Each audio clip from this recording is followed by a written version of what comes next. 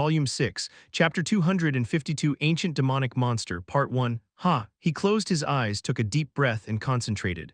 Authority of Flames. FWSH yellow flames rose. He'd gotten used to Mammon's authority. Flames poured out from the tips of his fingers and devoured the surroundings. The earth and the rocks melted down and a river of magma began to flow. Authority of Blades. An authority was added on top of the authority of an archduke. He could normally fuse 6 authorities. With some effort he could fuse up to 7, but he could only fuse 1 authority to the authority of an archduke. His vision blurred and his head heated up. The problem wasn't the amount of demonic energy required, it was an issue of control. And it couldn't be compared to the first time he'd tried to fuse the 2 authorities. Back then he struggled to maintain Inferno for even 3 seconds. His efforts over time had allowed him to maintain it for 30 seconds. As long as possible, he slowly opened his eyes and concentrated. He couldn't breathe properly, his legs were trembling, and he felt an intense pain in his chest. A little bit more. It was an amount of demonic energy that threatened to explode at any moment. He was used to controlling that much demonic energy. I can do more. He was dripping cold sweat. His body swelled from the demonic energy fluctuating through it, and an intense pain shot through him. He felt he would faint the moment he even relaxed a little bit, but still, despite that, more. He didn't stop, he'd never once stopped. He didn't compromise, he didn't yield, he didn't hesitate. His goal was a higher place, a much higher place. He had to keep going forward and forward. FWSH TSSS, a sword-emitting yellow flames appeared. The unstable flames had formed a solid shape. The usage of the skill Inferno has improved. The damage output of Inferno has increased, and the demonic energy control difficulty has decreased. He relaxed after reading the message window that appeared in front of him. The flaming sword melted down and disappeared into the air. Ting, you've obtained this hint in the higher quest of the road to becoming a demon god. Again, Kang-woo mumbled while making a bored expression. It had been a month since he started training his demonic energy control. He was finally starting to obtain some results, and he kept receiving some kind of hint. You should at least eliminate an every time I obtain a hint. He cast the message window aside as if it were annoying him. Okay then, since training with Mammon's authority was over, it was Satan's turn. Kang-woo used the authority of extinction. His head began to hurt again. Although he'd only used 1 authority, he still wasn't used to Satan's authority. A bit more. Mr. Kang-woo, huff. Kang-woo's expression paled when he heard a voice behind him. He turned around, trembling. He saw a beautiful girl with black hair and a clean look standing there. What happened? He asked while trying to calm down. Lilith lowered her head and kept talking. I came here because there's something I needed to report. Is it about Kalja, the last remaining phase of evil Kalja? Guardian and Lilith had been looking for him for the past month, yet they hadn't been able to find him. Lilith shook her head. No, it's not about Kalga. Really? Kang-woo felt the conversation would get long, so he stepped on the ground lightly. The earth split and rocks rose from the ground. Lilith offered a beverage to Kang-woo after he took a seat on one of the rocks. It was the blue beverage they sold in the market. Kang-woo narrowed his eyes and looked at Lilith.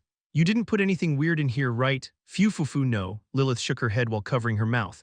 After what happened last time, I learned my lesson. I won't do anything like that again. Well, as long as you understand.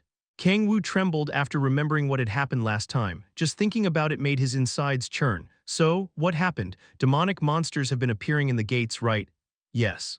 Kang-woo nodded while making a heavy expression. The demon of prophecy, Satan, after he forcibly crossed dimensions to Earth, the Gaia system, the protective wall that defended Earth, had gone awry. The dimensional wall had weakened a lot. Thanks to that, aside from the summoning done by demon cult members, demonic monsters or demons were starting to appear inside the gates. That piece of trash. Just thinking about it made him clench his fists in anger. How many people had shed tears of blood because of his evil plan to take control of Earth? Even though he'd gone into hiding, the Gaia system hadn't been able to recover. There's no way that a wound done by a sword would go away after the sword was broken, after all. It was the same for the Gaia system. Although he'd stopped the demon cult from messing up Earth any further, it wasn't that the wounds they had caused instantly healed. Did a strong one appear this time? If she was reporting it to him, it seemed like a strong one had appeared. I don't have the exact details yet, but it seems like an ancient demonic monster appeared in the gate that's located in the USA state of Florida. An ancient demonic monster. Kang-woo frowned. Ancient demonic monsters. Although most demonic monsters didn't have any intelligence, there were extremely few of them that could think on their own. Although they could think, that didn't mean they didn't have the characteristics of a demonic monster, so they rarely moved from their base. I've only heard about demonic monsters. Still, he'd never seen one. There were 2 main reasons for that. The first reason was that he didn't need to fight them. The second one was that the risk factor was too high. The physical specs of a demonic monster were higher than a demon's. It was just like a human's physical abilities were lower than a lion or a tiger's. Ancient demonic monsters were so strong that they could easily fight against an archduke. Now that I think about it, I heard that ancient demonic monsters were showing strange movements. He remembered what Doomguard and Balrog had told him, but still, he never imagined that an ancient demonic monster would appear in a gate. He was again reminded of how weak the Gaia system had become. What appeared? It seems like it's Halcyon. Halcyon, he had heard about it before, he had also tried to summon it before. Now that I think about it. He'd completely forgotten about summoning demonic monsters. He fell into thought. I wonder what would appear if I tried to summon one now. The amount of demonic energy he had was higher than when he used to rule over the Hell of Nine Skies. He remained silent. He couldn't think what would be summoned, and he recalled what Goddess Benigor had told him. Gods from other worlds receive less restriction from the system, gods from outside outer gods. Gods that weren't from close worlds like Hwan or Erner but were from distant alien worlds. Fuck, it's not like I'm really going to summon one, right? He couldn't completely brush off the possibility. It was something that Goddess Benigor had warned him about. Not only that, but the Gaia system had become so weak that even ancient demonic monsters were crossing dimensions. If I summon a god, it was the end. There was no need to think about it. Even if he was strong enough to beat a god, if that happened, the Gaia system would get completely destroyed and a catastrophe would happen. Let's not use that for the moment. If he controlled the amount of demonic energy, it probably wouldn't be a problem, but there was no need to take the risk on purpose. After all, he didn't need any weak forces anymore. What about the damage? For the moment, other than the party of 6 that first discovered it, there have been no casualties. One of them has been fatally wounded, but for some miraculous reason, he was able to survive. First, take control of the gate. Fufu. Already done, I also stopped the news from being leaked to the news outlets. As expected of Lilith, she dealt with that sort of thing quickly. Kang-woo nodded. An ancient demonic monster. To be honest, he had nothing to gain by hunting an ancient demonic monster at the moment. The amount of demonic energy he could control had reached a peak, so he couldn't use the Authority of Predation anymore.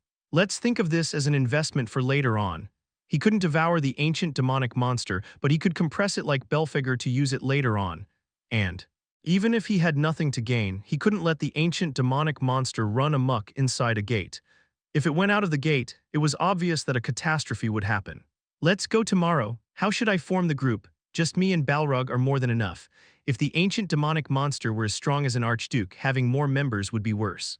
He'd considered Kim Shi-hoon, but Balrog was more suited to it than him. Hiding how I turn the corpse into a jewel would be quite bothersome after all. Kim Shi-hoon didn't know he had the strength to get stronger by eating demons. Usually he could use the Authority of Predation secretly to make the corpse scatter away into dust, but he couldn't do that at the moment. Understood, then I will make a hate that leads there through the Hall of Protection. Have you heard anything about Halcyon? It was the first time he would be fighting against an ancient demonic monster, so it would be better to get as much information as he could. Lilith put her finger on her lips and fell into thought. I've never seen it before, but from what I heard it's a demonic monster that looks quite horrible. It looks horrible, yes. I heard that even in hell it looks quite disgusting. He laughed in disbelief. Fuck, just how ugly does it look? How did a demon have to look to be called the most disgusting in hell? I'm not sure about the beauty standard of demons. For example, Lilith was considered the prettiest in hell. What if it looks like a human? Lilith, when you look at humans, do you find them disgusting? He asked just in case. What?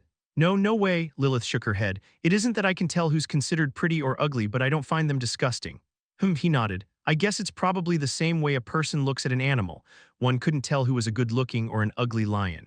It was probably that kind of thing. Well, it really doesn't matter how it looks, he smirked. Are you really okay? From what I heard, there are a few demons that have lost their minds after seeing Halcyon. Don't worry, Kang-woo said while holding Lilith's shoulders. It didn't matter if Halcyon looked disgusting and horrible. I've had pretty thorough training in that area, he said confidently. Chapter 253 Ancient Demonic Monster, Part 2. He saw a pitch-black darkness that didn't reflect any light. It's sinking. He could feel himself sinking into the bottomless darkness. Here, he narrowed his eyes. The first thought that crossed his mind was that he was in the deepest part of the 10,000 demon core, the world that was full of demonic energy from the abyss. He remained silent and shook his head. No, it wasn't a grandiose world like that, it was a simple dream. Is it a lucid dream? He wasn't sure. He often had short dreams when he slept, but for some reason that dream felt quite real. Something became visible amidst the darkness. A memory of the past, the memories of what he'd gone through in hell passed through his mind. Squeaky heard something dripping in mucus move. What? He turned his head. Something moved within the darkness and surrounded his body. Uh, he tried to resist and pull his demonic energy from within to use an authority, but, cough, it wasn't the real world, it was simply a dream. There was no demonic energy or authority. The place was really just a pure dream. Squish, something with a viscous texture was surrounding his body. It was a familiar texture, something that had created trauma in him. Why's this? The tentacles slithered into his through his orifices as if they were trying to cut his consciousness. It was a horrible nightmare, a fragment of the past he didn't want to remember. Squeak, the darkness split and 18 red eyes appeared in the darkness, and woman's evil laugh could be heard. He extended his arm, but it was useless. He fell toward the darkness into a nightmare from which he couldn't free himself. Deeper and deeper he went.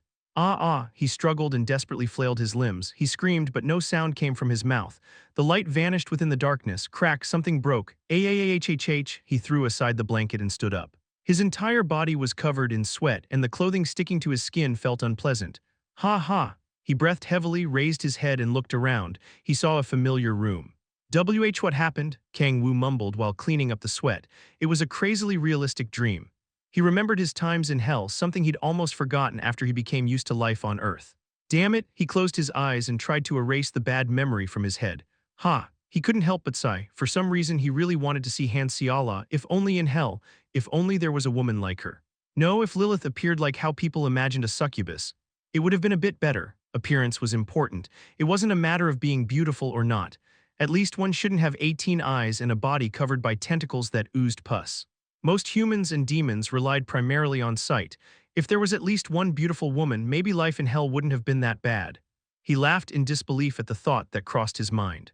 To be honest, it was a disgusting and lowly thought even to him, but what could he do? Although it was a lowly thought, he needed something to ease his mind at the time. Only those that don't have any porn saved may cast judgment upon me. Craving someone of the opposite gender was normal.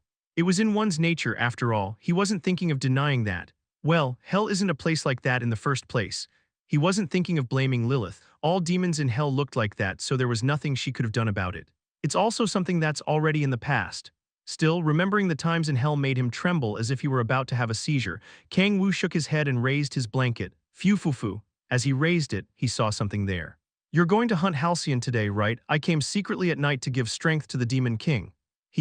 Lilith put out her tongue and gave a cute smile. 9 of the 18 eyes winked at him. Green tentacles had covered his body within his dream. Kang-woo lowered his head while covering his eyes with his 2 hands. A desperate cry leaked from his mouth. The nightmare wasn't over yet. Demon King, you seem tired. Shut up, Kang-woo replied to Balrog while making an annoyed expression. Thanks to the terrible thing he suffered until early in the morning, he had almost no mental strength left. Are you ready? He said while shaking his head as if trying to brush off the nightmare. Balrog smiled. Is there any preparation I need to make? Balrog flexed his arm as if he were bragging about his muscles. It's being regulated well, he said with a smirk on his face. The gate that was located in the USA, Florida, thanks to Lilith, nobody else was visible around the gate. Halcyon. Balrog's expression hardened while he thought about what was beyond the gate. A sense of nervousness was flowing out from his body. What does it being an ancient demonic monster make you nervous? Kang-woo tilted his head while looking at the nervous Balrog. Although they'd never fought against an ancient demonic seeing Balrog so nervous was rare. Balrog sighed. It's because of Halcyon's horrible appearance. I'm not afraid of fighting it, but I'm scared of seeing that disgusting face again. Kang-woo narrowed his eyes at what Balrog said. Did you face Halcyon before? If that weren't the case, Balrog saying he was afraid of seeing it again made no sense. Yes, Balrog nodded while making a heavy expression. Yes. It was about 900 years ago. I went out to investigate with my subordinates and entered a Halcyon's territory. At that moment, I was able to see it. Wait, 900 years ago? If it was 900 years ago, it was when he'd started ordering Balrog around. He didn't remember hearing a report saying Balrog had met a Halcyon. Why didn't you report? He mumbled in a low voice. Reporting to your higher-up was one of the musts as a subordinate. Not reporting something delicate on purpose could even lead someone to be executed. I'm sorry, Demon King. Balrog noticed he'd made a mistake and lowered his head. Kang-woo scratched his head while looking at him. No, I wasn't trying to blame you. I just wanted to know why. Although not reporting was something serious, it was something that had happened 900 years ago. There was no need to punish him at that point. But why did he do it? There was probably a reason why he hadn't made a report. Considering his personality, there was a chance it was quite an important reason. Balrog sighed and kept talking. That's because of how disgusting Halcyon looked. You were really busy, so I didn't want to distract you with that disgusting being. Kang-woo frowned. It was too weak of an excuse. Well, I guess it makes sense considering the situation back then. If it was 900 years ago, it was when the conflict against the archdukes was just starting. Ancient demonic monsters didn't leave their nest, so there was no need to be cautious or think about them. This just makes me wonder more. Just how disgusting did Halcyon look for Balrog to say something like that? Kang-woo looked at the gate with great interest. Let's go. I'll pay for the crime with my life, don't say nonsense. He gave Balrog a kick and began walking. As he crossed the gate, an immense forest appeared before him. The thick scent of blood wafted into his nose. It seems like it's been going on a rampage. He saw the corpses of monsters throughout the forest. Oh well, the opponent was an ancient demonic monster. It was a monster that could even face an archduke. So for monsters, it was as if a catastrophe had appeared. Because of the characteristics of a demonic monster, there was a chance it had killed all the monsters around to create a base.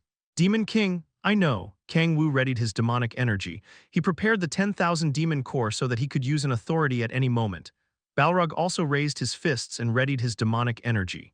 Clack armor formed around his fist. It was like a gauntlet that knights in the Middle Ages used. That was the new power called Overlord's armor Balrog had obtained. Now that I think about it, aren't you going to use the whip? It doesn't suit the Overlord's armor very well, so I've been mostly using my fists recently. Kang-woo nodded. It was true that Balrog's main weapon was the whip, but that didn't mean he wasn't good at using his fists. I guess he's going to do whatever's the best for him. Just like he couldn't give martial arts advice to Kim Shi-hoon, the same thing applied to Balrog. He was an already complete warrior. If he'd thrown away his main weapon, the whip his choice was probably correct. Sniff! At that moment he heard the sound of someone crying in the forest. Kang-woo created a sword with the authority of blades. It's over there. He felt an intense amount of demonic energy from the crying voice. He slowly began walking. Halcyon.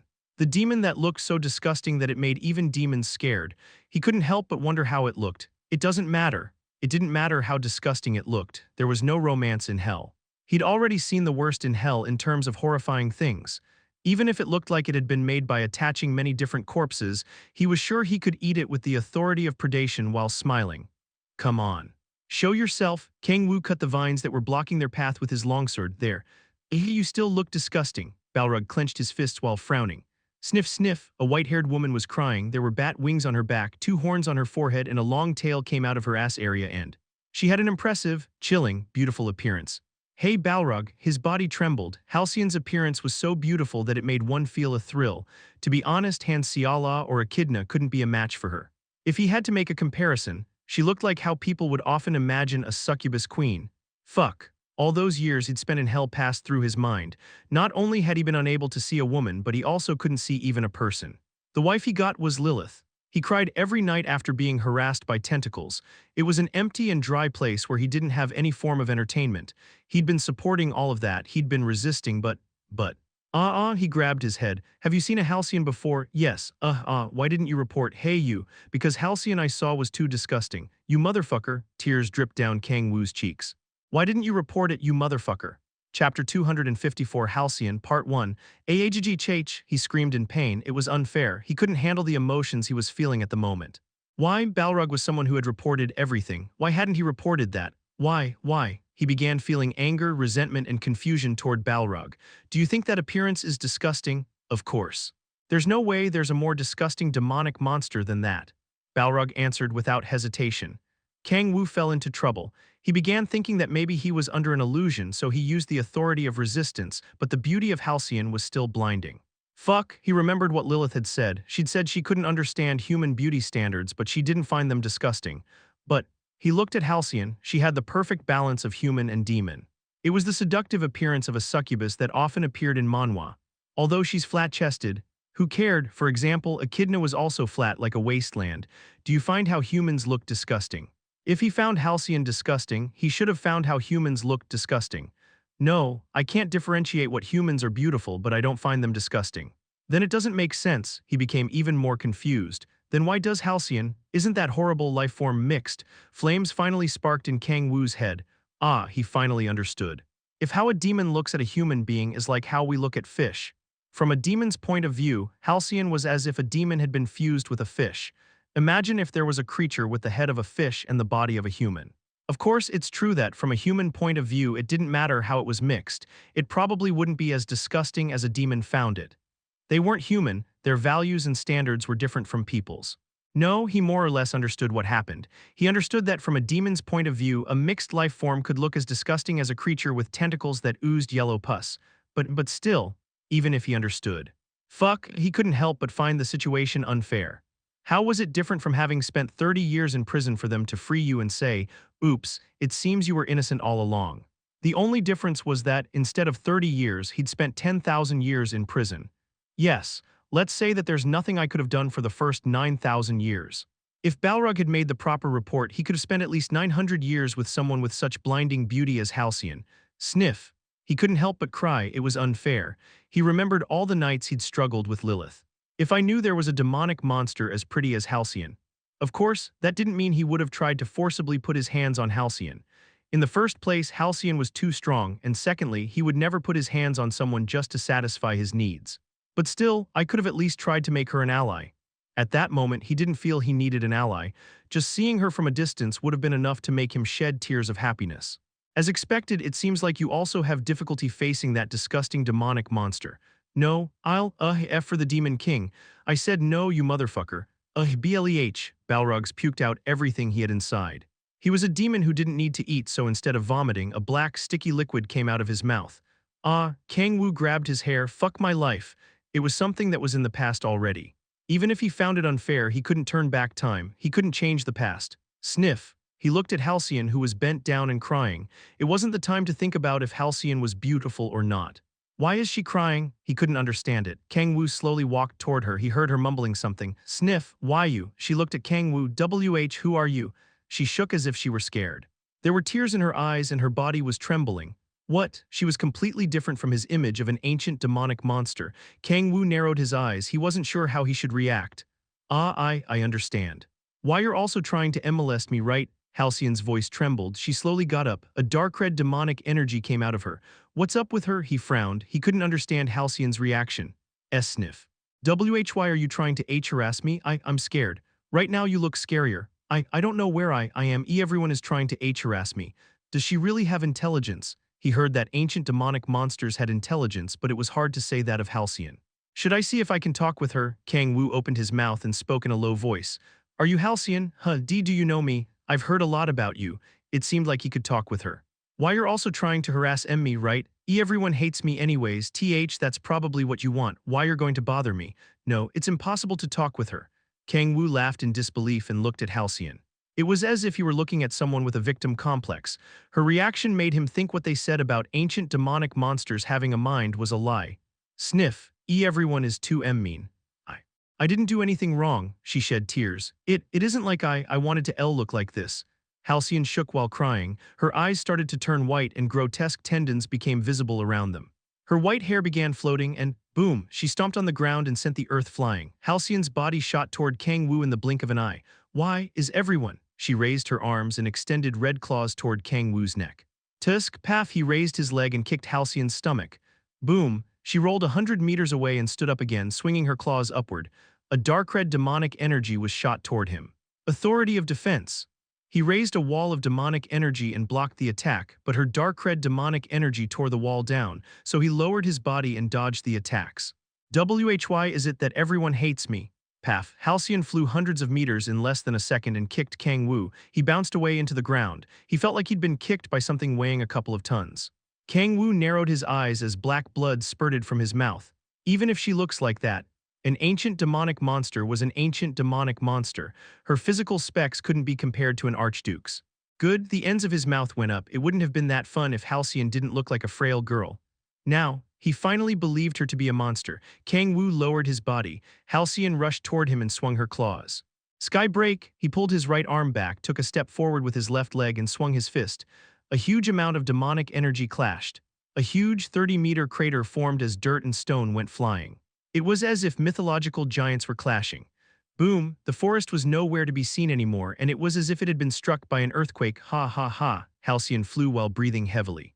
Kang-woo followed her and reached toward her. She was trying to fly away, so Kang-woo grabbed her leg and smashed her into the ground. Cough! With a huge explosion, screaming came out of Halcyon's mouth. Tap tap. He walked toward her. How? Fear appeared on Halcyon's face. Kang-woo walked toward her, a cold expression on his face. The physical specs of an ancient demonic monster were clearly superior to those of an archduke, but If the target of comparison was him, it was another problem. Halcyon probably had better physical specs than him, but he had an incredible amount of authorities and an overwhelming amount of demonic energy. Well, it wasn't bad. Kang-woo looked at the wound he'd received from Halcyon. The part that she had wounded wasn't recovering. Is it poison? There was no way to know. Kang-woo clicked his tongue while looking at the wound. How bothersome, crack. He tore down the part of his skin that Halcyon's claws had hurt. Black blood poured out, but that was only for a few moments. As if one were looking at a video in reverse, his body started to regenerate. Who are you? Halcyon asked in a fearful voice. Tears were falling from her eyes. Who knows? He had no reason to tell her. Kang-woo slowly raised his hands. Authority of Flames. A fire that seemed like it would devour the entire world began gathering around his hand. Sniff, I'm sorry, please don't harass me, I'm sorry. He had no intention of killing her. There were many things he wanted to ask her. Seeing her current state, he wasn't sure if it would be worth asking her a few things. Tusk, although her face is pretty. Who would have guessed that Halcyon was so crazy? Still, this is better. He began thinking he was glad he hadn't met Halcyon before. Yes, Halcyon raised her head. I'm pretty. At that moment, tears began to drip from her eyes. Halcyon touched her cheeks with her hands while trembling. She said I'm pretty. Her eyes looking at Kang-woo became full of a chilling madness. I finally heard that I'm pretty. Her hair began floating into the air. Kyhhha, the ends of her mouth went up and a burst of mad laughter came out of her mouth. What the fuck? Kang-woo looked at her in disbelief. Why is she acting like this? A chilling sensation spread through his back. Chapter 255 Halcyon, Part 2. The first sensation she'd felt after being born was fear. What's that monster? When she first opened her eyes, she saw a demon looking at her in disgust. The demon was frowning while looking at her as if she were a detestable being. Damn it, bleh, they were vomiting while looking at her. Unlike them, she didn't have numerous eyes or skin covered by tentacles or moss. It doesn't look like a demonic monster. They called her a demonic monster. A demonic monster that wasn't a demon, a beast that wasn't self-aware and didn't have thoughts, a being that lived by relying on their instincts. I've never seen a demonic monster that's so disgusting. They were looking at her in disgust and talking in fearful voices. She lowered her head and prayed. She desperately prayed. She begged them not to bother her, to not hurt her. I didn't do anything wrong. Die, why you disgusting bastard, kill it. Attacks poured toward her from every direction. She couldn't understand why they hated her so much, but there was something she was sure about. Being hit by their attacks hurt a lot. She escaped. Was it because she was born as a monster? Her running speed wasn't slow. She desperately ran. Follow it. We cannot let it grow. They followed her, stomped on her, and tore at her skin. It hurt. She felt immense pain over and over again. Please, don't bother me, she begged in desperation. What's wrong with this demonic monster? According to them, a demonic monster was a being with no consciousness that relied on their instincts, a beast-like being. They didn't feel despair or fear. They were monsters that wouldn't hesitate to attack if they thought you were their enemy. That was the demonic monster they referred to. Sniff. So what? She wasn't like that. She wasn't crazy. She didn't want to tear down and eat her enemies. She was just scared about what they said and how they looked at her. It didn't matter how much she tried to escape, they always followed her. It was the same with others, even if it was someone she hadn't seen before. All of the demons puked after seeing her and tried to attack. Life was fear and pain. Everyone in the world cursed her. It was a never-ending nightmare in the end. Why you're also trying to bother me, right? She lost her mind. There was no way she would be able to resist while staying sane. Surrounded by fear and madness, she killed everyone close to her. She realized that if she didn't kill, she was the one who would get killed. She created a habitat and realized that if she stayed inside the borders she'd built, other demons didn't go after her. But sniff, the wound didn't close, how they'd pointed at her, how they looked at her in disgust. She desperately craved someone to look at her without fear, someone who wouldn't find her disgusting, but it didn't matter how much time passed. 100 years, 1,000 years, even 10,000 years, no one like that appeared. She was always a target of fear and disgust. It was a never-ending nightmare. Sniff, she cried and stayed crouched behind fence she'd built. Even if she cried, nothing would change. Just like that, too many years passed. Kyhhha, the crazy sound of laughter spread to the surroundings. She crawled onto the floor and grabbed Kang-woo's pants. Is that true? Am I really pretty? It was a desperate voice. She looked at him like a desperate person seeing salvation. Well, that's true, but Kang-woo looked at her with a confused expression. He reacted reflexively. She had reacted unexpectedly. He could feel a sense of madness from it. Halcyon cried while touching her face. It was as if she were under the effects of a drug. She seemed to be feeling excitement and thrill. Laughter mixed with madness came out of her. Don't tell me. Kang-woo thought of a certain possibility. He could still see Balrog laying on the floor while vomiting. A scenario of a possible explanation came to his mind. It seems like it's the first time she's heard she's pretty. Taking into consideration that, from a demon's perspective, Halcyon looked more disgusting than anything. In a world full of demons, there was a chance she'd never heard that. It probably isn't just that. She wouldn't react like that just because she had never been called pretty. Trauma. There's a chance that her appearance being so horrible to other demons had left a certain trauma on her. No. If that wasn't a trauma, there's no way she'd have reacted like that. She was probably cast aside and became the target of the demons. Kang-woo narrowed his eyes. The ends of his mouth went up. I can use this. It wasn't hard to guess what Halcyon had probably gone through. It's obvious. He could guess and imagine it. Using those things wouldn't be hard. The important thing is, how valuable would she be to him? There was no need to think too deeply about that. Even right now, it's all a profit. There were many things he wanted to ask Halcyon. How had she, an ancient demonic monster, arrived on Earth? Why were other ancient demonic monsters acting strange? What was up with the king of demonic monsters, the behemoth's attitude? Not only that, after reaching 150 demonic energy, for the moment, he couldn't use the Authority of Predation to absorb the demonic energy of a target. Of course, he could always compress the corpse, just like he did with Belphegor, but it wasn't that increasing his ability to control demonic energy was quick.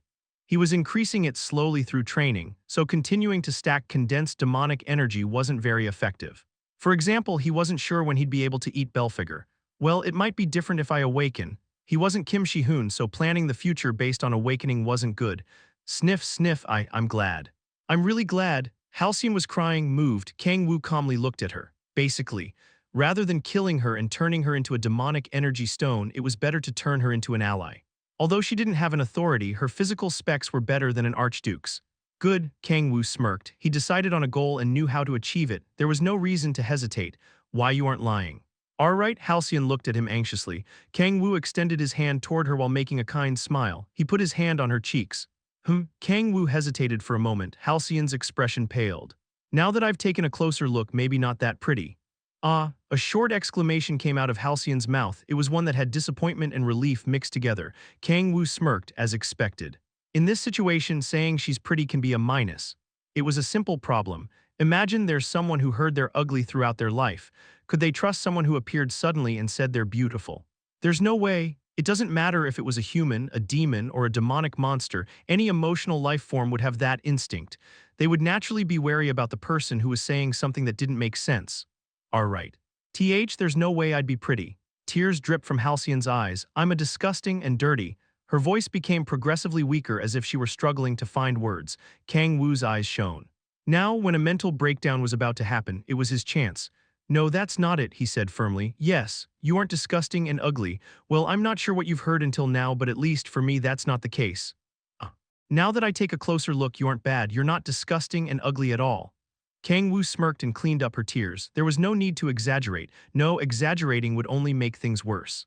What Halcyon really wanted wasn't for someone to tell her she was beautiful. What she really wants is for someone to tell her that she's not disgusting. Ah, that's it. It was something that seemed small, that didn't seem like much, but for her that would be something that saved her. Sniff, sniff, tears dripped from her eyes. She was trembling in excitement. Thank you. Really, thank you, she cried and clutched his clothes. Kang-woo looked at her. Not yet, it wasn't enough. It was a 99% complete puzzle, there was still one last remaining piece. He took out his communication crystal and mumbled in a low voice. Balrog, stand up. Balrog, who was still vomiting, staggered into a standing position. Ugh, Demon King, it's dangerous. After seeing Halcyon stuck to Kang-woo, he quickly stomped on the ground. The Overlord's armor, one made of black demonic energy, gathered around his fist. Halcyon closed her eyes and body started to tremble again. Balrog's fist covered with Overlord's armor wasn't one she could defend against after becoming tired of the fight against Kang-woo. Kang-woo slowly raised his hand. Boom, right next to Halcyon's head. If he had been 0.1 seconds late, her head would have exploded. Demon King, it isn't a dangerous situation, so stay still. Halcyon looked at him in surprise. She grabbed his clothes harder with a short exclamation because Balrog was frowning as if he couldn't stand looking at Halcyon. Demon King, you aren't affected by that monster. That's it. It was the question he was waiting for. Kang-woo kept talking in a calm voice. It was about time to complete the puzzle. I'm not sure. Halcyon looked at him anxiously. Unlike what I've heard from you, I don't find her that disgusting. The last piece. Are my eyes weird? I even find her a bit pretty. It seems like she looks like this only to my eyes. Kang-woo shrugged his shoulders and then looked at Halcyon. He could see a change in her eyes. That's it, the only one who didn't think she was disgusting. If he was special, if he was the only one who didn't see her as disgusting. Tusk, let's stop for the moment, Balrog. Let's go back. Excuse me, Halcyon raised her head. He could sense desperation on her face, it was obvious. If there was only one person who could take her out of her nightmare, only a single person who didn't find her disgusting. Even if she had to offer everything, she would desperately cling to that savior. Please take me, I'll do anything, I won't cry, so please don't abandon me, I won't do that anymore, I'll do anything you ask. So please, she desperately begged. He could see a mad sense of desperation in her eyes. Kang-woo slowly turned his face, that's it. A satisfied smile appeared on his face. Of course, what he did probably wasn't morally correct. Leaving a demon's point of view aside, she was really beautiful indeed, and him being the only one to whom she wasn't disgusting was a lie, but he had no intention of telling her the truth. The reason why he'd gone through such things wasn't to save her or take her from her nightmare.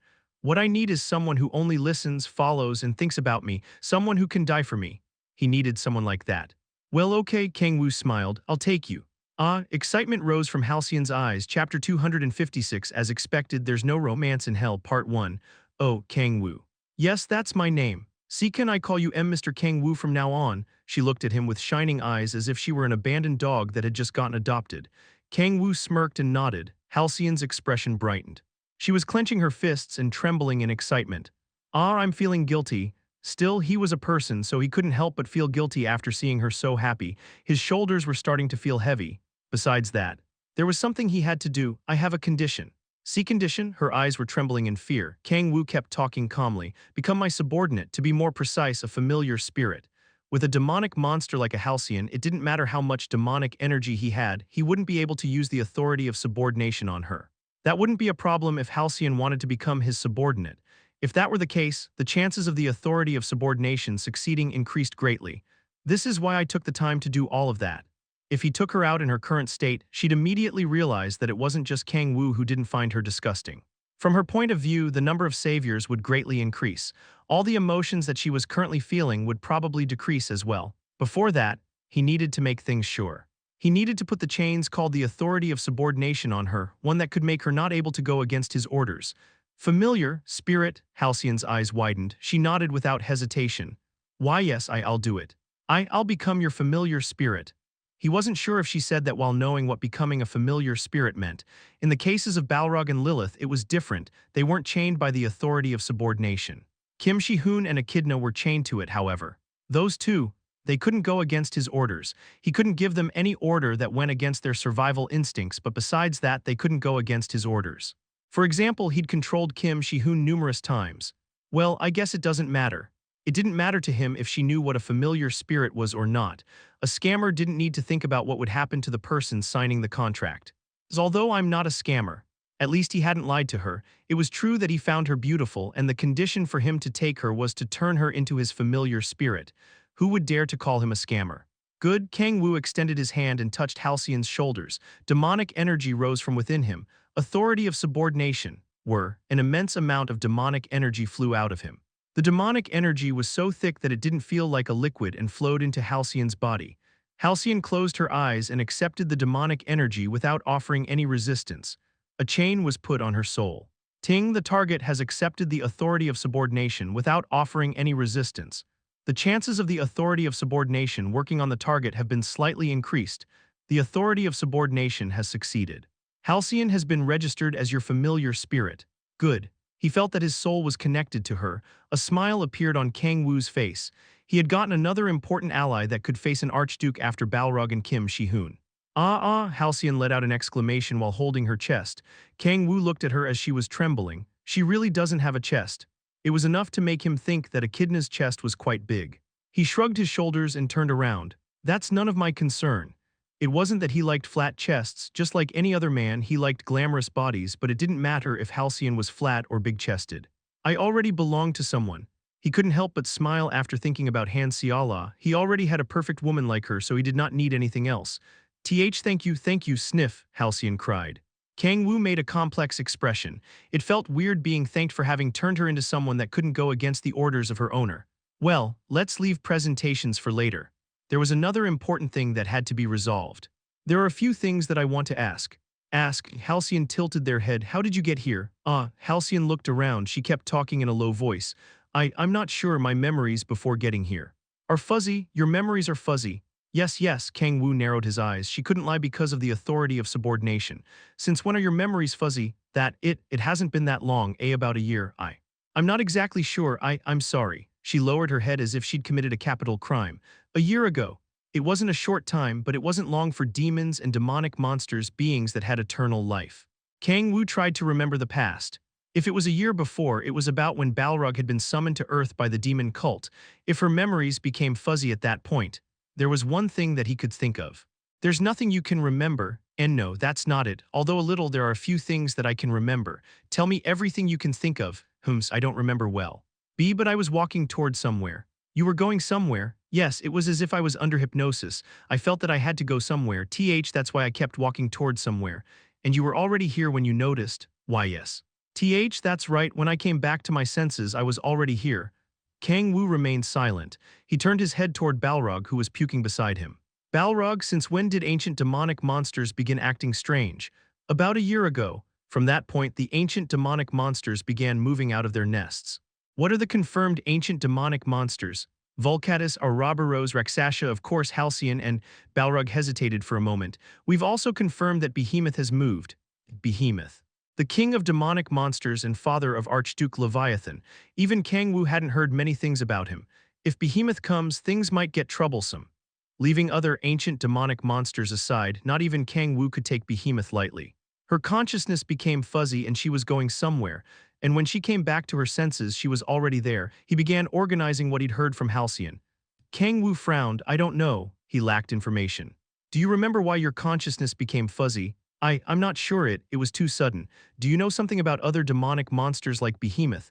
I'm not sure, I've never seen him. I'm sorry for not being of help. Halcyon was crying while saying, please don't abandon me. Kang-woo placed his hand on top of his forehead. Something is going on. He wasn't sure if that had happened at someone else's influence or not, but after the Archdukes and he disappeared from hell, something began to change. Damn it, a short curse left his mouth. After clearing up Satan, he thought he could finally relax, but he ended up hearing ominous information. Although I already knew that. He already knew that ancient demonic monsters and Behemoth had begun moving strangely, but he hadn't thought that much about it because it was something that was happening in hell. The situation had changed. He wouldn't care if it was something that was happening in hell, but if it were on Earth, that was a whole other story. How annoying. The biggest problem was that there wasn't anything he could do. He had no way to go to hell, so there was no way to find the culprit. Not only that, but there was no way to stop the things that were happening. Balrog, is there a way to contact hell? The Demon King's army was still in hell. Since Balrog and Lilith had disappeared, he wasn't sure what had happened to them, but he was sure they hadn't been eliminated easily. There's none. Balrog shook his head. Kang-woo sighed. I guess the only thing I can do is wait. He wasn't sure if it was something that could be solved by waiting. Let's go back. Kang-woo turned his body after thinking about it for a while. He couldn't see any solution at the moment. The only solution was to keep finding the ancient demonic monsters that appeared in gates and kill them. I'm sure it won't be as easy as with Halcyon. She was the exception. In the case of other ancient demonic monsters, there probably wouldn't be a solution unless one of them died. Tusk. He clicked his tongue. I guess there's nothing I can do. It seemed like the only thing he could do was deal with them as they began appearing on Earth. I need to increase my ability to control demonic energy faster. Since it became like that, the best solution was to devour the ancient demonic monsters through the Authority of Predation and increase his strength. To do that, he needed to surpass the barrier of 150. See, can I really follow? Yes. As he nodded, Halcyon began following him. She smiled happily while grabbing the ends of his clothes. I'll probably have to explain things to Siala as soon as I get there. Kang-woo went in the direction of his house while making a confused expression. Mr. Kang-woo's new familiar spirit, yes. Is it a case similar to Echidna? Well, yes. Although it wasn't exactly the same, it didn't change the fact that they were both his familiar spirits. There was no big difference. Han Siala looked at Halcyon with great interest. Eek, Halcyon hid behind Kang-woo. It was similar to how Echidna first reacted. Echidna was looking at Halcyon with an expression that showed she was annoyed. She grabbed Kang-woo's arm and spoke to Halcyon. Kang-woo's mine. Don't try anything funny, newbie. Are you a superior that preys on the newbies? Kang-woo patted her while making a fake laugh. I'm going to make her sleep in my room. In Mr. Kang-woo's room? Yes, look at her state. Halcyon was trembling, making a pale expression while holding on to Kang-woo. There's also her personality issue. There was a certain characteristic of ancient demonic monsters. Just like cats, they like to create a nest and stay there. It was the first time she'd come to his house, so it was the time when she would probably be the most afraid. Ah, I see, then how about dinner? We don't need food. Then I'll bring in a blanket and a pillow. Thank you, Kang-woo turned to Halcyon. Let's go. Ah, yes, yes. As soon as he entered his room, Halcyon followed him. After entering his room, her expression brightened. You should be tired, so let's sleep. After the battle with Halcyon and everything they talked about, he was tired. Kang-woo lay the blanket on the floor so she could sleep. Halcyon nervously looked at him. See, can't we sleep together? It was an unexpected proposal. Halcyon quickly lowered her head. And no, I'm sorry, I was presumptuous and said something strange. I'm sorry. Kang-woo looked silently at her, who was crying as if she'd said something horribly wrong. He sighed. It isn't that I don't like the idea. If they asked him if he liked or hated the idea, the answer would probably be the first option. Who would hate the idea of sharing the bed with a beauty like Halcyon? I feel sorry for Siala. He felt that he would be doing something wrong. After thinking about it for a while, Kang-woo spoke in a low voice. Only for today. He'd made her his familiar spirit through the authority of subordination, so sleeping with her for one night was nothing. After all, it's just sleeping together. He wasn't at risk of not being able to handle his desires. If he couldn't resist such a temptation, he wouldn't have been able to handle the desires that a demon's body brought. Thank you. Halcyon clenched her fists while making a bright expression. He smirked at how innocent she looked. Tap equals he turned off the light and lay on the bed. Heh. Halcyon smiled while laying next to him. While laying on the bed, Kang-woo began thinking about everything that had happened that day. Since it became like this, I can help but think that it's too bad. If Balrog had reported things properly and he'd met Halcyon 900 years ago, maybe life in hell would have been better. Akiyama, you were right. He remembered the crazy Japanese demon cult member that had summoned Lilith. There was romance in hell, it was just that he hadn't been able to find it. Even in hell there was a hidden jewel. Hee. Mr. Kang-woo, Halcyon approached him. Hey, don't get too close. Then, he felt a strange sensation on his thigh. It was something that made no sense. It was something that shouldn't be there. What the fuck? Kang-woo raised the blanket. He lowered his head and looked at the hard thing he felt pressing against his thigh. Wait, his face paled. What's wrong? Kang-woo kept talking, his mouth open in surprise. We're a man. Boing Chapter 257 Revelation, Part 1, Men. Halcyon tilted its head. At that moment, as if they'd understood something, they quickly kept talking. I'm both genders. Both genders? What nonsense was that? I can pick whatever gender I want. What kind of comfortable setting is this? Even among demons and demonic monsters, just like humans, there were genders. There weren't many cases, but demons and demonic monsters could have children. He had never heard of someone who had both genders. Anyways, he could calm down after hearing that Halcyon could choose any gender. Would you prefer me to choose to be a woman? Of course. He didn't hesitate to answer. That appearance in a man, he didn't even want to think about that. Then wait a bit. It won't take long. Okay, right now. I'll be able to change it in about 100 years. Yes, 100 years, yes, Halcyon smiled brightly. For someone that had eternal life, 100 years wasn't that much time. That meant she has to live with that thing for 100 years. Kang-woo's expression paled. No, Kang-woo grabbed his head. Halcyon, who was laying on the bed, looked at his face. Is there a problem? Halcyon carefully asked. Kang-woo remained silent. A problem? Everything was a problem. He could still feel that sensation on his thigh. He didn't have time to wonder about that when he was fighting. When he looked more carefully, it was firmly stretching out his clothes like they were animal leather. No, just, why? He was even feeling a bit of anger. Why did he have one with that appearance? Fuck. The difficulty of sleeping together had suddenly increased. Of course, he wasn't planning to do anything besides sleeping. That wasn't the problem. Damn it. Kang-woo grabbed his head in confusion. He'd already been put into similar situations a few times. For example, Kim Shi-hoon sometimes looked at him in a strange way. No, he shook his head. It was different. Between Kim Shi-hoon and Halcyon, there was a clear difference. One could always brush off Kim Shi-hoon saying it was a joke, but in the case of Halcyon, it was different. If this keeps going on, Kang-woo's expression paled while he was sleeping. A thought similar to, wouldn't something like this be okay, might appear in his mind. No, Kaya, Kang-woo got up while sweating and breathing heavily. Halcyon let out an exclamation while looking at Kang-woo breathing heavily. I see. What? Halcyon nodded and blushed. I'm okay. I'm not. If Mr. Kang-woo wants to do it that badly. No, I don't want to do it. No. Halcyon lowered his head while blushing. The sensation on his thigh became more clear. Kang-woo covered his face with his hand. Fuck my life. Why me? I also want to be happy. He subconsciously began crying. Kang-woo, did something happen? Hanseala asked while looking at him, worried because of the dark circles on his face.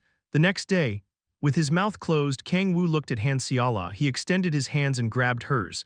Kang-woo, darling. Why yes, you know I only have you right. Hanseala tilted her head at his sudden change in attitude. Kang-woo dragged her in and hugged her. Kaya, Hanseala's face reddened. She quickly turned her head. Thankfully, there wasn't anyone nearby. Kang-woo, you're so. The ends of her mouth went up. She wasn't sure why he reacted like that, but it didn't feel bad. Han Xiala put her forehead on Kang-woo's shoulders. It felt like he would be able to hear her heart beat faster. Ha, I've finally calmed down. Ah, as Kang-woo let her go, Han Xiala gave a short exclamation as if she was disappointed. Did something happen? Not really. Don't say that, you look very tired. Kang-woo remained silent. It was too complex to explain what had happened. How should I say it? How could he tell the woman he was dating that he was surprised that Halcyon had something he shouldn't have? Kang-woo forced a smile and avoided answering. If you're troubled, you don't need to force yourself to answer. Han Xiala smiled after seeing he seemed troubled. Ah, more than that, Kang-woo, you had something to do today, right? I received a message from Miss Gaia. Ah, that's right. He'd completely forgotten about it due to Halcyon incident. It was the day he'd arranged to meet with Gaia, Kim Shi-hoon, and Raphael. Did they say he hadn't fully recovered yet? Raphael was still recovering after being critically wounded in the fight against Satan. Seeing how he'd requested a meeting, it seemed like he'd gotten better. I really don't want to see him. If possible, he wanted to avoid meeting angels as much as possible. Anyway, they were allies who were also chasing after Satan, the demon of prophecy. You're going to meet the angel called Raphael, right? I'm just wondering, how do angels look? They don't look that different from humans, although their body size wasn't comparable to a human's. They're like giants with wings. That was probably the best comparison. How interesting, Han Xiala said. Kang-woo remembered Han Xiala's back and the wing pattern tattoo there. Should I ask an angel? Although it didn't seem like there was anything wrong with her body, it was true that nevertheless he was still worried. The pattern was similar to angel wings, so there might have been something they knew. He thought about it for a while, but he ended up shaking his head. Let's not for the moment. He couldn't fully trust angels yet. Although it had been over a year since that pattern appeared, nothing wrong had appeared with her body. Is it just because of her attribute? He narrowed his eyes. After players awakened, they often went through changes in their bodies. Xiala, wait. Yes, Kaya. Kang-woo turned her around and lifted her t-shirt. There was a calm silver light coming out of it. Her back would probably be shining if they were in a dark place. The light is becoming more intense. Kang-woo, I'm okay, but it's a bit embarrassing from so early. Han Xiala lowered her head while blushing. At least in my room. Is there anything that has changed since this pattern appeared? Yes, Han Xiala turned her head. Her eyes were as wide as saucers. She finally understood why Kang-woo was looking at her back. Her face became so red that one might think white smoke would appear from her head. There haven't been any changes. Really? Then it seemed like temporarily they could leave things as they were. I'll be going to the Hall of Protection. When Halcyon wakes up, try talking to him. She saw Kang-woo putting down her t-shirt. She couldn't see any second intention in his eyes. Han Xiala looked at Kang-woo for some reason. She didn't like what had happened. There's no kimchi stew for the next week. Why would you do such a horrible? I've already made my decision. Han Xiala turned herself away. At least tell me why, Kang-woo shouted as if the situation wasn't fair. His voice spread through the house in vain. Did you come, Mr. Kang-woo? Hyunam, we've been waiting for you. As he entered the Hall of Protection, he saw Gaia and Kim Shi-hoon. Kang-woo nodded. Did something happen? It's nothing, Kang-woo said in an energyless voice. He looked at Gaia. Where are we going to meet Mr. Raphael? In their base located in Africa like last time. Mr. Raphael's body. I heard he's improved a lot. Kang-woo nodded while smiling. I'm glad. In reality, he wished for him to stay in bed a bit longer, but he couldn't show his honest thoughts. Then let's get going. It was close to the time of the meeting. Kang-woo turned his body to the gate that led to Africa. Kim Shi-hoon followed him while pushing Gaia's wheelchair. Long time no see. The angel base was being built in the middle of the wilderness. Raphael, a giant that was 5 meters tall, raised his hands while sitting on his chair. Is your body okay? Yes, it's improved a lot. What about you? I'm completely healed, Kang-woo said while turning his arm. Why did you call us? It wasn't me. Yes, what was all that about? Raphael kept talking. Earth's God contacted me.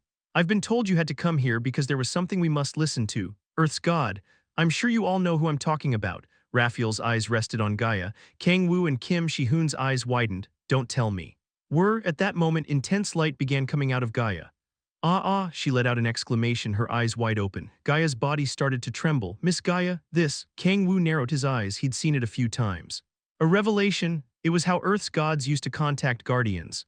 My children. A weak voice came out of Gaia's mouth. Kang-woo's expression hardened. It's different from before. It was the god that was talking directly. Considering whose incarnation Gaia was, it wasn't hard to guess the voice's owner. Gaia. It was not the voice of the incarnation, but Gaia's real voice. There's something I must tell you, the stuttering voice said. Raphael, Kang-woo, and Kim Shi-hoon looked at her. What's she trying to say? Kang-woo glared at her as if he disliked what was happening. There's no way he'd have a positive opinion of Gaia. While returning to Earth, she was the one that had made him go through all sorts of things. She was a useless god that wasn't able to protect Earth from the hands of Satan, the demon of prophecy. She was so useless that she had to ask for the help of angels and gods from other worlds. Satan isn't the demon of prophecy. What do you mean? Kim Shi-hoon and Raphael shouted simultaneously. Their expression had paled. Fuck. Kang-woo's face also paled. What nonsense is that god trying to say? He'd gone through a lot of things to obtain the Satan coin. Is this coin going to become worthless? Chapter 258 Revelation. Part 2 There's no way. Raphael got up. Good, well done, Raphael. Kang-woo nodded. That's right. Satan himself said that he's the demon of prophecy. He'd burst into laughter while admitting that everything that had happened had been according to his plan, and his eyes had been filled with anger and madness. Who would try to doubt Satan was the demon of prophecy after seeing something like that? He isn't. Satan isn't the demon of prophecy, Gaia said in a weak voice. Kim Shi-hoon grabbed her shoulder and shouted. Why, you're for sure mistaken, to think that individual isn't the demon of prophecy. The big war that had happened in Russia, Raphael suffered a critical wound in that war, and even Kang-woo almost lost his life. Even so, they hadn't been able to catch Satan. They hadn't been able to beat him. That demon, full of anger and madness, was probably hiding somewhere as he planned the world's destruction. But to say at that point that Satan wasn't the demon of prophecy, that's… Kim Shi-hoon lowered his head, a huge sense of powerlessness weighed on him. Gaia extended her hand and hugged him. I'm sorry, my child. I placed too much of a burden on your shoulders, Gaia said in a sorrowful voice. But Satan, that being, isn't the demon of prophecy. He isn't the one seraphim and I saw. The demon of prophecy wasn't him, she said in a fearful voice. After calming down, Raphael spoke. If Satan isn't the demon of prophecy, then who is it? I don't know. Gaia lowered her head. Raphael frowned. It was the same for Kang-woo and Kim Shi-hoon. Didn't you say you saw it before? Kim Shi-hoon asked her as if he were trying to counter her. It's hard to explain precisely. That person had a darkness that was too huge. I wasn't able to get a grasp on him. Then there's a chance Satan… And no, she shook her head. Gaia breathed heavily while trying to calm down. That person had a darkness that resembled the abyss. It seemed bottomless. There was a heavy silence. Everyone felt confused at the scale of things that were being said. Gaia trembled. My children, be careful of the demon of prophecy. The monster of the abyss will. The light surrounding Gaia started to fade. Then Gaia, who was sitting in the wheelchair, fell to the side. Miss Gaia, Kim Shi-hoon quickly ran toward her and grabbed her. Shi-hoon, Gaia asked while making a pale expression. She was trembling as if she were about to collapse at any moment. What happened? First, take a break. I'll explain it to you later, Kim Shi-hoon said in a low voice, holding her in his arms. Gaia's eyes closed. Once again, there was a heavy silence. Raphael grabbed his forehead as if his head hurt. What's going on? He seemed troubled. Mr. Raphael, is there any other demon you can think of? Kang-woo asked him. Raphael remained silent and avoided looking at him. After seeing that Raphael was avoiding looking at him on purpose, Kang-woo's eyes shone. So there's a demon you can think of. I cannot say it, he said in a firm voice. This is something Michael is investigating, so forget about it, human. Kang-woo was about to say something but didn't. He narrowed his eyes. What should I do now? Raphael mumbled and sighed. What we have to do is the same thing we were doing until now, Kang-woo answered in a firm voice. It didn't matter who the demon of prophecy was in the end, there was only one thing they could do. We must find Satan, Kang-woo said in a firm voice. If we cannot find Satan, things won't advance. He recalled Satan, who was surrounded by a horrible power called the Abyss. Even if he isn't the demon of prophecy, seeing how he can control demonic energy from the Abyss, he's definitely connected to the demon of prophecy. Now that you say it, you're right, Raphael nodded. Although the number of hurdles they had to go through had increased, what they had to do was clear. They had to climb the mountain and eliminate the evil in front of them. To do that, Raphael narrowed his eyes. He looked at Kim Shi-hoon and Kang-woo, then he took a glimpse at his subordinates that were working inside the base. To eliminate evil, for light to win, whatever. It didn't matter what the cost was. We're going to support you as much as we can. Kang-woo bowed. Getting help from the angels was needed to fight a strong being like Satan. Did you find any clues on Satan? I've been healing my wounds and focusing on building the base, so I haven't been able to do much. I'll start now. Now that I think about it, I heard from Ludwig that you were trying to find Lucifer. What happened with that? Raphael sighed. It's the same for Lucifer. He threw away his forces and went into hiding. Maybe. Kang-woo gulped. Is there a chance Lucifer is the demon of prophecy? Raphael remained silent. He seemed troubled, but after a while he ended up shaking his head. It's true that Lucifer has divinity, but it isn't him. I know because I fought against him. He doesn't have the sea of demonic energy. He seemed confident. There was nothing to be said because, after all, Raphael was the one who'd fought the most against Lucifer.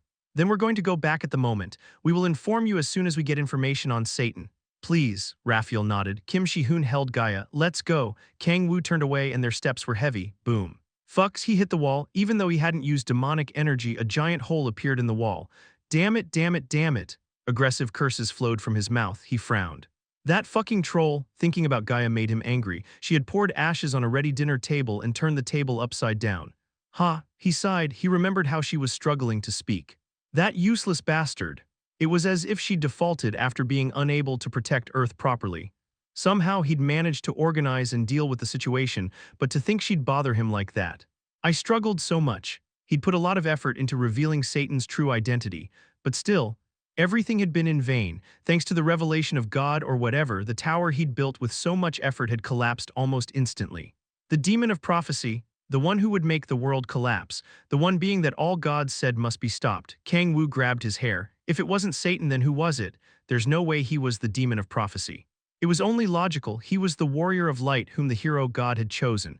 Was he in a B-rank novel aiming for a cliché turn of events? Yes, there's no way. It didn't matter how much he thought about it, he wasn't the demon of prophecy. There was no need to think too deeply about it, considering everything he'd done until that point. He had been at the forefront of eliminating demons. Why had he killed all of them as if he were a starving beast? It was obviously to protect the world. It was to make all those tainted by evil receive the judgment of light. Who was it that had revealed all of the evil doings of Satan and weakened the demon cult? It was him.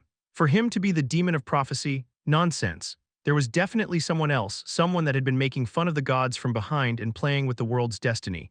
If it isn't even Lucifer, then who? Who was the demon of prophecy? He felt a huge pressure on his shoulders and he couldn't help but sigh.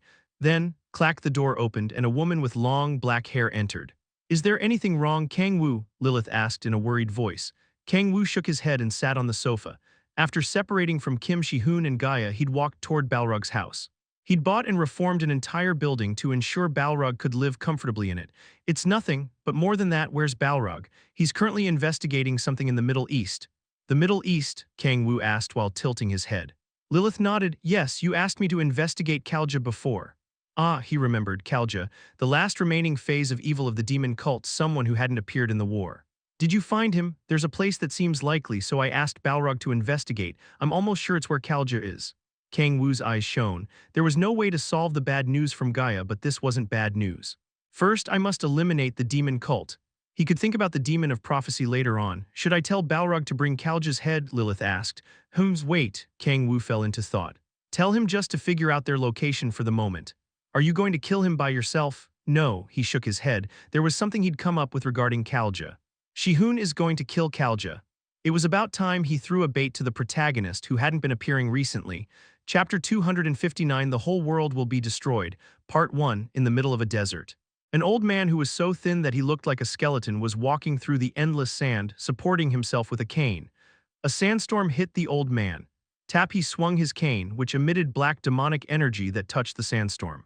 Pang, the sandstorm exploded and scattered away.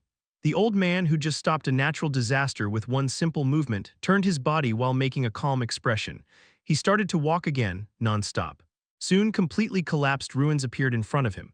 The old man looked around with sharp eyes and, ah, a short exclamation came out of him. He trembled in excitement, leaned over and dug through the sand. A book with a black cover appeared from the sand. He. A chilling laugh came out of him. Finally, he trembled while holding the book in his hands. I've found the truth. He laughed in a similar manner to how Archimedes would have shouted Eureka. He cheered. A mad energy poured from the old man. He. He turned his body to the desert, Earth, a planet where innumerable humans lived, a star where countless evil and crazy things happened.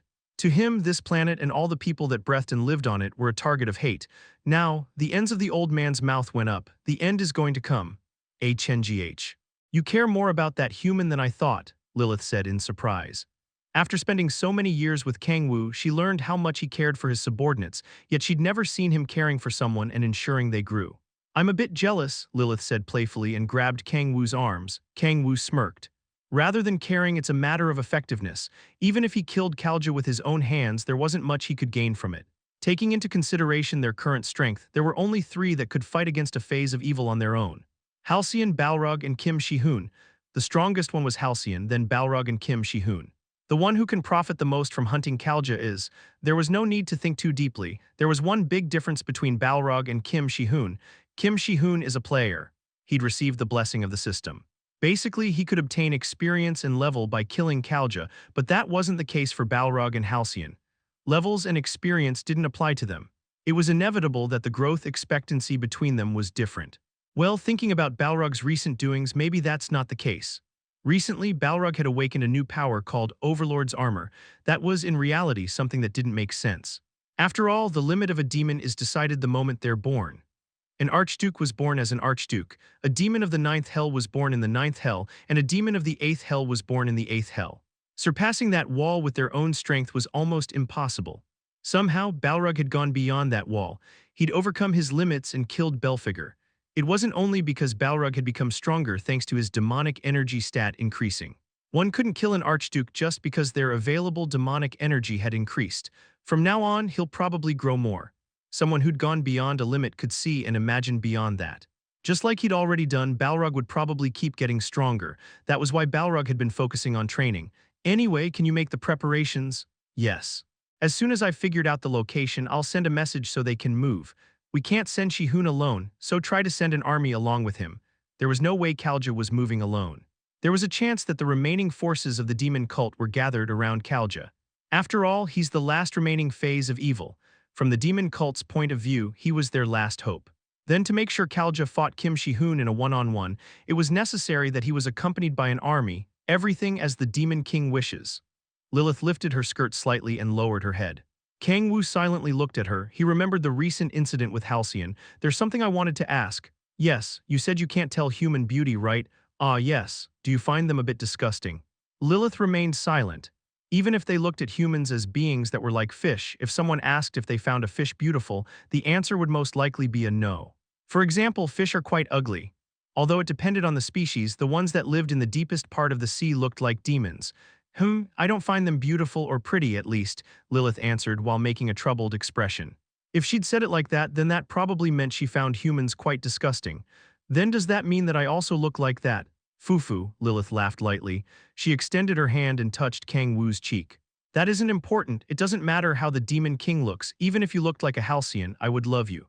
Do you remember when you saved me from the hands of Asmodeus? Countless demons said how much they loved me. They used to say they were willing to risk their lives for me, but she touched his cheeks. It was as if she were touching an important treasure. Only you were willing to confront and stand before the Archduke. That, I know. You wanted the forces that followed me, Lilith smiled. Still, I was happy. It made me think that even if the world collapsed, I'd be happy if you were there. Phew, then I'll be going. I'm going to come back once I finish the research.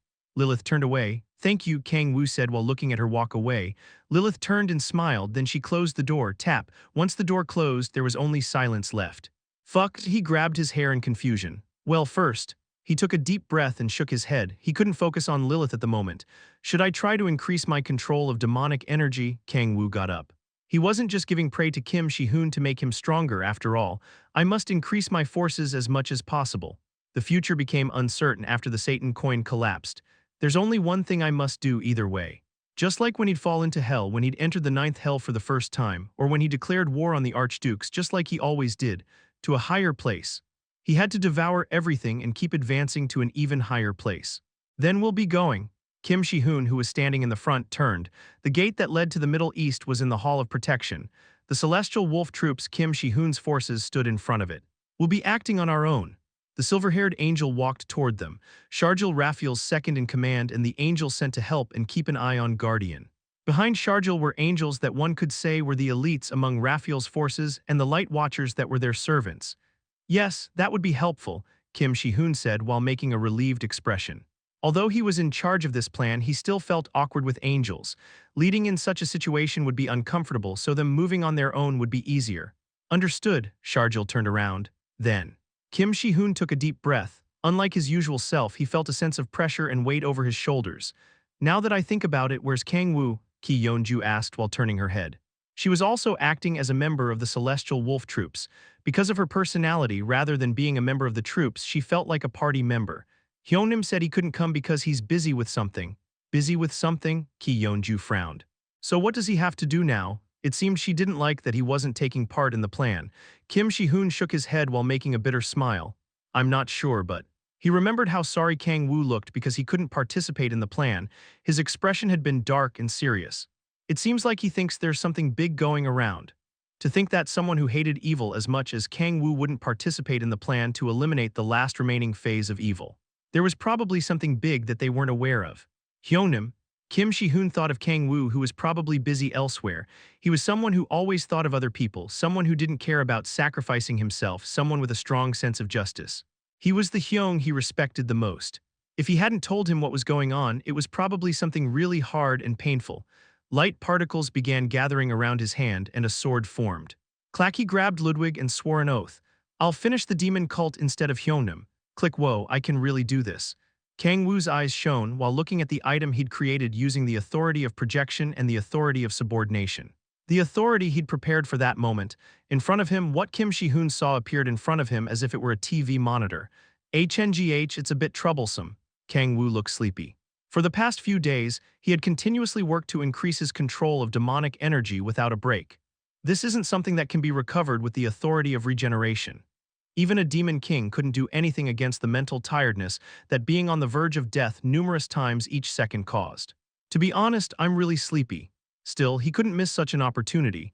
Kang-woo extended his hand toward the object he'd prepared for that moment. TSS, he grabbed a can of beer and ate some of the popcorn he'd prepared beforehand. Go Shi-hoon, he waved his fluorescent sticks. Good luck, my little brother. Chapter 260, The Whole World Will Be Destroyed, Part 2, KIIKK, a horrible scream spread. He took a deep breath and held Ludwig tighter, leaping forward and swinging the sword upward. A white sword aura spread from the trajectory of his attack. The demonic monsters rushing toward him were cut in half. Slash. Black blood splashed in all directions. He turned his body slightly and dodged the blood, then ran forward. AHGHH, kill them, screams were heard from all directions. Countless demonic monsters rushed toward the disarrayed celestial wolves. Crack, at that moment red chains spread out and cut through the demonic monsters. A woman with short red hair kicked the body of a demonic monster and rushed forward. Where is that Kalja bastard? Ki Yeonju yelled. Shi-hoon raised his hands and pointed somewhere. Remnants of a building turned into ruins. A passageway leading underground was revealed. Although it had been destroyed in an ambush, it used to be a place where one of the branches of the demon cult was located. I heard it's over there. HNGH, quite far. In reality, the distance wasn't that far. Kiek. Ugh, these bastards. Ki Yeonju crossed her hands. The chains that were spread away like a net covered the body of a demonic monster. TSSS, with the smell of burning flesh, smoke arose. Why are there so many demonic monsters? She asked in a surprised voice. The thousands of demonic monsters made the way seem much longer than it actually was. They seemed to be the last remaining forces of the demon cult. Considering that there aren't any cultists, Ki Yeonju narrowed her eyes and looked around. Just like she said, there were only horrible-looking demonic monsters around them. The cultists or cardinals that controlled them couldn't be seen anywhere. Kim Shi-hoon remained silent. It's definitely weird. It was weird that, despite there being so many demonic monsters, not one cultist was visible. There were two possibilities he could think of. They used the demonic monsters as bait to escape. Kim Shi-hoon looked at the passageway where they said that Kalja was, or they gathered the cultists together and are preparing something. He felt an ominous feeling on his back and believed it was probably the latter option. There's something. It was a guess based on feeling and not logic, but he became sure of it because of the ominous energy he could feel coming from the underground passageway. He gripped his holy sword tighter. Miss Ki Yeonju. Yes, it will take too much time to advance after clearing everything up. I'll go through the wave of demonic monsters. What? Ki Yeonju looked at Kim Shi-hoon as if he were saying nonsense. There were about 300 meters of distance to the passageway. There were easily over 1,000 demonic monsters blocking their way. He's going to go through that. Was that something that someone right in their mind could say? Hey, wait. Are you really? Boom, Kim Shi-hoon stomped on the ground. Intense light spread through the surroundings. That crazy bastard. One step, he swung his sword. The leg of a demonic monster that was more than 3 meters tall was cut and the monster collapsed. 2 steps, he stomped on its head and rose into the sky, holding his sword in a reverse grip as he smashed it down. As if the gathered strength exploded, white sword aura spread and cut down the demonic monsters. 3 steps. He squeezed his body through the gaps and leaped through a crowd of demonic monsters. He gripped the sword with both hands and raised it, and white light rose like a pillar. Celestial dragon, he opened his mouth and pulled the chi from inside his dantian. An explosive amount of light filled their field of vision. First form. Boom, the sword aura spread out for almost 30 meters and wiped out the demonic monsters. About 100 demonic monsters disappeared without a trace. It was as if a mythological giant had swung their sword. Ha, when did he get such strength? Chin Mu-jin laughed in disbelief. Ki Yeon-ju's mouth fell open. To think that he'd be able to create a gap through more than 1,000 demonic monsters. It was a power that was hard to imagine came from a human. It was such an unbelievable state that it was better to call him a monster. There's no time to hesitate, now's our chance. He quickly shouted toward the troop members looking at him in disbelief. The Celestial Wolves troop's members, who had finally returned to their senses, began rushing toward the road that Kim Shi-hoon had opened.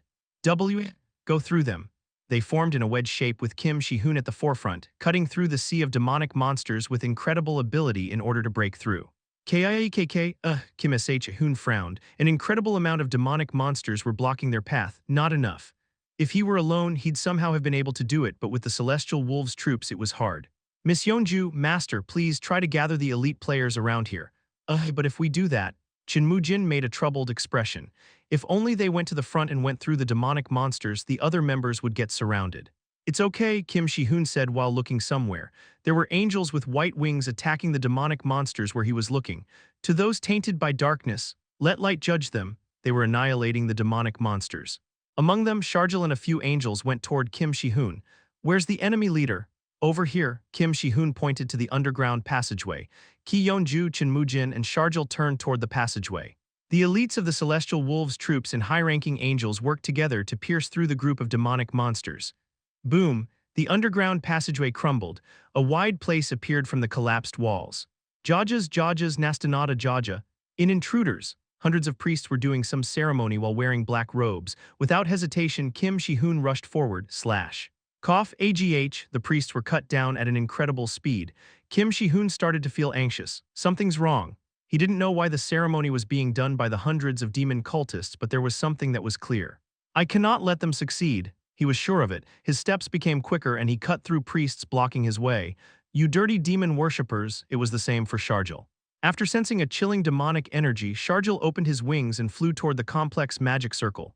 Die! Sharjil flew toward the old man who seemed like he was leading the ceremony. Kalja raised his head. Hehe, a chilling laugh came out. He thumped on the ground with a crane. Boom, cough, demonic energy spread in a circle and Sharjil bounced away. Sharjil's body hit the wall as if he'd been hit with a giant hammer. Hehe.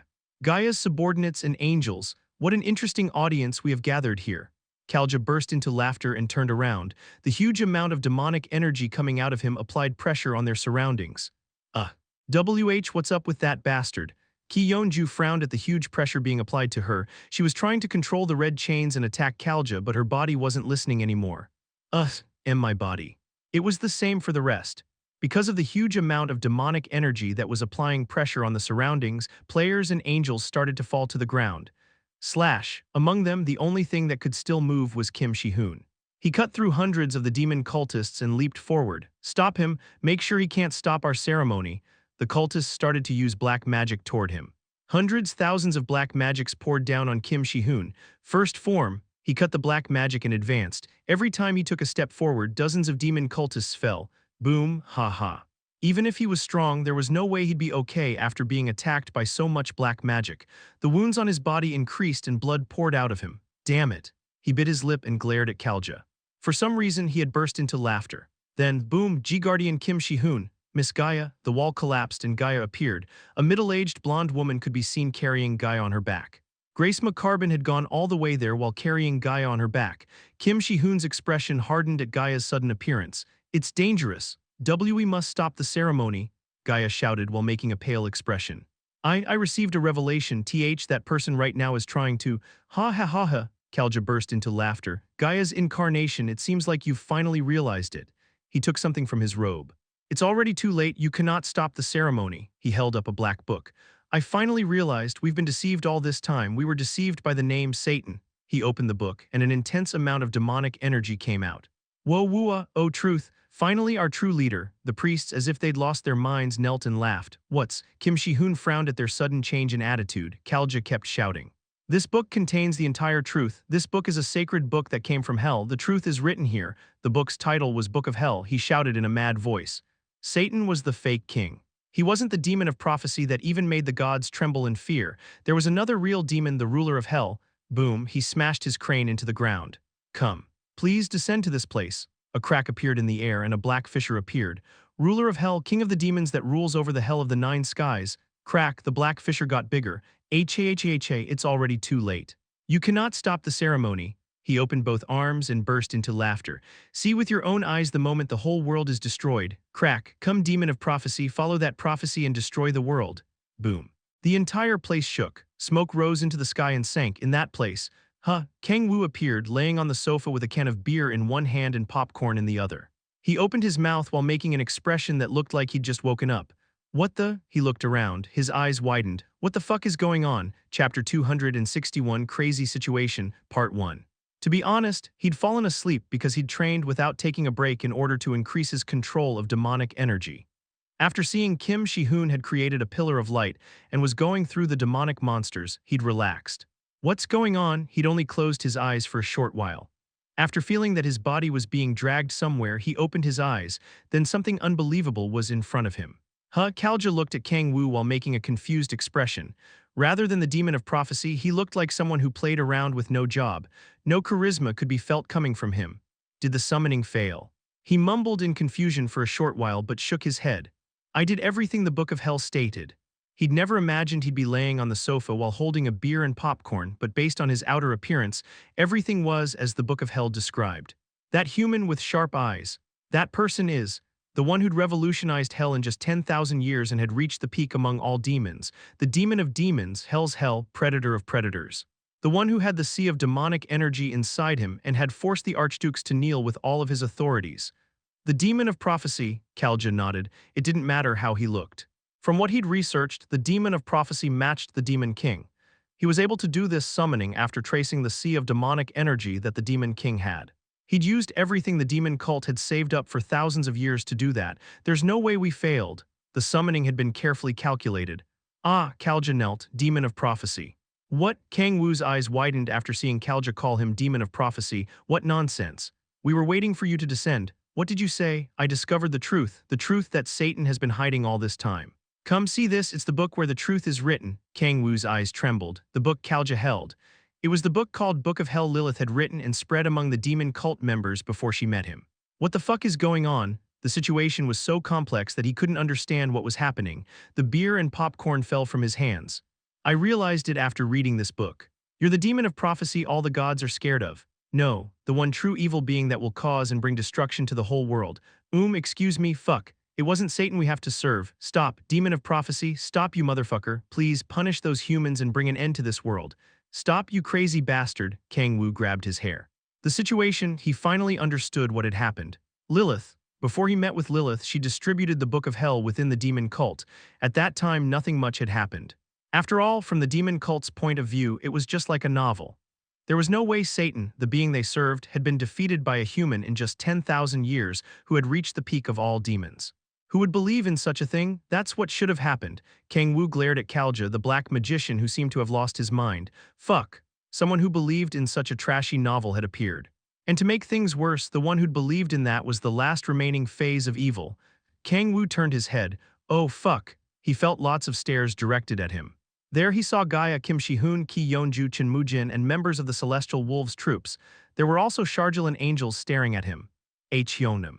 Kim Shi-hoon's face had turned pale and his voice trembled. He was trembling as if he were looking at his worst possible nightmare. He remained silent. No, there was nothing he could do besides be silent. There was only one way to describe the situation. I'm fucked. Was there a better way to describe it? Kang-woo's expression paled. Unlike when Balrog appeared, it couldn't be solved with something like the Warrior of Light or whatever. The situation had become so messed up that there was nothing he could do about it. Kalja looked around. It was normal for him to react like that. One of Gaia's subordinates that had gone there to interrupt the ceremony had called out Hyung while looking at the demon of prophecy. What's Paf? Kang-woo extended his hand. Kalja's head exploded and his cerebral fluid scattered away. Shut up. Letting Kalja talk would only make the situation worse. Hyeonim, what's going on? Hey, say something. This isn't true, right? Something has gone wrong, right? Kim Shi-hoon and Ki Yeonju shouted in confusion. Of course, they knew that Kang-woo was a demon in the past, but him being the demon of prophecy meant that he was the one who would bring destruction to the world. That human has deceived us. No, Kim Shi-hoon refuted Sharjil. Something has gone wrong. There's no way Hyeonim is the demon of prophecy. Shut your mouth, isn't it obvious after seeing that? Sharjil pointed toward Kang-woo. Everyone should have realized how evil the demonic energy that came out from the ceremony was. It was true. When the ceremony was at its peak, a huge black fissure appeared in the air, and a breathtaking amount of demonic energy came out of it. The one that appeared from there is that human. Even the phase of evil called him the demon of prophecy. What more evidence do you need? Sharjil glared at Kang-woo. Even Miss Gaia has said it. Satan wasn't the demon of prophecy, then that person is the cause of everything. He manipulated Satan and did everything. You bastard, what nonsense are you saying? Ki-yeon-ju stomped on the ground, red magic power rose from her body, and her chains rose into the air. That guy might not be the good and honest hero you imagine, but still, she shouted out, he isn't a bastard capable of doing such horrible things.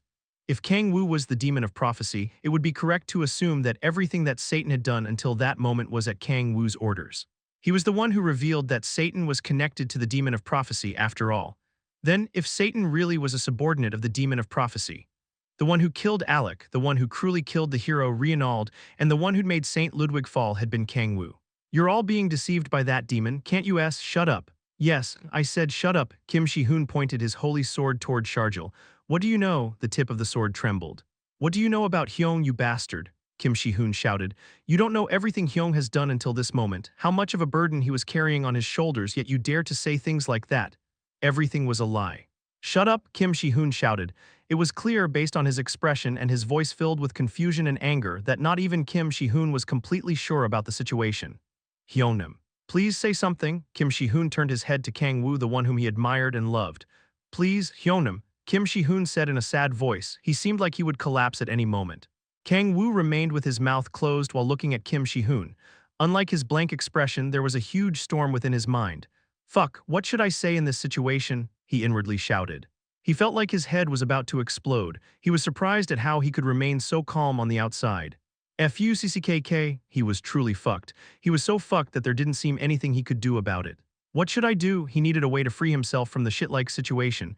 Should I say the demon cult summoned me by mistake? That was the first thought that crossed his mind. Kang-woo bit his lip. No, he shook his head. The situation had gotten too big to cast aside and call a mistake. Of course, people like Kim Shi-hoon, Ki-yeon-ju, and Gaia would probably believe him. Kang-woo looked at Sharjil. Not only Sharjil but other angels were looking at him with hatred. What's going on? Isn't he the non-blood-related Hyung of Captain Kim Shi-hoon? Ah, the one surrounded by golden light. Then why? What about the other players? They were all making confused expressions.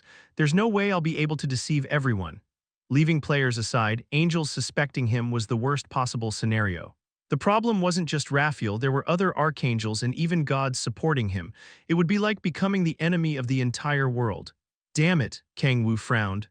He had to think of something. A way to solve the situation, how to turn the tables, even in the worst-case scenario. I can do it. There's no way there wasn't a way out. He was used to those kinds of situations and he had always overcome them. A way. Kang-woo's eyes widened. He felt excitement running throughout his body. Yes. The ends of his mouth went up and he clenched his fists. If he thought about it, the answer was quite simple. There was no need to think too deeply about it. I see, there was one way to solve the situation. Hyungnam, please say something. He raised his head and looked at Kim Shi-hoon, who was screaming at him. He leaped forward and raised his fist. Paf. Cough. Without hesitation, he punched Shi-hoon in the face. Chapter 262 Crazy Situation. Part 2 Paf. Cough. Kim Shi-hoon's went flying, rolled across the ground and hit a wall. G-Guardian Kim Shi-hoon. Although Gaia couldn't see anything, she hurriedly shouted after figuring out more or less what was happening. What's? Kim Shi-hoon was sent flying by Kang-woo's attack. People were trembling in fear at the unexpected development of events. Hyungnam, even the people watching were shocked, so it was hard to imagine how shocked the one who was blown away was. Kim Shi-hoon was looking at Kang-woo with trembling eyes. His cheek hurt. No, it wasn't just hurting. His cheekbones would have been crushed if his body hadn't subconsciously moved. Why are you doing this, Hyungnam? Kang-woo didn't answer. One couldn't see or sense any emotion coming from him. He looked down on Shi-hoon with deep, sunken eyes. So you've finally shown your true colors, Sharjil said in a confident voice. It looked as if he was sure his guess had been correct. He gripped his sword even tighter. His 6 wings flapped and he flew toward Kang-woo. Stop, you bastard. Ki-yeon-ju quickly spread her chains, but there was no way she'd be able to stop the second in command of Raphael's army. The chains pulled her body. Wait, please. Even you, Kim Shi-hoon blocked Sharjil. It wasn't enough with only Ki-yeon-ju's strength, but if it was Kim Shi-hoon, the story was different. Sharjil frowned. Haven't you come back to your senses yet? Kim Shi-hoon remained with his mouth closed. He couldn't think of anything to say. No, Kim Shi-hoon's eyes widened. He remembered the name of the sword he was holding. To be more precise, he thought of his friend whose name was the same as the sword. Hyeonim is being controlled. What? Sharjil frowned. It's just like what happened with Ludwig, a demon is controlling Hyeonim. There was a heavy silence. Sharjil snorted. Do you think there's someone capable of controlling the demon of prophecy? What I want to say is that Hyeonim isn't. So what do you want me to do? Sharjil shouted. He trembled while clenching his fists. So in the end, what did you do with Ludwig? What did you do with the saint that fell at Satan's hand? Didn't you kill Ludwig with your own hands? Kim Shi-hoon's expression paled. It was true, he couldn't save Kang-woo just because he was being controlled. If they couldn't reverse the situation, if he'd fallen like Ludwig in the end, he needed to be killed. Hyeonim. Kang-woo once again didn't answer. He wouldn't be able to save him if he was being controlled. He needed to find another reason. Please say something, Hyeonim. It doesn't matter what happens, I'm on your side. Kang-woo slowly raised his arm, clack. A black sword appeared in Kang-woo's hands, the weapon he often used. Despair appeared on Kim Shi-hoon's face. Hyung, clang, Kang-woo rushed forward, going for Shi-hoon's neck without hesitation. Kim Shi-hoon raised his holy sword. They exchanged rapid blows in just a second. He blocked the black sword going for his neck, then pulled his arm back and blocked the following attack targeting his left shoulder. He lowered his body and pulled 1 foot back, sweeping his sword to gain some space, but that only lasted for a brief moment. Kang-woo rose into the sky. No, to be more precise, he rushed forward while stepping into the air. Shi-hoon stomped on the ground. He used sword control and made swords all around him begin levitation, stepping on the swords to imitate flight. Their battle became three-dimensional in nature. Clang, a steel sound rang. Fireworks poured out in all directions. One was attacking and the other one just blocked. There was no need to think about the result of that one-sided battle. You couldn't win a fight with defense alone. Kim Shi-hoon was pushed back. Sharp eyes targeted his vital point. He was able to dodge by a narrow margin, but he was still cut by the pressure and blood spurted in all directions. Hey, you crazy bastard, stop! Ki Yeonju entered the fight. Red chains spread and applied pressure on him like a net. Kang-woo turned his body half around and swung his arm like a windmill. The chains were cut in the blink of an eye. Why are you doing this? Chin Moo-jin also rushed forward. Boom, although 2 players at world ranker levels had rushed toward him, it wasn't enough. They were able to stop him only for a brief moment. Hyung, please stop, Kim Shi-hoon shouted. He saw Sharjil giving an order to his underlings. Kill that demon. Kim Shi-hoon quickly turned around. He'd been blocking Kang-woo's attacks so he couldn't stop Sharjil. And no, he quickly extended his hand. He wasn't worried about Sharjil's subordinates hurting Kang-woo. In fact, he feared the opposite. Die, kill the demon of prophecy. To those tainted by dark, let light judge them. The angels rushed toward Kang-woo. Kang-woo turned an emotionless expression on his face. He raised his hands and, cough, in an oo, Kim Shi-hoon's screaming spread. The bodies of the angels rushing toward Kang-woo were bisected and white blood poured in all directions. Their inner organs covered the ground. Kim Shi-hoon knelt, his face paling. It was already too late, there was no going back. Kang-woo had killed an angel with his own hands, the trust relationship was broken. At that moment all angels had become their enemies. Hey, you crazy bastard! Ki Yeonju stomped on the ground, her red hair flapped in the air and she pulled her left arm back. Slash. The red chains gathered around, twisting and intertwining. Blood started to leak out of her mouth because she'd increased her magic power to the limit. Her body was under huge pressure. At that moment, sadness was visible in her eyes. To think that she would use it in a place like that on Kang-woo, she'd never imagined she would use her hidden card in a situation like that. Red Lotus first form, slash. The red chains covered her left arm. When she reached the 10th awakening and became a world ranker, she'd unlocked the red flower attribute. She concentrated that strength on her left arm. She moaned at the huge pain that was spreading through her left arm. Ki Yeonju bit her lips.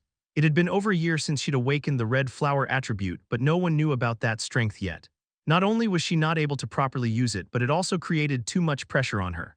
One day, Ki Yeonju looked at Kang-woo. He had gone to a faraway place, but she had been striving to follow him. By completing this, she had wanted to see how surprised she was. She wanted to brag like when they'd first met while just saying, trust this Nuna. That's why she hadn't said anything. She'd secretly practiced a lot. Ki Yeonju closed her eyes. Come back to your senses, asshole. She swung her left arm. Her chains opened just like a flower. The chains with sharp thorns hit Kang-woo and pang crack. With just one light hand movement, the attack she'd been keeping a secret for a year, one she'd been practicing without anyone knowing, was easily cast away. Ki Yeonju's eyes widened. Kang-woo extended his hand. Cough, he grabbed Ki Yeonju's neck. She twisted her body in pain and wriggled her legs. Oh, Kang-woo, Ki Yeonju looked at him with sad eyes. She remembered the first time she'd seen her in that noisy internet cafe. She had been really angry back then, not being able to believe there was a person like him. After that, she had been surprised to think that there was someone who could become so strong in such a short period of time. She'd thought that she should use that possibility and, "You're doing a good job." When she was struggling with a huge sense of shame, he'd said that she was doing a good job. "Don't worry, I'm going to help you," he had said that he would help her. And he really kept that promise. He'd fulfilled his promise of getting her revenge on the demon cult. Who other than Kang-woo would have been able to wipe out the worldwide demon cult? Come, back to your senses. Cough, still being held in Kang-woo's hands, Ki Yeonju spoke in a desperate voice. Tears dripped from her eyes. Rather than feeling hurt that her attack, which she'd struggled so much to practice, was cast away so easily, the fact that Kang-woo was the one holding her neck hurt most. Despite that, Kang-woo didn't answer. He turned his emotionless face toward Kim Shi-hoon. "Hyung, the situation was too messed up." Tears dripped from Kim Shi-hoon's eyes. "Hyung, please say something, please." He lowered his face. "Say anything." Tears gathered on his chin and he had difficulty properly holding his sword. "Please, Hyung," he desperately pleaded. He extended his hands toward him and cough, cough. Cough, Kang-woo threw Ki Yeonju to the floor. Kang-woo covered his mouth with his hands. PFF. Laughter leaked out from between his fingers. PFF, ha. A mad laugh came out of him. Kim Shi-hoon looked at him with trembling eyes. Kang-woo's emotionless eyes were full of ecstasy. Ha. I was trying to hold back, but you're making it hard for me.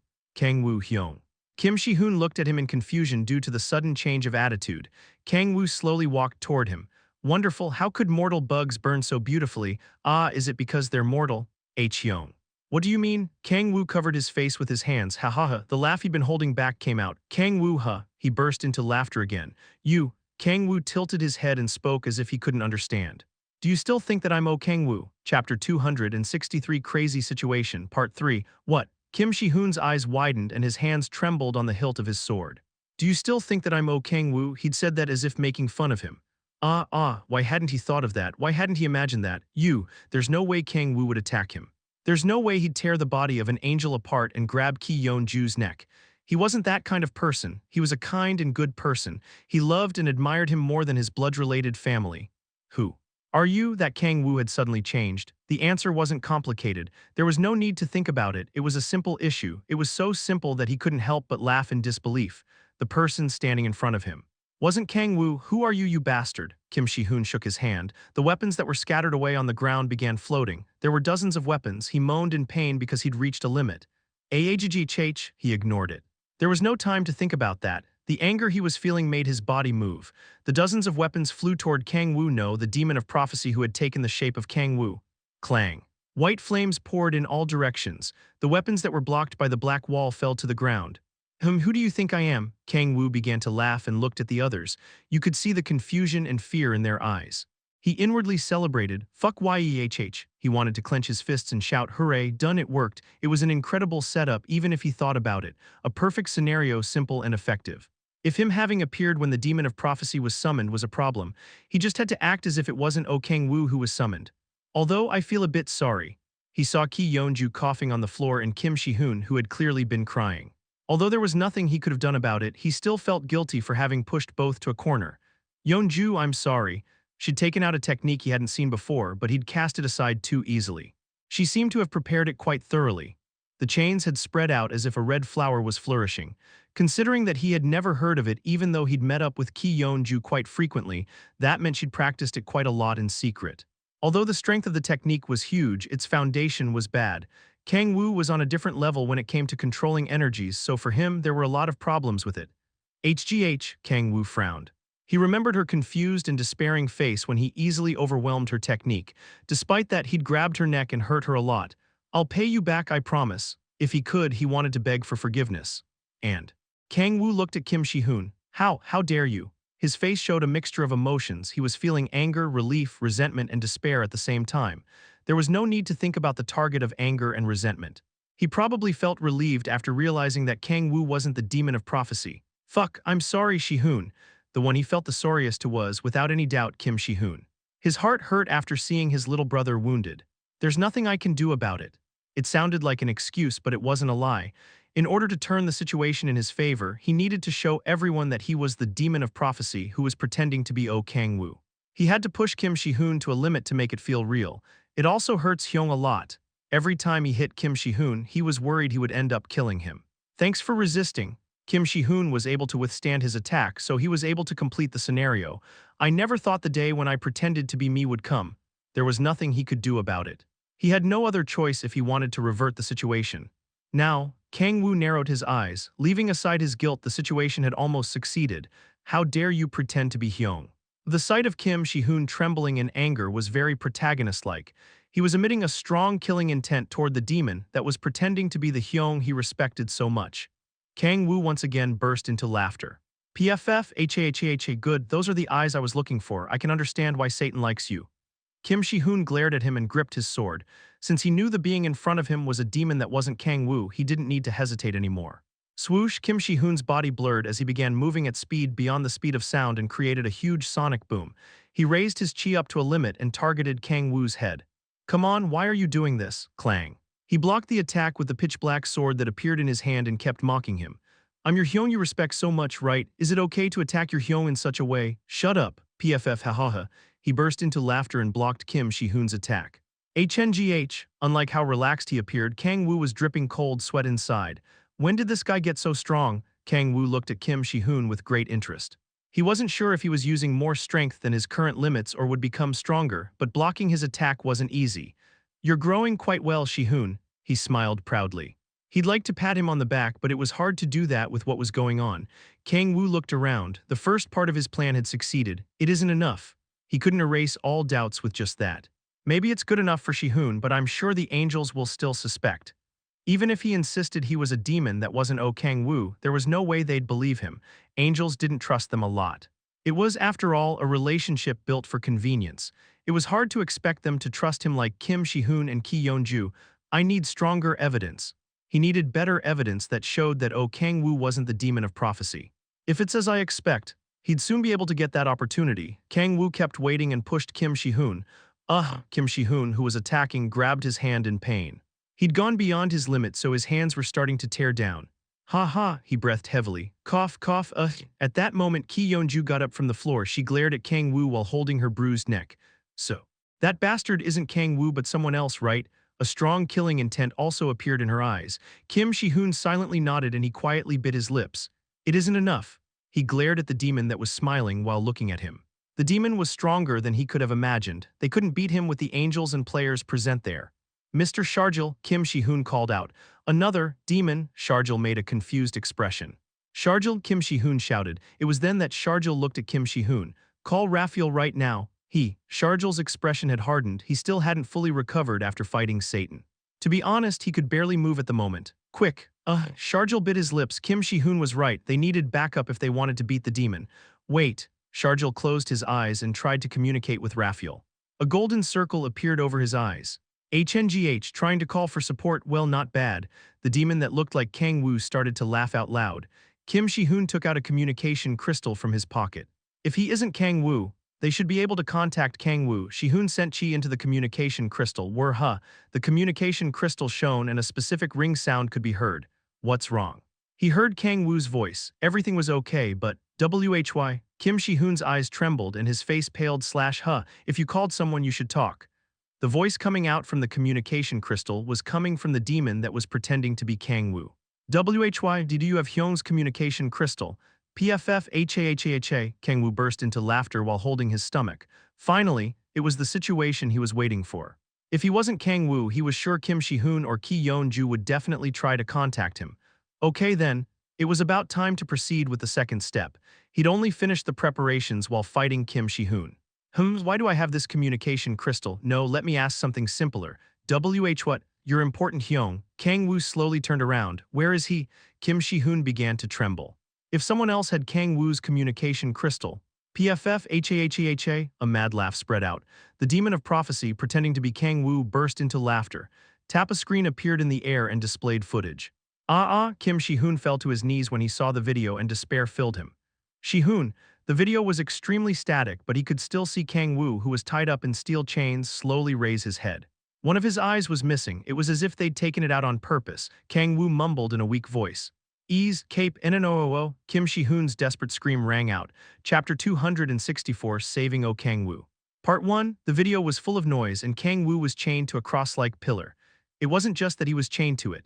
Chains that seemed to have been made of demonic energy were piercing Kang-woo's skin and holding him against the pillar by his shoulders, arms, thighs, and collarbone. Blood leaked from his pierced skin, and Kang-woo's face, which was missing an eye, was full of pain and fear. Shihun, in such a horrible situation. Ease, escape. He kept mumbling the word escape. It seems like you still haven't come to your senses. The demon of prophecy that was pretending to be Kang-woo made a fishy smile and bounced his finger. Clack, cough, Thorns appeared from the chains that were holding Kang-woo, making it seem like they were looking at a cactus. The 10 chains that were holding him started to move, and the thorns lacerated his skiing, bringing out more blood and pus from his fresh wounds. Og! He looked like he was desperately trying to resist the pain. Kim Shi-hoon's mind blanked. Stop, you bastard! He rushed forward and made his energy explode. A scream similar to a beast's came from his mouth. PFF, HAHEHA, the demon of prophecy laughed.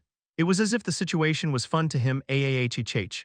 Kim Shi-hoon rushed toward him while trying to kill him, but his body had already reached a limit. The demon easily flicked his finger and made Shi-hoon go rolling across the ground. He moaned in pain. He crawled on the ground with a desperate look on his face. Nice brotherly love, haha, really. The demon of prophecy let out a breath full of heat. Beautiful, squeak, liquid dripped from somewhere. Kim Shi-hoon turned his face toward the demon of prophecy. His skin split as if he didn't need to look like Kang-woo anymore. It was as if bugs were crawling beneath his skin, which shortly fell to the ground. The demon that was pretending to be Kang-woo. Kim Shi-hoon's eyes widened. He understood why Gaia had said that she didn't know who the demon of prophecy was.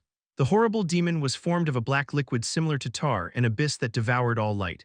What's that? Ki Yeonju trembled. A demon? Could that be called a demon? It had no eyes, nose, or mouth. It was only sticky darkness. Why, you damn slime? Ki Yeonju looked at its appearance and mocked it by calling it a slime, but her lips had turned pale. She subconsciously knew that the monster wasn't just a slime. Do you want to save this human? He pointed toward the floating screen. There was no need to answer. Even the demon of prophecy knew how important Kang-woo was to Shi-hoon. Tapped the demon of prophecy through a black jewel that was about as big as 2 fingers and spoke with a laugh. If you want to save him, use that jewel. It will teleport you toward where that human is. I am wondering, squeak. The black liquid moved. How beautifully you'll burn. It was a vague question and answer. After he said that, the wall next to them flew apart and an angel with 8 wings appeared. It was Raphael. Raphael was moaning in pain. It seemed like he'd forced himself to move, but that was too much of a burden on him since he still hadn't fully recovered. He was breathing heavily. Compared to when he fought against Satan, the light from his wings was weak. Oops, it's about time I go. The demon of prophecy turned around. I won't let you escape. Boom. Raphael rushed forward and swung his arm toward the black liquid called the demon of prophecy. Crack. Some of the skin on Raphael's left shoulder was cut. Raphael, Sharjil quickly approached him. Raphael was no different from a sick person who had gotten up from the hospital bed. It was impossible for him to fight against the demon of prophecy. Is this the extent of an archangel's strength? Raphael's eyes trembled. He looked at the demon whose body was a black liquid. Who are you? Even in the mythical records, there's no being like you. Mythical records. The demon of prophecy laughed. History has forgotten about many things. A black fissure formed behind the demon of prophecy, and he slowly walked toward it. Before he entered and disappeared, the demon of prophecy spoke as if he were whispering. Human, I'll be waiting for you. The demon of prophecy disappeared into the darkness. With his mouth closed, Kim Shi-hoon grabbed the jewel on the floor, but he'd reached a limit, so his sight was blurry. Clang. The holy sword in his hands fell to the ground, became white dust, and scattered away. Whoa, fuck. Kang-woo breathed out heavily after escaping through a gate he'd created by using an authority. Things almost got fucked up. That was close. No, it wasn't just close, it was almost all over for him. He was saved because of Kim Shi-hoon, Ki Yeonju, and Gaia's trust in him. From now on, Kang-woo narrowed his eyes. It was truly about to begin. Up until then, he'd somehow managed to solve the crisis. It was time for him to create a detailed plan. Kang-woo sighed and sat on the floor. It was something not even he was expecting, so he needed time to organize his thoughts. I'm sure I'll have some time. He'd given them a jewel while saying they should use it if they wanted to save him.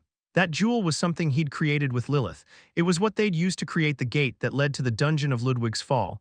I'm sure they won't use it immediately. After all, it was obvious that it was a trap. There was also a chance they wouldn't use it at all. After thinking about it for a while, Kang-woo shook his head. They'll come. He knew Kim Shi-hoon. Even if he knew it was a trap, even if it were a burning hole, he would for sure jump into it to save him.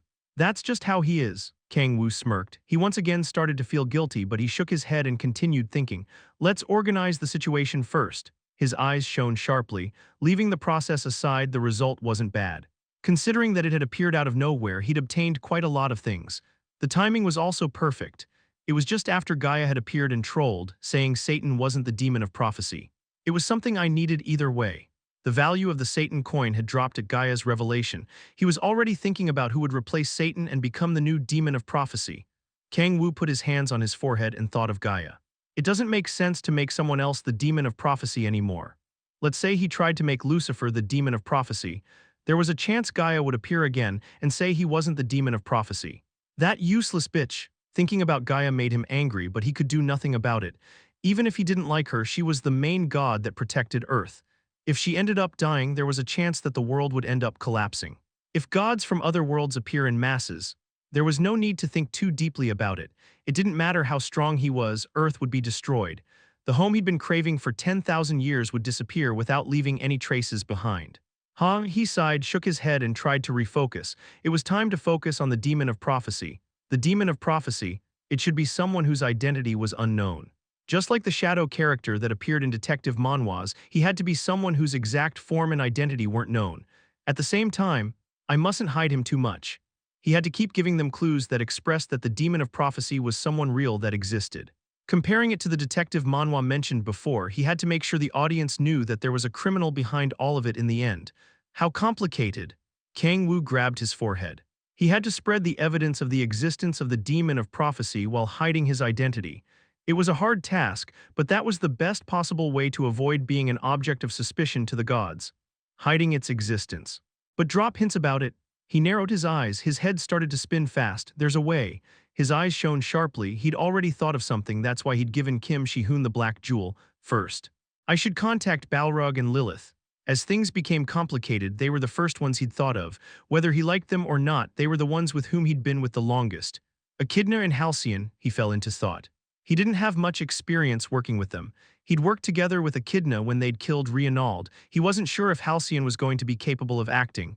Still, I have no other choice. He couldn't do everything alone.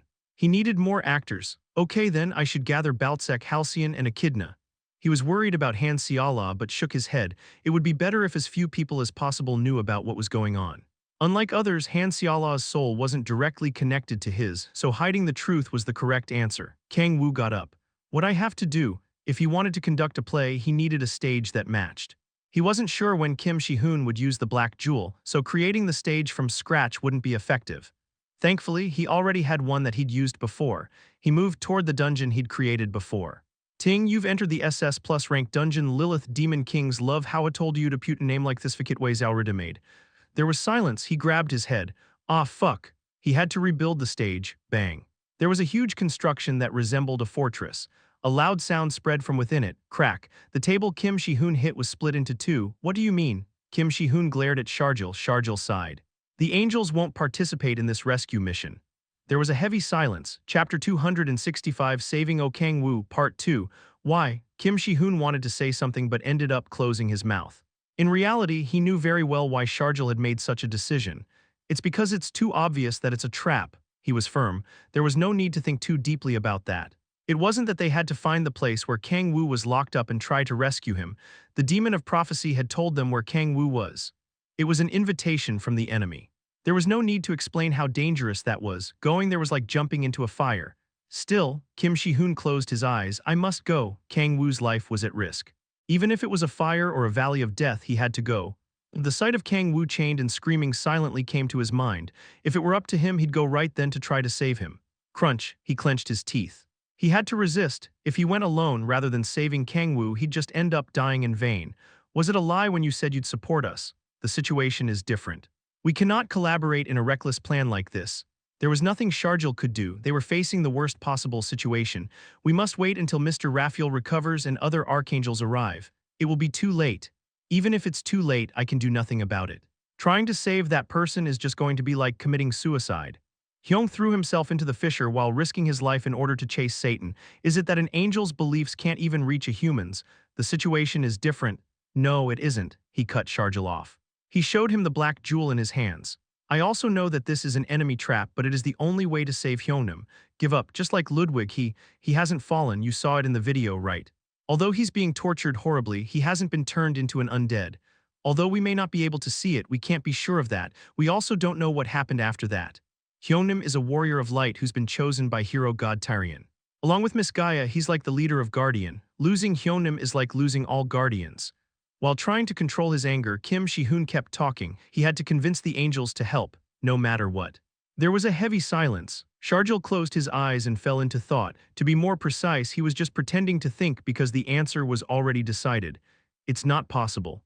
We angels won't participate in this rescue mission.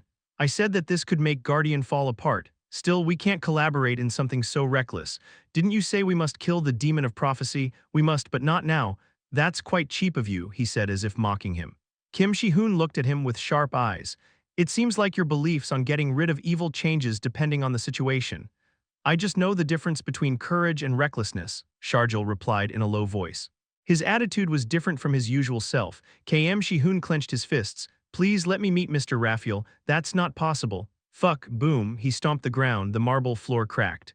Kim Shi-hoon put his hands on his forehead and breathed heavily. Resist. Although he'd already exploded without being able to hold back his anger, he couldn't keep getting angry there, he knew that.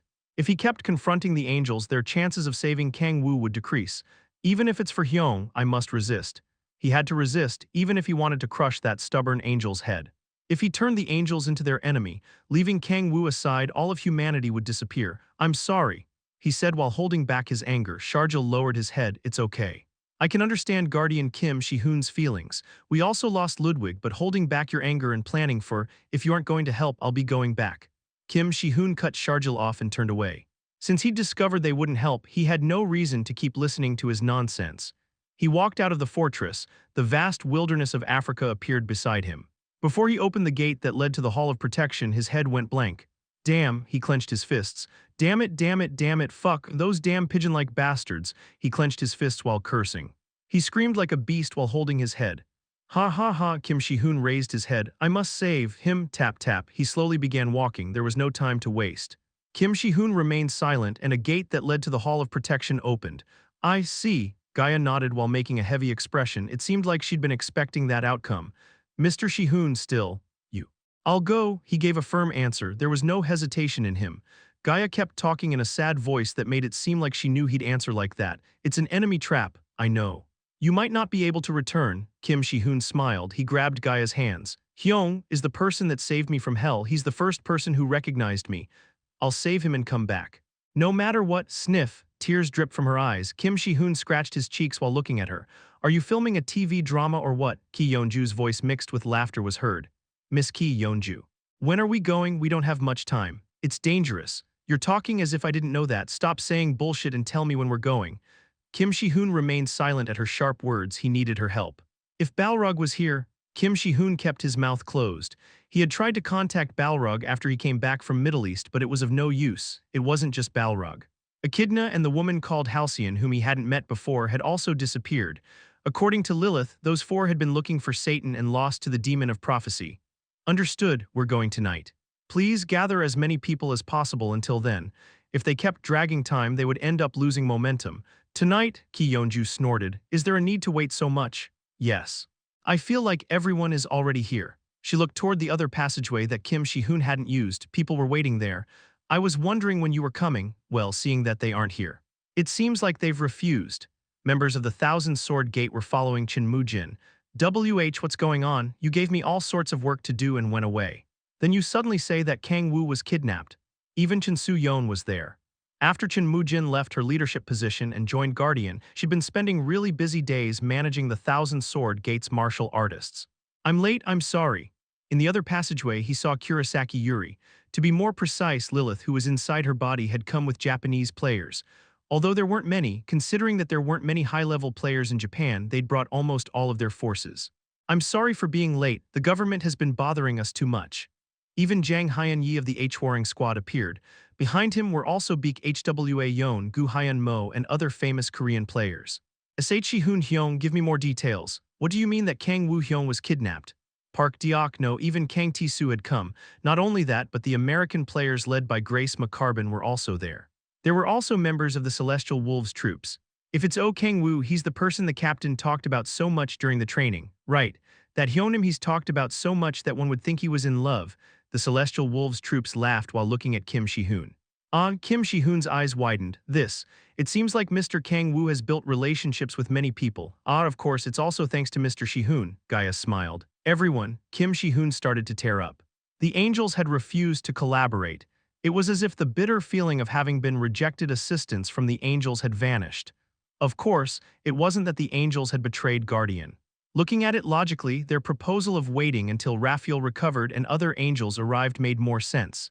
Everyone there had just made a stupid decision. Just one person. To save one person's life, everyone was willing to jump into a fire that was obviously a trap. There was no need to curse the angels for deciding not to jump into the fire with them. Still, he was happy. To think that there were so many people who wanted to save Kang-woo. Hyung.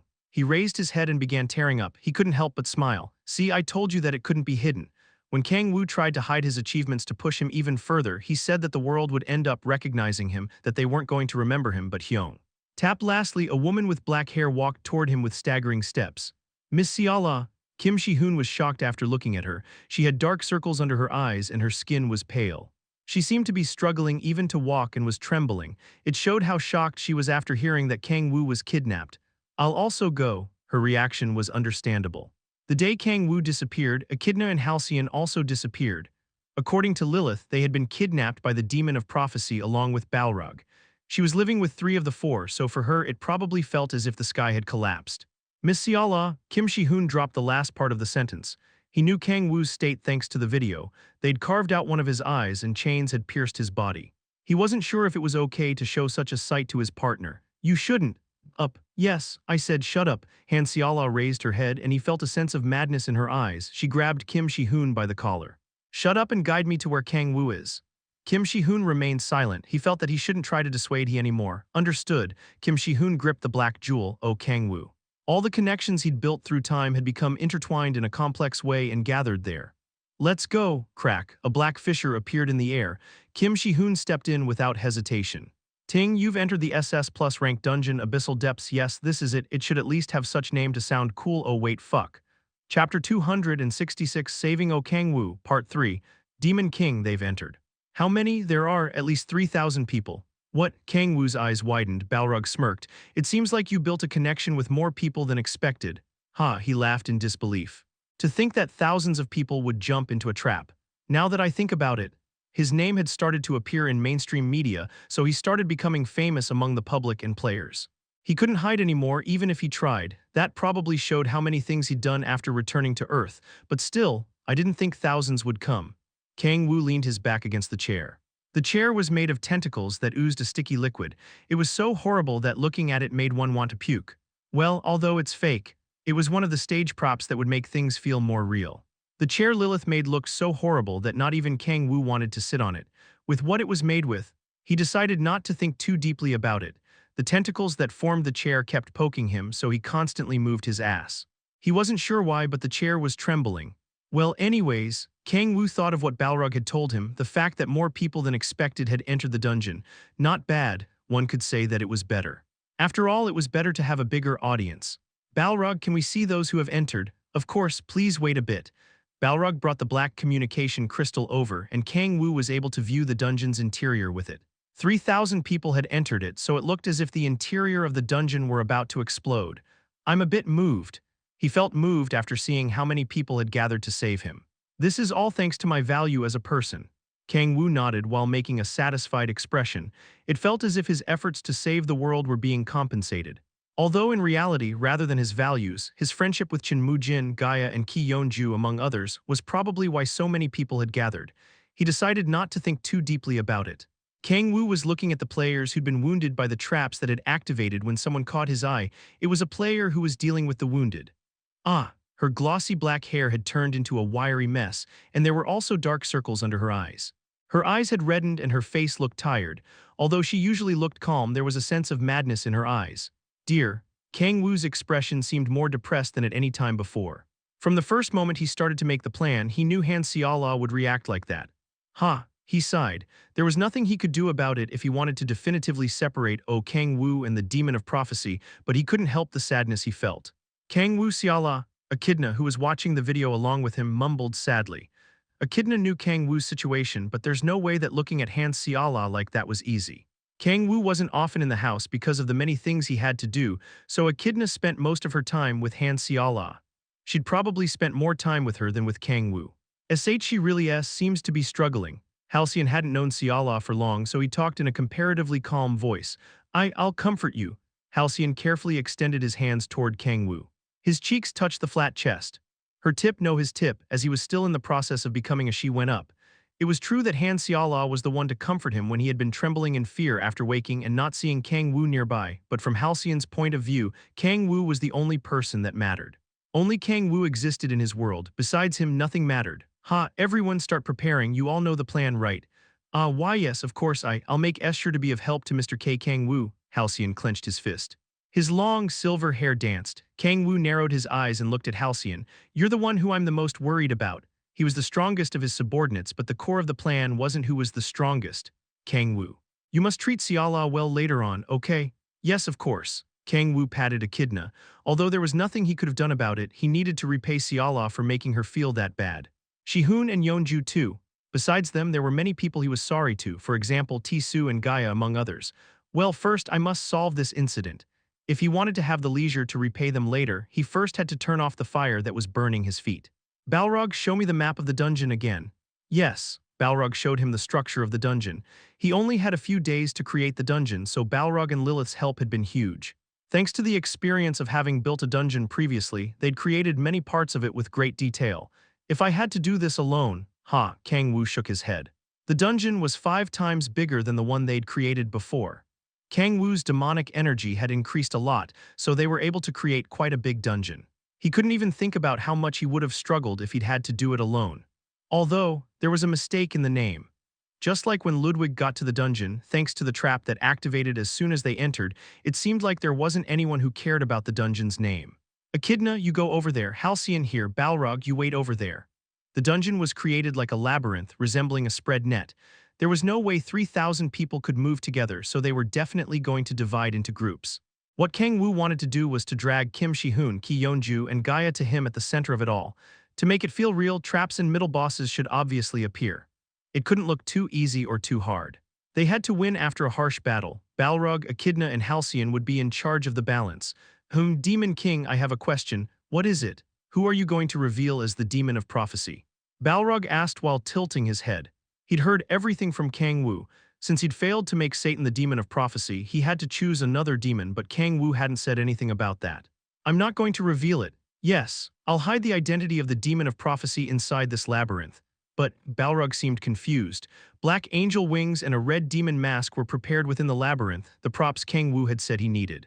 Well, you'll see, Kang-woo laughed. There was a way to hide the identity of the Demon of Prophecy and show its existence clearly. From the moment Kim Shihoon entered the dungeon, 90% of the plan had already succeeded. Balrog, suggest an angel name. An angel name? Yes, any name that ends with L. Balrog fell into thought. Michael or Gabriel, those were names that already exist. How about Rakiel? Whoa, it sounds nice. Where did you hear it? I'm not sure. It suddenly came to my mind, but I can't remember it clearly. Well, that's more than enough. Kang-woo shrugged. Rakiel, it didn't sound bad. Everyone play your roles well and change into the disguises that Lilith prepared for you. Make sure no one recognizes you. Everyone has the voice change artifact, right? Yes. Lilith prepared it for us. Even if it's by mistake, ensure no one is seriously wounded.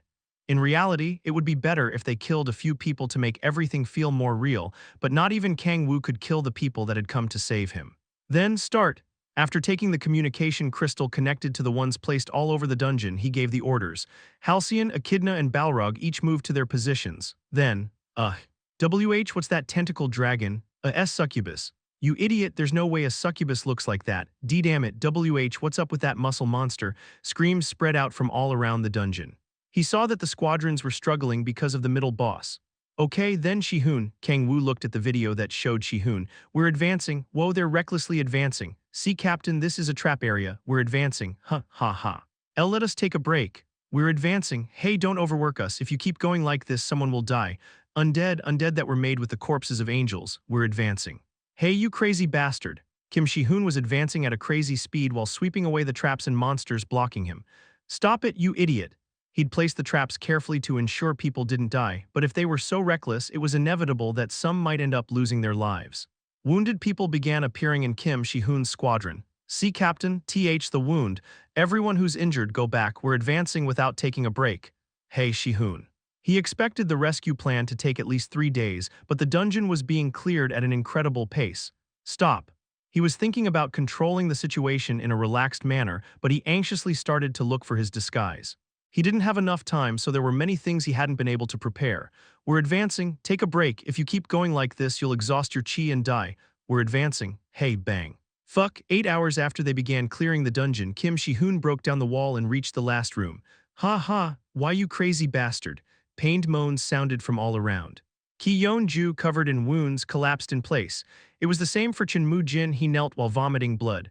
Cough, cough, Kim Shi-hoon blocked his mouth. He'd pushed his body to the limit, so crimson blood was leaking out of him.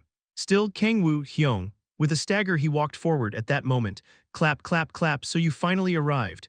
Someone unknown appeared from a passageway, someone that had black angel wings and was wearing a red demon mask. He seemed different from the demon of prophecy, whose body was made of a black liquid. Although they looked similar, their atmosphere and voices were completely different. Kim Shi-hoon's eyes shook after seeing that someone that wasn't the demon of prophecy had appeared. I'm Rakiel, one of the 4 heavenly kings hell, the one who rules corruption. Rakiel. Kim Shi-hoon frowned at the mention of a name he hadn't heard before. He turned around. Everyone else also seemed confused. Kang-woo, no, Rakiel was smiling behind the mask. It's obvious that you haven't heard it before. He just made it up after all. Kang-woo had just nodded at a name that Balrog had made up for him. The name doesn't matter anyways. What mattered was that Rakiel was a virtual being that Kang-woo had created. The real one wouldn't appear, and thus he wouldn't cause any problems like Satan had. 4 kings of hell, how cool. He felt proud of what he'd thought about. A way to prove the existence of the demon of prophecy while hiding his identity. The best way to do that was to create a subordinate that served him. There's no danger of me being discovered. In situations where he needed to use Satan, he could just use the virtual card called Rakiel he had created. Rakiel wasn't the demon of prophecy, but he was a subordinate of the demon of prophecy, so there was no danger of Gaia appearing out of nowhere and trolling. Now, I can just hide the identity of the demon of prophecy and keep using Rakiel's name whenever I need to use someone. There wasn't a risk of being discovered as the demon of prophecy anymore. Yes, this is it. Kang-woo's body shook in excitement. A coin that was going to replace Satan's coin. It was something that I could create. As if creating something out of nothing, he just had to create a coin he could comfortably use. Kang-woo nodded in satisfaction. The peak of the setup wasn't simply creating the Rakiel coin. 4 kings of hell. Kim Shi-hoon mumbled it with a hardened expression. Something flashed past his mind. Don't tell me that's Satan. Haha, you're fast, huh? So Satan is also part of the 4 kings of hell. Satan's name had already fallen pretty much as far as possible, so it was the perfect time to make it completely fall. It wasn't what he intended, but it was revealed that Satan wasn't the demon of prophecy but his subordinate, so there was no way they'd be able to doubt that. Kang-woo threw a prop he'd prepared beforehand to Kim Shi-hoon. Tap, roll. Kim Shi-hoon grabbed something that was on the floor. His eyes widened. This, how dare you compare me with someone like Satan? The thing the monster with black wings had thrown to the floor as if it were trash. It was Satan's head. He's the weakest among the 4 kings of hell. Kang-woo, no, the king that ruled corruption along with the 4 kings of hell. He was someone who used to be an angel but whose eyes had turned black after deciding to serve the demon of prophecy. Rakiel burst into laughter. Sniff, please, please stop, you motherfucker. He heard a faint voice but ignored it. Chapter 267, I Lived a Good Life, Part 1. What? Satan is the weakest. Kim Shi-hoon and Ki-yeon-ju looked at Rakiel in disbelief. Satan, the Guardians knew how strong that demon was. Even heroes that could have dominated an era had died at the hands of Satan. Even leaving all his wrongdoings aside, Satan had fought against Raphael and won. Not only that, but Raphael still hadn't recovered from his wounds.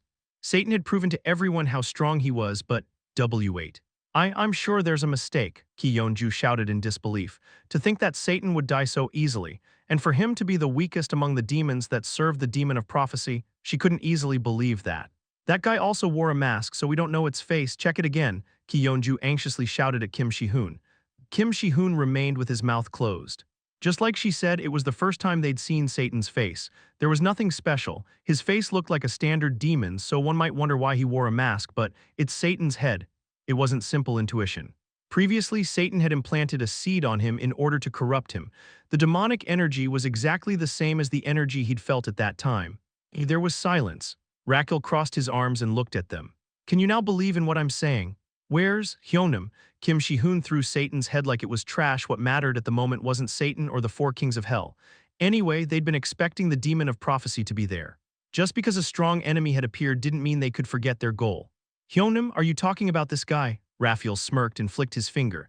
The darkness surrounding them like a curtain was lifted, and Kang-woo, who was chained to a cross, appeared. Hyonim, Kang-woo's body looked completely messed up. His body was covered in wounds from all of the torture he had received. Kang-woo, Han Xiala lost her rationality and rushed toward Kang-woo. Kim Shi-hoon grabbed her shoulder. Let me go, calm down. Let me go, Kang-woo, Mr. Kang-woo is, Han Xiala screamed while crying. Kim Shi-hoon bit his lip and pushed her back. In reality, he also wanted to rush toward Kang-woo, but calm down. Chilling, killing intent appeared in Kim Shi-hoon's eyes. It wasn't hard to imagine what would happen if he rushed forward without being able to control himself. They would probably lose Kang-woo forever. Shi-hoon, Hyung. Kim Shi-hoon closed his eyes. He didn't want to see his wounded Hyung. Kim Shi-hoon tried to control his breath and slowly opened his eyes. He wasn't sure if he could say he was glad for it, but he didn't notice any evil demonic energy coming from Kang-woo's body. They could save him. It wasn't too late like with Ludwig. Kim Shi-hoon gripped his holy sword tighter. He saw Raquel giving him a relaxed look and started to hesitate. Can I win? He began wondering. It was a demon that had made fun of Satan, calling him weak. The chances of winning were close to zero. I'm surprised. I thought you'd lose your rationality and rush forward like crazy. Or is it that your Hyung wasn't that important after all? Raquel burst into laughter and mocked him. He ignored it. Kim Shi-hoon took a deep breath and raised his sword. Even if the chances are close to zero, he had no reason not to pick up the sword. He remembered everything he'd gone through with Kang-woo and how he was just saved by him whenever there was trouble until that moment. It was time to pay it back. If he saw me now, he would probably grab him by the collar and curse him. Kim Shi-hoon smirked and opened his mouth. We're going to do as planned. Gulp. The players gripped their weapons nervously at Kim Shi-hoon's words. The goal of the mission was to rescue Kang-woo. There was no need to fight and beat Raquel. Then, Kim Shi-hoon lowered his body. Boom, shadow body arrow. He shot forward toward Raquel as if he were an arrow. Good. Kang-woo smiled while blocking Kim Shi-hoon's attack. He looked at the players around him. It was a success. It seemed like the angels hadn't taken part in the plan, but it didn't matter. If so many players had seen him, even if they were suspicious about Kang-woo, they would have no choice but to trust him. Now, the identity of the demon of prophecy had fallen into the abyss. He's created a card called Raquel that would make things easier for him in terms of doing things. The warrior of light, Kang-woo, had been freed of any suspicion. He would have shouted hooray if it weren't a situation like that. Now the only thing left is, he just had to wrap up the situation. What's up with this? He was planning to watch Kim Shi-hoon fighting with Kalja while drinking beer, but because of a mistake he got all the way there in the blink of an eye. Anyway, the result was overall positive. They say that the land hardens after it rains. Although it had been dangerous, having obtained a card that could replace Satan was a positive. Still. He laughed in disbelief while looking at Kim Shi-hoon, who was attacking as if he were an angry bull. He's really a monster. He couldn't believe it while looking at the wounds that were appearing on his body. The dungeon's difficulty was set taking into consideration Kim Shi-hoon. Leaving him aside, Kim Shi-hoon was overwhelmingly stronger than the rest, so it was obvious. He'd thought that no matter how many people there were, it would take them 3 days at least to reach him, but they'd gotten there in just 8 hours. The biggest reason for that achievement was definitely Kim Shi-hoon. What's going on? Kang-woo looked at Kim Shi-hoon in disbelief. At that level, one couldn't just laugh and brush it off while saying he's the protagonist. Kim Shi-hoon could probably win against an archduke with the strength he was displaying. If it was one with a low ranking like Mammon or Belphegor, his chances were pretty decent. How 3 years? It had only been 3 years since Kim Shi-hoon awakened as a player. He'd surpassed archdukes in just 3 years. Kang-woo had spent 9,000 years in hell to be able to face archdukes. Of course, it was true that Kang-woo had helped him. Not only that, he was born with a lot of talent, and the soul of Chin T-Hwang, the martial god, was inside him. This growth speed, rather than being phenomenal, was bizarre. Clang, clang, the sound of clashing steel spread around. The white light coming out of the holy sword illuminated the surroundings. Ha ha, Kim Shi-hoon breathed heavily. Every time he swung his sword, his body shook from the impact. We've struggled so much to reach this place, I won't let everything rest on your shoulder, Shi-hoon. After saying that, Ki Yeon-ju also joined the fight. After Ki Yeon-ju, Chen Mu-jin, Jang Hyun-yi, Park Hwa Yeon, and Gu Hyun-mo, among others, also joined. All of the players that were above the level of a ranker were surrounding him. Attacks poured from all directions. Because of the clash of strong energies, the entire dungeon shook. Boom, a very loud sound, similar to how a lightning storm would sound, shook the surroundings. Although he had received the attack of players at ranker level up front, a small bruise had appeared, but as they began to stack up, they would end up becoming huge. If it's this. After seeing that Raquel was defending rather than attacking, hope began appearing in the player's eyes. Give us, Hyung. Kim Shi-hoon stomped on the floor. While floating in the air, he raised both of his hands. A pillar of light came out from the holy sword that he was holding, an intense light that seemed like it would cut the world into two pieces. Ha, good, very good, Raquel burst into laughter, but the ends of his mouth went up. While laughing, he extended both arms. The wings of the fallen angel spread, not enough. He lowered his body. A sound could be heard from the feathers forming his 10 wings. A chillingly thick demonic energy rose from Raquel's body. Dangerous, Kim Shi-hoon felt something had gone wrong and quickly shouted. Blackout, BZZT. Cough, KYAA, screams spread out. As Raquel spread his wings, black lightning spread to the surroundings. Dozens, hundreds of little traces of lightning moved through the ground and hit the players. Clang. The players hit by the lightning dropped their weapons and their bodies trembled. Their eyes rolled back and bubbles frothed out of their mouths. With just one attack, half of the players lost their ability to fight and collapsed. Tisk tisk, so they're just bugs in the end. Raquel clicked his tongue as if he found them pathetic. Shut up, Kim Shi-hoon got up while trembling. Was it because he'd received an attack up front? His entire body was trembling. Raquel kicked Kim Shi-hoon. It isn't the time of prophecy yet. Time of prophecy? Once the time arrives, you'll naturally figure it out. He made a fishy smile. After he said time of prophecy, the expressions of the players around them hardened. To be honest, I also don't know. He had just said random things that came to his mind. Well, I guess saying one or two mysterious things is more than enough. Weren't all 4 kings of hell like that? Raquel spread his wings and raised both hands. Keep struggling, humans. And fall into despair. Very cool concluding phrase. Soon the end will come. Yes, this is it. The time of prophecy is PAF. He was about to say the finishing words when a light suddenly went flying in his direction. What's going on? Kang-woo raised his head, wondering if Kim Shi-hoon had awakened again, but there was no light coming from Kim Shi-hoon. How dare you, to my Kang-woo? Darling, Han Seala was glaring at him. There was an intense light coming out of her. 12 white wings appeared on her back. BZZT, what's? Kang-woo's eyes widened.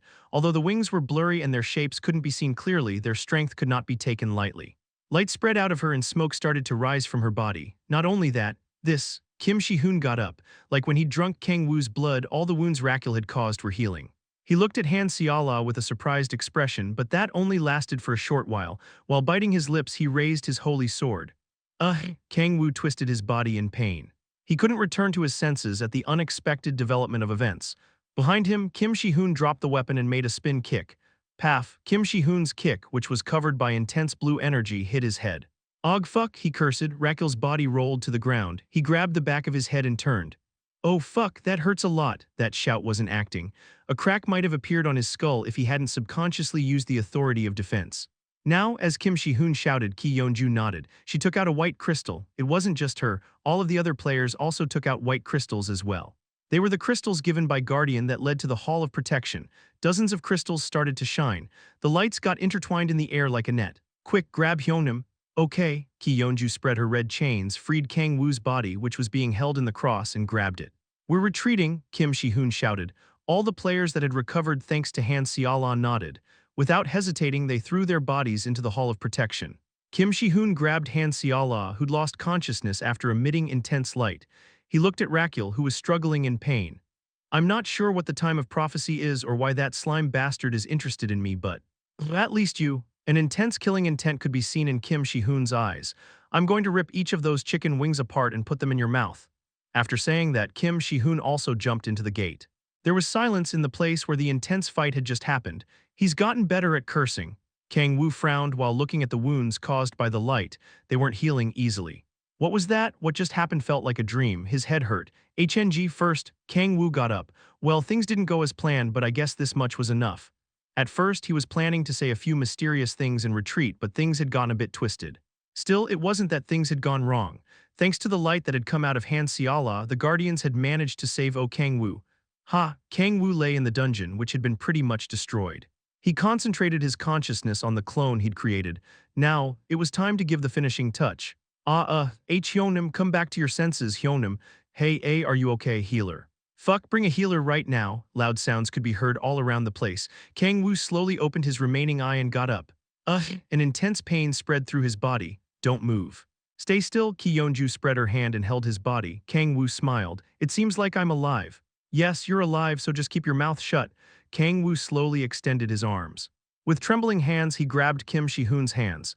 Hyung, Kim Shi-hoon shed tears while looking at Kang-woo's messed up body. Thank you, H-Hyun, please don't talk, the blood. Hey, fuck. I said to bring a healer. Ha ha ha. Kang-woo looked at the sky while making a bittersweet smile. Eyes lived a good life. Hey, don't say nonsense. Hey, oh Kang-woo, you bastard.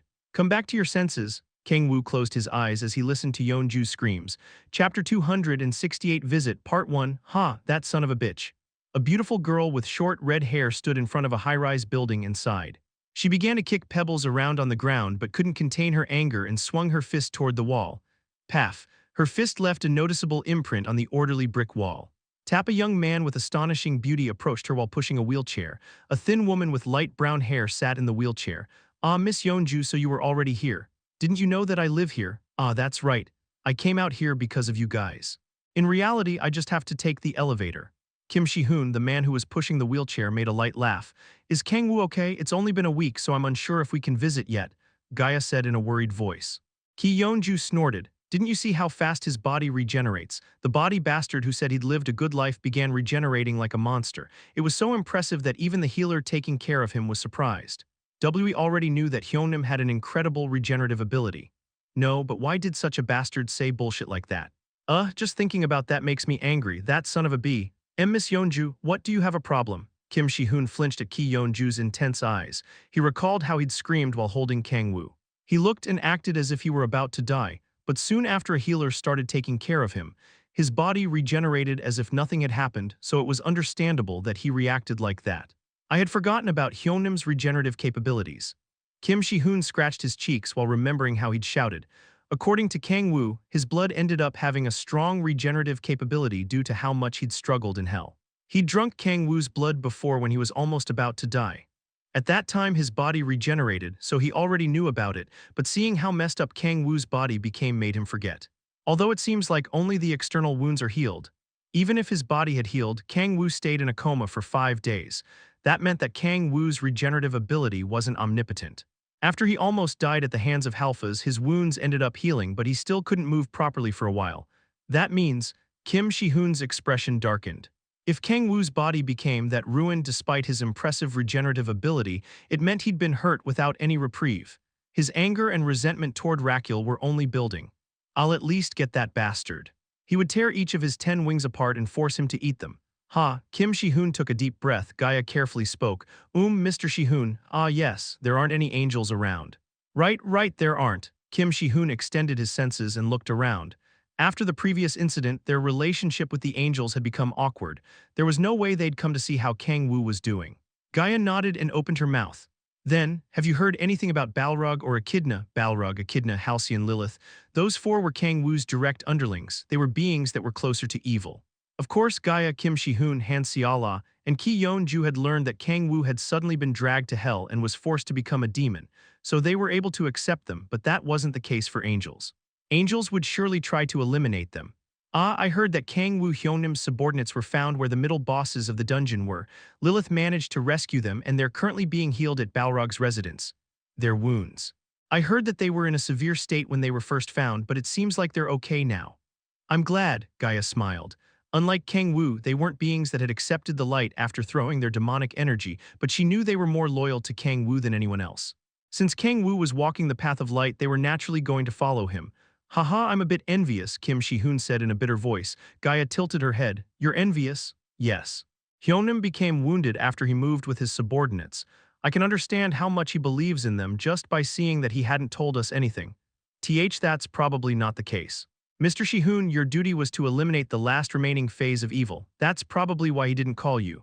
Haha, still, it's just that I think he talks more comfortably and frankly with his subordinates. Kim Shi-hoon wanted to say that he also wanted to become his subordinate. He scratched his head while smiling awkwardly. Gaia tried to reply that wasn't the case at that moment. I know how much you want Kang-woo's ass, so stop. Ass, you look like a love-struck teenage girl. Ki Yeonju rolled her eyes and then she spat on the floor.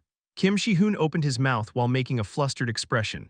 It's nothing like that, it's just that I really admire Hyeonim, and if it's someone that I love, Kim Shi-hoon took a glimpse at Gaia. It seemed like Gaia knew what would be said next, so she blushed and raised her hands to cover her cheeks. Ki Yeonju frowned. Fuck. She shook her head as if she couldn't stand looking at them. Then she asked, isn't anyone else coming? Such and Su-yeon and Master said they wanted to come, but we thought that so many people visiting while Kang-woo is still in recovery would be bad, so we decided to pick different dates. Ah, really? I also told Hwa-yeon and old man Hyun-yi to come later. Ki-yeon-ju turned and nodded. She grabbed a basket of fruits that were on the floor. Then let's get going. It's weird to keep talking outside. Okay, I'll have to hear what happened in great detail. Haha, Hyunnim just started recovering, so don't be too harsh on him. Bullshit, he's done wrong to me so. Ki-yeon-ju hit her chest as if it still angered her. Ki-yeon-ju, Kim Shi-hoon, and Gaia went toward Kang-woo's apartment. As they knocked on the door, a kind-looking woman opened it. Oh, we came to visit. Ki-yeon-ju raised her fruit basket. How are you doing after that light came out of your body? I'm not sure, to be honest. I don't remember much from that day, but I'm doing okay. Really? That's good to hear, Han Seala replied with a smile on her face. Ki-yeon-ju visited the house often, so they had been close for a while. After Kang-woo became busier, she spent more time with Ki-yeon-ju than Kang-woo. Wait. Han Seala carefully closed the door and came out. I'm sorry you came all the way here, but I don't think Mr. Kang-woo has reached a state where he can meet other people. Why did he say that his body still hurts? I talked to him yesterday and he said he's doing okay. He said he wants to rest for a bit more. That bastard. Ki-yeon-ju's eyes narrowed. I'm sorry. No. If Hyunnim said he wants to take a break, we should respect his decision. I already talked to him via telephone, so contact me once he's improved. Yes, thank you. As Han Seala apologized and bowed, Ki-yeon-ju shook her hands. Tusk, then do you want to go to my house? It's on the 5th floor. Ah, okay. Grace said she's going to take care of today's work so I can come as well. Kim Shi-hoon and Gaia nodded. Han Seala returned to the apartment after guiding them to the elevator. Clack, as she opened the door, she saw Kang-woo on the bed. Ah, Mr. Kang-woo lay back down. As Kang-woo tried to get up, Han Seala ran toward him. Kang-woo nodded while smiling bitterly. I still feel heavy. You've suffered from some major injuries after all. It's already a miracle that you were able to recover like this. Han Seala answered sadly as if she'd remembered how Kang-woo looked when Raquel had been holding him captive. Kang-woo quickly waved his hand. There's no need to be that worried. No. Kang-woo, you need to take better care of your body, Han Seala firmly replied. Kang-woo smiled bitterly and lay on the bed. To be honest, I'm really okay. The wounded body was the fake he'd created using the authority of cloning. Not only was he okay, but he was also feeling suffocated after staying in bed for over a week. But still, there was nothing he could do about it. Kang-woo clicked his tongue. People would suspect me if I wandered around after being severely wounded. As the person who'd planned the rescue o Kang-woo plan, he had to be careful about the details. He was planning to regenerate the external wounds slowly, but people around him cried so much that he was forced to use the authority of regeneration to heal the clone's body. Shi-hoon and the other people already knew about the authority of regeneration. He'd fully regenerated Kim Shi-hoon's arm after it had melted down after all. More than that. Cough, cough, and Mr. Kang-woo. Han Seala quickly approached him and held his body. After holding him carefully as if he were a wounded baby, she carefully placed her hands on his chest. A white light came out of Han Seala's hand and covered his entire body. Kang-woo's mouth relaxed. He felt happy at the sensation that was spreading through his body. I even became able to receive such care from Darling. It was like hitting 2 birds with 1 stone. To be honest, he wanted to stay like that for a month or 2. Well, I cannot do that. The 4 kings of hell and fallen angel Raquel, he couldn't stay still and do nothing after making up so many things. Not only that, but he couldn't absorb Belphegor's demonic energy, and he wasn't able to discover the last condition to becoming a demon god. He had no way of knowing the last condition, so he had to increase his control of demonic energy to absorb Belphegor's demonic energy. There's also a chance that both are related. He had a lot of things to do, so he couldn't stay still and do nothing, but still, there was no reason for him not to enjoy the situation. Are you feeling better? Yes, thank you. I'm glad to hear that. Leaving that aside, Seala, how have you been feeling since that day? Did you hear? Yes. Shi-hoon told me. Not only that, but he'd seen it with his own eyes. Other than just seeing it, he'd felt as if he were a vampire hit with the sunlight. The light had made his body burn. What was that? He had no way of knowing, but it was definitely a strength that was beyond logic, and that strength was connected to the angelic pattern on Han Seala's back. To be honest, I'm also not sure at that moment. I just thought that I had to save you, Mr. Kang-woo. So you can't use it now? I cannot. But you don't need to be worried. I haven't had any problems since then. Han Seala raised her thin arms and showed off her muscles. Kang-woo nodded. I'm glad, but he couldn't help but be worried. The strength she showed was, probably, it was a strength that was beyond his max demonic energy output. It was a mind-blowing strength. I should investigate that. The wings that had appeared on Han Xiala's back were blurry. That meant that if the wings' forms became clearer, she might be able to use even greater strength. It makes no sense. He was really surprised by it. He couldn't understand it. She had shown more strength than he could muster, even though he was stronger than the peak he had reached in hell. He was thinking that when he felt something soft on his cheeks. Han Xiala had put her hands on his cheeks. "Don't worry, Mr. Kang-woo, I'm okay." She got up after saying that. "Wait a bit." After walking out of the room, she came back with porridge. "I found a good abalone, so I made this. I'm not hurt enough to eat porridge. I think kimchi stew would be. SHH, you still haven't recovered, so be quiet," Han Xiala said in a strict voice. Kang-woo nodded while making a sad expression. Han Xiala took a spoon of porridge and then started blowing on it. "Say, I'm not a baby, I can eat on my own." "Say, yes." Kang-woo opened his mouth and ate a spoon of porridge. "It's delicious." Kang-woo made a happy smile. It was true that the porridge was delicious, but the situation also made him feel happy. "Have I ever received such care?" Kang-woo smirked after thinking of the past. "No way." When he grew up at the orphanage, when he left it and began working, and then during the 10,000 years he'd spent in hell. He couldn't remember someone ever taking care of him in such a manner. "This feels good." He was feeling a sense of happiness that was hard to explain. "Fu, you ate it all." Han Xiala cleaned his mouth with a handkerchief. Kang-woo felt as if he'd become a kid. He opened his arms after being dragged into the strange atmosphere coming out of Han Xiala. "Hug me." "Oh," Han Xiala smiled while covering her mouth. "I never imagined you'd look like this, Mr. Kang-woo. It's a bit disgusting, right?" "No, what are you talking about?" Han Xiala hugged Kang-woo. "I also like the current Mr. Kang-woo. It tickled a bit, to be honest, it made him want to puke. I'd prefer this to your usual self, Fu. Yes, I'd like to take care of you like this, forever." "Darling," Han Xiala mumbled as if she were dreaming. She laughed while giving a mysterious atmosphere, then she let Kang-woo go from her hug. She put away the pillow and sat on the bed. "Mr. Kang-woo," she lightly slapped her thighs. "This is a bit, hurry." Kang-woo felt that he couldn't say no, so he changed his position. A soft sensation spread through his body as he put his head on her thighs. For some reason, he felt that he was about to cry. "You had dinner, so you should take a rest." Han Xiala softly touched Kang-woo's cheeks. Although his body didn't need to sleep, he started feeling sleepy. Then suddenly, "Now that I think about it, didn't Shi-hoon and Yeonju come? They said they were going to visit today." Han Xiala let out a short exclamation. "They contacted me and said they were busy and couldn't come today." "Really?" "Yes, so Mr. Kang-woo, don't worry about anything and get some sleep." Han Xiala touched Kang-woo's checks as if she were touching an important treasure. A kind smile lit up her face. Chapter 269, Who's He? Part 1, Soft. It was a warm and lumpy feeling. He was sitting inside a bathtub full of warm water and nuzzled into something that gave a soft sensation. A delicious smell stimulated his nose. He extended his hands and touched that soft thing. Big, it was even hard to grab it with one hand. As he touched the soft thing, he heard a moan wet with water and something trembling, but he didn't back off or escape. He rubbed his head on the soft thing and enjoyed that sensation. It was a sense of softness that he hadn't experienced before. His life had been full of painful moments. It was full of desperation and struggles. For what? Why had he tried so hard? He tried to remember. It was a memory of when he used to be in hell. He almost died numerous times. No, it was surprising that he hadn't died. The thought of committing suicide had crossed his mind more than once. Then, why did I resist? He couldn't remember. It felt fuzzy, as if part of the drawing had been cut out. The soft sensation that touched the skin of his face was warm. He curled his body up as if he were a kid, a baby on his mother's bed. He heard a noise again, but once more that soft sensation didn't disappear. The soft sensation spread through his body. A tear dripped from his eyes. It was as if a castle that was built throughout the history of time had crumbled.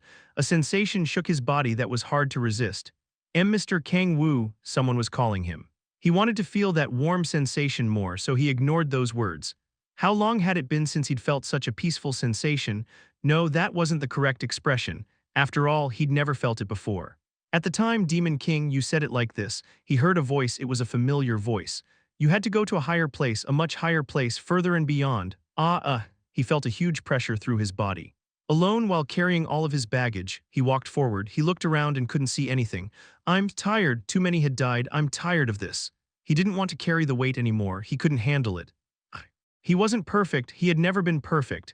He wasn't a superhuman or a god, he just had desperately struggled. He wanted to stop, stand still, and take a breath. All of the eyes watching him and the weight on his shoulders didn't allow him to do that. No matter how tired he was, forward and forward.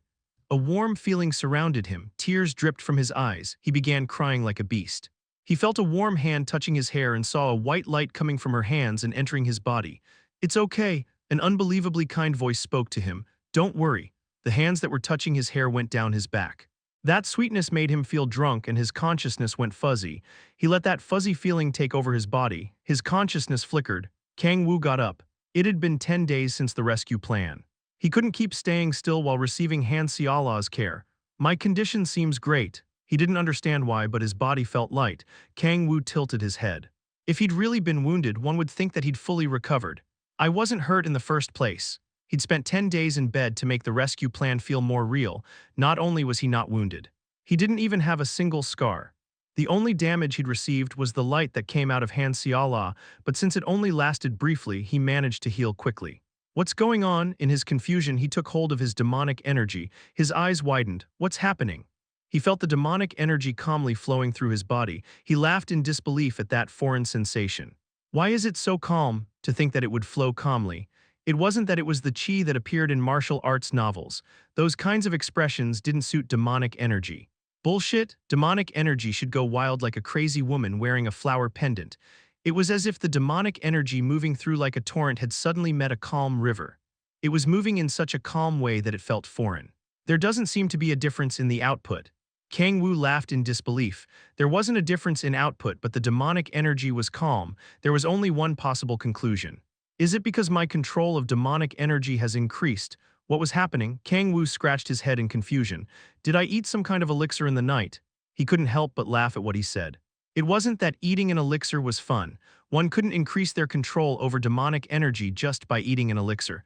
It's good, but he still wasn't at a point where he could absorb Belfeger's demonic energy. Considering how much of a dangerous task it was to increase one's demonic energy, it having increased after a short nap was great news. I wonder what happened. He was tilting his head when the door opened. Clack D, did you wake up, Mr. Kang-woo? Ah, yes, I just got up. Han Xiala entered the room. His eyes widened when he saw her. Did something happen? Your cheeks seem red. Yes. Ah, it's nothing. Han Xiala quickly shook her head. She took a deep breath and walked to her with expectant eyes. Does it still hurt somewhere? If so, today as well. No, I'm okay. Han Xiala's expression turned grim. Kang-woo smirked. Thanks for taking care of me. I'm really feeling better. Is that so? Yes, Kang-woo nodded. I can't stay in bed and do nothing. It's about time I start to move. Why, It's nothing. Han Xiala lowered her head as if she'd remembered something. Her cheeks reddened and it felt like steam was coming out of her head. Mr. Kang-woo, yes. You said that you spent 10,000 years in hell. Kang-woo remained silent. He slowly nodded. Could you tell me about that? No. He said it in a bit of a cold manner and Han Xiala trembled a bit. Kang-woo calmly kept talking. To be honest, talking about it wasn't hard. He was sure that if it were Han Xiala, she'd understand what he'd gone through and accept him as he was. Even so, no, it was precisely because of that. I can't do that. Why not? I want to know more about you, Mr. Kang-woo, because you'll feel sympathy. What? If you hear it, you'll feel sympathy. Kang-woo smiled bitterly. It wasn't that he was trying to look cool. His past, the years he'd spent in hell, was like a soap opera. It was an amazing shit show. Considering how desperate and miserable it was, one could perfectly compare it to other stories. They were memories that were hard to mention out loud. Considering the shit storm that will probably happen if I recall those things. He felt that he was going to puke while talking. There was a chance he might even cry.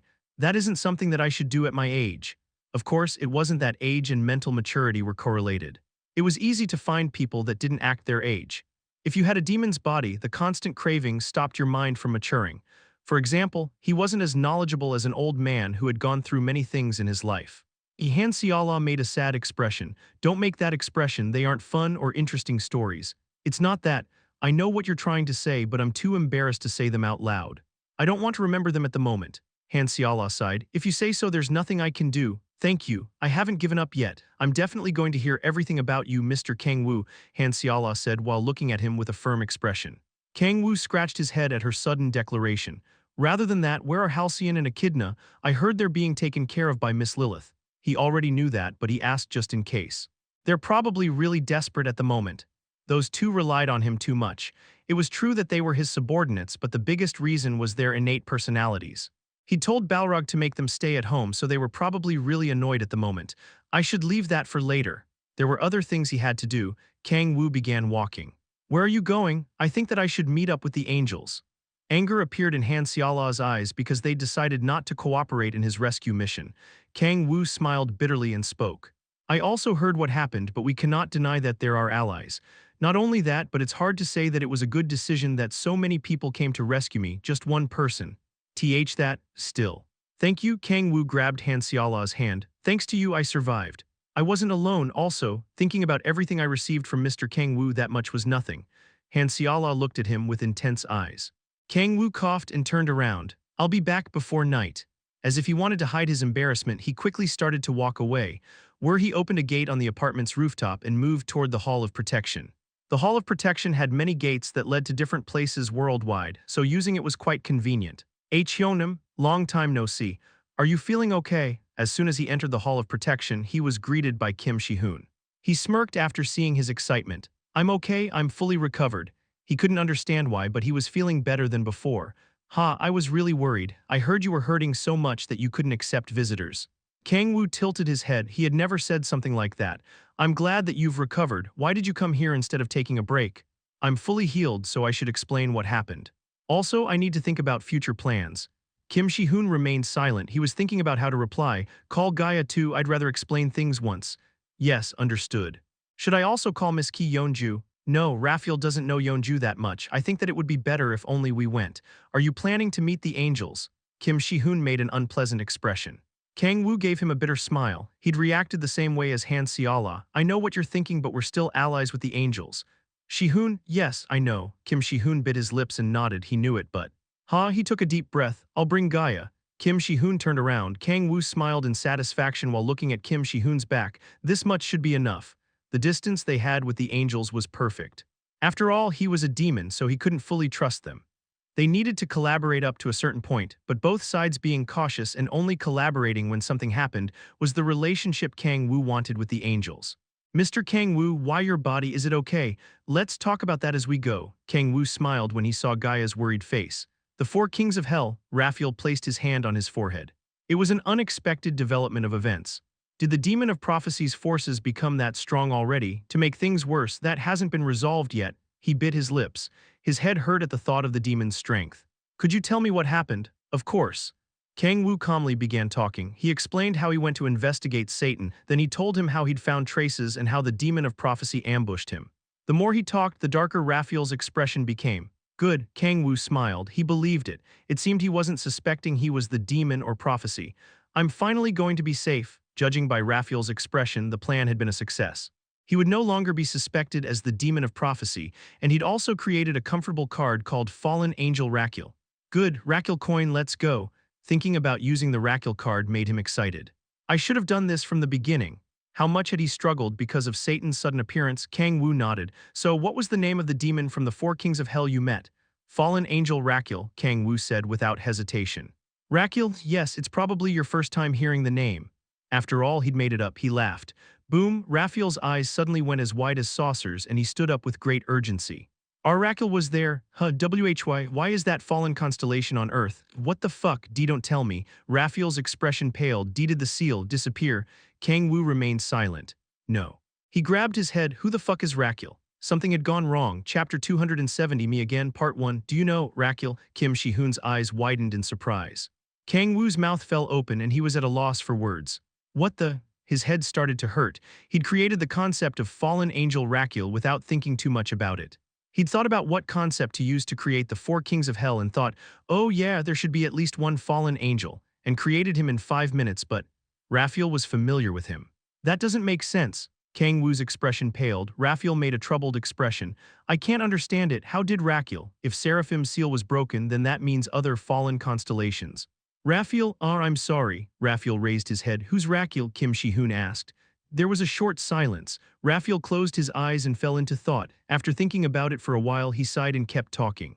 Talking about Raquel isn't usually allowed, but since you already met him, I guess there's nothing that can be done. With deep sunken eyes, Raphael spoke. Raquel is a fallen angel that fell into demon god Bali's temptations during the mythical era. Right now, he's one of the evil constellations. The scale was so big that Kang-woo wasn't even sure where to start asking questions. The mythical era, what the fuck's going on? His mind turned blank. Your expression tells me that you need a bit more explanation.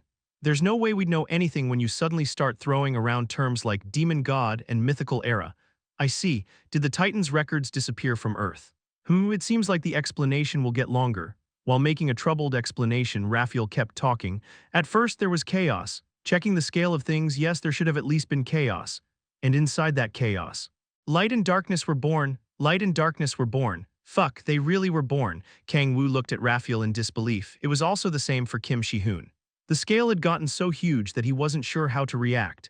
He would have cast it aside as nonsense if someone other than Raphael was explaining it to him. Ignoring their reaction, Raphael kept talking calmly. Titans were born from that light and darkness. Titans, each titan created creatures and a surface where they should live. Are those angels and demons, humans too? No, it seems like the best way to describe it would be all things. After all, Miss Gaia and the other gods were created by the titans. One of those titans is demon god Bali. Kang-woo grabbed his head. What's going on? He'd used the Raquel name once and stories about the mythical age came out because of it. Kang-woo began organizing his thoughts. Titans, it was an unbelievable story. Now that I think about it. He recalled a magician that was providing Guardian with all sorts of valuable magic equipment. When he ran to console the magician struggling with his workload, he'd said something amidst his tears. Ahhh. If this goes on, Hecate's book will, he'd asked who Hecate was. In the mythical era, he was the titan standing at the peak of all magic. It wouldn't be an exaggeration to say that all magic originated from him. Our job is to study his knowledge. We search for the true magic. No, your job is to pay out your debt. You scammer, that's why you should have been more careful. Come on, it's time to go back to work. Ahhh, you demon. I'm a demon indeed, hahaha. At that moment he thought that the magician was saying nonsense, but what he said had acquired a new meaning. There was no need to go to Hecate. Kang-woo's eyes narrowed. He thought of the being that was in the deepest part of the 10,000 demon core, the being that was so huge that he couldn't even estimate its size. If he's a titan, to be more precise, if he was Bali, the story made sense. After confirming that Raphael wasn't saying nonsense, Kang-woo focused. Demon god Bali felt hatred toward the creatures other titans made. Was he menstruating? Menstruating? It's nothing, please keep explaining. No one knows why the demon god began having such resentment, but a conflict started to emerge between the demon god and the strongest creatures created by the titans, the gods. It seems like the scale of the story is getting too big. So who's Raquel? Raquel was a being that stood on the side of the demon god and tried to destroy the world alongside him. Then, those beings that stood with the demon god, we call them evil constellations. Kang-woo remained silent. At that point it didn't surprise him anymore. The scale was so massive that he just wanted to say, "Ah, really," and then forget about it. So, who won that war? There's no need to ask. If Bali had won, the world would have probably been destroyed. Raphael nodded. Heavenly gods Seraphim, Miss Gaia, and the celestial dragon joined forces and managed to kill the demon god. They separated the demon god's corpse into 3 pieces and placed each in a different world. And I just ate one of those 3. He could more or less understand, but it wasn't that he didn't have any more questions. I have 3 questions, Kang-woo said in a sunken voice. Yes, you said it was a war between demon god Bali and the other creations of the titans, but what were the other titans doing? Bali was a criminal that was trying to kill their creations, so it made no sense that they didn't do anything. Raphael spoke in a heavy voice. There was an invasion from another dimension.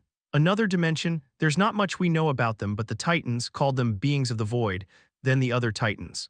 They were fighting those void beings. Many titans died at that time. Bali took advantage of that opportunity to move. What a piece of trash. Kang-woo laughed in disbelief. It was as if he'd tried to rob a burning town instead of helping to extinguish the fire. Kang-woo frowned and kept talking. Then, my second question. Kang-woo swept his hair back and opened his mouth. Since he'd heard of the mythical age, there was something he couldn't understand. Why did you think that the demon of prophecy was Satan? If the angels knew about the myth, the one they should suspect was demon god Bali. After all, no one matched the nickname of demon of prophecy better than the demon god. They didn't suspect Bali because he's dead? Nonsense. Kang-woo shook his head. If they were talking about the dead, Satan was also dead. A godlike being didn't fully die until their soul was extinguished. Gaia, Seraphim, and the celestial dragon had failed to extinguish Bali's soul. As a proof of that, Bali was alive inside the deepest part of the 10,000 demon core. He couldn't understand why he was there, but there was one thing he was sure about. The demon god wasn't dead yet, and the gods should have been more aware of that fact than anyone. Wait then, Kang-woo's eyes shone. The demon of prophecy wasn't me but him. There was a good chance that was the case. Considering the newly obtained information, it seemed that Bali was the demon of prophecy. There's something that doesn't match up. Gaia had clearly said she didn't know who the demon of prophecy was, but she definitely knew that Bali's soul hadn't disappeared, so there was no way Gaia would have said something like that. Don't tell me that she doesn't know. Kang-woo shook his head. Even if she didn't know he was the first one she should have suspected, then why? Why had Gaia said she didn't know who the demon of prophecy was? Huh. That's the most confusing thing at the moment. Raphael took a deep breath.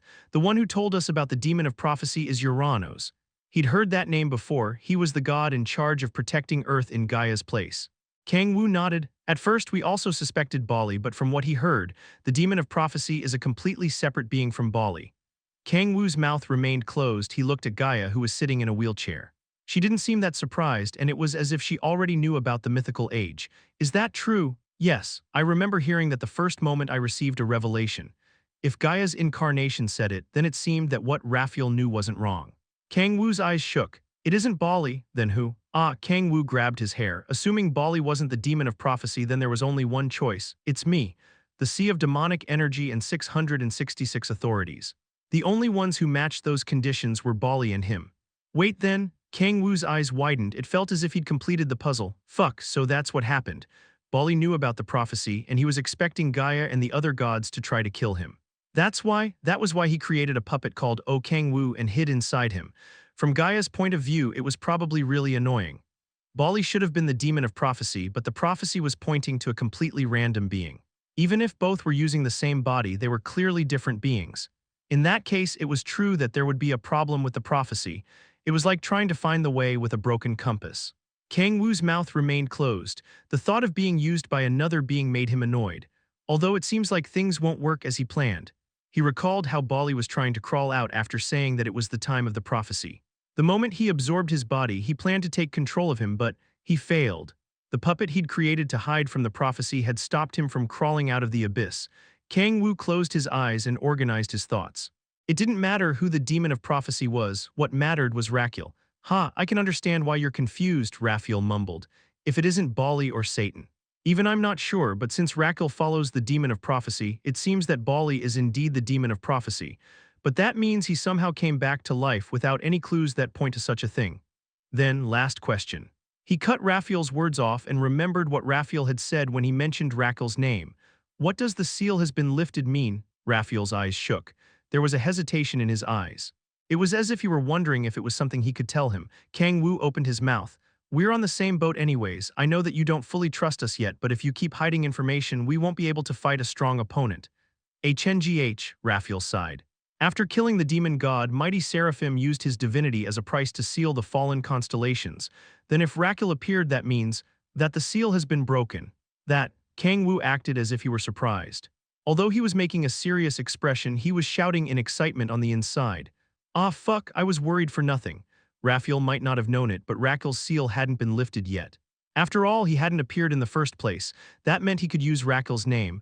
I thought that I wouldn't be able to use that coin anymore. Just like when Satan appeared, if Raphael suddenly appeared, things would get troublesome. He nodded. It seems like I still. In the end, what Mr. Mickle was worried about. What does that mean? He was worried. That's right, we saw indications that the seal was getting weaker. Indications? Raphael nodded. A few years ago, mighty Seraphim's strength suddenly weakened, so we were expecting the seal to be broken. I see. Still, how could it happen already? How could mighty Seraphim's strength disappear so easily? Kang-woo nodded. He tried to act calm, but he wasn't. How could this be? What was going on? He thought that he'd finally be able to relax, but Raphael's seal was weakening. This is a coincidence, Kang-woo shook his head. There was no way it was a coincidence. Wait, Kang-woo's eyes widened as he thought of something. When did that seal suddenly begin weakening? 3 years ago. Kang-woo lowered his head. If it was 3 years prior, then that was when the demon cult suddenly became more active, and demonic monsters started appearing from the gates. The Gaia system had been pretty screwed up, and Earth became exposed to foreign entities. Once again, it was all my fault. It was also when a certain human had returned to Earth after 10,000 years. Chapter 271, The Road the King Has Walked, Part 1. Since the existence of Raphael has been confirmed, I'll ask for support from the heavens. Uriel will soon arrive. Another archangel will come? Yes, Raphael nodded, if Raphael and other fallen constellations are free, then me alone won't be enough.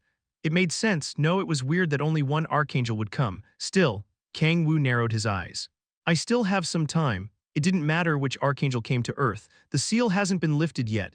No matter how much they tried, they wouldn't be able to find Raphael. While they're wasting time, he had to make preparations. No, he could also think of a way to use the situation. It's too much of a waste to throw the Raphael card away so soon. Kang-woo's brain began moving quickly. If he knew that Raquel was real and that his seal hadn't been lifted yet, he could use that. Gaia's incarnation, I'm going to give you some advice. Yes, great Raphael, be more careful about your allies than your enemies, be prepared to doubt those you love. Yes, Gaia's expression hardened. There's a reason why Raquel is called a fallen constellation. His words are sweet. Soon, no, there's a chance that even now someone is being tempted. During the war against the demon god, many angels were deceived by him and ended up falling. I'll be wary. While straightening her back, she spoke in a firm voice. I believe in the guardians, these people. She extended her hands and held Kim Shi-hoon and Kang-woo's hands. It seemed like she felt relieved. She smiled slightly. They aren't people that would fall for a demon's deception. Raphael sighed. Gaia smiled. I know what's worrying you. I'm also going to be cautious just in case. You don't need to worry. I hope that belief stands true. Gaia lowered her head. Kang-woo and Kim Shi-hoon also lowered their heads after her. There was nothing else that needed to be discussed with Raphael. We'll be going back. Kang-woo turned his body. After they left, Raphael looked over the base and shut his eyes. He couldn't help but sigh. To think that it'd be Raquel. Raphael bit his lip. Although Gaia said not to worry, Raphael knew everything the fallen constellation had done, so he couldn't do that. Sharjil, yes, look over the Guardians. It's okay if you do it until Uriel gets here. Rather than being so anxious, why don't you eliminate Guardian? Sharjil's eyes shone sharply. Raquel was capable of easily making angels fall, so there was no way a human would be able to resist. Rather than turning their backs to such a weakness, getting rid of them might be better. Raphael shook his head. That's a hasty choice. That's your biggest problem. I'm sorry, just concentrate on watching over them. Yes, Sharjil bowed. He knew Sharjil's personality, so he couldn't help but give him an uneasy look. He shook his thoughts aside and stood. Then, before Uriel arrives, I will investigate Raquel. What are you talking about? Did you hear how he fell? Sharjil shook his head. No. I just heard that the demon god tempted him. I'm trying to investigate what kind of temptation it was. To face the darkness, one had to understand it. There are too many things I must do. He had to investigate Raquel and return to the arms of the light to heal his wounds. Raphael once again sighed. There was a reason for everything. Although it might look like a coincidence, if you took a closer look, you would likely find an underlying reason. After Kang-woo separated from Gaia and Kim Shi-hoon, he ran somewhere. The reason behind it all? No, the starting point.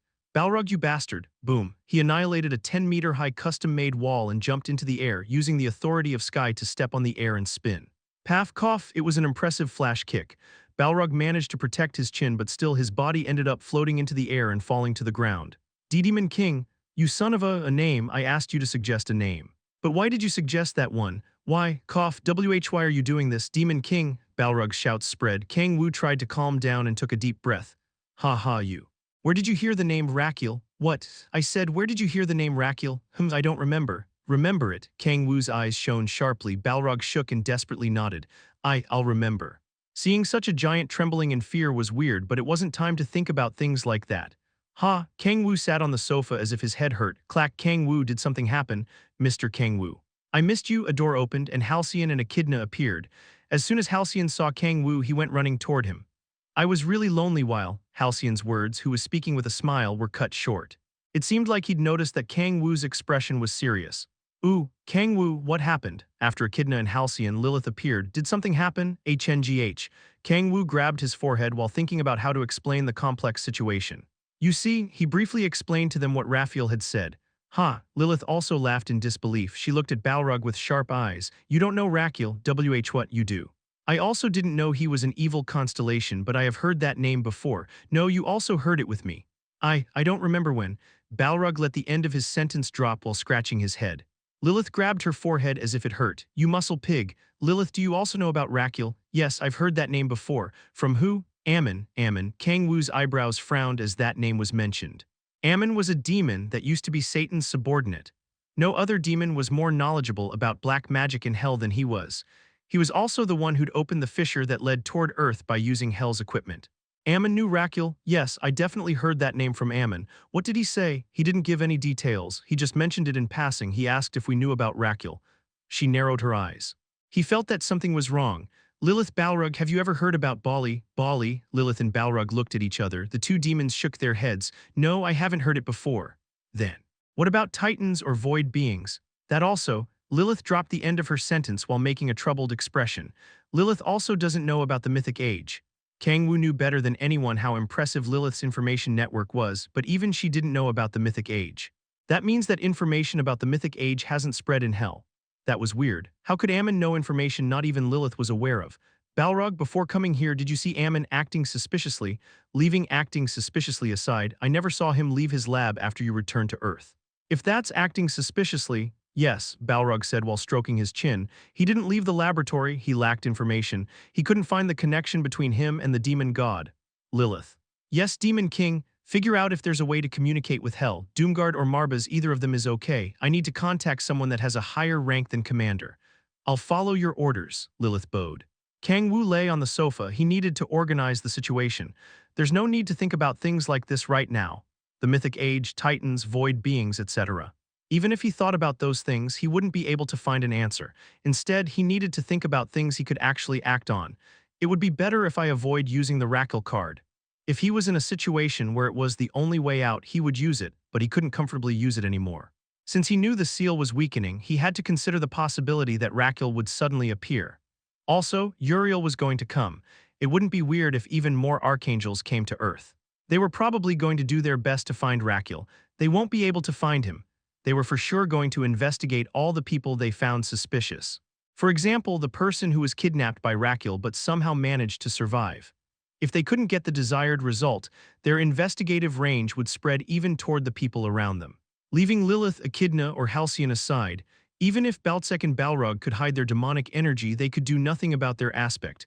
Baltsek, clack, the door of the laboratory opened and a skeleton walked out. He was wearing a pink hood, a pink apron was covering his ribs, even the duster was pink. You, hee, did something happen, Demon King? That's what I want to ask, what happened? There was too much dust in the laboratory, phew. Dear King, what do you want to order of me now? Should I create an undead with the corpse of a saint? Should I turn all of the light's servants into puppets? Don't say things like that while wearing such attire. I can't concentrate. Ha, what's wrong with them? Aren't they neat clothes? No, I'm sorry, I'm sorry. Kang-woo couldn't keep talking and turned his eyes away. There's something I wanted to ask. Yes. Do you know how to do black magic? Of course. Can you create skin that looks like a human's? You can use a corpse if needed. Are you talking about the tentacle decorations that Miss Lilith made before? No. It must be more detailed than that. If you wear it, you should look like a human and it should allow you to move as one. It might take some time, but it's possible. How many should I make? Just for you and Balrog. Mr. Balrog, taking into consideration Mr. Balrog's size, I can shrink his body, so don't worry about that, but still try to turn him into the biggest human possible. Understood. Kang-woo looked at Balrog, who seemed confused at his words. Demon King, making me smaller, I'll use an authority to change your body. It might not be possible to fight afterward, but try to get used to it so that you can live a normal life. Is there a need for me to look like a human? It's just in case angels catch your tail. Angels, I just have to annihilate them. Balrog, Kang-woo narrowed his eyes. Balrog shivered a bit and slammed his forehead onto the ground. I'm sorry. Okay, Kang-woo turned his eyes from Balrog and lifted his bangs. The biggest problem is the demon god. Kang-woo thought about the tale he'd heard from Raphael. He understood what the demon god within his 10,000 demon core wanted. He was targeting his body. I can't eliminate him. Just keeping him in place was already hard enough. He thought about it for a while, but there was only one conclusion he could reach. I must increase my control of demonic energy. Whether it was to stop the demon god from crawling out, to absorb Belfegor's demonic energy and increase his stat, or to stop something unexpected from happening, increasing his level of control was critical. And to make sure, Kang-woo's eyes deepened. He recalled a mountain made of an endless amount of corpses. He remembered how much he'd suffered. I don't lose anyone else. He needed to increase his control of demonic energy as quickly as possible. Kang-woo closed his eyes. There was only one method that came to mind, but that way. He hesitated a bit, but that only lasted for a short while. Balrog's, yes, Demon King, I will be undergoing metamorphosis. Balrog's eyes widened. Chapter 272, The Road the King Has Walked, Part 2, Boom, Balrog got up and glared at Kang-woo. No. He said in a firm voice he hadn't used until then. Balrog bit his lip. Not molting. Balrog, you promised. Boom, Balrog stomped on the ground. Crack. The floor couldn't withstand the impact and cracked. You promised me that you would never do it again. The atmosphere of the room suddenly became cold. Echidna and Halcyon flinched. Kang-woo narrowed his eyes. Are you refusing to obey my order? There was silence. Balrog clenched his fists and trembled. There has to be another way. There isn't. That's why I am doing it. The situation is not that urgent. It's not, but we don't have all the time in the world either. You have already become far stronger than when you were in hell. And so have my enemies. Balrog closed his eyes. It is dangerous. I know, Kang-woo smirked. Balrog once again stomped on the ground. Then why are you trying to molt? Balrog, Kang-woo's eyes sank deep and he opened his mouth. He spoke in a voice tinged with sadness. An emotion he'd been suppressing leaked out through his words. We've lost far too much. I refuse to lose anything else, he calmly said. Balrog frowned and clenched his fists. Lilith walked toward Balrog. Give up, Balrog, you know how stubborn our king is. Are you fine with this? Ho ho ho, Lilith smiled widely. A chilling bloodlust leaked out of her. Of course not, she said reluctantly. Lilith's hands were trembling a bit and it looked as if she were about to cry at any moment. Balrog sighed, I understand. When are you planning to do it? Right now, since he'd decided to use it, there was no reason to push it back any further. Where? Remember where we sparred before, let's do it there. That place is too dangerous. How about where that Guardian's secret vault used to be? The Grand Canyon? Yes, let us do it there. NGH, it's a bit of a hassle since we have to go through the Hall of Protection. Even so, that is the safest place. Kang-woo nodded. Okay, in that case I will make the preparations. Balrog turned away. He took Lilith with her to go around the house and collect things. Kang-woo, Echidna trotted over to him and pulled on his clothes. What's molting? I would also like to know. Halcyon furiously nodded next to her. Kang-woo answered with a troubled expression. It's a form of training. Training? Yup. It's the fastest way to improve my demonic energy control. Echidna's anxious eyes calmed down after hearing the word training. Can I come watch you train too, Kang-woo? She asked, her eyes shining. No, Kang-woo firmly shook his head. Echidna flinched. He patted her head and continued. Siala is alone in the house. Echidna and Halcyon go home today and stay with her. Okay. Echidna couldn't insist any further and she nodded. Just then, how about you take them with you since it has become like this?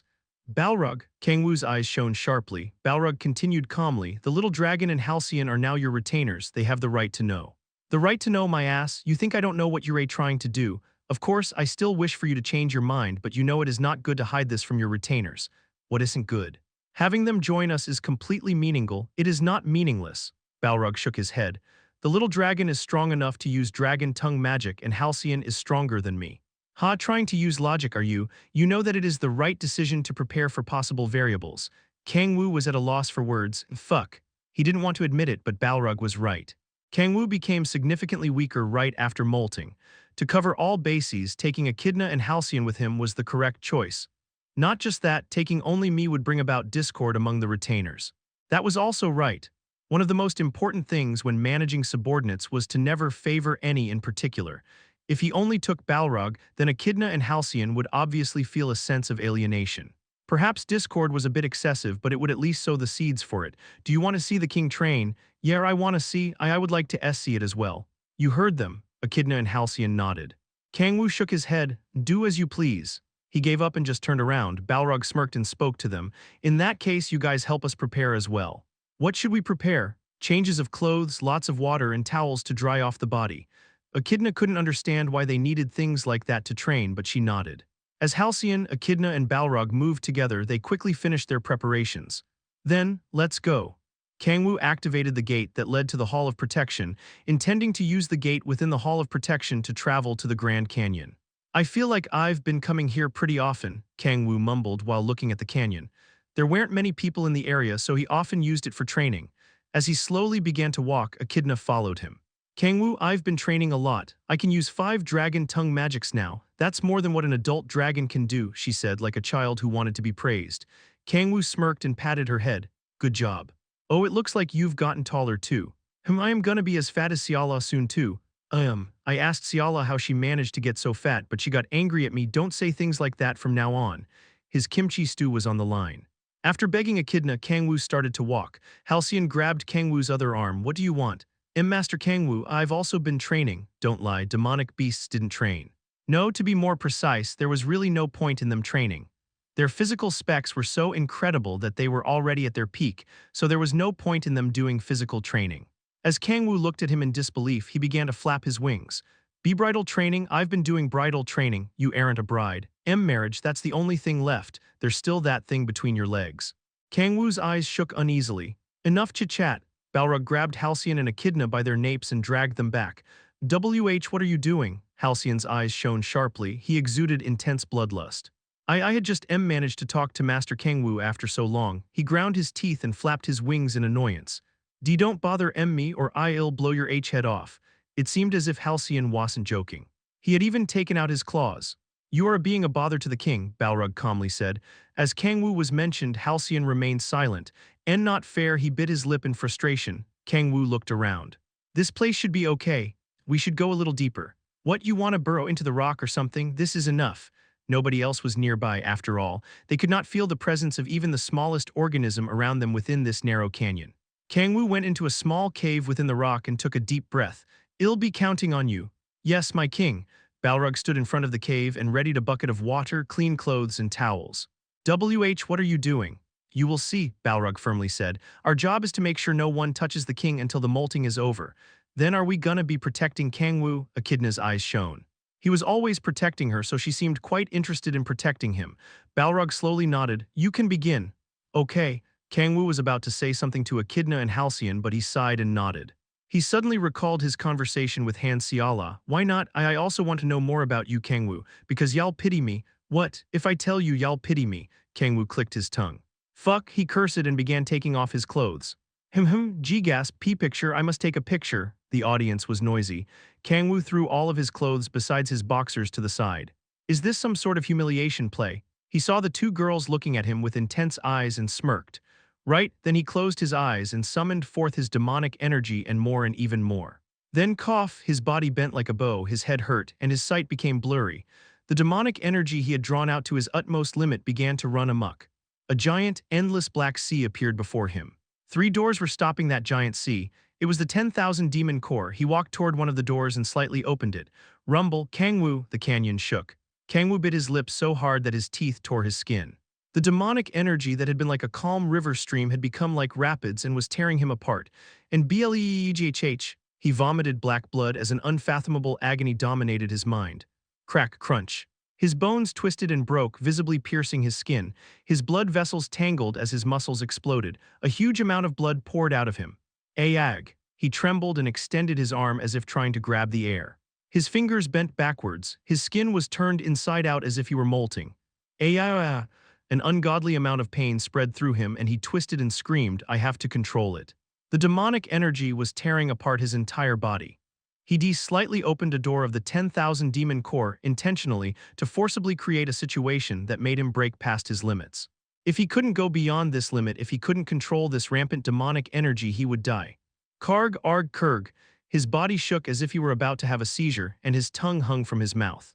He soiled himself in his pain and wet the ground. He vomited and spat out all his teeth. This was probably how a person would turn out if they were put in a microwave. Blood poured everywhere as his body was torn apart.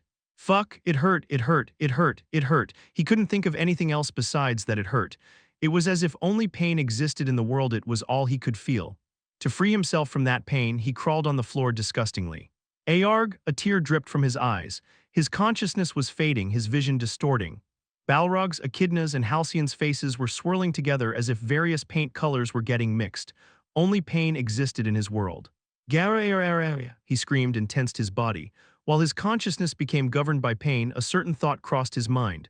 To survive, he instinctively controlled his demonic energy. He entered a state of non-self. He suppressed his demonic energy little by little, as if disentangling a horribly tangled ball of yarn. As if smoothing a tangled thread, he slowly began to regain control of the demonic energy. One step at a time, forward and forward. Kang-woo. Master Kang-woo. The two tried to approach Kang-woo, their faces pale. "Stop." Balrog stood in their way. "Why you? How could you say that when he's in that state?" Halcyon bared his claws and teeth. Echidna collapsed to the floor while trembling. "If you touch the king right now, he will die." Halcyon stopped moving at Balrog's words. What's happening? It was nothing like training. Even self-harming didn't look this horrid. This is molting, Balrog calmly nodded. Molting is the act of forcibly bringing about a state of non-self by intentionally making one's demonic energy run rampant. Isn't that dangerous? It is like turning your body inside out, so of course it is. In the worst-case scenario, he could die. Even if he survives, he has to endure the worst amount of pain that an organism can possibly experience. Why would he go so far? The king said it himself. Balrog made a bitter smile, to never lose anything ever again. Balrog turned and saw Kang-woo crawling on the floor and screaming. Kang-woo soon lost consciousness. Come to think of it, the two of you do not know the road the king had walked in hell, do you? It was neither one of dominance nor one of glory. Balrog approached the collapsed Kang-woo and picked him up. A long trace of black blood and excrement had been made behind him. That road. Balrog grabbed a water bucket and poured it on Kang-woo. The blood and excrement were washed from his body, flowing down the path Kang-woo had crawled. That foul and wretched road filled with filth is, the place the water flowed over looked like a road, the road the king has walked. There was a breathtakingly heavy silence. Balrog at that moment Kang-woo, who had been unconscious in Balrog's arms, opened his eyes with difficulty. Please rest, my king. Ayag. Kang-woo grabbed Balrog's shoulders with shaking hands. As if gathering the last remaining strength he had, he opened his mouth. He wanted to tell him this at the very least. That's cringe cough. My king, are you saying that you are hurting so much to the point that you are cringing? No, I'm saying you're a crin. I know what you are trying to say, my king. My heart is hurting just as much as you. Son of a that's not saying fuck cringe. What the fuck is a road filled with filth? Kang-woo's body trembled. Bleghhh. He vomited in Balrog's face and passed out. Chapter 273 The Road the King Has Walked, Part 3. Arg fuck Kaog Tui. Kang-woo spat out the vomit that had gathered in his mouth. Although he healed his wounds with the authority of regeneration, he could still feel the pain. It hurt so fucking much. He was used to pain, but it was still hard to withstand. It was worse than being shredded by a giant blender. Kang-woo shook his head. This is exactly why I didn't want to do this. One of the reasons was that it was dangerous, but decisively it hurt too much. He was still trembling in pain. Good job. Balrog walked toward him and gave him a bottle of water. Kang-woo reached out to grab it, but his hands were trembling so much that he couldn't. Balrog held the back of Kang-woo's head with his muscular hand. He smiled with his hideous face. I will help you, fuck off, ha, there is no need to be embarrassed. No alright, come into my arms and son of a bitch. You smell like erp. Oh, come to think of it, your vomit did not seem to have fully washed off. What UFW wash it off right now? Kang-woo struggled and Balrog smiled at him. I am fine. So what? It is a reward in our line of work. The fuck are you talking about? He twisted his body and was barely able to free himself from Balrog. He couldn't walk properly, so he rolled on the ground. His head ended up hitting something Echidna's leg. Oh, Echidna, please help me, get me away from the muscle pig, Kang-woo said while making a tired expression. Then something transparent fell on his cheeks. With his mouth closed, Kang-woo looked up at Echidna. Transparent tears were flowing down her cheeks. Sniff, sniff, sniff. Echidna's shoulders were trembling. Kang-woo sighed. I mean, he had expected this to happen. He tried to remain as calm as possible and even joked a bit, but there was no way she wasn't shocked after seeing the molting process. Kang-woo, Kang-woo, Kang-woo. Echidna hugged Kang-woo and rubbed her head against his chest. He smiled bitterly and patted Echidna's head. Master Kang-woo, what was even halcyon was trembling. That was molting. Yeah, he nodded. Molting was a sub-technique of opening the doors that involved intentionally letting the 10,000 demon core run wild and attain great power. I guess it's a bit weird to call it a technique. Molting was like a failed version of opening the doors. There was absolutely no merit in molting, a technique close to self-harm. While trying to use it effectively, he discovered a new effect while struggling on the borderline of life and death. He had awakened a state of non-self. In martial arts terms, it would be similar to intentionally creating the conditions for reaching enlightenment. The only problem is that there's a chance I could die. He didn't know if he was just lucky or if he was just tenacious, but he had survived up to this point despite having used it multiple times. Although it hurts like hell. No matter how much he used it, he couldn't get used to the pain. Kang-woo shook his head. This is training? Echidna asked while bawling her eyes out. Kang-woo smiled bitterly. It was definitely hard to see it as training. But still, there's nothing I can do about it. Normal training was meaningless for him. Of course, he could slowly improve his demonic energy control by using the authorities of the Princes of Hell or by merging it with other authorities. But that would take too much time. If he did that, it would take him several years until he was able to absorb Belphegor's demonic energy. If the only price to pay for getting stronger was pain, he was willing to withstand as much pain as he needed. Well, it hurts a lot, but it gets easier to handle over tea, don't lie, Echidna said, tears flowing down her cheeks. She recalled how Kang-woo had been twisting in pain as if having a seizure and how he was shedding tears while screaming. Just pain was everything. Humans cried even if a knife slightly cut their skin, so there was no imagining the level of determination one needed to have to use molting despite knowing all the pain he would have to endure. Echidna cried while hugging Kang-woo. I've been training a lot too. She felt ashamed of how confidently Shed said that. Kang-woo, Echidna touched Kang-woo's cheeks. She couldn't even imagine how much it must have hurt. She recalled Balrog's words, "This is the road the king has walked." Echidna at least knew more about Kang-woo's past than Han Xiala. She knew how he'd gone from the 1st to the 9th hell despite having been born with a human body and how he'd declared war against the 7 princes of hell, rewriting the history of the 9 hells and turning it upside down. I didn't know, tears dripped from Echidna's eyes. She just knew the usual Kang-woo and how strong, confident, and clever he was. That's why, obviously, I never imagined you to have lived like this. She thought that Kang-woo would have easily defeated any demon of the ninth hell or a prince of hell with a smile on his face. She had thought that he had won without any sort of danger or pain, but sniff, wow, yeah. His road had been neither one of dominance nor of glory. He hadn't fought enemies in a cool way like an anime protagonist. It was miserable and shameful. He had pitifully struggled to survive while trying his absolute best to survive and to protect whatever he had in his hands. That's how he lived. I am sorry, I am sorry. She wasn't sure what she was sorry for, but for some reason guilt weighed down on her. She felt as if Shed acted childishly without knowing his hard past and how much he struggled in pain. Heya, Kang-woo sighed and glared at Balrog. This is why I didn't want her to come. It was true that he lived a wretched life, but he did not want to emphasize it or have people pity him for it. The road the king has walked, bullshit. He was annoyed at Balrog for inflating his past for no reason. It just made Kang-woo look like some boomer who was lecturing the young about everything he had gone through in life. You should have just listened when I told you not to come. Kang-woo patted Echidna's back and smiled. To be honest, it didn't feel bad. There was no way that it would feel bad to have someone worry about you. I can move a bit now. Kang-woo got up and rotated his waist around. The lingering pain had disappeared. Right then he closed his eyes and checked his body. He lightly drew out his demonic energy. His expression brightened. Its effect is as great as always. High risk, high return. Since Hidi put his life as a guarantee, the reward wasn't bad.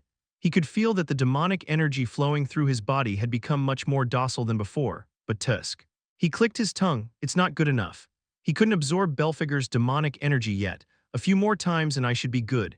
His demonic energy control had improved more than expected, likely because of how much it had already somehow improved from lying in bed for 10 days straight at home. Man, I wish it could just get boosted from a good night's sleep like back then. If he did, he wouldn't need to perform such a shit show. Balrog, let's go again. Are you still not satisfied? I have to do it a few more times. He needed to raise his control to the point that he could effortlessly open the doors. There's no better technique than that in worst-case scenarios. Opening the doors gave one an enormous amount of benefits in exchange for putting one's life as collateral.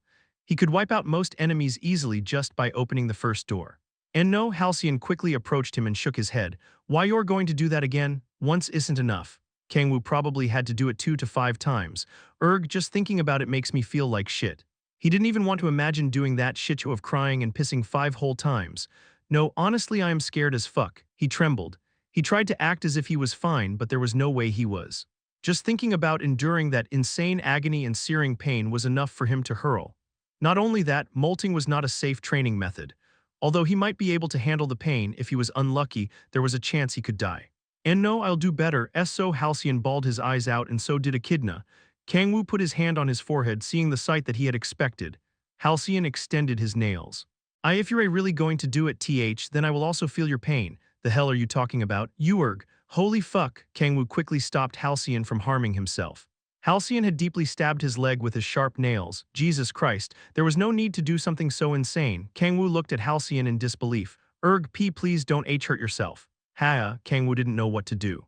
As Kang-woo sighed, Balrog walked toward him. How about you do it a few days later, my king? A few days? Yes, I will not try to stop you, but I believe there is no need to be in such a rush when we are not in any immediate danger. But still, if you do it right away, you may lose focus. Kang-woo remained tight-lipped. It made sense. Well, rather than hurrying things and dying, I guess playing it safe is better. Bali was not showing signs of crawling out of the abyss of the 10,000 demon core. Since Hidi decided to train while putting his life in danger, it would be better to ensure his body was in perfect condition, at the very least. Okay, then let's do it once every 3 days. He could practice Satan's authority, which he hadn't got to do yet while he rested. Phew! Balrog sighed in relief and looked at Kang-woo. We've lost far too much. Kang-woo's words echoed in Balrog's head, and a bitter taste went through his mouth. One day, once everything is over, I hope you achieve happiness. Balrog made a bitter smile as he felt tears coming to his eyes. Foo, he had completed his 5th molting. Due to some delays, he had managed to molt 5 times in 20 days. Done, Kang-woo smiled. He could feel that his demonic energy had risen beyond recognition. He picked up the gem containing Belphegor's demonic energy. Crunch, he ate it. Rizing, you have eaten the Prince of Sloth, Belphegor, activating the trait Reaper of Souls. Activating the trait Prince Slayer. You can now use Prince Belphegor's Authority of Stillness. Nice. A smile appeared on Kang-woo's face. Demonic energy has risen to 154. His demonic energy stat, which had been stagnant for a while, had also risen. It only went up by 4 even when I ate a Prince of Hell. Still, it had risen. and the biggest gain was raising the rank of trait ruler of demonic energy to SSS in accordance with the improved demonic energy control. Demonic energy can now be converted to sacred power on top of mana. Demonic energy can now be used from a distance, however, its effectiveness decreases dramatically the further the distance. He clenched his fists. It was an unexpected gain. He could now exude as much golden sacred power as he wanted, just like how an apostle of Tyrion, god of heroes, should, and he was able to use demonic energy from a distance. That's the best thing. To put it simply, he could now use authorities that could only be used from the body, such as the Authority of Blades, from a distance. Meaning, he'll also be able to use Inferno from a distance. He could even use a powerful technique he made by combining the authority of a Prince of Hell and the Authority of Blades from a distance. And Kang-woo extended his hand toward a lizard on a rock 20 meters away. As he emitted demonic energy and centered it around the lizard, a huge amount of demonic energy started to come out of the lizard. The lizard looked almost like a demonic dragon that had lived for thousands of years. Kang-woo converted his own demonic energy into sacred power, and he started to exude golden light. From the outside, it looked as if a warrior of light was fighting an evil demonic dragon.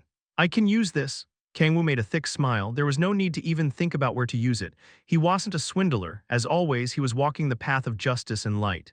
He could confidently look into the sky and say he wasn't ashamed of anything he had done. But man, I shouldn't be acting like this. Laughs kept leaking out. It's so fucking nice. For some reason, his heart was beating faster. Hugh. Chapter 274, Overturned, Part 1. Kang-woo had finally returned to his normal daily routine. He had attained more than expected after 5 molting sessions, so he decided to give himself a gift. He relaxed on the bed and sunk into the soft mattress. It was as if he'd become one with the bed, unmoving and unbreathing. He was so stuck to the bed that he might as well have used the authority of immobility. He pulled the blanket right up to his neck, relaxing in the warmth of the custom-made duck feather blanket he'd specially ordered for this very day. He let out a short exclamation. This must be what they call happiness. A slow smile crept onto his face while he mumbled nonsense. It wasn't that he was falling asleep, but he felt happy beyond belief while lying in bed doing nothing. Yeah, this is the life of a wealthy bum. The seat of a demon king who ruled over the 9 hells and the seat of an overlord who ruled the entire world were both meaningless. While they got up early to have meetings and a bunch of other shit, he could stay in bed and roll around while scratching his balls. Being a king was nothing compared to being a bum. I am so fucking happy. This is what you call the good life. He squirmed around his sheets while shivering in excitement. Slam, Kang-woo. At that moment, someone interrupted his rest. It was a black-haired little girl. No, she was on the verge of becoming a fine lady. She trotted toward the bed and shook him. You're gonna have the whole day off, right? He didn't answer. You've been having it hard all this time, right, Kang-woo? I'll play with you for the whole day. She shook his body while snorting. Kang-woo closed his eyes as if he were deeply asleep. He'd just managed to get a free day, so he refused to get out of bed. He kept his eyes closed, just like a father trying to hide from his daughter who wanted to ask him to play with her on a Sunday. Kang-woo, I know you're not sleeping. Echidna pulled his arm, raised the blanket, and tickled his side. That was not working, so she even jumped on top of him and bit his earlobe. He could not endure her biting his earlobe, so he rose from the bed while sounding like a zombie. Hee. Echidna made a victory smile. Kang-woo's eyes widened. Why are you bothering me so much? I am not stepping 1 foot off this bed today, he desperately cried. Echidna turned her head to the side and spoke in a sad voice, but she trembled as if she were a heartbroken heroine. If I don't go this far, you won't ever be interested in me. Kang-woo wondered what in the world Echidna was talking about. As he was looking up at her in disbelief, she smiled and made a V sign with both her hands. It's from a popular meme one. What's a meme? A buzzword. You don't know about memes when you've been on Earth for so long. There's a bit of a generational gap, a gap of about 10 millennia. Kang-woo quickly reached out to Echidna, who was on his chest. He hugged her and tickled her sides. What are you doing, Kang-woo? It was rare to see Echidna flustered. Kang-woo smiled and tickled her armpits. You dared to interrupt the king's rest, so you must be prepared to face the consequences. Although it was so cringe that he would vomit despite having said it himself, the words casually left his mouth so that he could play along with the situation. Echidna narrowed her eyes. Kang-woo, that's cringe. I didn't know you were that kind of person. Come on, shouldn't you be playing along? I am disappointed, Echidna snorted. Kang-woo's eyes trembled as if he were a protagonist who had just been betrayed. Then both Echidna and Kang-woo burst into laughter. Kang-woo got up from bed. Kang-woo, are you feeling okay? Echidna carefully asked while pulling on his clothes. She had been trying her best to be fine, but her expression was soon dyed with sorrow and worry. She probably wondered if he had died or something. Kang-woo smirked. I am completely fine, I gained a lot too. Kang-woo promise okay, I won't use it again unless it's absolutely necessary. Kang-woo patted her head. Echidna nodded while crying a bit. Molting was definitely a high-risk, high-return gamble. It was as insane as going all in consecutively in a casino. He would definitely die if he kept spamming it. Promise? Yeah, promise. Kang-woo went out to the living room with Echidna. Halcyon came running when he saw Kang-woo. Master Kang-woo, you're up. Halcyon embraced Kang-woo, his eyes shining like a beast. You're already up? Han Xiala asked, worried. You could have rested a bit longer because of this little troublemaker.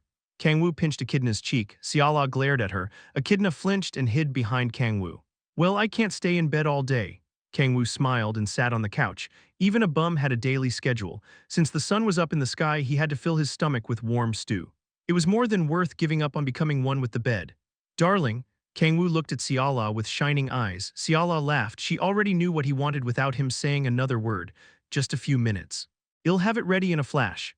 Oh, it'll help. It's okay, you can stay resting. Xiala shook her head. I heard you underwent some harsh training for the past 20 days, so you can leave everything to me for today. She hadn't heard the details of the training, but it had been so brutal that Echidna had bawled her eyes out in Xiala's arms. She wanted to let Kang-woo get some good rest for today. Well, if you insist. Kang-woo smiled awkwardly and nodded. Being taken care of by someone else still felt awkward. Then Kang-woo, let's watch anime while we wait. Echidna pulled his arm. And no, Master Kang-woo is going to stay with Emmy. As if he didn't intend to lose, Halcyon pulled the other arm. Although he had flowers in both arms, one had yet to bloom and the other had both a pistil and a stamen. What is this? It didn't feel right. He should be happy to be put in such a situation, but he was not for some reason.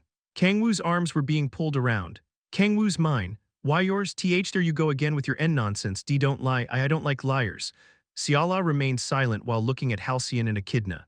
She narrowed her eyes. Suddenly her eyes gleamed. Kang-woo. Yeah, Xiala spread out her arms. Although she was wearing a baggy sweater, a certain area was heavily emphasized. Kang-woo's eyes widened. It was not hard to imagine what she wanted from him. Were in front of the children. Kang-woo had remained a virgin, at least with humans, for 10 millennia. He averted his eyes from her gaze, thinking that this was a bit too much. Xiala's eyes narrowed. Kang-woo, mmhmm. He looked around. Echidna and Halcyon had stopped pulling his arms and were tilting their heads. You're not going to come? Xiala asked in a low voice. For some reason her voice was scary. He felt chills running through his skin. Kang-woo couldn't resist anymore and approached Xiala. As he lowered his head and adjusted his height, Xiala hugged his head. Good boy. It felt very weird for his head to be caressed. After she had nursed him in the past, her attitude had changed a bit. He could feel some sort of big sister energy coming from her. Such a feeling should be weird since he was almost 400 times her age, but it did not feel that way for some reason. It was as if Xiala was older than him. In terms of age, Echidna is way older than Xiala. Purely in terms of age, Halcyon was actually the oldest one here. Ancient demonic beasts have been alive for a very long time. Mfufu. Do you feel good? Xiala patted his back. There was no need to even ask. Kang-woo enjoyed the soft sensation spreading through his cheeks. Xiala raised her head and looked at the other two girls whose facial expressions had hardened. Heh, she was making a smug smile. Halcyon's face went red. He flapped his wings in a fit and bit his lip. How dare you treat Master Kang-woo like a child? He clacked his teeth while glaring at Xiala. How I mean, the insolence. He ground his teeth and extended his nails to scratch the wall in a fit, cutting the walls as if it were tofu. Still, he couldn't attack Xiala because he knew that Xiala was important to Kang-woo. Halcyon stomped on the ground in frustration and groaned. Xiala smiled and clapped her hands together. Oh right, why don't we go to the supermarket together, Kang-woo? The supermarket? We're out of pork, so we need to go buy some. I checked yesterday and there were still a ton left. We're out. Xiala smiled. Kang-woo gulped and nodded. Right, let's go, Kang-woo. In the meantime, you two can look over the house, she said firmly to Echidna and Halcyon. Xiala slightly pulled Kang-woo's clothes and walked toward the door humming. The two left behind glared at them as Xiala and Kang-woo left. Wouldn't it have been better if we had brought them as well? It's been a while since we've been alone together. Xiala smiled while slightly sticking her tongue out. Kang-woo smirked at her attitude, which wasn't like her usual self. It's probably because it seemed he made her worry. It was no wonder. Although she had not been told the details of the molting process, she likely had an idea of how serious it was from seeing Echidna and Halcyon. Alright, since we're here, let's take our time looking. As he grabbed Xiala's hand and was about to go, he stopped in his tracks. His eyes narrowed. It has been a while. The silver-haired angel Shaljil was blocking his path. He stared at Xiala with an intense gaze and said, There is something I must tell you. 1. It's from a gag post in 2018 about what seemed to be a guy venting about their little sister who hates him, but slowly turns into a weeb post about a tsundere little sister who had been acting that way to get his attention all this time. The phrase that Echidna used was widely spread across many forms of Korean media. Chapter 275, Overturned, Part 2. Kang-woo narrowed his eyes and asked, "What could it be about for you to bring this many soldiers?" There were 10 angels in front of him, and easily dozens more were hiding along the alleyways. Practically the entirety of Raphael's forces was here. The energy coming from the angels wasn't normal either, which meant that they'd brought only the elites among Raphael's forces. Kang-woo frowned due to the air they were giving off. It was as if the angels had come ready for war. Xiaojil silently looked at Han Xiala. Xiala hid behind Kang-woo, flinching. She had only seen angels from a distance in the war against the demon cult back in Russia. "I knew it, but why?" Xiaojil opened his mouth in disbelief and grabbed his forehead while feigning laughter. "Xiaojil, my apologies." Xiaojil shook his head at Kang-woo's call. "What is it that you must tell me? Before that, may I first ask what the nature of your relationship with this woman is?" he asked while pointing to Xiala. "She's my lover," Kang-woo calmly said. "Huh?" Xiaojil laughed in disbelief and glared at Kang-woo in obvious rage. "A human lover? I can see that you know absolutely nothing, Kang-woo." Kang-woo was becoming irritated with Xiaojil for evading his question and having such an attitude. "Calm down," he quelled his irritation. It was very important to maintain a good relationship with angels. He couldn't let emotional outbursts influence his actions, especially now. Uriel would soon arrive on Earth. Kang-woo forced a smile and calmly said, "Could you explain what it is that I don't know? Have angel wing symbols appeared on this this lady's back?" Kang-woo's eyes widened. It was the same for Xiala, who had been listening next to him. She looked at Kang-woo as if she were asking if he'd told anyone about it. "How did you know that?" Kang-woo asked in a sharp voice. It was true that he'd considered asking the angels about it, but it had been nothing but a consideration. He had not told them yet. Xiaojil calmly explained, "While investigating Guardians, I coincidentally learned about her." Kang-woo didn't intend to ask him why he'd been investigating them. It was understandable that they'd try to see if the organization they'd allied with was trustworthy. "So, what do the angel wings mean?" Kang-woo asked. Xiaojil closed his eyes. There was a bit of hesitation in his expression. He sighed. "It is a soul. A soul. The soul of Lady Seraph lies within her." "The fuck you say?" Kang-woo unconsciously ended up cursing from Xiaojil's absurd words. He looked at Xiaojil with his mouth agape. Is he crazy? There was a limit to how random someone could be. Kang-woo glared at Xiaojil as if Xiaojil were talking out of his ass, but he didn't seem to be lying. There was no way someone would joke in a situation like this. By Seraph, he means he'd heard that name before. Celestial goddess Seraph, the angel who had defeated Bali alongside Gaia and the heavenly dragon. The constellations of evil were all sealed away because she had sacrificed her own divinity.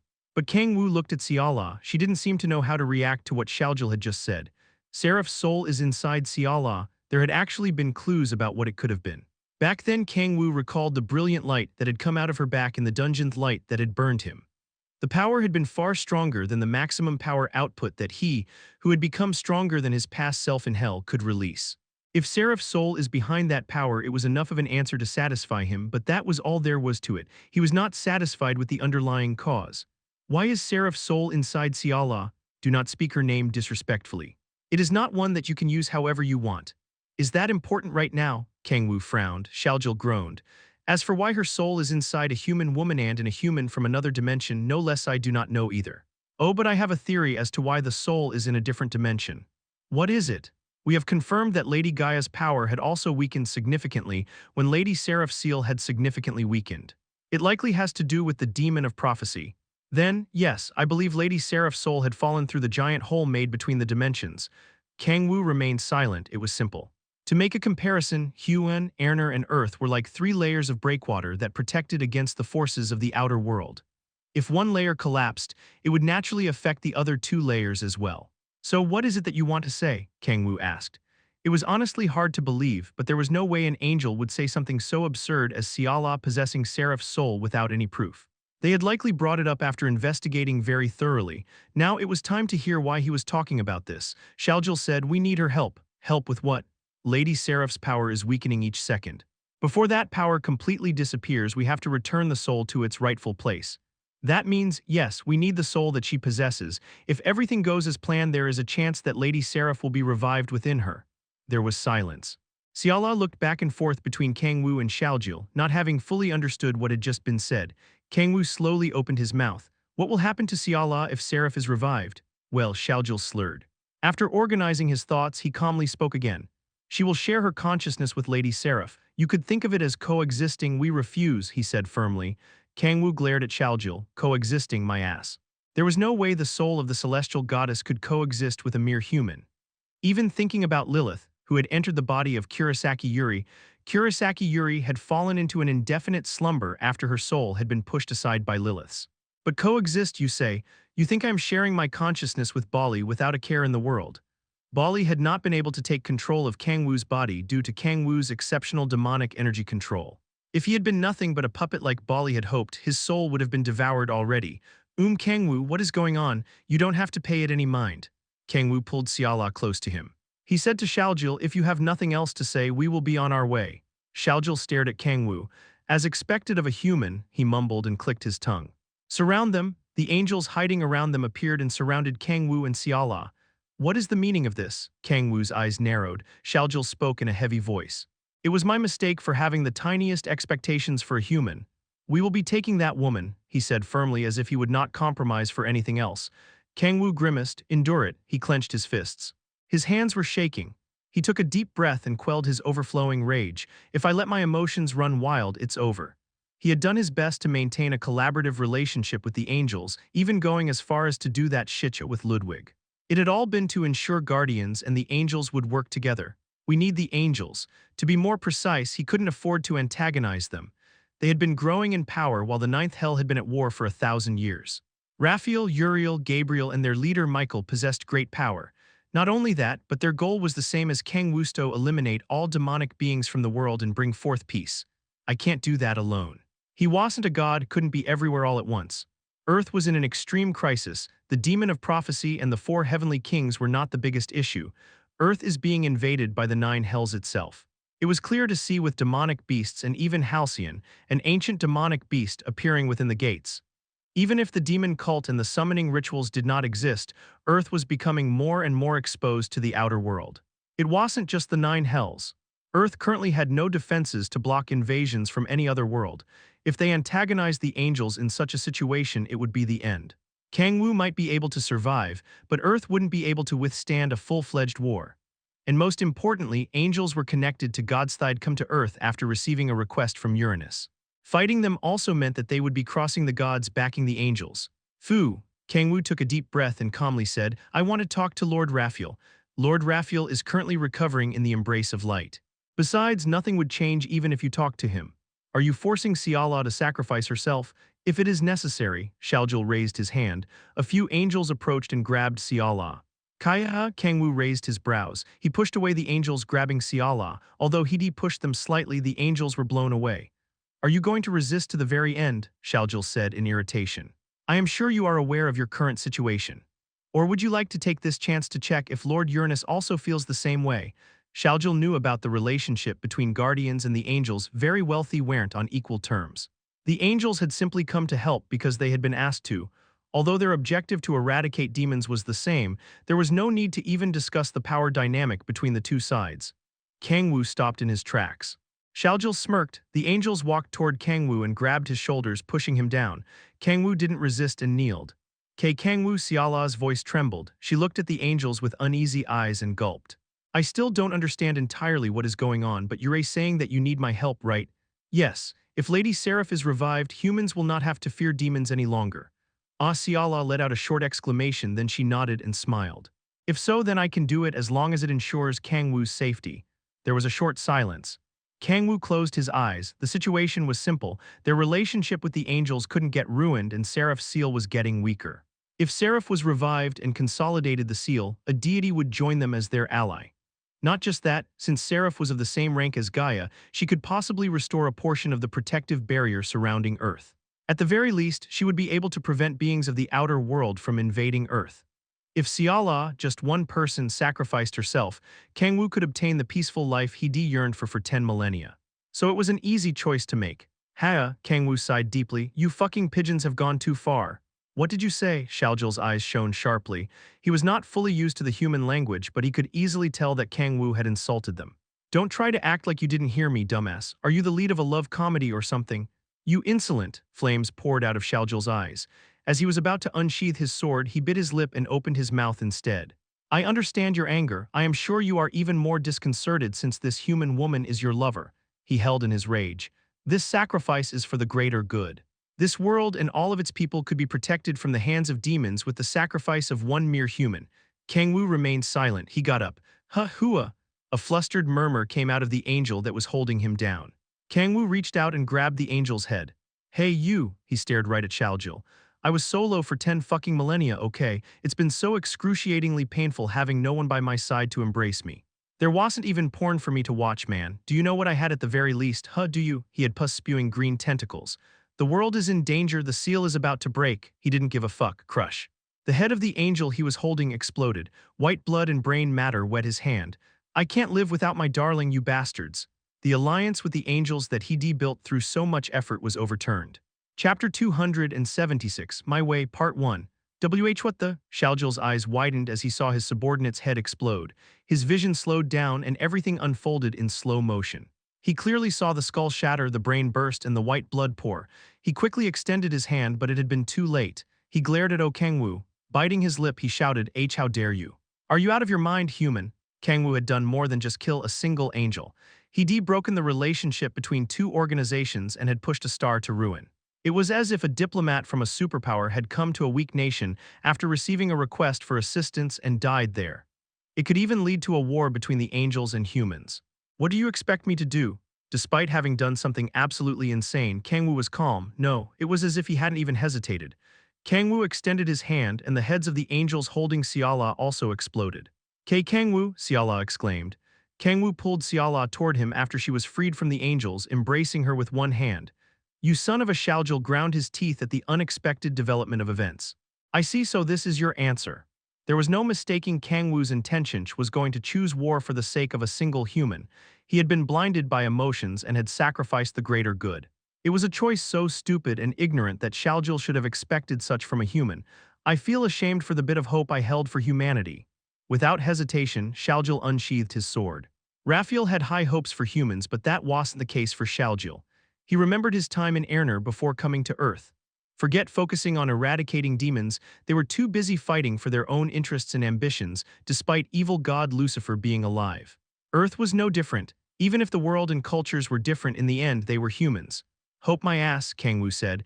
Big words from a guy who brought all these people. Just the fact that Xiaojil had brought nearly 100 subordinates proved that he had never intended to solve this peacefully. Kang-woo couldn't help but laugh in disbelief at Xiaojil's words. He provoked Xiaojil with a beckoning wave. Try to take her if you can. A smile crept onto his face. Since he decided to flip the table, there was no need to put on a performance. He didn't need any complicated calculations, or Skimesh could just run as wild as he wanted. Rumble. The buildings around them shook, and a breathtakingly dense demonic energy surged from Kang-woo. What? Xiaojil's eyes widened. The human was enveloped in black demonic energy. No. His body trembled, never felt demonic energy this thick before. Even Satan wasn't at this level. What in the world? Xiaojil grabbed his head in chaos. Kang-woo was one of the core members of Guardians. He was the apostle who'd inherited the power of Tyrion, god of heroes. Despite that, he was able to emit such powerful demonic energy. No way. He recalled that evil ritual and how it had summoned Kang-woo. Why you are the thought that they had been deceived crossed his mind, and his mouth fell open in shock. Yaowu, Xiaojil gripped his sword tighter as an intense white light poured from his weapon. We had all been deceived. Raphael, Guardians, everyone had been dancing in that demon's hands. Then Xiaojil looked at Xiala. To be more precise, he was looking at Seraph's slumbering soul within her. Shit, so that was it, Xiaojil exclaimed. Kang-woo must have already known everything. He had known that Seraph's soul was inside the human woman, so he had seduced her, just like Raphael. Kill that demon, Xiaojil cried out. The delicate woman that the demon was holding, he felt like he could see Seraph crying in the demon king's grasp. We must save Lady Seraph from that demon at all costs, he desperately shouted. Kang-woo chuckled. Man, now that I think about it, this paints a funny picture. He started to laugh out loud. From an outside point of view, it definitely looked like an angel was being held hostage by a demon. How fun. He smiled and felt that he could use it. Darling, I'm sure you're confused, but just give me a few minutes. Kang-woo, Xiala was trembling as if she couldn't understand what was happening. She knew that Kang-woo was a demon, but she never thought that he'd kill an angel so easily. After all, he had always been the one to emphasize the importance of their alliance with the angels. All for me there was no need to think too deeply about why Kang-woo was doing something so absurd. Siala bit her lip. She would be lying if she said that she wasn't happy, but she was more worried about Kang-woo. Kang-woo. She started to tear up. She couldn't understand anything about xperrif or the seal, but she could understand that Kang-woo was trying to protect her even if that meant he had to give up on many of the things he'd worked hard for. He didn't mind causing a war if that meant he'd be able to save her. Do you know why the king had declared war on the princes of hell? It was because of that massive ball of muscles over there. She finally understood what Lilith had said in the past. Ba-dump, ba-dump. Her heart started to beat faster and she started to feel thirsty, her chest feeling hot. She momentarily thought that she shouldn't be feeling this way, but She let out a breath full of yearning and looked at Kang-woo with hazy eyes. She couldn't see it, but the wing symbols on her back flickered black for a very short moment. Without noticing that change, Kang-woo shouted toward the angels, "You can say goodbye to xperrif if you take one more step." The angels stopped moving. Kang-woo burst into laughter. This actually works. You wicked demon. Yes, I am a demon kekek. Kang-woo burst into laughter. Crack, he swung his hand horizontally. The ruler of demonic energy trait, which had risen to SSS rank, activated. A storm of black blades appeared in the air and engulfed the angels. Kurg, Gaia, screams echoed and Kang-woo hummed. El Lord Shaljil. Shit, Shaljil trembled in bewilderment. The human with xperrif's soul was being held hostage, so there was nothing they could do. Hew. The demon king continued to laugh and move his hands. Black blades appeared wherever he gestured and attacked the angels. Not only would they have lost when fighting the demon king head-on, he even had a hostage hindering their actions. There was no need to wonder who would win. Shit. All forces, attack at once. Shaljil stomped on the ground and leaped forward. They wouldn't stand a chance just standing around as they were all killed. They had to end things quickly so that the demon king couldn't think about using the hostage. Hop, he held up his sword, which was shining with brilliant sacred power, and rose up into the air by flapping his 6 wings. He meant to split the demon's head in two, but are you sure you want to do that? Kang-woo grabbed Siala's neck. Of course he had no intention of hurting her. But Shaljil's sword stopped and Kang-woo burst into laughter. It was truly ironic. The one that Kang-woo was protecting while bearing the risk of war was being used to make his enemies powerless. Shaljil's face turned red. Why, you son of a bitch? Yeah, I'm a son of a bitch. I'm a scumbag. I'm a filthy demon. I disgust you, blah blah blah. Say whatever you want. Those were all things he'd heard during the 1,000-year war. Kang-woo slowly walked toward Shaljil. Even while walking, he waved his hands and massacred the angels. Slowly approaching, he lightly slapped Shaljil's cheek. Are you angry, Why you? If you're angry, you know what to do, right? Kakakaka. Once again, he burst into laughter. Any sign of logical thought disappeared from Shaljil's eyes. Without even infusing sacred power into his sword, Shaljil charged at Kang-woo. It worked like a charm. Kang-woo smirked and narrowed his eyes as he dodged. Authority of the beholder. His senses expanded and he saw everything around him in a bird's-eye view. He counted the remaining angels, 23. He really killed a lot. Kang-woo leisurely waved his hand again. It wasn't enough. He kept killing the angels who were standing still and unsure of what to do. It's so damn easy. It was so easy to the point of being boring. No wonder hostage situations were so difficult to resolve, especially since there was no way they'd be able to give up on the hostage. He even saw a couple of angels trying to escape as he flapped their wings and rose into the air. Kang-woo flicked his fingers toward them. A black spear appeared in the air and pierced through them. Crack. Kurg, I can't let even a single one escape. Kang-woo's eyes sank. Now that I've made a complete mess, he had to fix it however he could. His head was already hurting from how he could possibly fix this, so he couldn't leave things like this. We have to avoid war at all costs. He couldn't let the already small Guardian's forces be reduced due to this. Kang-woo's eyes shone sharply as he looked at Shaljil, who was charging at him in madness. If I want to find a way, he needed more information. Ags, why you son of a bitch? Right, now that I've taken care of the rest, Kang-woo let go of Siala and jumped into the air. He grabbed Shaljil's head and rammed it into the ground. Kurg, Shaljil screamed. Why you? Shaljil looked up at Kang-woo from the ground with eyes full of rage, resentment, and malice. His face was so distorted that it was hard to believe he was an angel. All right, there are a lot of things that I want to ask you, Kang-woo said. Do you seriously believe I will answer a demon's questions? I do. Kang-woo nodded without hesitation. He lowered his head and whispered in Shaljil's ears, because you see, if you don't answer my questions, xperrif's soul will be annihilated right here and now. The demon smiled brightly. Chapter 277, My Way. Part 2, Why You Bastard? Shaljil's eyes were trembling. He could see from Han Siala's reaction that she was truly in love with him. Although he himself had pressured her, she had also been willing to sacrifice herself for the human Kang-woo. But to think that someone who claimed to be her lover would take her hostage as soon as he showed his true colors. The bloodlust coming out of Kang-woo was telling Xiaojil that he was not lying. He was really trying to kill that woman. Xiaojil trembled. How evil, he clacked his teeth. Although demons were known to be like that, he'd never seen trash like him before.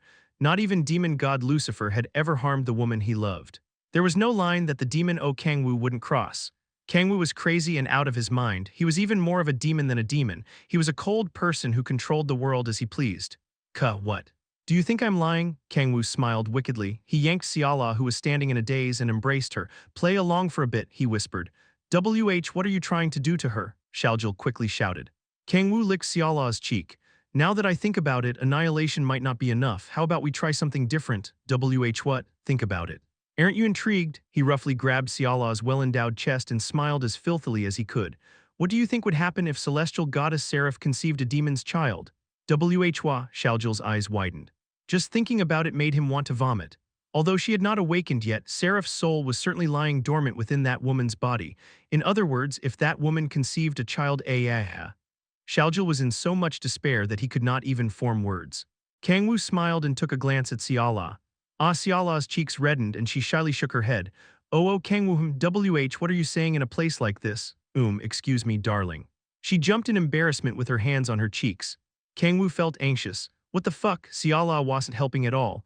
Kang-woo understood how confusing this had to all be for her, but she was not dense enough to not understand what was going on. But despite that, Yim fine with it. You're fine with what? It seemed she wasn't planning on playing along. He took his hand off her chest and covered her mouth. Her breaths, which were very heated for some reason, tickled his fingers. Fuck, I hope he hasn't realized. He shot Xiaojil an anxious look. Thankfully, Xiaojil still seemed to be in shock. Kang-woo sighed in relief. So what will you do? Kang-woo asked subtly. Xiaojil looked down. Promise me, he said reluctantly, that you will not lay a finger on Lady Seraph. I'm not sure if I can. She's far too beautiful for me not to do anything, you see. You bastard. Ha ha ha ha, all right. Don't get so angry, I promise. Oh, you might not be able to believe me, but I am a man of my word, he said in a half-laughing tone. Xiaojil clenched his eyes shut and asked in a trembling voice, what do you want to ask? Great. A smile appeared on Kang-woo's face. Xiaojil had declared his loss. All that Kang-woo needed now was to collect evidence needed for a twist. First, how much does Raphael know about this incident? He already knows everything. He also has a notion of your true identity, Xiaojil answered while averting his gaze. Kang-woo smirked. Xiaojil's voice was uneasy, his hands were trembling, and his teeth were clacking. Come on. He wouldn't be able to fool anyone like that. Crack. Erg. Kang-woo grabbed one of Xiaojil's wings. He rammed Xiaojil's head into the ground with his foot and pulled on the wing, ripping it out with the sound of crushing bone. White feathers fell like snow. Xiaojil. Kang-woo grabbed his silver hair and brought his face closer to Xiaojil's. I said that I would keep my word, didn't I? But you're not keeping yours. What should I do with you? Erg. Xiaojil's body trembled and his lips paled from the pain surging through his body. He closed his eyes and opened his mouth. Lord Raphael is currently recovering from his wounds within the embrace of light. Today's events are purely of my own accord. Good, that's better. That aside, what is the embrace of light?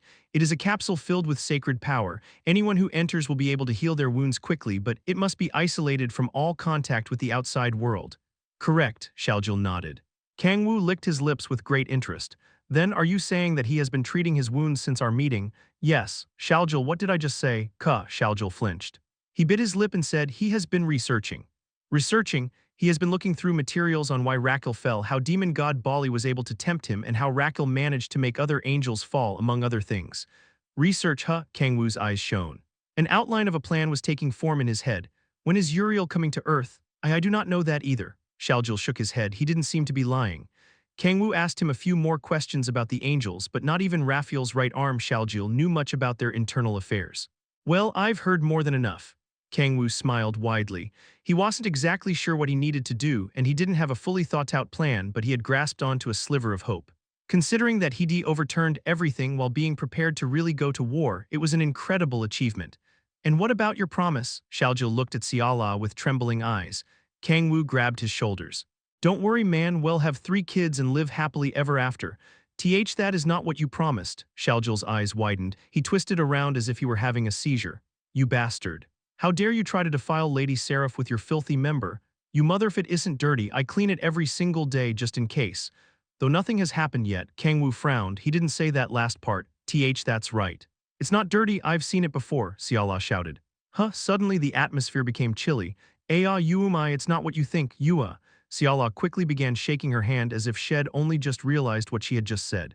When did you? I misspoke. Please forget I said anything.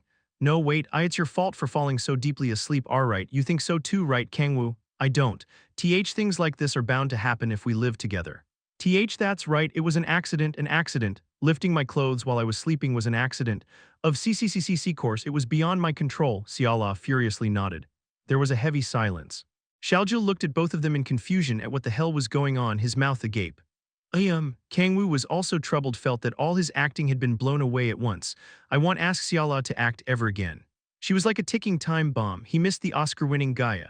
Sorry, man, he said to Shaljil apologetically. I at least wanted to give you a cool send-off. Kang-woo wanted him to die while saying something cool like, mark my words, you will receive the judgment of light one day, or something along those lines, but things had gone awry. Kang-woo patted Shaljil's shoulder as if truly sorry. Goodbye, man, I won't forget you. Wait, what in the world is stab? He pierced Shaljil's chest with his hand, grabbed his heart, and squeezed it so hard that it exploded. Kang-woo took a deep breath and activated his communication crystal orb. What can I do for you, master? Valzahak, bring over your undead and collect all the angel corpses here. After giving a short command, he cut the communication. His eyes met Siala's. She looked around and bit her lip. Kang-woo, it was as if she wasn't sure what to do and was surprised that Kang-woo had acted so differently from the Kang-woo she knew. Kang-woo grabbed her hands and calmly said, stay here for now and go back with Valzahak once he arrives, okay? What about you? I have something I have to do first, so I'll be heading off to do that. I know you don't understand what just happened. I am sure you must be confused out of your mind. She'd seen Kang-woo's true face for the first time, so there was no way she wouldn't be surprised. He said, you said before that you wanted to know more about me, right? Ah, yes. I do. Once this is over, I'll tell you, so for now stay here and go back with Valzahak. Siala nodded. Leaving her behind, Kang-woo immediately opened a gate leading to the Hall of Protection. It's a race against time. He needed to move quicker than anyone else to clean up the mess he had made. I guess he really had brought as many forces as he possibly could. Kang-woo laughed in disbelief as he looked over the empty angel fortress. There were neither gatekeepers guarding the entrance nor any patrol guards within the fortress. Tusk. He clicked his tongue and used the authority of stealth. He jumped and infiltrated the fortress. Kang-woo narrowed his eyes as he looked around and activated the authority of the beholder. I want to find Raphael, who's apparently in the embrace of light, but there was something that he had to find before Thaith went to Raphael's study. There were countless books piled up. Are these all related to Raphael? He had expected Raphael to not have been able to research much since not much time had passed, but there were far more materials than he had thought. He looked at Raphael's notes lying on the table. The research progress of Raphael's fall was neatly recorded by date. He narrowed his eyes. A slow smile crept onto his face and he felt shivers of excitement. Just then, womb. The white crystal orb on the table shone. Hey Raphael, it's Uriel, what the hell's taking you so long to answer? Kang-woo heard the clear and sonorous voice of a little boy. Hi, I heard you got floored by Satan, but you actually got hurt for real. I am curious, turn on the feed already. Kang-woo silently listened to Uriel clamoring all by himself. Anyway, things here are pretty much over, so I'll be heading to Earth once the portal to Earth forms in about a week.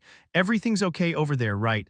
Kang-woo licked his lips when he heard the cheerful voice. His eyes shone.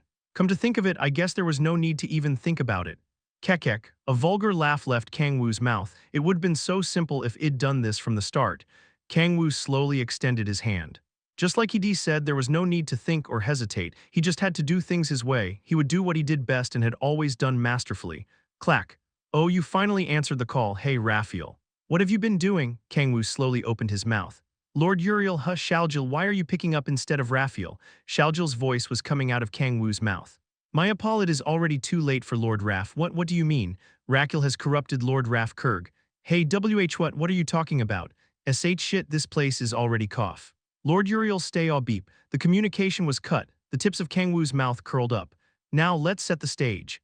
Chapter 278, setting the stage in the northern reaches of Erner, a giant island over 20 km in diameter floated in the sky. Pure white palaces were built all over the island, and hundreds of angels flew around in the sky. It was the island of angels, Sant'Angelo. The island was directly connected to the celestial realm and acted as the base of all angels. Boom, a loud explosion was heard within a breathtakingly beautiful castle. Shit, form the goddamn gate already. Lord Uriel, a boy with short blue hair, was yelling at angels far taller than him. He was only as tall as an average human, his height unlike an angel's average height of 3 meters. If one didn't know any better, it would look like a little boy was scolding grown adults, but that was not the case. We apologize. The angels lowered their heads without even daring to go against the boy. The blue-haired boy Uriel flapped his 8 wings. Crackle, blue lightning spread in all directions with the sound of thunder. Biting his lip, Uriel said, "Is apologizing all you can do? Huh, we can't even check Raphael's condition. What have you upper angels been doing until things turned out like this?" He looked like a young boy throwing a tantrum, but the upper angels just lowered their heads and gulped. The 6 wings behind their backs were trembling. Upper angels possessed the highest authority after the archangels. Their role was to constantly keep tabs on the schedules and status of the archangels, who were scattered across the world to do their own missions. To make a comparison, the upper angels were like the secretaries of CEOs. It was their duty to know what each archangel was doing at all times. Shalgil has not been reporting lately because he has been executing the mission given to him by Lord Raphael. So you're blaming Shalgil? Uriel glared at him. The upper angels remained silent in frustration. It was true that Shalgil had not contacted them after he had begun his investigation of Guardians. On top of that, Raphael had been too busy researching and recovering to contact them, so there was no way for them to know what was happening on Earth. "We apologize." The upper angels could not make any excuses due to Uriel's turbulent mood. Uriel kicked the ground in irritation. The floor of Sant'Angelo, which was protected by all sorts of magic circles, caved in. "Open the gate right now, I am going to Earth." About that, the upper angels made troubled expressions. Forming a gate leading to Earth had become fairly easy now that Gaia's protection had been severely damaged, but they needed more time to create a gate for an archangel like Uriel to pass through. This was due to the protection's characteristic to reject otherworldly beings possessing great power. Even if they had the permission of the gods of Earth, they needed time if they wanted to get Uriel through safely. "We need more time. How much more time? It will take a week at the very least. You can't do it any faster. If we rush, there is a high chance that your powers will be limited due to Lady Gaia's protection." "Shit. I am in a goddamn hurry," Uriel anxiously shouted. Even so, crossing to Earth while risking having limiters placed on his powers was too dangerous. He thought about sending his subordinates, but he shook his head. They'll just die in vain. Raquel wasn't stupid, would have most definitely made the necessary preparations for scouts. Not just that, forming a gate for his subordinates to go through would only delay his chance to cross over to Earth. Even if the protection on Earth was currently a mess, creating a gate to another world wasn't that simple. Uriel started to feel uneasy. Raquel was the constellation of corruption and had corrupted countless angels and gods during the era of myths. Uriel wasn't sure when exactly Raquel had broken out of Seraph's seal and crossed to Earth, but facing him while having limiters on his power was completely illogical. "Has Lord Raphael been corrupted by Raquel?" an upper angel carefully asked. Uriel grimaced. "Nonsense," he said firmly while shaking his head. "Even if he's the constellation of corruption, he can't make Raphael fall so quickly." It made no sense. Even if the legends about Raquel in the era of myths were incredible, Raphael was one of the archangels, who were more powerful than the average god. For Raphael to have fallen despite not even a month having passed since he last contacted us, Uriel snorted. The voice he had heard through the communication crystal had been no doubt Shalgil's, but there were countless magics that could imitate one's voice. "I smell a ploy." He narrowed his eyes and a ferocious energy flowed out of him. It was only obvious what sort of trick the constellation of corruption was playing after having crossed to Earth. "Tisk," Uriel clicked his tongue. Whether it was a trick or not, he couldn't help but worry. He couldn't sit idly by after knowing that the communication crystal that Raphael should have had fallen into Raquel's hands. "Raphael," he anxiously bit his lip and shook his foot in irritation. "Be safe." Although Raphael was old-fashioned and sometimes drove Uriel mad, they were comrades-in-arms who had fought together in battle. They often fought due to the differences in their personalities, but among the archangels, they were the closest friends. It was only obvious since Michael was practically unapproachable, and in the case of Gabriel, she was far too wacko for anyone to get along with. Phoo. In any case, Uriel did not believe that Raphael had fallen, but he was still worried for him. He wanted to go to Earth immediately to find out the truth, but he only became more frustrated because he couldn't. 5 days, Uriel said. "Pardon, open the gates within 5 days, whatever you have to do," he said while baring his teeth. The expressions of the upper angels hardened. Creating a gate that connected dimensions already required enormous amounts of effort. On top of that, if they wanted to let a being as powerful as Uriel pass through without any limiters on his power, they needed to spend day and night converting enormous amounts of sacred power into complicated formulas. The number of collapsed angels from overwork could easily surpass 100. Faces pale, the angels quickly mentioned, "No matter how quickly we work, if it's not ready in 5 days, Uriel firmly said as if he would not accept any objections, "I'll rip off 2 wings from every single one of you myself." Ripping off 2 of their 6 wings meant that they would be demoted from upper to intermediate angels. The angels nodded frantically as if there were a motor attached to their heads. Even if they were fighting to eradicate evil, they were living beings that also had emotions and ambitions. Why yes, my lord, Uriel turned away after he heard their answer. After he turned around, Uriel's expression darkened. Something's wrong. He knew that there was no way that Raphael would fallen. No matter how amazing Raphael was, Raphael's conviction and will were not so weak for him to be corrupted so easily. But Uriel bit his lip and clenched his fists. A faint sense of uneasiness spread throughout his body. First off, Kang-woo looked around and organized the plan in his head. I should call Lilith and Val-Zahak. His plan would be hard for him to carry out alone. Among his retainers, Val-Zahak and Lilith could be called pros in setting stages. They did a great job making the stage for the incident with the 4 heavenly kings last time. However, they would go for a different theme this time. He couldn't reuse the same stage. Uriel will apparently come to Earth in a week, but Kang-woo's eyes narrowed. Considering that he had blown the situation to a much greater degree, he had to consider the chance that Uriel would arrive sooner. At least he can't cross over right away. He asked Shaljil how angels were able to cross from Erner, the world they were based in, to Earth. Creating a gate that connected dimensions required many hands, and for an archangel to cross it, hundreds of angels had to work on it. So that was why Lucifer was so weak despite having divinity. There was a way to cross quicker, which was to accept the limiter placed by Gaia's protection. Lucifer had likely been weak because he had crossed dimensions as quickly as possible to save his son. But it's still not enough time. They had to finish all the preparations before Uriel arrived on Earth. The good thing was that they wouldn't need to prepare a large-scale stage like the one they had used before. 3 days should be enough. If Uriel arrived on Earth quicker than that while accepting the limiter, then the plan would fail, though the chances of that happening are low. Kang-woo hoped Uriel wasn't that stupid. Click. Soon Val-Zahak and Lilith arrived. I have answered your summons, master. I escorted Siala to Balrog's residence just now. What is going on, my king? The fortress was empty, so Val-Zahak and Lilith were able to come to Raphael's research room faster than expected. We don't have a lot of time, so it'll be quick. Kang-woo explained everything to them as quickly as possible. Wati to think she would possess Seraph's soul, Val-Zahak exclaimed in surprise, his eye sockets shining. It is hard to believe. Lilith touched her lips while narrowing her eyes. It felt very seductive. Kang-woo shook his head to eliminate such useless thoughts. We have to complete the stage before Uriel arrives. Are you thinking of creating a dungeon like last time? Yeah, Kang-woo nodded. Lilith narrowed her eyes. It may be safer to just go to war with the angels instead, she calmly said. It was the first time she had objected to Kang-woo's plan, showing how reckless it was as well as its high chance of failure. You understand that this is completely different from before, do you not, my king? They were not the lead roles who would be on the stage. No matter how much they could try to convince Uriel that Raphael had fallen, everything would fall apart the moment Uriel decided to trust Raphael. Uriel will believe Raphael, Lilith said. It was only obvious. They had traversed through many battlefields side by side for thousands of years. There was no way that Uriel would believe that Raphael had fallen so easily. I know, Kang-woo nodded. He also knew that making this plan succeed would be difficult. In the worst-case scenario, I am considering war. I see you have no intention of giving up Siala. You know very well how I've lived until now, Kang-woo smirked. Making a bittersweet smile, Lilith nodded and looked down at the floor. My king, Lilith said carefully. What would you do if I were put in the same situation? What are you talking about now? Kang-woo clicked his tongue.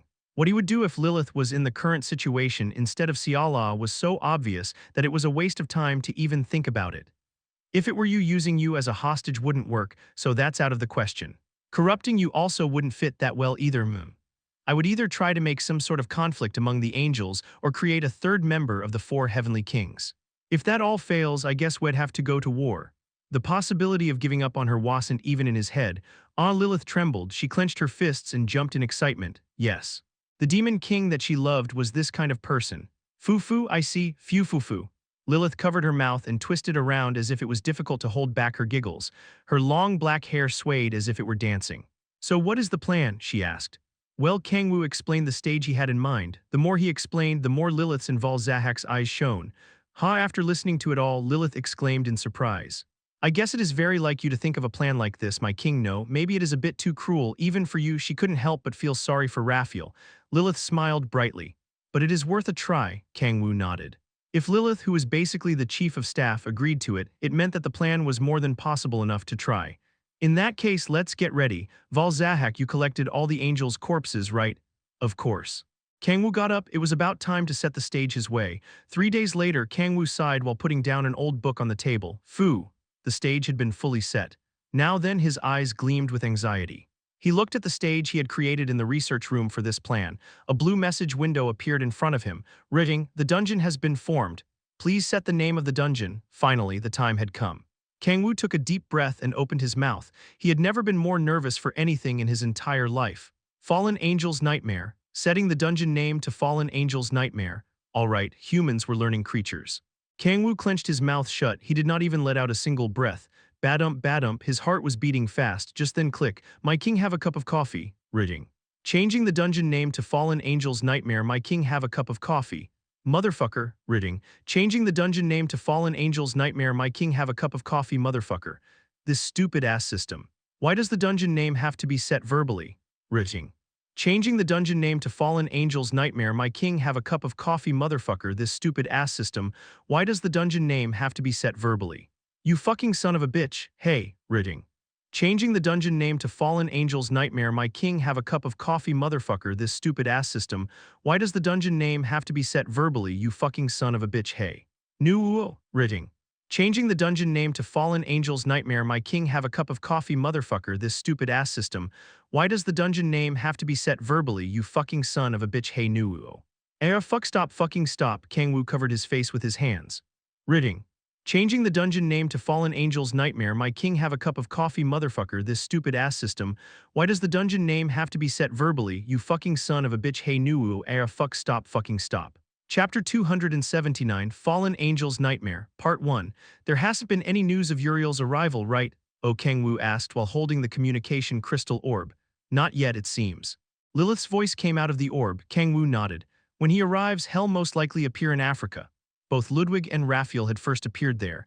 He wasn't sure if they could open a gate anywhere they wanted, but the chance that the gate would open in the same place was very high. Even if he doesn't end up there, if he wanted to figure out the truth about the call, he'd have to come to Raphael's fortress in Africa. Gather more forces and keep watch 24/7. You can even use Guardian's members.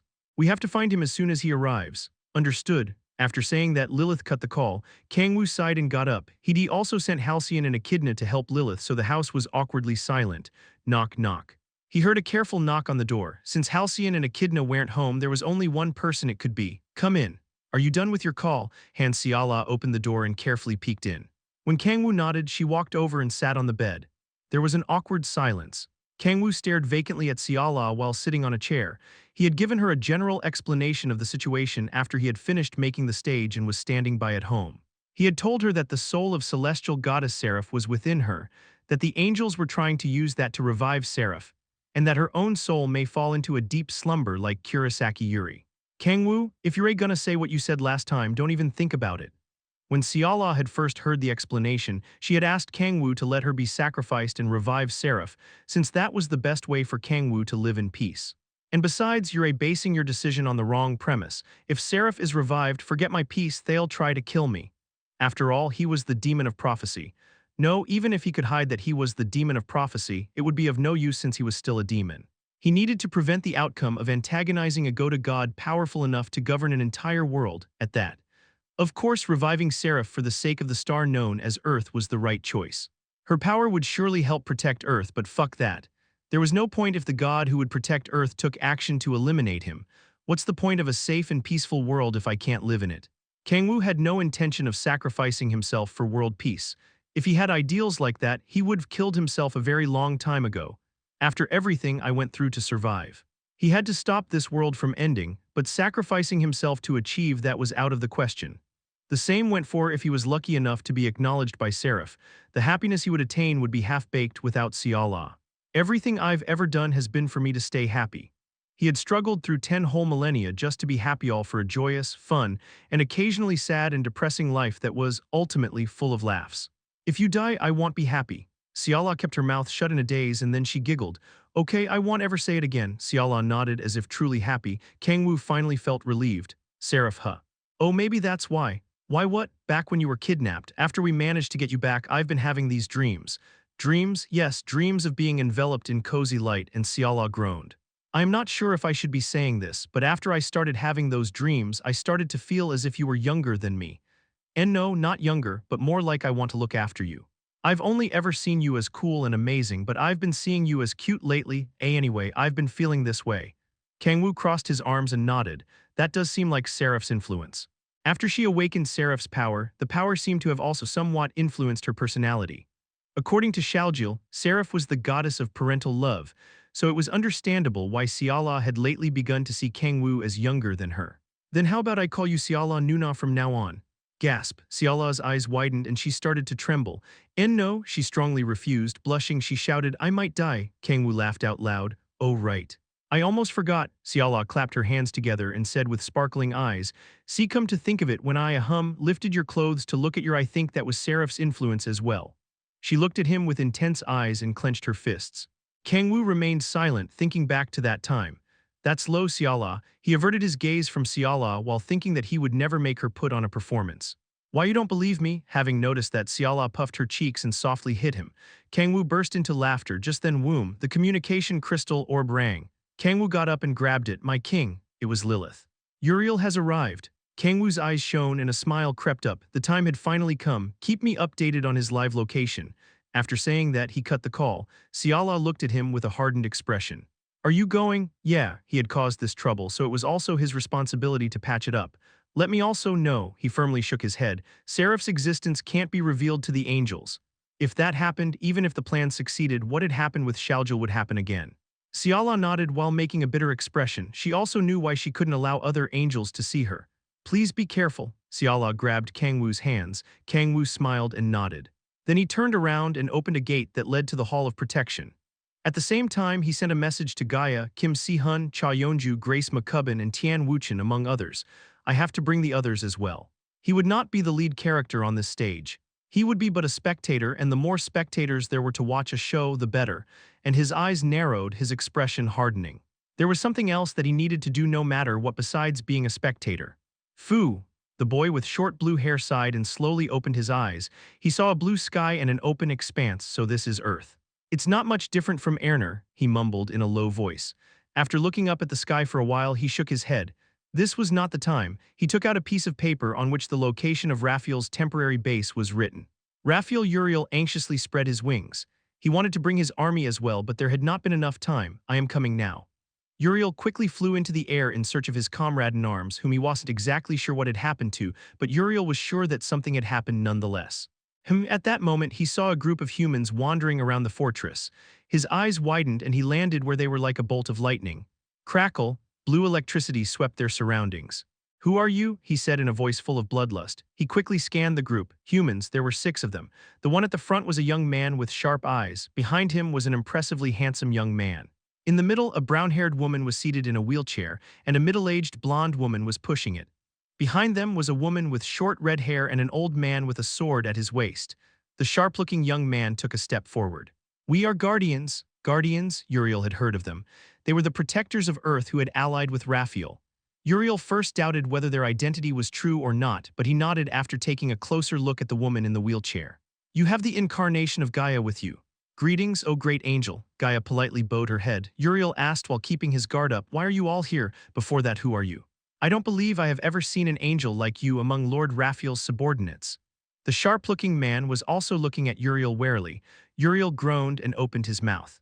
I am Uriel. Ah, the sharp-looking guy let out an exclamation and lowered his head. My apologies, I had known that you were an angel from your wings, but I was a little cautious due to recent strange events. Strange events? We have not been able to contact Lord Raphael or Shaljil. They had not even shown up to our usual meeting, so we came here because we were worried. Oh, Uriel's expression hardened. He understood why the Guardians members were roaming around the fortress and anxiously bit his lip. Since when has contact with them been cut off? About 5 days ago. Shit, Uriel frowned. The sharp-looking young man said in a worried tone, has something happened to Lord Raphael? No, nothing at all. Your expression says otherwise. I said it's nothing, Uriel shouted in irritation, but he soon grabbed his forehead. If it's Guardians, their strength had been detailed in Raphael's report.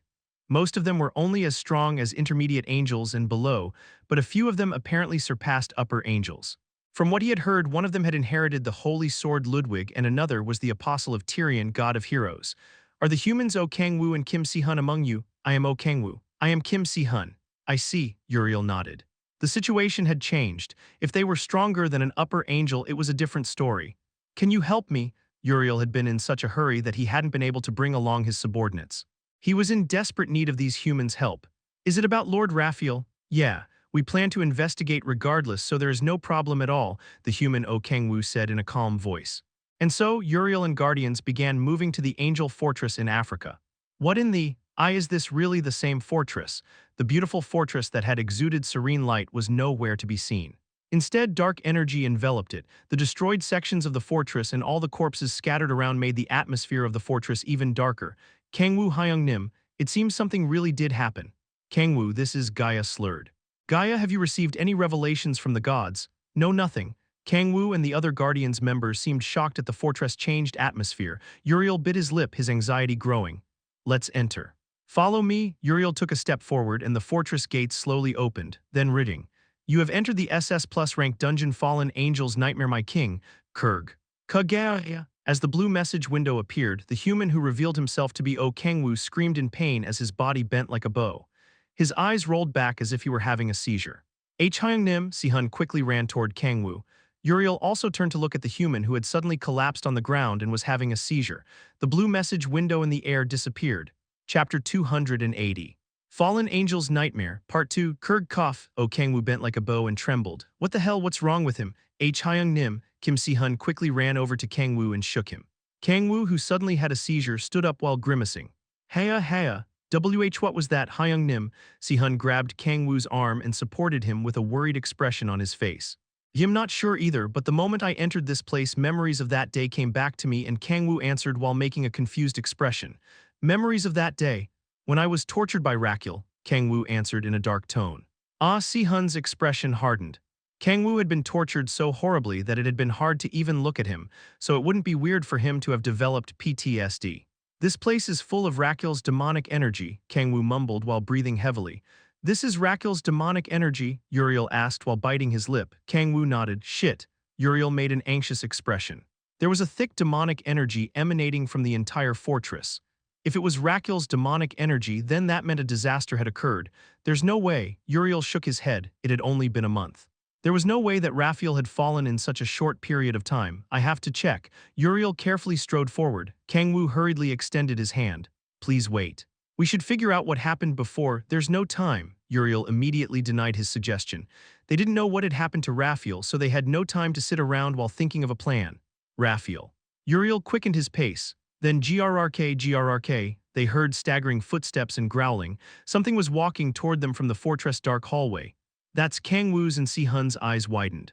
Cha Yeonju squinted to take a better look. A trembling voice came out of her. A ghoul, a monster with a horrible stench, rotten skin, and viscous pus flowing out of it, was roaming and staggering through the hallway. W8, those clothes, isn't that the uniform of the Watchers of Light? Although the clothes had been discolored due to the rotten flesh, they were definitely the white ceremonial robes worn by Rakyul's apostles. Yeonju extended the chains from her bracelet and whispered, What the why have Rakyul's apostles become undead? I don't know. Kang-woo shook his head. Uriel's expression hardened. He recalled what Sharjil had said. My apology, it is already too late for Lord Raf. Shit. Uriel's wings shook anxiously. He walked toward the ghouls. Where's Rakyul? Although there was no way that the dead could answer, he asked anyway. As he raised his right hand, the hand crackled with fearsome lightning. Where the hell is Rakyul? K crackle. The blue lightning burned the ghouls wearing ceremonial robes to the ground in the blink of an eye, leaving only black ash. While the lightning's power was frightening, Rakyul was impressive, but Uriel seemed to be beyond him. I guess there are classes even among archangels. Kang-woo narrowed his eyes. He had not seen Uriel's full power yet, but he could feel far thicker and stronger energy from Uriel than Rakyul. Shit, Uriel cursed while wiping out the ghouls in the hallway. Forget Rakyul, not even a single angel was in sight. Where the hell are they? They looked all over the place, but they only came across undead. Kang-woo, who was silently walking behind Uriel, opened his mouth. Come to think of it, I heard that Lord Rakyul had been doing research on Rakyul. Research? Yes, he had said that only by learning how Rakyul fell and how he had been tempted by demon god Bali would we be able to face Rakyul. Uriel silently nodded. Considering Rakyul's personality, it was perfectly possible he'd been investigating stuff like that. Oh, in that case, Uriel's eyes shone. Let's look for Rakyul's research room first. Will we be able to find Lord Rakyul there? I'm not sure about that either, but Rakyul always writes down his research records. Uriel had seen it many times during their thousands of years together. Uriel had a fiery personality and hated frustrating things, so he couldn't even think of writing down the plethora of research he had done on demons by hand. But Rakyul always left records behind without question. If we find those notes, we'll be able to find out what happened in the past month. Okay, Kang-woo nodded. Uriel and Kang-woo looked all over the base to find Raphael's research room. Uriel said if it were him, Raphael would most definitely have made his research room close to his office.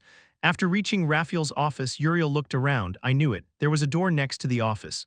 We're going in, creak. Uriel nervously opened the door.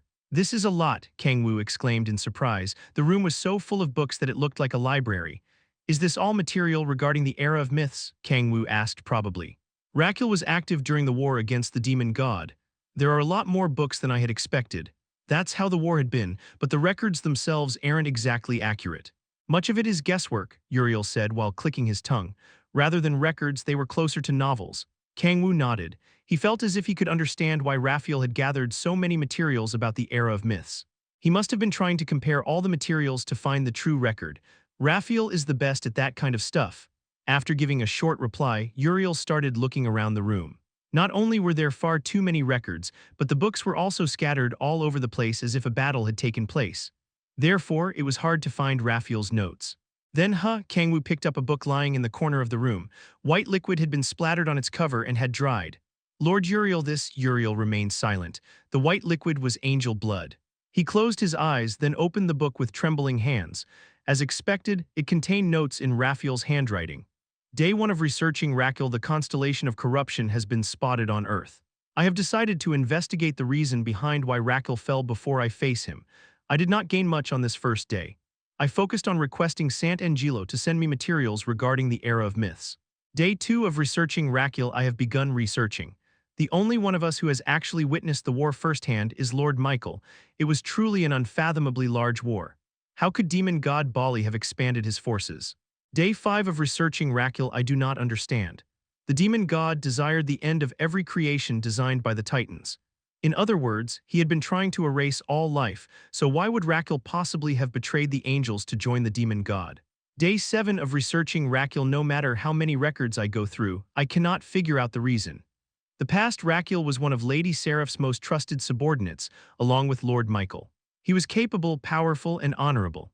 Lady Seraph herself had mentioned that Raquel would take her place if she were to die in the war. He had all the glory he could possibly want, so why did he betray us? The notes clearly showed Raphael's confusion. Uriel frowned. He couldn't get much information from the first week of notes. What the hell happened, Raphael? He anxiously bit his lip and flipped the page, and then his eyes widened. Day 10 of researching Raquel, I found a clue. Maybe Raquel had betrayed us because the page that should have contained information had been ripped out. Uriel frowned. He quickly turned to the next page and saw that the records continued. Day 13 of researching Raquel, I have figured out the reason. Just how could this possibly? I am so shocked that my head is in a daze. What of everything that I have learned my whole life? We might have been believing in a false myth this whole time. What? Uriel's hands were trembling and his uneasy feelings were intensifying. Day 17 of researching Raquel, Raquel came to see me. I asked him if everything that I had found out was the truth. He had already known everything from the start, and once again the page was torn. Day 18 of researching Raquel, something has to be wrong. There is no way this is impossible. We have all been deceived. We were made for fools this entire time. Day 19 of researching Raquel, I've noticed today that my wings are turning black. Am I losing my mind, or am I falling like Raquel? I do not know, but where did it all go wrong? The final page, day 20 of researching Raquel, Raquel came to see me again. No, maybe it was not him who had come to see me. I do not remember. My wings have been dyed completely black. Have I fallen? I do not know. If this is what falling feels like, I would not mind falling more and more. My notes end here. I will now do what I have to do, what only I can do. Uriel's hands were trembling as he gripped the book. His lips paled. The event that he did not even want to imagine as something that could not have possibly happened had occurred. No, he quickly shook his head. It can't fucking be. He read all the notes, but he still had no idea why Raphael had fallen. The section of the notes that would have detailed why had been torn out, but there was something he was sure about. Raphael had lost his mind. Lord Uriel, what was written in "Don't touch it"? Uriel knocked the book out of Kang-woo's hands. The pages scattered as the book fell to the ground. Uriel noticed a phrase on the final page of the notes that seemed to have been written down in a hurry. Gaze not into the abyss, for if you do, the abyss also gazes into you. Kang-woo said, this is shit, something must be wrong. It can't be true. Uriel grabbed his hair, closed his eyes, and thought of Raphael. He and Raphael had been comrades in arms for thousands of years. Raphael was old-fashioned, but he resented demons more than anyone else. There was no way someone like him would have fallen in such a nonsensical way. We have to find Raphael, Lord Uriel. There seems to be a gap here, said Si-hun, who had been searching through the research room while Uriel had been reading the notes. As Uriel turned his head, he saw a small gap between two bookshelves. Move, Uriel quickly walked toward it and pulled the bookshelves apart from each other. Creak. Just like a secret door that often appeared in films, the bookshelves swung backward and revealed a new space. And within it was what the fuck is that? Uriel's exclamation and Yeonju's curse were heard. Si-hun covered his mouth as if about to hurl. Kang-woo looked at it with a hardened expression. Inside the secret space of the research room was NOOO.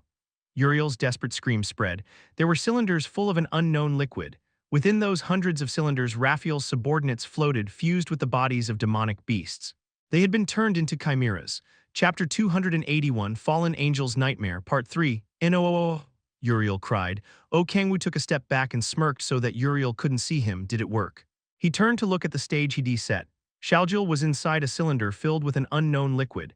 Kang-woo was honestly astonished. I said to make him hideous, but this is a bit. Shaljil's organs were exposed and had been forcibly fused with the body of a demonic beast.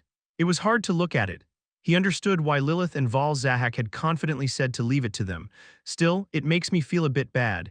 Even if it was Kang-woo, it was impossible for him to feel comfortable looking at such a thing. It was as if he'd dug up a corpse and disrespected the dead, so he couldn't help but feel a bit bad. But he narrowed his eyes while looking at the screaming Uriel. The first thought that came to Kang-woo's mind was that it couldn't be helped, which was partially true.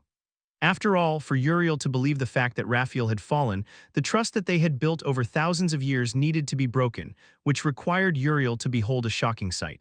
And most importantly, he had to kill Raphael, no matter what, if he wanted to turn things in his favor. Of course, Raphael didn't know that Seraph's soul was within Han Xiala. Raphael hadn't given the order to forcefully bring her. That was something Shaljil had done on his own. But even so, Raphael had to be killed, had to become a fallen angel and receive the judgment of light. Raphael ordered Shaljil to investigate guardians in the first place. If Shaljil suddenly died in such a situation, there was no need to think about who Raphael would suspect first. Even if Kang-woo tried to make Raphael the culprit, there was no way Raphael would believe it. I have no ill feelings regarding Raphael. It wasn't personal, but it just ended up that he couldn't let Raphael live.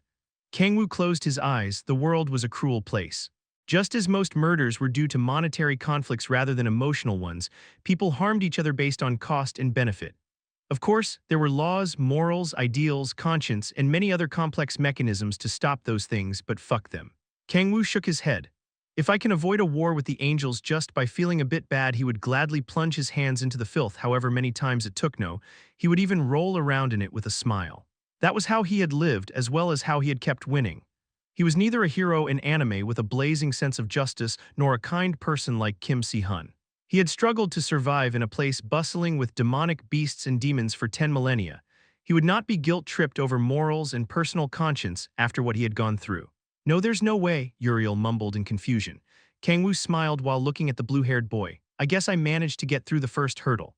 If Uriel had thought that this was a demon's trick and trusted Raphael to the very end, it would have been a problem, but he could not feel an ounce of trust for Raphael and Uriel, who was crying in front of the cylinder. Doubt is a poison. Once it poisoned a person, even if they tried to convince themselves otherwise, it would continue to eat away at them.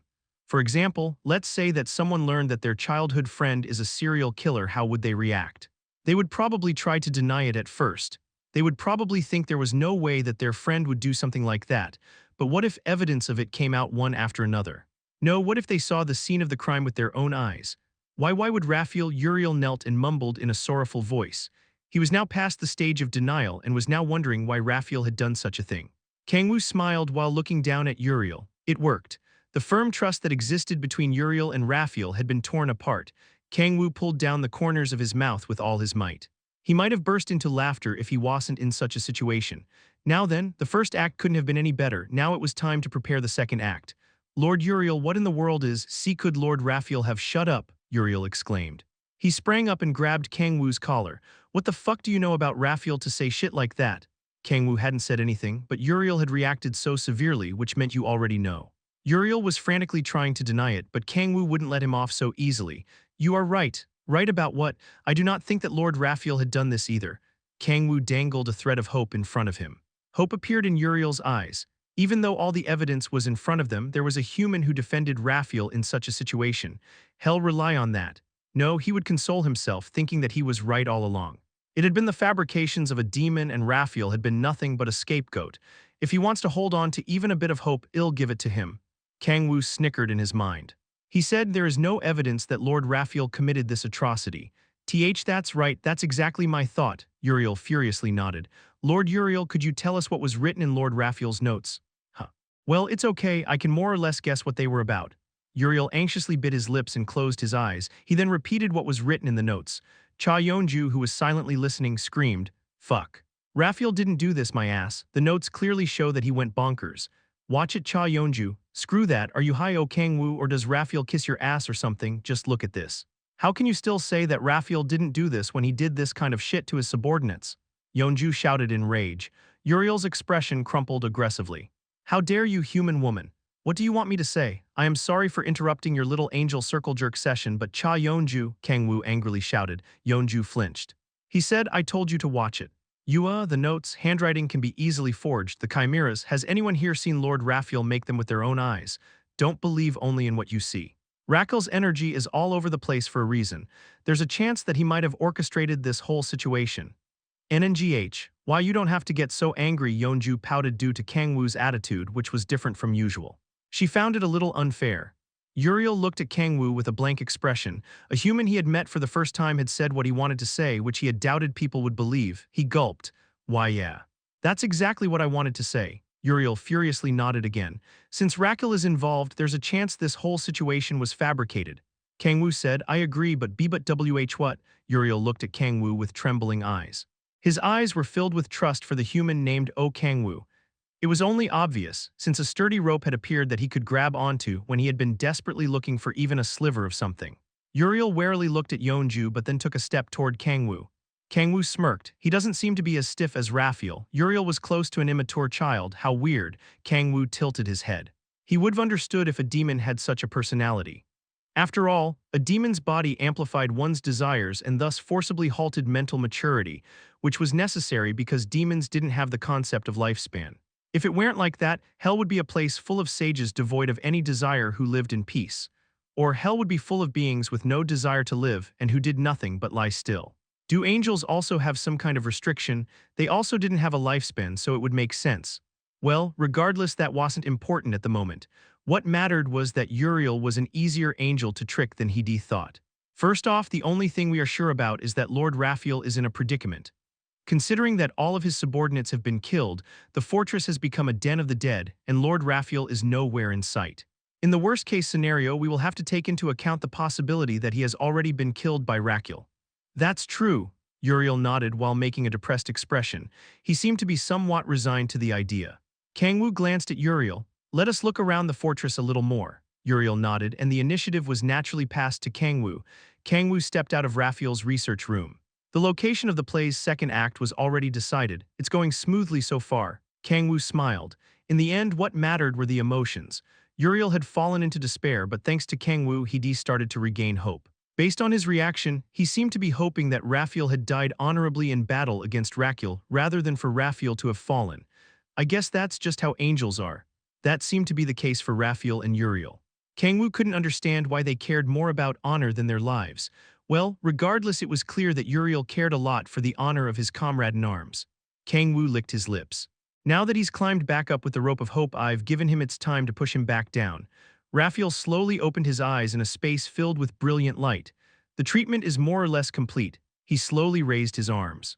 In a place known as the embrace of light created through the compression of sacred power, he had fully treated the wounds he had received from Satan.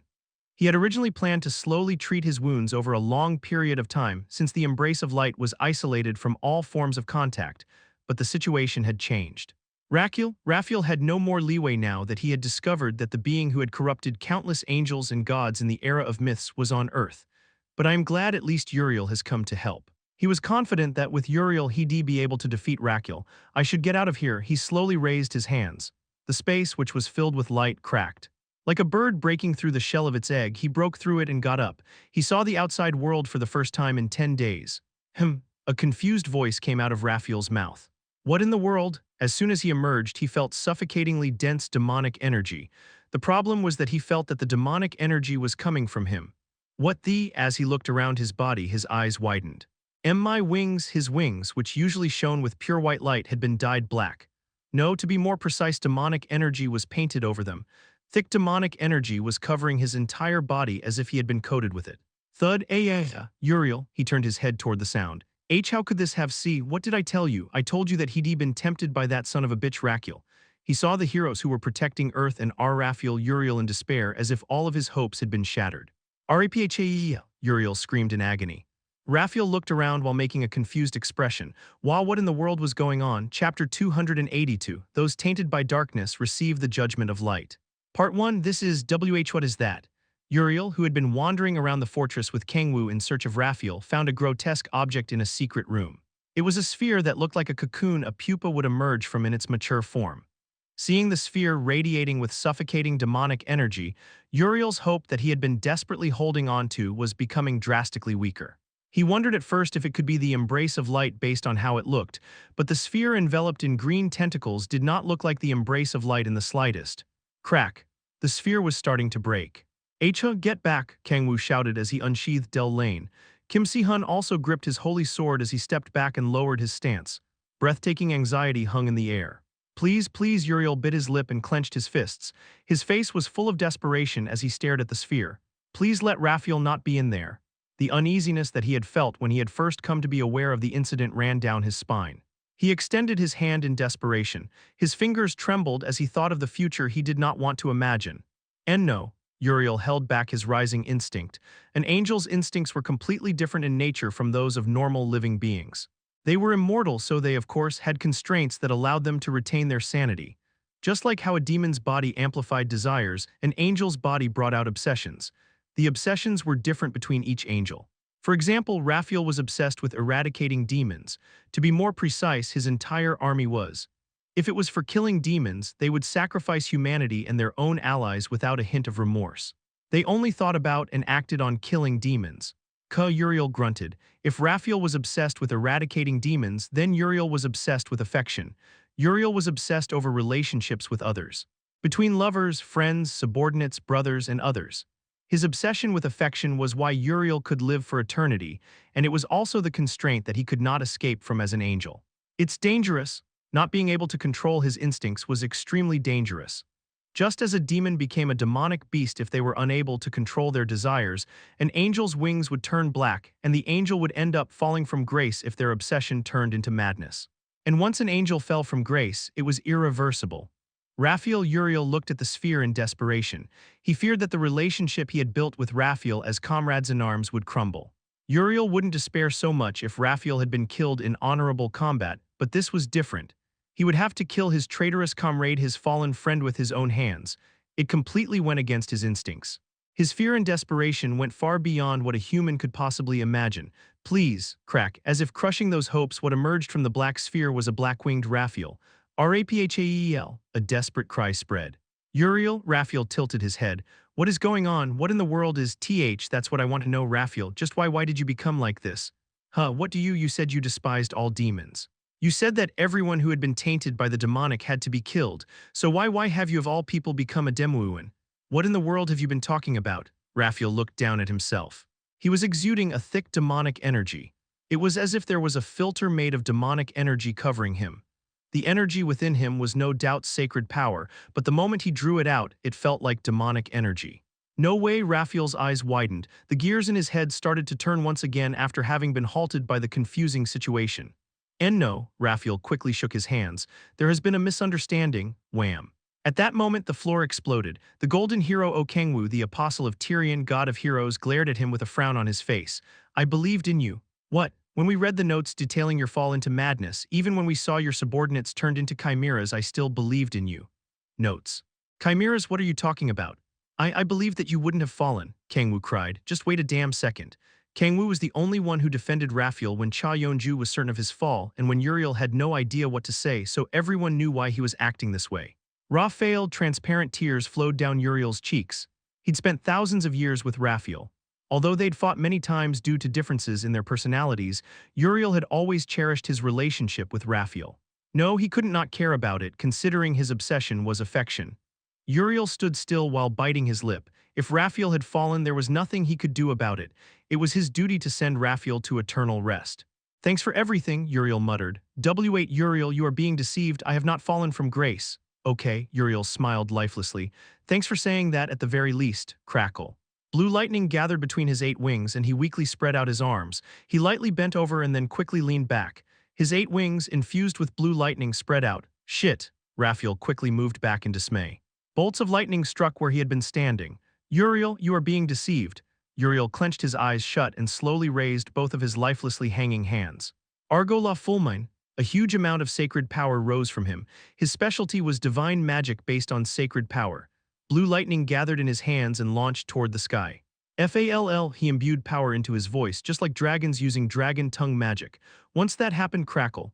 Raphael raised his hands and unleashed his sacred power to create a spear of light. What the F? Raphael's eyes widened.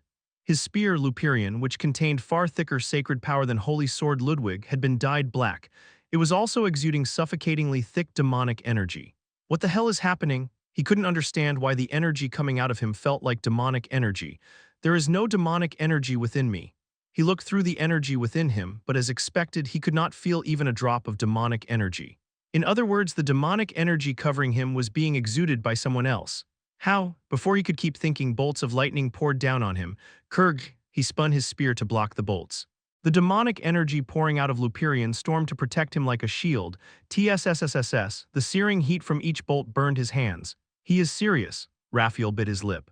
He could tell from that attack that Uriel was truly trying to kill him. Since it has come to this, Raphael looked around. He saw that the protectors of guardians were glaring at him with weapons in their hands. I will subdue Uriel first. He couldn't understand why he'd become a fallen angel after 10 days of treating his wounds, but if Uriel of all people was attacking him, that meant it was already too late to convince him with words. Hop, gripping his spear, he rushed toward Uriel, who was in the midst of casting. Uriel used non-casting magic, causing lightning to spread out like a net and block Raphael's path, but Raphael swung Luperian and tore the net apart. Clang, Raphael struck the ground with the tip of his spear and used the force generated to launch himself into the air. Argo la fulmine. Uriel used that short time to finish his chant. He spread open his 8 wings and crossed his arms to make an X, surge, crackle. Thousands of lightning bolts rose from the floor as if a dragon were ascending into the sky. As Raphael was about to raise his spear to block the attack, Yeonju, got it, slide. Dozens of red chains surrounded Raphael and wrapped around him. He grimaced. Mere chains will not see Hun. Okay, Hyung Nim. Ka. Following Yeonju's red chains, the 2 heroes rushed forward. Despite running on chains as thin as 2 fingers, neither Sihun nor Kang-woo lost balance. Raphael quickly broke the chains wrapped around him, but Kang-woo jumped, aiming to kick Raphael's head before he could fully free himself. Thunk. A barrier of demonic energy formed around Raphael, blocking Kang-woo's kick. Sihun caught up to Kang-woo in the meantime and swung his holy sword.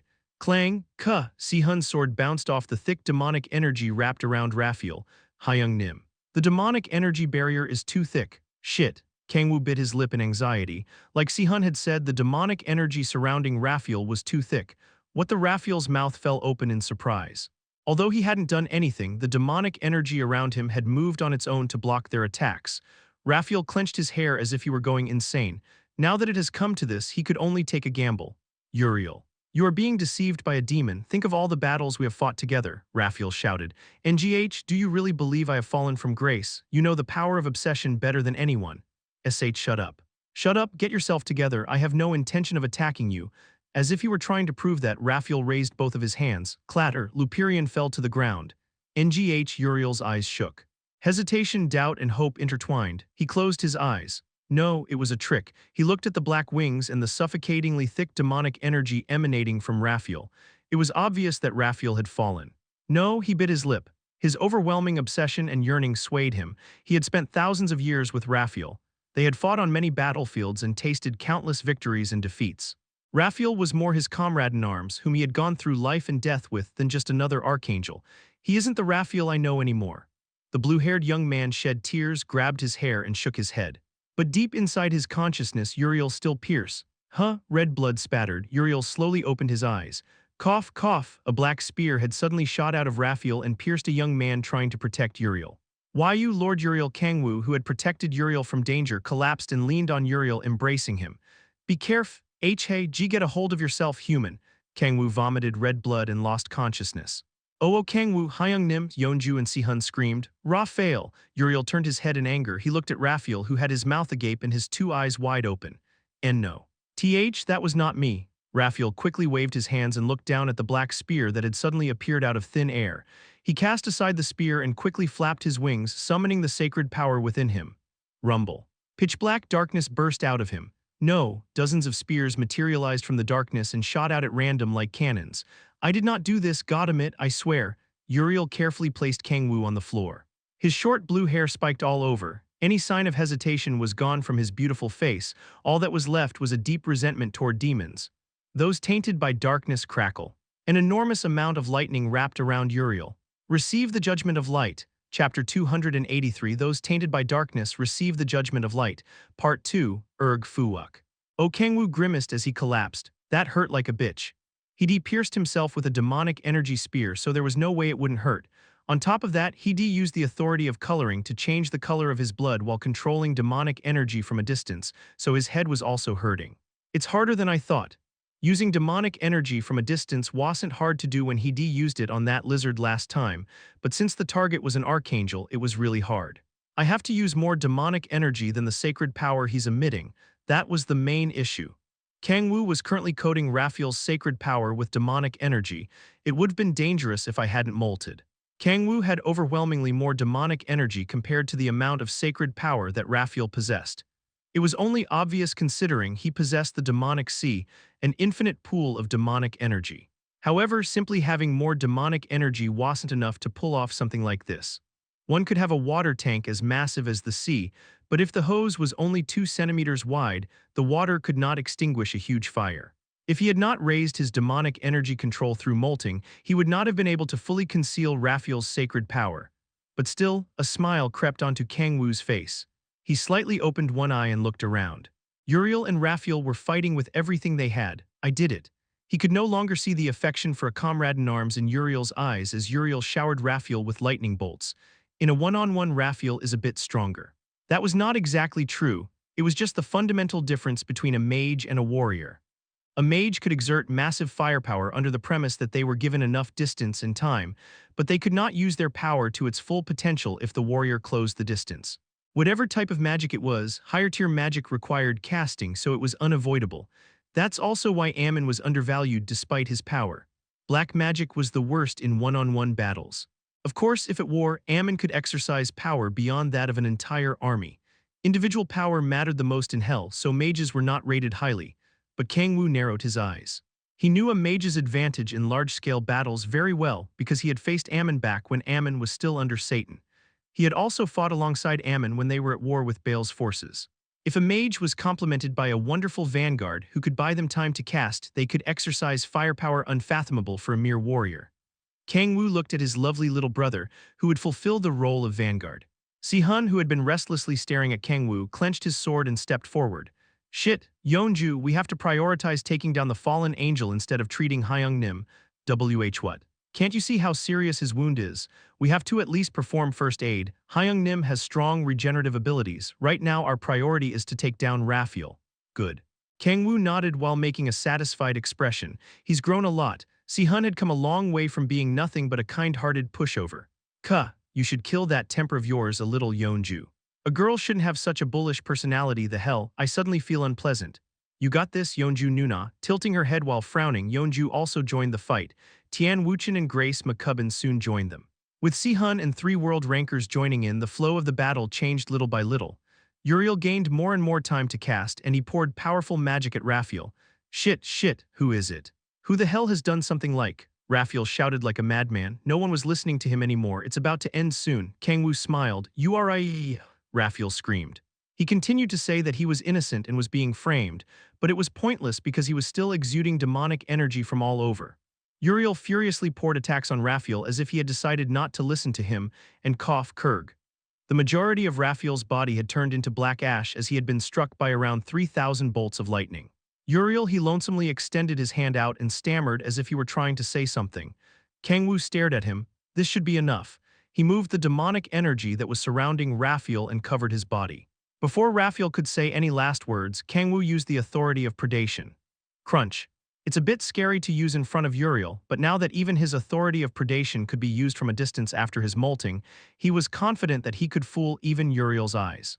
Raphael, thankfully, due to Uriel's shock at having killed his friend with his own hands, he didn't seem to care about Raphael's body disappearing as darkness devoured it. It looked from the outside that he was turning into dust and scattering, as if a certain bald man had snapped his finger in a certain superhero film, so there was no way Uriel would think that Raphael was being eaten by someone. Ridding, you have eaten Archangel Raphael, explosively raising sacred power. Sacred power has risen to 112. Damn, that's an archangel for you. His sacred power stat, which had been at 73, had risen to 112 in a flash. Considering how difficult it was to increase one's stat after it surpassed 100, it truly was an explosive boost. You have fulfilled the primary condition of chaos, the advanced quest of road to becoming a demon god. However, the power of chaos can only be used in its entirety after fulfilling every condition of road to becoming a demon god. A fatal penalty will be placed on the body if used before that. Kang-woo's eyes widened. The advanced quest road to becoming a demon god, which had been just question marks until now, had finally been revealed. For God's sake, I don't even know the third condition of the final step. It was as if he had cleared stage 4 before stage 3. Not just that, he couldn't enjoy the rewards given by clearing stage 4 because he hadn't cleared the one before that yet. Damn it, I don't need that shit, so just give me a hint for the third condition. He cursed at the system, but there was no way he could expect an answer. He didn't even know what the system was in the first place. It doesn't seem to be Gaia's power. There was no way Gaia was helping him grow stronger. It was possible that it was a being above her, a being without form that existed simply as a phenomenon of nature. I can't really picture what that could be though. Regardless, no matter how many times he had complained to the system, he had never gotten an answer. Casting aside the blue message window in front of him, he focused back on his performance. Cough, cough, Hyung Nim. Kang-woo vomited red blood and Si-hun quickly embraced him. Good, good. He felt like this was the perfect time for the play's finale. Kang-woo turned to look at Uriel, who was staring blankly at the empty space where Raphael had turned to dust and vanished. Kang-woo felt both guilt for making Uriel kill his comrade in arms as well as joy that his plan had been a great success. In any case, I managed to avoid the worst-case scenario. He managed to clean up the mess he made. He couldn't stop the corners of his mouth from rising in relief. It was only natural since he had overcome the risk of going to war with the angels after only having recently wiped out the demon cult. He would have stood up and started laughing if he could. Calm down, he couldn't ruin this perfect scenario. Kang-woo closed his eyes and acted as pained as possible. Healer, are there any healers here? There aren't. Let's move Hyung Nim to the Hall of Protection first. Si-hun picked up Kang-woo. Oh my. Kang-woo felt like he was about to puke, but he instead coughed while desperately maintaining his act.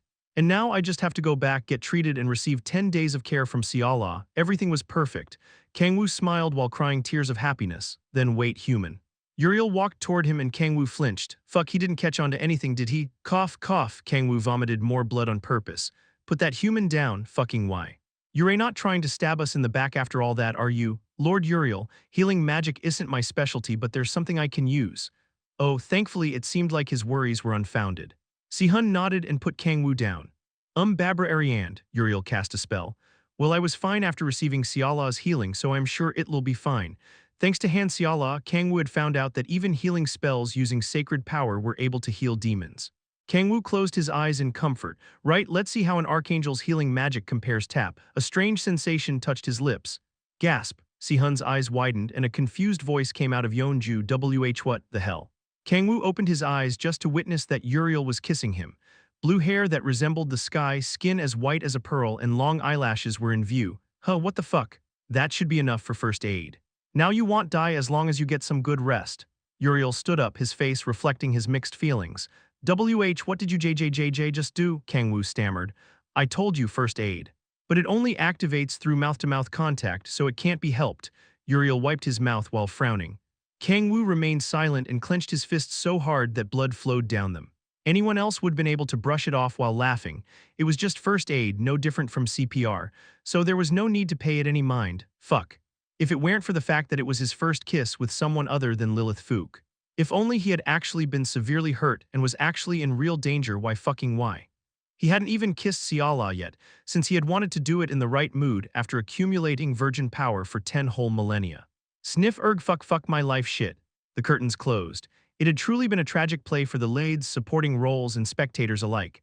After recovering from his wounds thanks to Uriel's help, Kang-woo refused Si-hun's proposition to take him home and returned to his house at full speed. Darling, slam, he opened the front door. Siala, who had been anxiously waiting on the living room couch because she hadn't been able to participate in his plan, sprang up.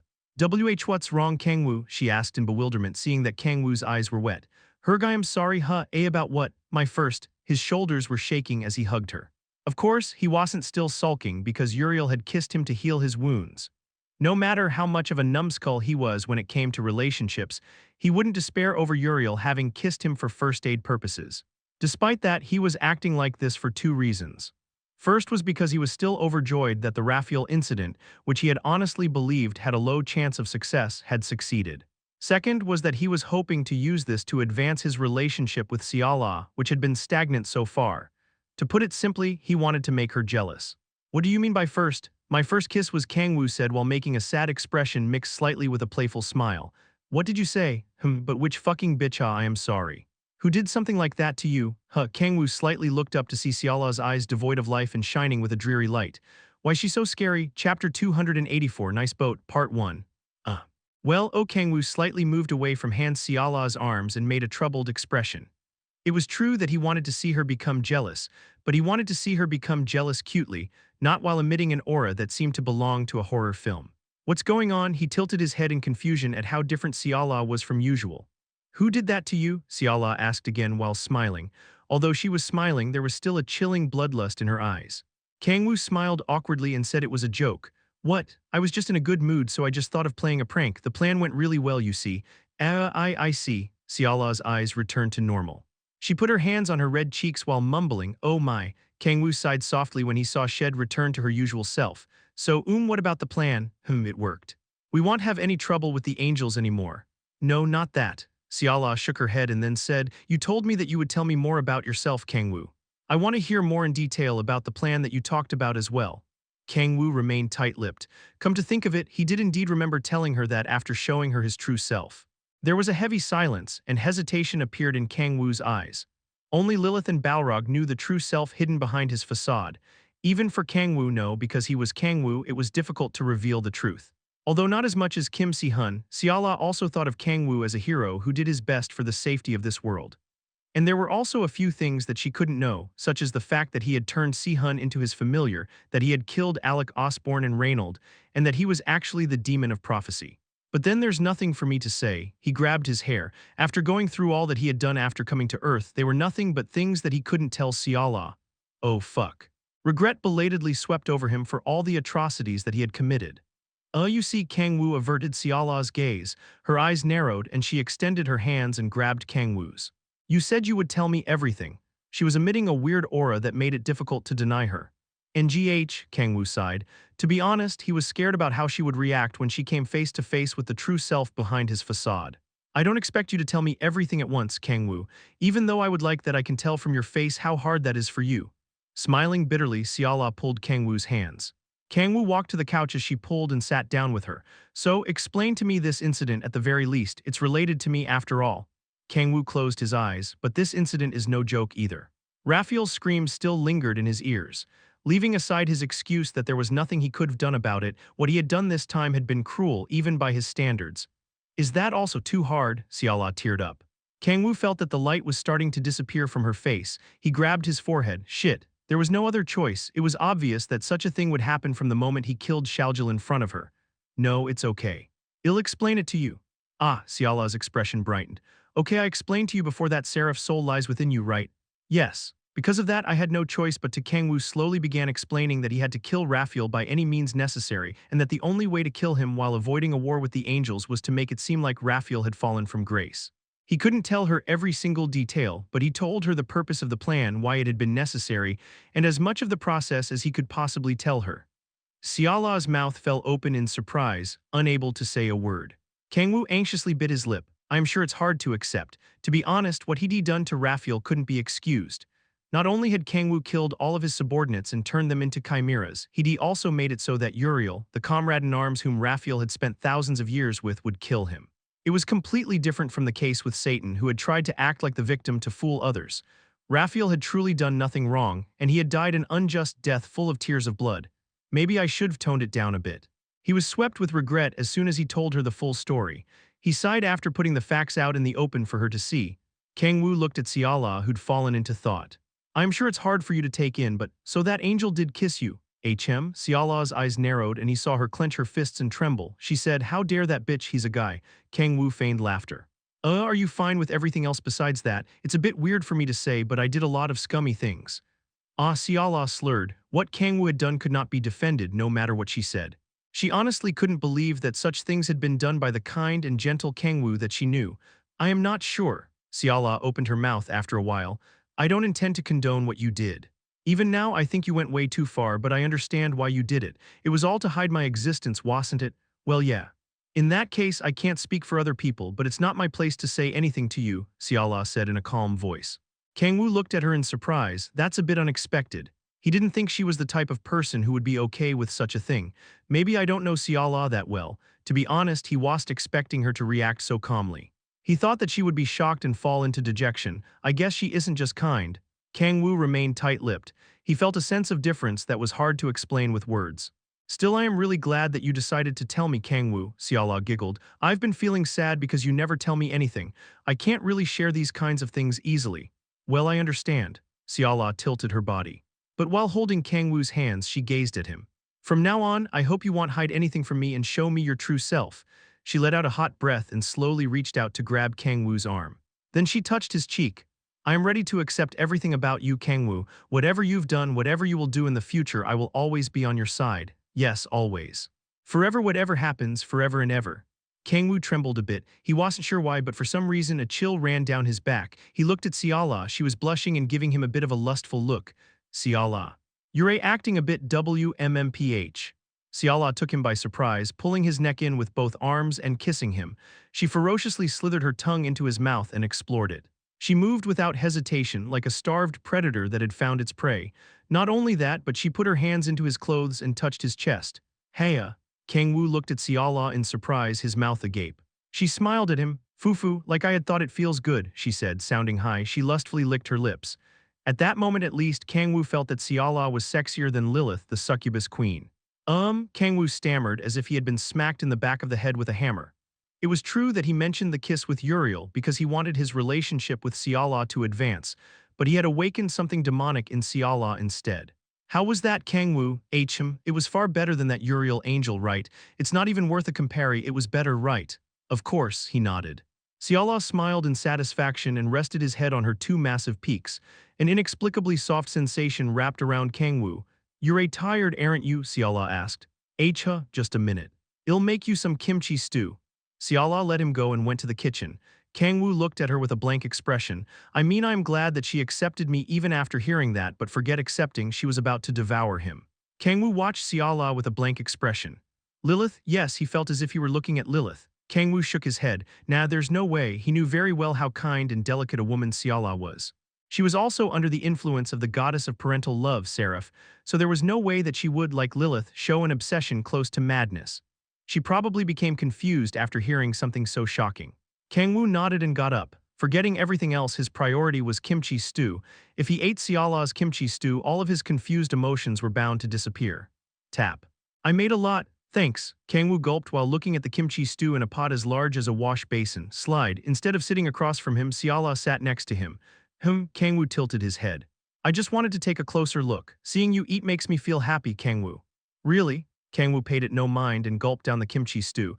It might have been because he had not taken any rest after the incident with Shaljil, but the kimchi stew that he was having after a long time was extremely delicious.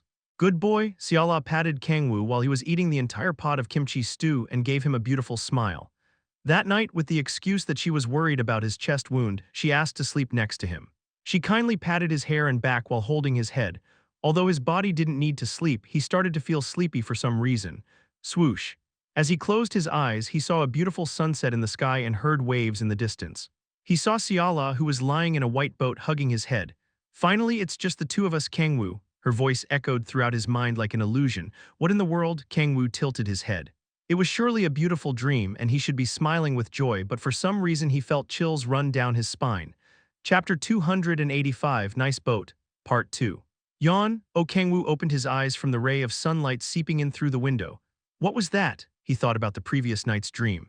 He had dreamed about being on a boat in the ocean over the sunset, and he was being embraced by none other than Han Xiala. It was a very happy dream, but his clothes were drenched in sweat as if it had been a nightmare. Was I that nervous? Although he wasn't showing it, he honestly felt very bad about what he had done this time. If their relationship with the angels collapsed, it wouldn't just be his problem. Guardians, players, and the entirety of humanity would be dragged into the mess he made if it escalated to war. NGH. Kang-woo lifted his blanket. His clothes were in disarray, his pants were halfway down and his shirt was unbuttoned. What's this? He touched a red mark on his chest. There were several of them. They looked similar to when the suckers of Lilith's tentacles attached to him. Had Lilith stopped by, Kang-woo tilted his head and got up. He tidied up his clothes and was about to leave the room when something like that happened. He heard Lilith's voice from outside. Kang-woo nodded. Like he had thought Lilith had stopped by, he was just about to open the door when he stopped to eavesdrop on the conversation. Yes, I heard he kissed Kang-woo. Ha, that fucking pigeon, oh my ho-ho, my apologies. I got a little worked up. No, I was thinking the same thing.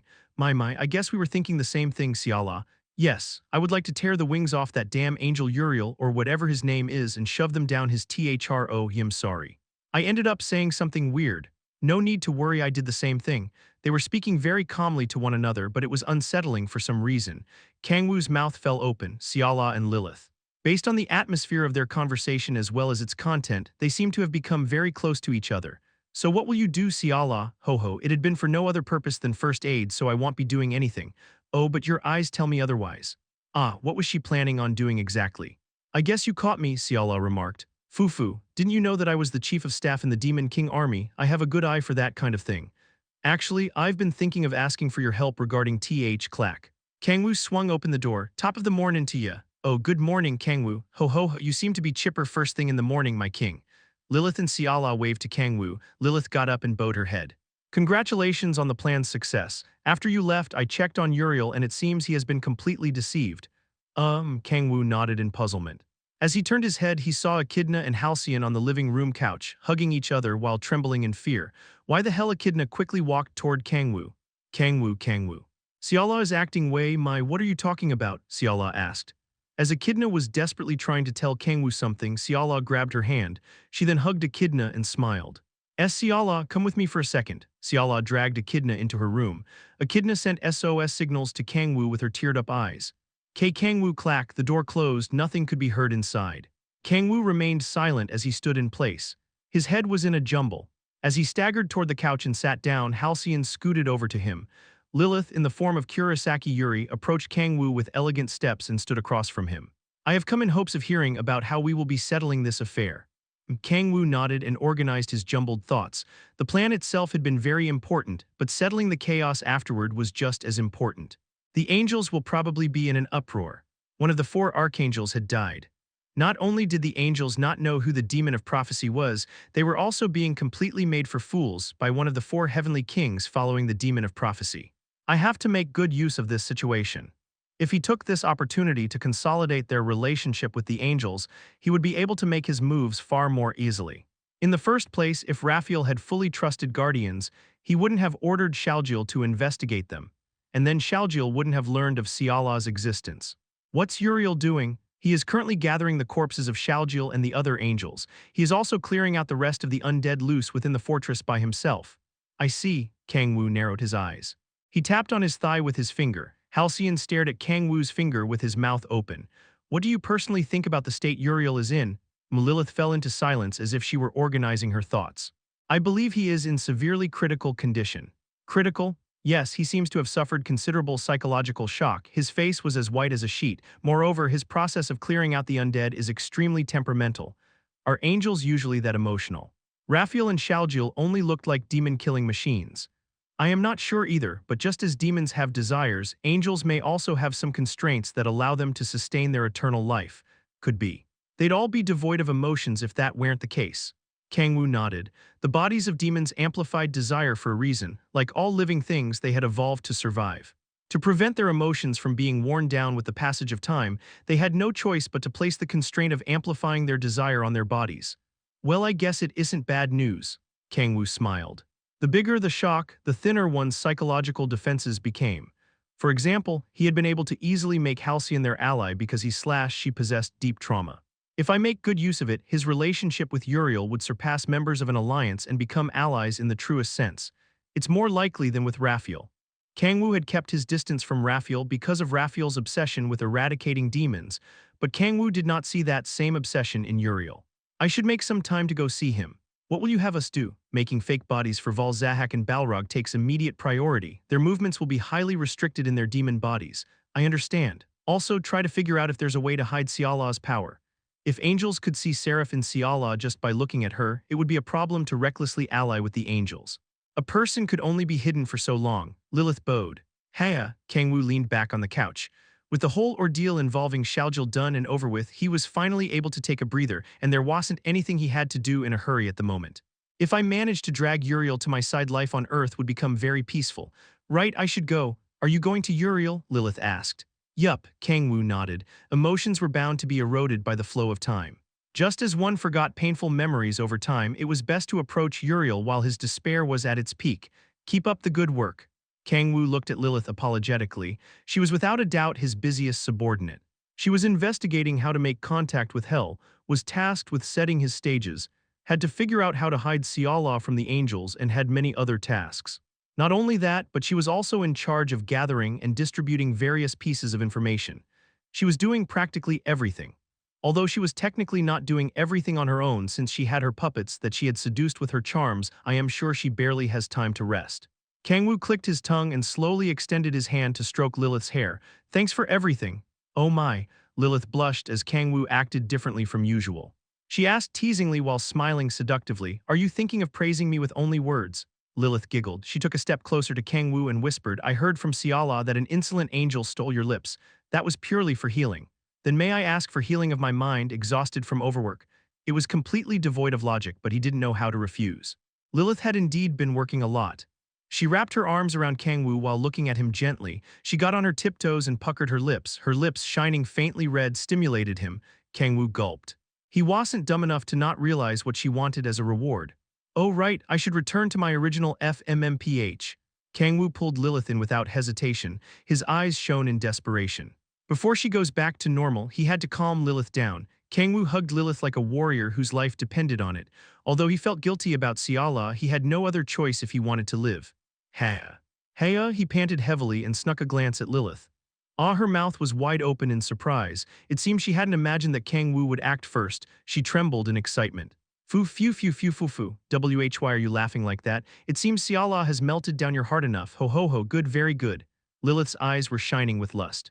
Her black hair floated up in the air and twisted around. Sticky liquid flowed out of the ends of her hair. Kang-woo flinched and turned around. There's no time to waste. Yes, my king, Lilith smiled.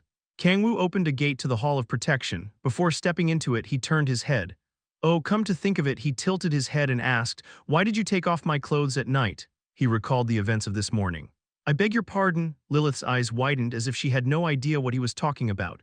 I only talked with Sialah as soon as I arrived. What? Kang-woo's eyes widened, and he shifted his gaze to the door of the room Sialah had dragged Echidna into. The door was still closed. What in the world? Kang-woo walked while scratching his head. His head was in a jumble. I should ask Sialah later. There was no time to focus on that. He passed through the gate leading to Africa in the Hall of Protection. Right then, he had two objectives for coming to the fortress. First, he needed to develop a closer relationship with Uriel. Second, chapter 286, Homo shit, what the gay is happening. The fortress that used to shine with pure white light had been engulfed in unknown darkness. GRRK. GRRRK, growls could be heard coming from within the darkness. Splat, splat, dozens of undead were limping, leaving behind bloody footprints. Their skin was rotten, their eyes dull, their lips pale. A boy with hair as blue as the clear sky stood in the hallway in front of the undead, his lips pursed. GRRRK, seeing a living being, the undead growled and bared their teeth. Saliva ran down between their yellow teeth. Rush. As if they hadn't just been limping, the horde sprinted across the hallway at immense speed. The boy grimaced and stepped forward. Although dozens of undead were rushing toward him, there was no fear on his face.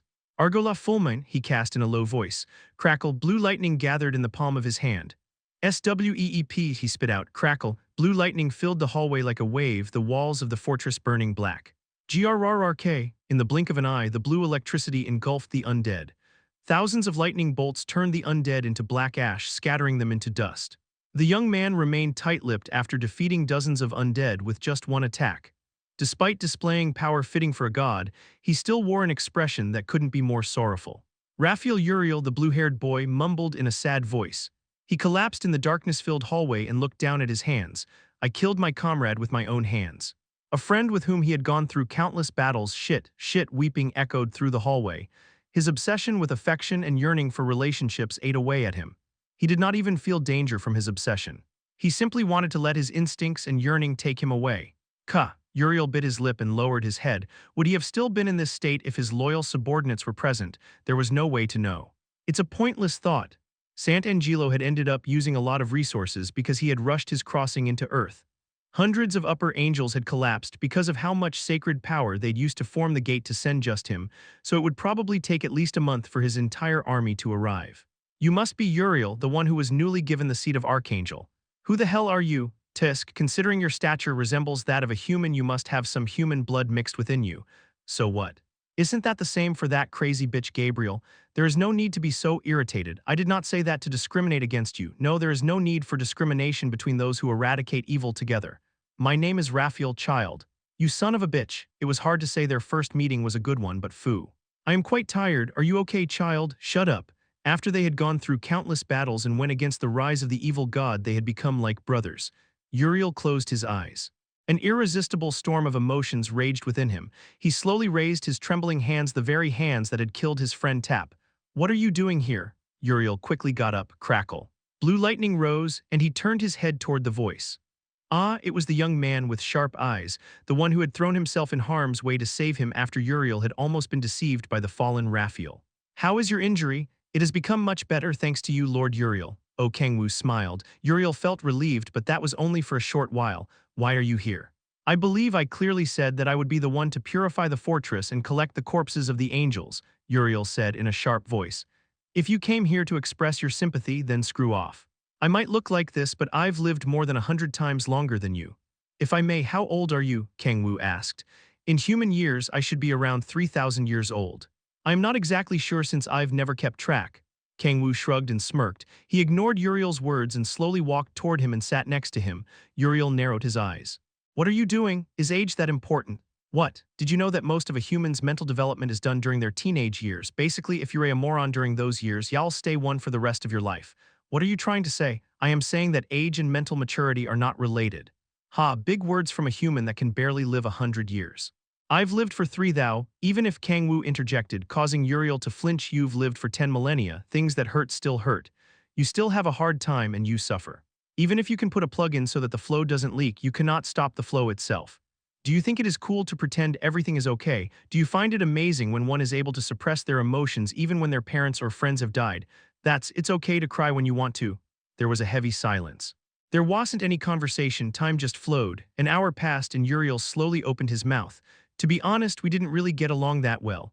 Kang-woo listened without a word. Uriel said, the body of an angel subconsciously brings about obsessions. It forcibly makes angels obsess over something so that their minds don't break down over the passage of time.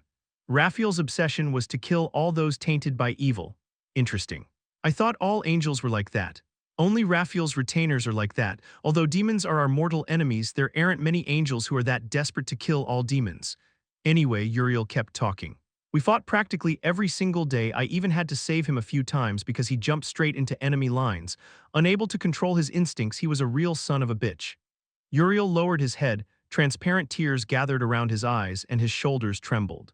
He clenched his fists and spoke in a shaky voice, but still he shouldn't have died like that. He didn't fight for thousands of years to suffer such a death. Kang-woo didn't say anything and just kept listening to Uriel. Fuck. He didn't outwardly show it, but his thoughts were in quite a state of disarray at that moment. Maybe I shouldn't have come. To think he was there to console someone who'd killed his comrade because of a plan he'd executed. Even if he didn't mind feeling guilty, this was a bit too big of a hurdle to jump over. Being unable to bear seeing Uriel cry in silence, Kang-woo stood up. Wait here for a moment. What? Without replying, Kang-woo turned away, went back to the Hall of Protection and then to his house. He called over Han Xiala, who had been chatting with Echidna. And what's this? Uriel asked. It's a food from Earth called kimchi stew. Uriel laughed in disbelief as he looked at the steaming pot. Sorry, but angels don't need to eat too, I know. Kang-woo put down the kimchi stew in front of Uriel and then took out a bowl of rice he'd brought along with it. But you can still eat, right? Eating always makes you feel better when you're depressed. Uriel looked at Kang-woo in disbelief, and then couldn't help but laugh at the nonsensical situation. He poorly grabbed the chopsticks Kang-woo gave him and tried the kimchi stew. He couldn't taste much flavor, all he could feel was that it was hot. Kang-woo, who was eating next to him, said, "I know that angels don't have very developed taste buds. Then why did you prepare this? Isn't it at least better than curling up and crying? You said it's okay to cry when you want to. That's different. After all, you're not suppressing it." Kang-woo laughed lightly and started to eat the kimchi stew. Uriel looked at him and smirked. Yeah, to be honest, it wasn't a bad feeling. Angels didn't have any opportunities to gather and eat. If I focus, I can taste it. Their taste buds weren't developed because they barely used them, but it wasn't as if they lacked the sense of taste. As he concentrated on the food inside his mouth, he could taste its sour and savory flavor. It's good. Uriel's eyes widened at the taste he'd never experienced before. It's better than I thou munch munch.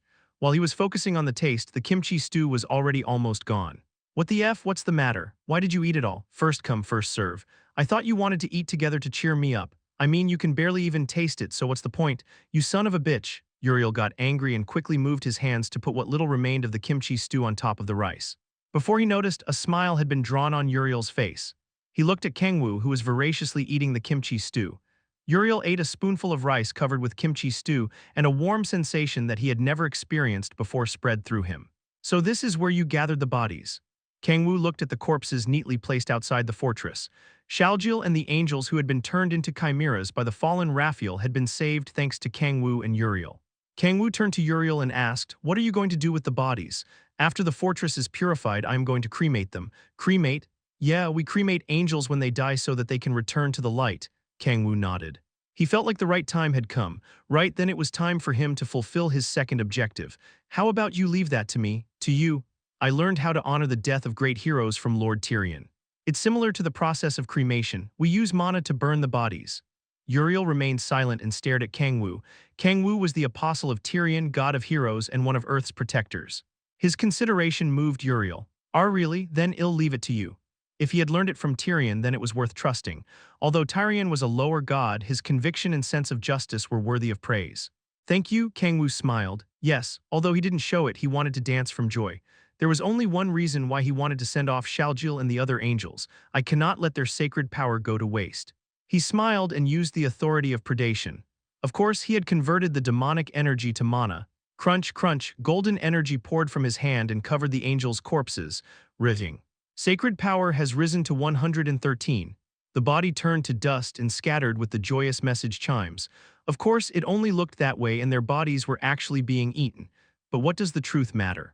A smile crept onto his face. That was right, the truth had never been important. It's fine as long as it looks like the truth. Kang-woo used the authority of predation on over 100 corpses. Sacred power has risen to 118. Like I thought, it gets harder to raise the higher it gets. Either way, it did go up. Kang-woo nodded while making a satisfied expression. Right then, I should bid the kid farewell. He had now fulfilled both of his objectives, so it was time to go back. Darling, here I come. Since that was over with, his life would become far more relaxing. Kang-woo turned to Uriel, a smile on his face. And that's that, thanks. Not at all, although it was only for a short time, they were also my comrades. At the word comrades, Uriel's expression brightened. Kang-woo continued while smiling. In that case, I will be excusing my's what? Uriel became extremely bewildered as soon as Kang-woo mentioned that he would be leaving. Is something wrong? Kang-woo asked. What's up with this kid? What's the matter now? And no, well, Uriel shifted uneasily while averting Kang-woo's gaze. He pouted and said in a low voice, Why, you're going back already? Stay a bit longer. That's it. Help me purify the fortress. You said you were gonna do that by yourself. Uriel trotted to Kang-woo and pulled his arm. He could feel Uriel's will to not let him go. No, rather than will, it felt more like obsession. What the fuck? Kang-woo's mouth fell open. What the hell is happening? Something had gone wrong. Chapter 287, Festering Wound, Part 1. In that case, I will help out for an hour or two. I also have some things I have to take care of today. Actually, Kang-woo had absolutely nothing to do today. He just wanted to go back home as soon as possible and get all lovey-dovey with Han Seala. Really? That's a relief. There are too many undead for me to wipe out on my own, said Uriel. I've seen you wipe out dozens of them with just a wave of your hand. It will probably take a couple of months for my army to arrive. You can help me locate Rakul in the meantime, right? I'm gonna play with my darling damn pigeon. Kang-woo tried his best to suppress the words from coming out of his mouth. He had been planning on having tons of dates with Seala after this was over, so this felt like a hammer to the back of the head. Kang-woo anxiously bit his lip and said, Guardians can handle the Rackle Investiga. You said we're allies. I can't just stand around doing nothing. He was right. Kang-woo couldn't think of any way to refute him. In that case, I will have Kim Si-hun pair up with Y. No, I am gonna go around with you. But fucking why though? Kang-woo looked at Uriel in frustration. Why did it have to be him? I mean, it's not a bad thing. He would be able to gain a lot from helping Uriel purify the base and investigate Rackle's traces. First, he could make the angels indebted to him, which would obviously be quite useful for their relationship in the future. He'd be able to make the angels move as he wished at least once, however fuwak. Kang-woo clenched his hair. He knew it would be useful and that it was necessary, but I wanna play. If everyone was able to do things because it was useful and necessary, no one would ever fail in dieting. There were countless things that people didn't want to do despite knowing that they had to. It would be one thing if the real Rackle had done it, but Kang-woo did not want to waste time tracking down a Rackle that didn't actually exist, but it doesn't feel right to just reject it. Kang-woo sighed and opened his mouth. I also have a lot to do, so I would only be able to help out about 2 to 3 days a week. Is that alright with you? Well, if you're busy, then I guess it can't be helped. Thankfully, Uriel seemed to have common sense. In that case, let's just have a light purification session today. I will come tomorrow or the day after to help out with investigating Rackle's traces. Okay, Uriel energetically nodded, a smile on his face. Kang-woo covered his eyes, he inwardly cursed. A month passed and the days had been busy for Kang-woo. He went on dates with Xiala and also stayed at home, playing with Echidna and Halcyon. Not only that, but he also went on a trip with Lilith, who had been swamped with work. Lilith had screamed in joy and Kang-woo had screamed for other reasons. Of course, he didn't just play around. He occasionally took some time to improve his demonic energy control and chased Rackle's traces with Uriel.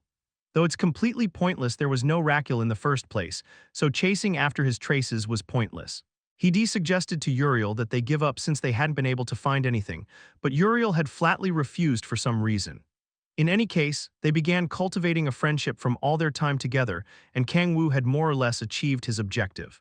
Hup, Kang-woo got up from bed. There's that mark again. For some reason, whenever he slept with Xiala, he woke up with red marks all over his body. There were also some wet areas. He had asked a few times, but she never gave him an answer. He also became extremely sleepy whenever he was in Xiala's embrace for some reason, so he couldn't even stay up to check what was happening. That's that, but Kang-woo circulated his demonic energy through his body. I knew it. When he slept with Xiala, there were times when his demonic energy control improved. He didn't know the exact reason, but when he slept with her, his demonic energy control improved far more than when he trained. Could it be xperrif's influence? He wasn't sure yet. Whatever the reason, after he had realized it would improve his control, Kang-woo slept with Xiala more often. As if his life were a fantasy web novel, he got stronger just by sleeping, so there was no reason for him not to. But it kind of feels like my stamina gets reduced each time. It hadn't been like that at first, but he recently started to feel that his body was stiff when he woke up. It was as if someone had squeezed him dry. I wonder if it has something to do with my improved demonic energy control. It was a possible explanation. It was nowhere near molting, but training to improve demonic energy control consumed massive amounts of his stamina. If he subconsciously trained while sleeping, it was obvious that his stamina would decrease. I'm not sure why it only happens when I sleep with Xiala though. Kang-woo had become used to it happening, so he soon paid it no mind and turned on his smartphone. Il just read some news. He clicked on the news tab. The arrival of an era of peace. South America restoration complete. Completion of the construction of the first South American city in Venezuela since the day of calamity. Guardians promote living in the city by promising great benefits to its residents. International organization Guardians, despite having achieved greatness, concerns over their excessive authority rise. The world enters an economic boom after the collapse of the demon cult. Economic growth dwarfs the Industrial Revolution and the danger is yet to be over. Eras of peace are when one must be most vigilant. After the demon cult collapsed, the world economy started to improve at an explosive rate with Guardians and the USA at the center. Of course, there were still dangers like Rackle, the four heavenly kings, and the demon of prophecy. Guardians purposefully did not hide their existence. No, they could not hide it because too many eyewitnesses had seen the demon of prophecy appear in the appearance of Kang-woo. The entire world had been up in a buzz after the appearance of a great evil that dwarfed the demon cult. But as time passed and civilian casualties became non-existent, public interest slowly faded. A few people had even claimed that Guardians had spread fake news so they could keep taking money from countries around the world. There's nothing that can be done about this. That was just how the masses were after all. Even if news of a certain country developing nuclear weapons became public, If there was no immediate danger, people's interest in those topics faded, and this was exactly what was happening now. There had been much fear in the air when the demon cult was active since there had been many civilian and player casualties, but there was no longer any visible threat. I might as well leave it like that for the moment. The enormous authority that Guardians possessed was not yet at risk of being stripped away.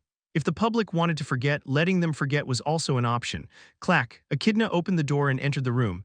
Kang-woo Xiala says that food is ready. Kang-woo nodded and stood up. Kang-woo Echidna pulled on his clothes and looked at him in worry.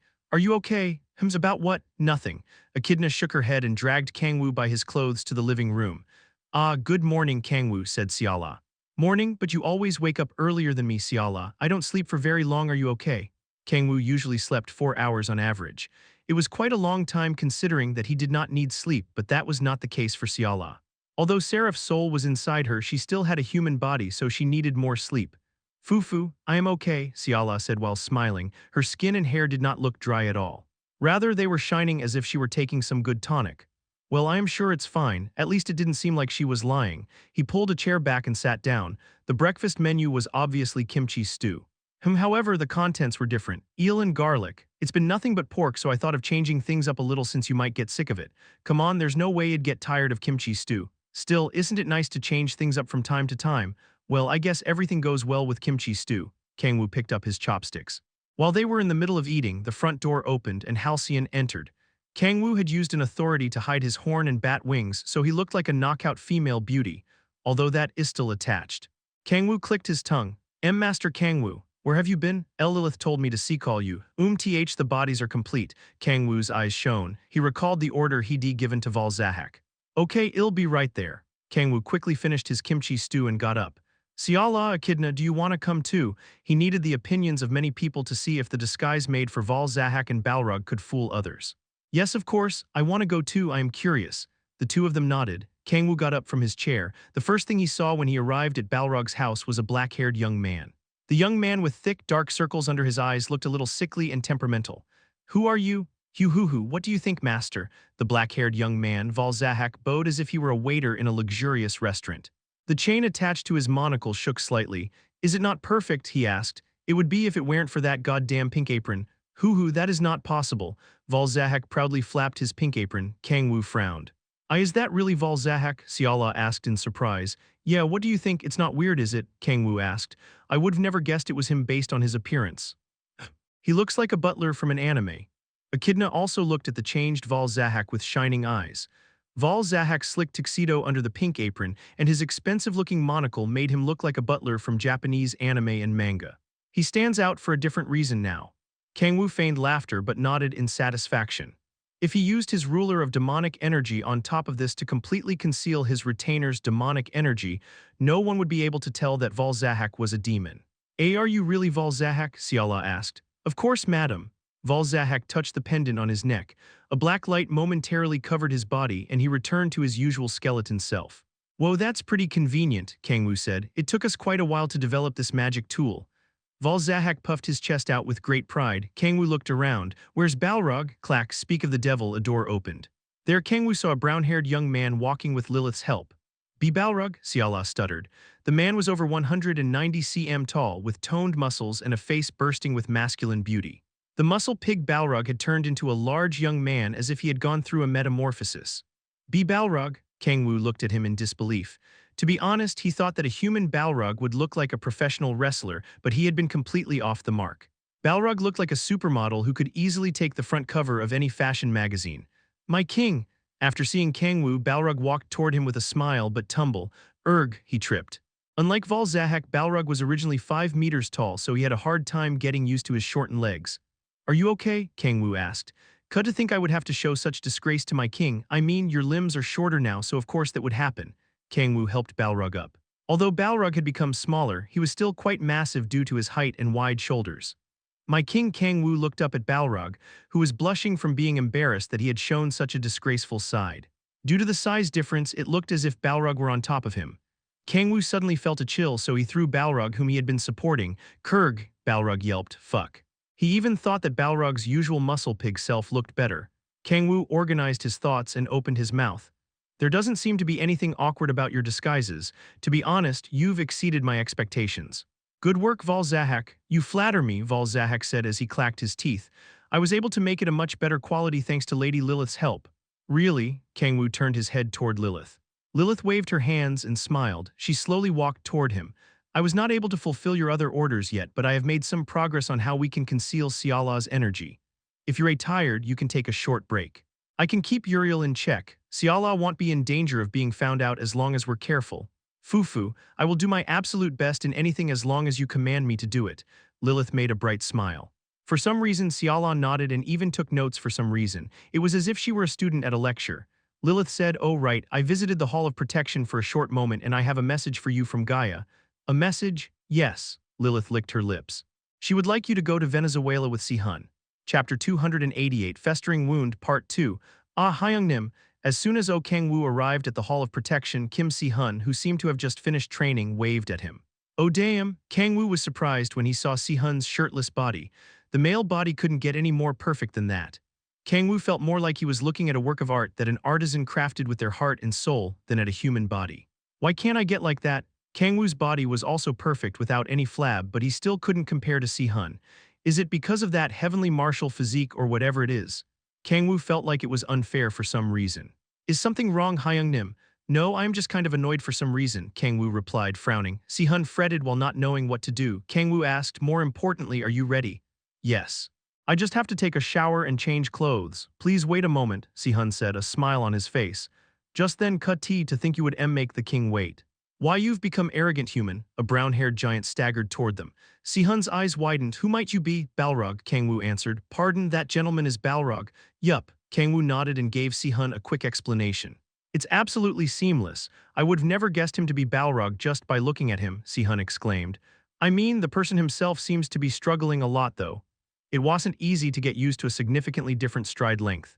Balrog frowned and kept walking around. I am fine, I will acclimate soon enough. You could just stayed home, there's no need for you to come with us. I cannot do that, Balrog shouted and gave Si-hun a sharp look. I do not believe that this human will aid you properly. What did you say? Si-hun's eyebrow went up. Sparks flew in the air as the two of them glared at each other. A thick bloodlust lingered in the air. What's wrong with you guys? Kang-woo looked at Si-hun and Balrog in disbelief. He couldn't help but sigh. It's nothing but a show, it honestly doesn't matter whether you come with us or not, Kang-woo said while clicking his tongue, a show. That was the best way to describe what they had to do in Venezuela, were apparently recruiting immigrants. Most of South America had been fully restored. Leaving aside massive jungles like the Amazon, Guardians had managed to eliminate most of the monsters that had been living in the old human cities. This was all thanks to the players' average level having increased after the players had battled the demon cult. Demons give a lot of EXP. Not just that, but with world rankers like Si-hun, Jason, Grace McCubbin, and others taking the lead in wiping out the monsters, the players had managed to restore most of South America. The problem is no one wanted to live in South America. They'd managed to rescue the natives who had been silently living all over the South American regions, but that was nowhere near enough people. Although they'd managed to drive the monsters back into the gates, danger still lingered. The plan erected to counter such worries was to build a city with guaranteed safety. The first city of this kind had been built in Venezuela, and Si-hun and Kang-woo had been invited as special guests to promote and affirm the safety of the city.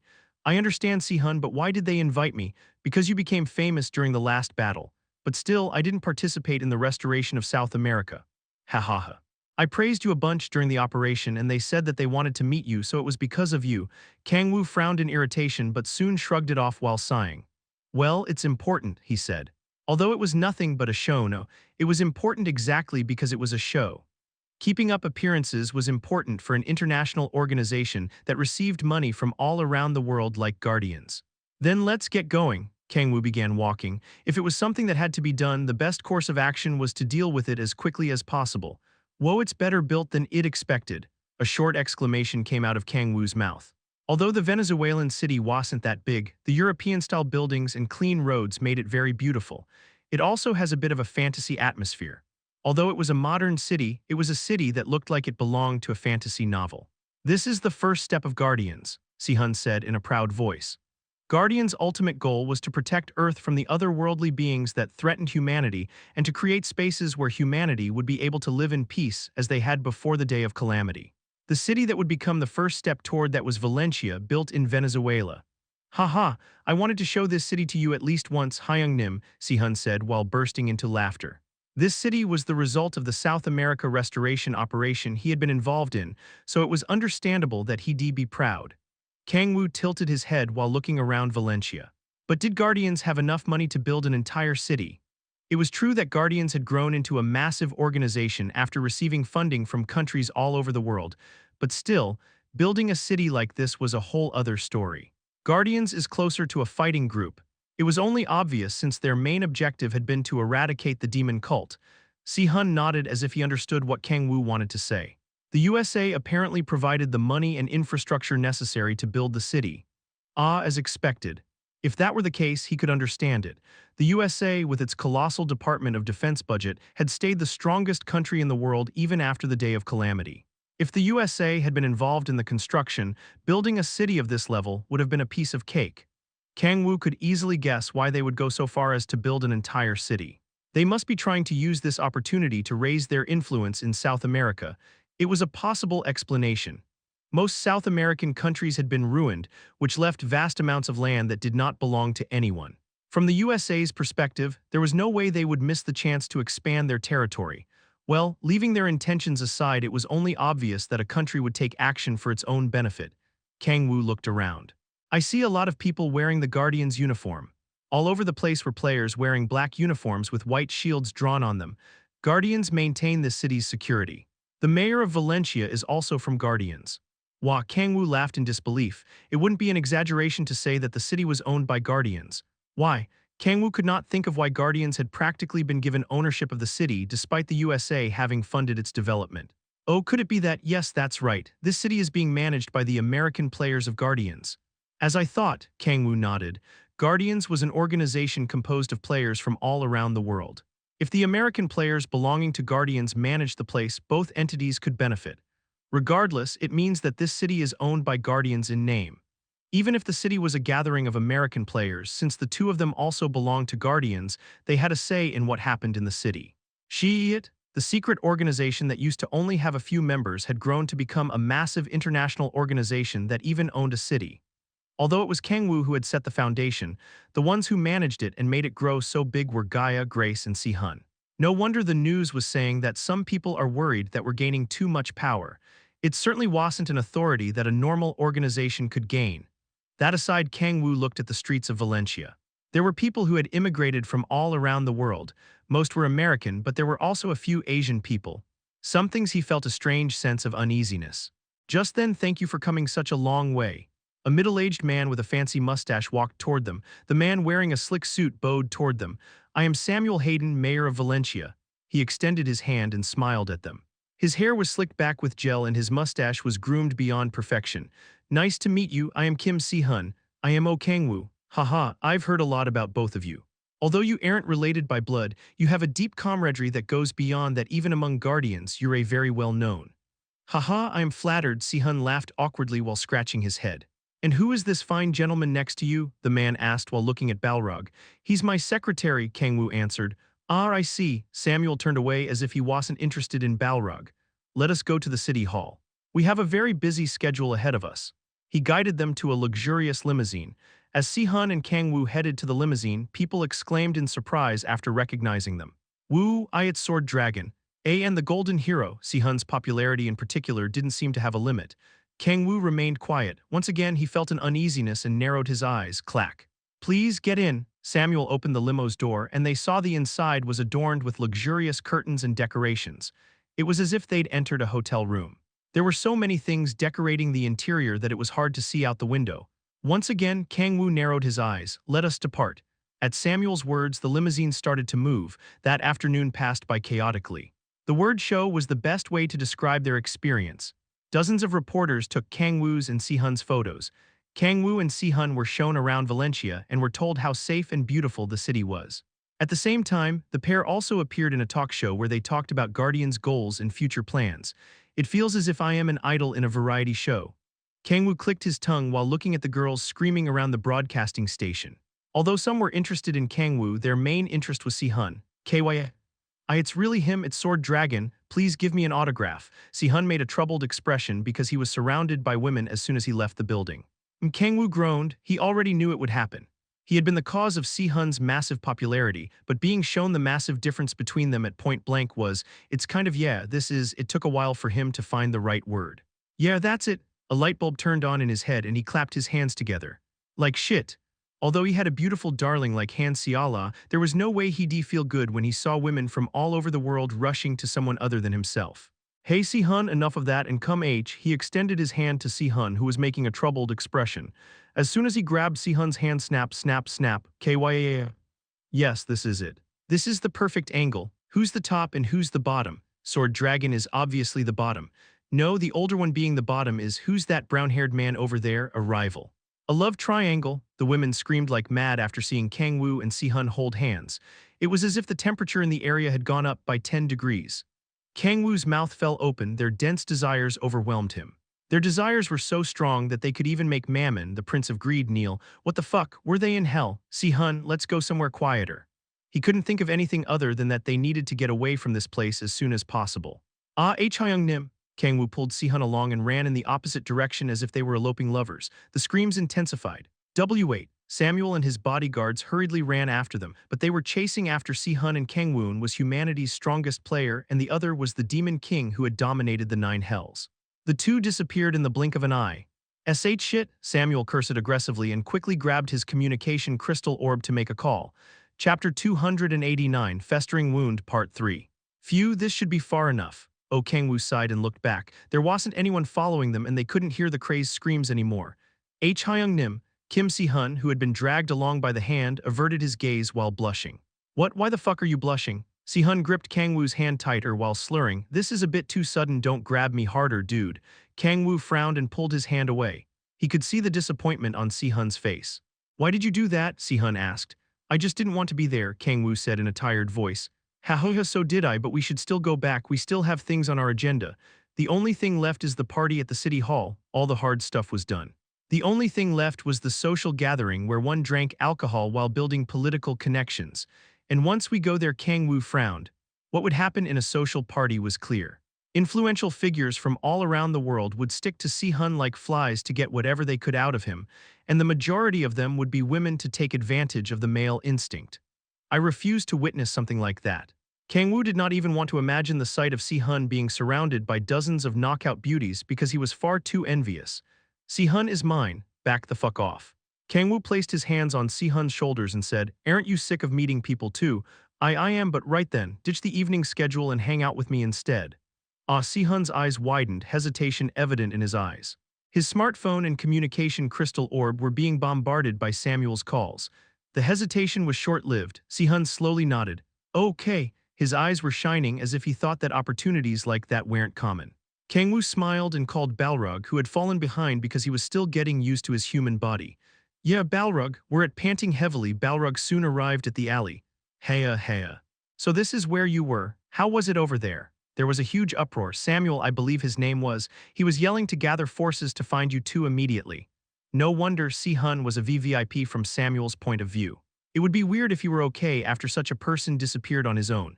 Well, let's not mind the small stuff. Kang-woo clicked his tongue and shook his head. Let's have a drink, just the three of us. Will that really be okay, Hyung Nim? Why wouldn't it be? In terms of power dynamic, they were definitely on top. Samuel could not force them to do anything. Let's go. Kang-woo turned around and narrowed his eyes while walking through the deserted alley, and to be honest, he hadn't been planning on going this far, however something's bothering me. He wanted to figure out the cause of the uneasiness he had been feeling all this time. The three of them went deeper and deeper into Valencia while walking down the alleyways. After 20 minutes of walking, this is a slum. A horrible stench attacked their noses. The eyes of the people walking through the streets were lifeless. It was completely different from the Valencia they'd first laid eyes upon. They must have been trying to hide this. Kang-woo narrowed his eyes. Looking at it from Samuel's position, it was certainly not something he would like to show. I mean, it's unavoidable. Kang-woo clicked his tongue. There was no city without a slum. The state of the slum in Valencia was a bit severe, but considering the city had only been made recently, it could not be helped. Si-hun's expression crumpled, likely because he had recalled promoting Valencia as a safe and beautiful city. Kang-woo patted his shoulder. You didn't know, so it couldn't have been helped. Also, issues regarding slums can be resolved over time. Kang-woo walked along while thinking that he should bring up this matter to Gaia later. Master Kang-woo, at that moment Balrog called out to him in a low voice. I know, Kang-woo nodded. It wasn't hard to guess what Balrog was about to say. He slowly looked around, hostility. The eyes of the lifeless slum inhabitants wearing rags for clothes were filled with hostility. Let's go somewhere else. Kang-woo moved along, feeling that nothing good would come out of staying in the slum. As they walked out, a few bars came into view. Before we go in, Kang-woo snapped his finger and darkness lightly covered Si-hun's and Kang-woo's faces, authority of blindness. He and Si-hun had become too widely known for them to enter a bar without caution. After hiding their faces with the authority, Kang-woo entered a bar with a huge beer drawing on the outside of it. Wahahaha. Fuck. So you see, as expected from a bar, it was extremely noisy inside. Taking a seat in a corner, they ordered 3 cups of draft beer. The beers came out in just a minute and they chugged them down. Kaya, the carbonation of the beer made Kang-woo tremble. That hits the spot. Kang-woo couldn't help but feel happy drinking some beer after freeing himself from that stifling and boring schedule. Balrog also heartily drank the beer. Kaya, this is nice. Maybe it's because this is a human body, but I feel like the alcohol is having a bigger effect. Don't drink too much, Kang-woo warned as he narrowed his eyes, recalling what happened when Balrog got drunk last time. They burst into laughter. Yeah, this is far better. Not going to the social party that they weren't made for had been the right decision. Come to think of it, I think this is the first time I've drunk alcohol with you, Hyung-nim. Si-hun also drank, having taken a liking to the atmosphere as well. His expression changed, and it seemed he decided not to care about Samuel anymore. Right, let's drink to our heart's content. Kang-woo burst into laughter and raised his beer mug. Drinking with Han Seala was nice, but drinking with the boys had its own charm. In a sausage party, romance talk could not be left out. So how is it going with Gaia? Kang-woo asked while smiling. Si cough. What are you talking about? Hyung-nim, coughing. Si-hun averted Kang-woo's gaze. Come on, you're the one who proudly said that it was love at first sight, so how is it going? Tisk, you're devoid of guts. How will you ever win a woman's heart like that? Balrog added. What, you son of a, they chit-chatted loudly. Kang-woo smiled faintly as he watched Balrog and Si-hun argue with each other. Nice. The atmosphere was so good that the uneasiness he had felt here in Valencia was fading. Kang-woo raised the new beer mug that they had ordered. Just then Kaya. Ha ha ha, why are you playing so hard to get? Shatter. A woman's scream echoed throughout the bar as a beer mug shattered. Kang-woo shifted his eyes to the source of the sound. A group of men sitting at a table were grabbing a female employee. She was a very beautiful Hispanic woman with bronze skin. Stop playing hard to get with me and just sit the hell down. I don't want tea, fucking bitch. Slap. The woman's head turned violently along with the loud sound. A scream rang through the bar. Si-hun's eyes widened as Kang-woo's narrowed. What the? The first thing Kang-woo noticed wasn't the man's giant stature or the woman who had just been slapped. It was the uniform the man was wearing. Kang-woo could clearly see the black uniform with the pure white shield drawn on it. If it weren't for us, you'd still be running from the monsters, bitch. How dare you play games with me? Sniff, sniff, am I right or wrong, huh? We saved you, did we not? Why you did, you're goddamn right, so you'd better fucking do what we say. Slap. The loud sound echoed once again. The sounds of weeping and laughing were heard at once. Rattle. Si-hun stood up from his chair. He muttered, those bastards, sit down. Pardon? I said sit down, Kang-woo said calmly. What do you mean, Hyung-nim? Can't you see that? Balrog? Yes, Master Kang-woo. Balrog stood up and grabbed Si-hun's shoulders. Kang-woo put one leg over the other and looked around. Oh, after he took a look around, he understood everything. I see how it is. He finally understood the source of his uneasiness after arriving in Valencia. Whistle. Hey, Bawan. I fucking called dibs on that bitch. Today's my turn, so fucking back off. Fuck, why is that bitch the only decent one in this damn bar? What about the men? There's not a single hot one. Owner, get out here. Why don't you do a better job at hiring people? Kahahaha. The men let out crazed laughter. Not only did it seem as if they were used to doing such a thing, but it seemed they were enjoying it. The bar was full of women, and the male players were clapping and talking dirty to them without any filter. Hello.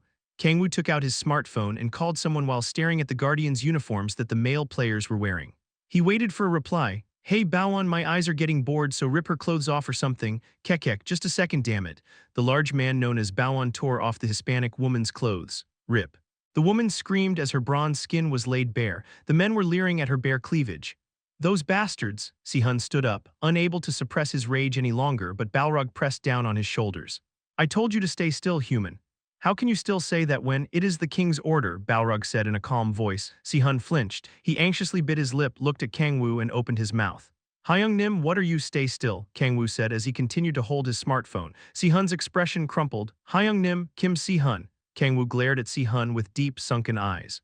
In a chillingly cold voice, he said, I told you to stay still. Si-hun flinched. Stop. What are you crying so goddamn much for, bitch? Don't you already know what you were in for the moment you decided to work here? The men snickered. Their filthy desires and madness filled the bar. Kang-woo waited with his mouth shut and his smartphone in his hand.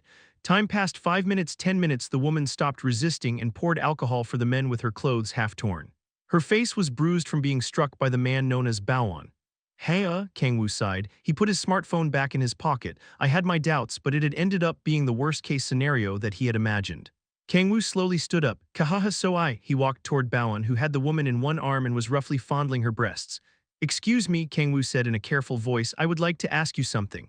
And who are you? Baowon glared at Kang-woo while frowning.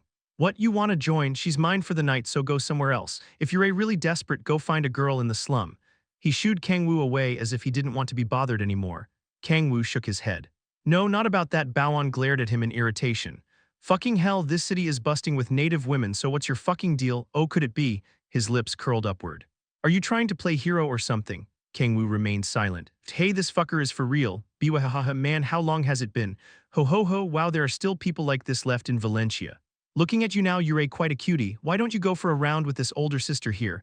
The men and women looking over in excitement burst into laughter. Hey, Mr. Rattle, Baowon stood up from his chair. You seem to be here as a tourist. If you have no idea what's going on here, then just kindly fuck off, why don't you? What's wrong with it here? Didn't you see Sword Dragon taking that fucking commercial today? Biwahaha. That bullshit about this being a safe and beautiful city. I mean, I guess this place is paradise for people and guardians. Crazed laughter filled the bar. Kang-woo looked around in silence. Right, do you get what sort of place this is now, Mr. Hero? Baowon raised his hand and lightly slapped Kang-woo's cheek. I don't know where an otaku like you came from, but at least choose your battles wisely, okay? Hea, Kang-woo sighed. It was just like the man said. I get what kind of place this is now. He also got that people like these could not be reasoned with. Kang-woo frowned. Baowon smiled wickedly. What, are you mad? This is the problem with fucking Odak. Kang-woo extended his hand, grabbed Baowon by the head and slam. He smashed Baowon's face into the table. Kaya, what the fuck? Baowon's nose was crushed and his front teeth were ripped out. Once again, Kang-woo asked carefully, excuse me. Boom, he smashed Baowon's face onto the table again. I would like boom. He then smashed Baowon's face into a beer mug. It shattered, the sharp fragments piercing Baowon's cheeks. To ask you boom, blood spattered in all directions. Baowon was not screaming anymore. Something, crack, the thick table made of hardwood split in half and Kang-woo threw Baowon aside as if he were trash. He then took a seat in his place.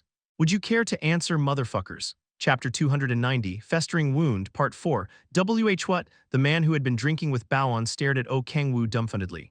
Crazy son of a bitch. He grabbed a bottle of alcohol off the floor and raised his arm high. The bottle shone with faint blue light after being infused with mana. The man swung it down at Kang-woo's head. Tap. Kang-woo easily caught the man's hand and twisted his arm. The bottle fell to the ground, then he pulled his arm back and threw the man across the bar. Kurg, thud, the man was bashed into a wall. Fuck, who the fuck is this guy?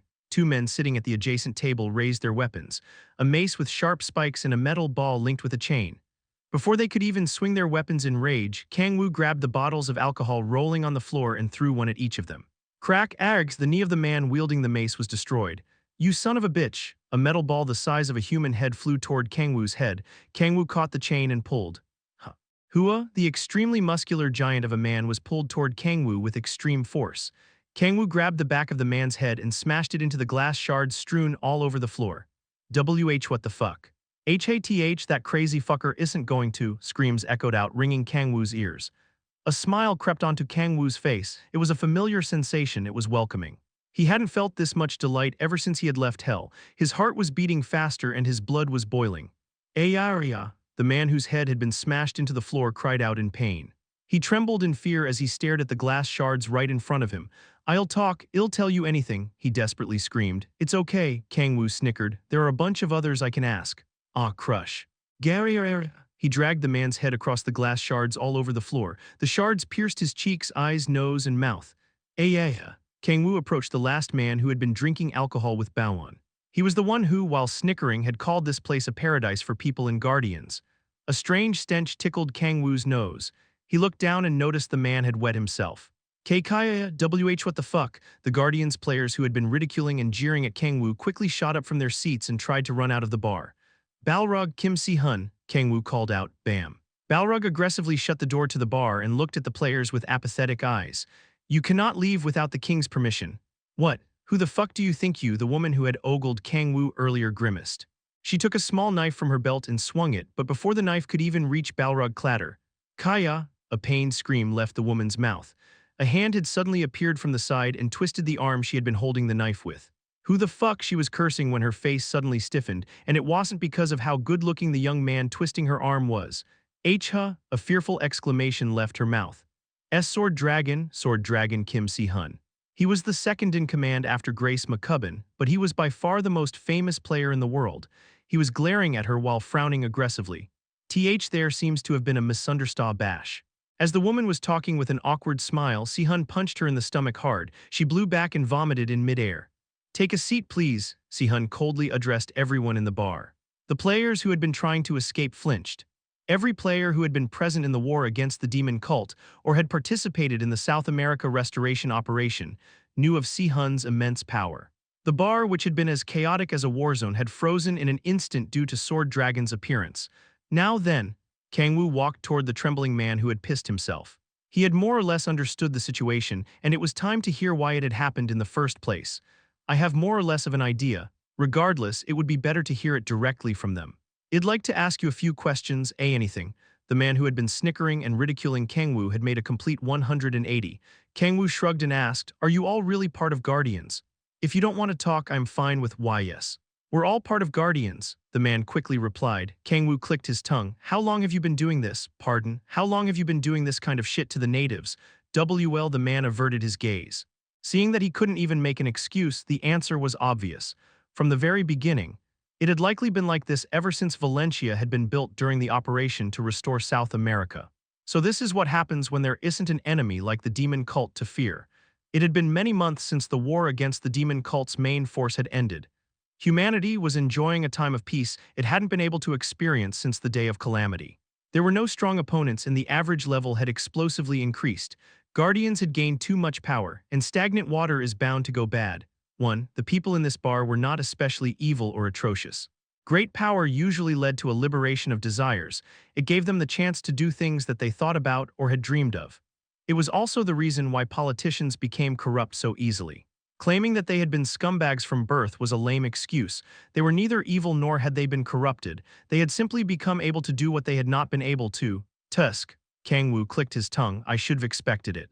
He had not believed for even a moment that every single member of Guardians had joined the organization purely for the sake of world peace and the safety of humanity. Human desires were not driven that way. Altruistic people were praised because most people were not like that. Hence, all players in Guardians were given a hefty salary, authority, and various types of hazard pay for risking their lives. I should have done something about this earlier. It was his mistake. He should have made stricter rules to stop them from abusing their authority, but he hadn't.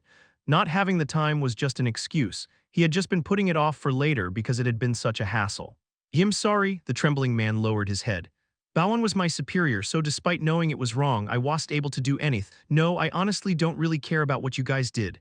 Pardon? The man looked up at him in confusion. Kang-woo kept talking, his eyes calm. I said I don't really care about what you did. Kang-woo wasn't a hero or an apostle of justice. He had absolutely no desire to go around saying bullshit about saving all the weak. Whether you harass, beat, or knock down a powerless woman, he couldn't care less. No matter how much someone whom he had no relation to suffered, it was none of his business. He was not the least bit interested. The problem is Kang-woo's eyes sank, and he slowly extended his hand and grabbed the man by the neck. That you're all part of Guardians. Guardians was an organization Kang-woo had cultivated in preparation for the imminent invasion of outer worlds. If you were to make a comparison, they were like hounds that bit the legs of enemies, buying him enough time to shoot his bow. However, the hound had gotten sick.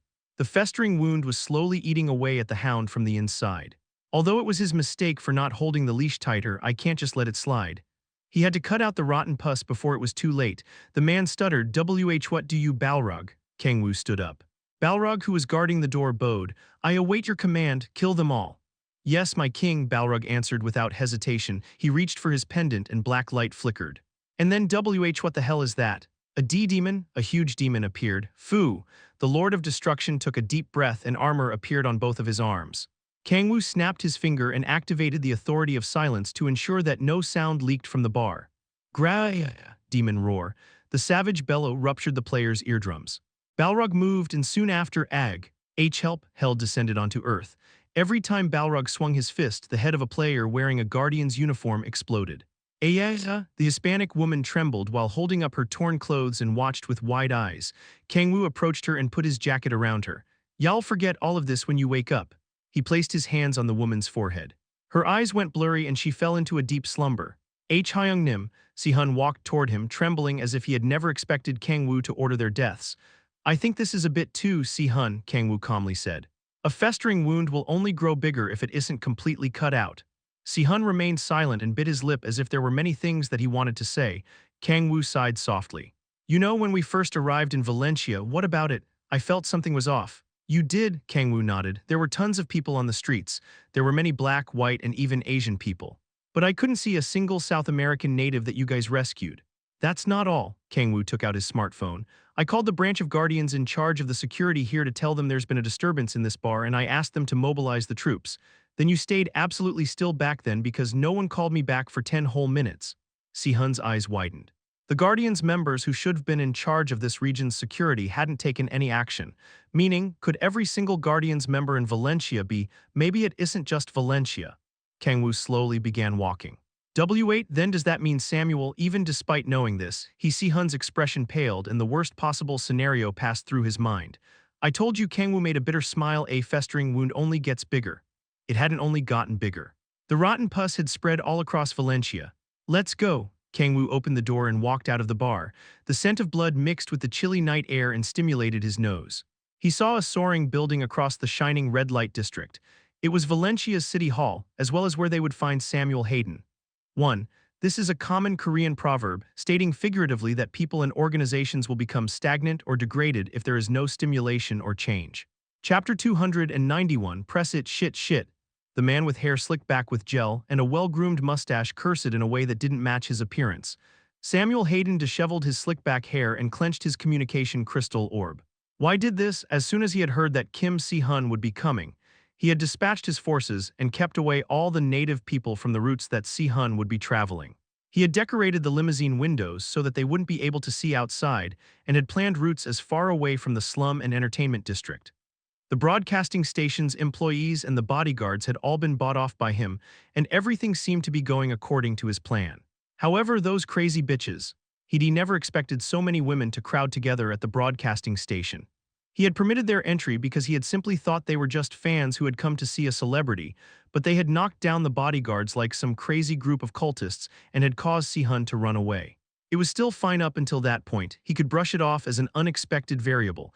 The problem began after Si-hun and Kang-woo ran away. Why? Communication with them had been cut. Normal people would have contacted him first to find a place to regroup. He'd already explained that the party would be held in the city hall, so they should have come to the city hall, even if they couldn't contact him. But they hadn't appeared at all, no matter how long Samuel waited for them around the city hall. It had been a completely unexpected variable. One could ask him why he prepared for a situation like this in advance, but if one thought about it logically, who would imagine a VIP they'd invited to suddenly break from their schedule to run off somewhere else? It would be equivalent to a famous celebrity being invited to a foreign country, but they cancel all the plans scheduled and completely ghost the team. This wasn't some B-list romance film. Samuel had never expected Si-hun, who was rumored to be kind and upright, to act this way. That crazy son of a bitch. The unexpected variable had not been Si-hun but the actions of Kang-woo, the man who was apparently the apostle of Tyrion or Tyrant or whoever the hell he was. Although Kang-woo was apparently a god's apostle, his achievements in the battlefield couldn't be compared to Si-hun's. The man, whom Samuel had also invited because Si-hun apparently treated him like his biological older brother, had completely ruined the plan. Don't tell me they went to the slum. He anxiously twisted his mustache. Their going to the slum was the worst possible scenario. Not even he could control that Placino. He had given up on controlling it. If Si-hun reached the place that exposed the true face of Valencia, it'd be over. Considering Si-hun's personality, he would not stand for such injustice. He would slash apart the paradise Samuel was trying to build in Valencia. Samuel clenched his eyes shut. Just then his communication crystal orb rang. He quickly opened his eyes and clenched the orb with two hands to the point that the orb could break. "Yo, what's the status?" A relaxed voice came from the crystal. It is terrible. Kim Si-hun is not picking up and we have no idea where he even is. Worst case scenario, he might have seen the slum. I guess it really did turn out like that. Pardon? Samuel's eyes widened as he heard the laughter from the crystal. The person was talking as if he had expected this to happen. Boom. What do you mean? Samuel shouted while slamming his hands against the table. Don't get so angry, I just thought something like this might happen in the worst-case scenario. The voice from the crystal had a humorous tone. Yeah, now that it's come to this, that should be good. The person mumbled as if they had thought of something. Samuel bit his lip in anxiety. What should we do now? At this rate, our plan will, don't worry. The voice coming out of the crystal was still calm, which made Samuel feel more at ease. If they were so calm, then they most definitely had a plan in mind. There's a way to turn this around. I knew it. Samuel's eyes shone. So. The person kept talking, and as they talked, Samuel's expression became more and more distorted. He clenched his fists from how ridiculous it was. Do you really think that will work? Heroes are simple people. No, but still isn't it good? The person laughed. Even if that works, the plan isn't important right now. Would you scramble to grab your wallet when your house is burning down? Be honest with yourself. It's not the plan you're worried about, is it?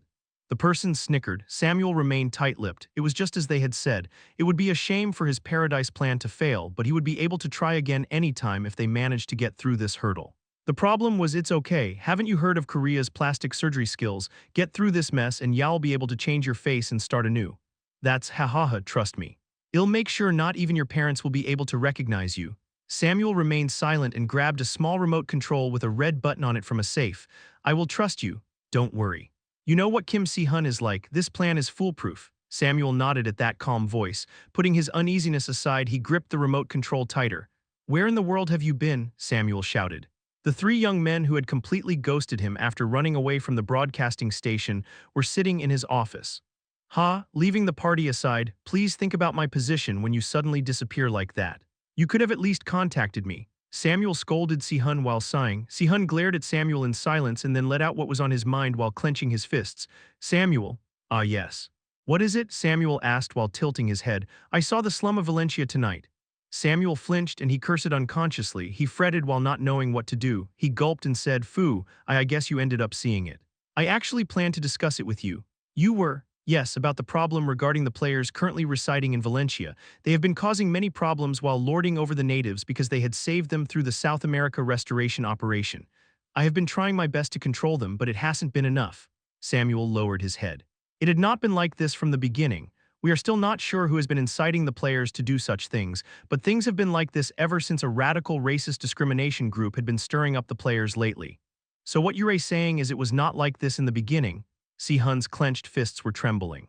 Not noticing that, Samuel nodded with his eyes shining. Yes, of course. And what have you done to deal with this situation, Samuel? Si-hun asked. I have set up a force of Guardians players that can maintain security. But there are not many instances of reports. They hide like rats whenever we go on patrol, so it is difficult to deal with them. Filled with chilling bloodlust, Si-hun shut his eyes tight before slowly opening them again. He bared his teeth like a ferocious beast. That's odd. I beg your pardon, we didn't get a single call from the security forces that you mentioned when we made the report. Samuel's eyes widened. He made a report. Samuel knew how strong Si-hun was. He would be able to wipe out hundreds of players from that area even if they attacked him all at once, so why would he bother making a report to the security forces? Shit. Samuel felt cold sweat dripping down his back. We even heard directly from them about when the atrocities against the natives had begun. Recently. Are you saying that what has been happening from the very beginning has only happened recently? Samuel shut his eyes tight. The worst-case scenario was happening right in front of his eyes. I have no other choice. Samuel gripped the remote control in his pocket. If you don't have any more excuses, white light gathered in the air. Si-hun stood up and extended his hand, summoning Holy Sword Ludwig, the pure white sword exuding brilliant light. W8, Samuel quickly held up his hand. Don't move. You finally show your true Si. I'll press this if you take another step. Si-hun looked at Samuel as if he were asking what nonsense he was talking about. Breathing heavily, Samuel shook the remote control in his hand. You see this, don't you? It's the detonator for every control apparatus installed in all the gates across South America. What? Si-hun's eyes widened. A gate control apparatus, simply put, was a device that placed a magical barrier on the entrance of the gate so that monsters would be unable to come out. Although blocking them entirely was impossible, it was enough to buy enough time to prepare countermeasures before monsters came out of the gate. If such devices exploded simultaneously, all of the monsters they'd managed to push back into the gates would just come back out. Crazy son of a bitch, Si-hun shouted. Don't you know what will happen if you press that? It hadn't been long since they had fully restored South America. Not only would their efforts to reclaim South America go down the drain, but the natives who had yet to fully move in would be slaughtered by the massive wave of monsters. Thousands would be sacrificed at most, and hundreds at the very least. The billions of dollars that had gone into the operation would go up in smoke. Considering how much effort it would take to reclaim South America after that, it would be like severely regressing the progress that Guardians had allowed humanity to take. A smile crept onto Samuel's face. Although Si-hun was shouting at him, he wasn't taking a single step. It worked. He hadn't been sure if a threat like this would work, but he had become sure of it when he saw Si-hun's reaction. Ha ha ha ha, Samuel unconsciously laughed and bared his teeth as his eyes filled with madness. Heroes are simple people. He remembered the voice he'd heard before, just like they had said Si-hun had been a simple person. Despite the ones that would die only being worthless natives, he was overcome with delight. He was filled with hope that he would be able to turn this worst-case scenario around. He'll become an international criminal after this, but he would just need to get plastic surgery like he had been promised and start anew. Now, what's your play, Mr. Sword Dragon? Will you cut me down and sacrifice the lives of those poor natives? Si-hun bit his lip. The sword in his hands felt far heavier than usual. The moment he swung it, thousands of innocent people would die. His hands trembled from the lives of so many innocents weighing down on him. I can't believe that fucking worked. What an exhausting life you all live. Samuel's laughter spread through the room. Why don't you do something instead of just standing there? Samuel slowly increased the distance between them to avoid accidentally dropping the remote control due to a surprise attack. I am going to list my demands now. First, lower your weapon, and then get me a helicopter. Plus $30 million in cash. Samuel was so sure of his victory that he even demanded money that had not been in his plan. Y'all have to pay for having dared to meddle in my plan. He could live without doing anything for the rest of his life with $30 million. Why, you scumbag? Si-hun glared at Samuel while trembling. He was overflowing with rage. But what are you doing? Drop your fucking weapon, Samuel said. Shit. Clatter. Si-hun closed his eyes and dropped Holy Sword Ludwig. Since thousands of lives were at stake, he had no other choice. Kang-woo feigned laughter as he was sitting down, watching the exchange between Si-hun and Samuel. That's fun. Kang-woo smirked as if he found them cute, and he looked at Samuel. No, to be more precise, he looked at Samuel's table. I knew it. He found the item he had been thinking of and laughed in disbelief. What a fucking shit show. He clicked his tongue and turned his head. Balrog, yes, my king. He used an authority to send a sound transmission directly into Balrog's mind. It had not been possible in the past because of Balrog's special characteristic demonic armor, but his demonic energy control had gotten so much better than even his past self in hell that he was able to get through Balrog's demonic armor with ease. Send a message to Lilith. I am listening. Tell her to Kang-woo commanded, and Balrog subtly nodded. Right then, he slowly got up. It was about time to end this stupid play. Hey you. I told you not to press it. What step? Kang-woo slowly approached him. I said press it. He raised one of the corners of his mouth. Don't you know what will happen if I press TH? All the gates will explode and monsters will pour out, I bet. And the natives that are in relief from finally being free of the danger of monsters will be massacred. That's right. If I press this, thousands of so what man. What does that have to do with me? What? Kang-woo snickered. Why should I care whether they die or not? How could a hero say something like that? Enough of this fucking bullshit. He didn't care about meaningless humans with whom he had no relationship. Just kill them. I'm not the one killing them, am I? Why are you putting this crap on me when you're the one with the detonator? People would think I am the culprit if they didn't know any better, don't you think? What are you doing? Kang-woo walked towards Samuel and grabbed his hand. He brought Samuel's finger right on top of the button and smiled fiercely. Press the fucking button. Chapter 292, Trap Card, Part 1, See Crazy Son of a Bitch. Samuel Hayden's expression paled. He could tell from the fierce smile of the man who was pushing down on his finger to make him press the button that it was for real. The man would not care one bit if thousands of people were to actually die.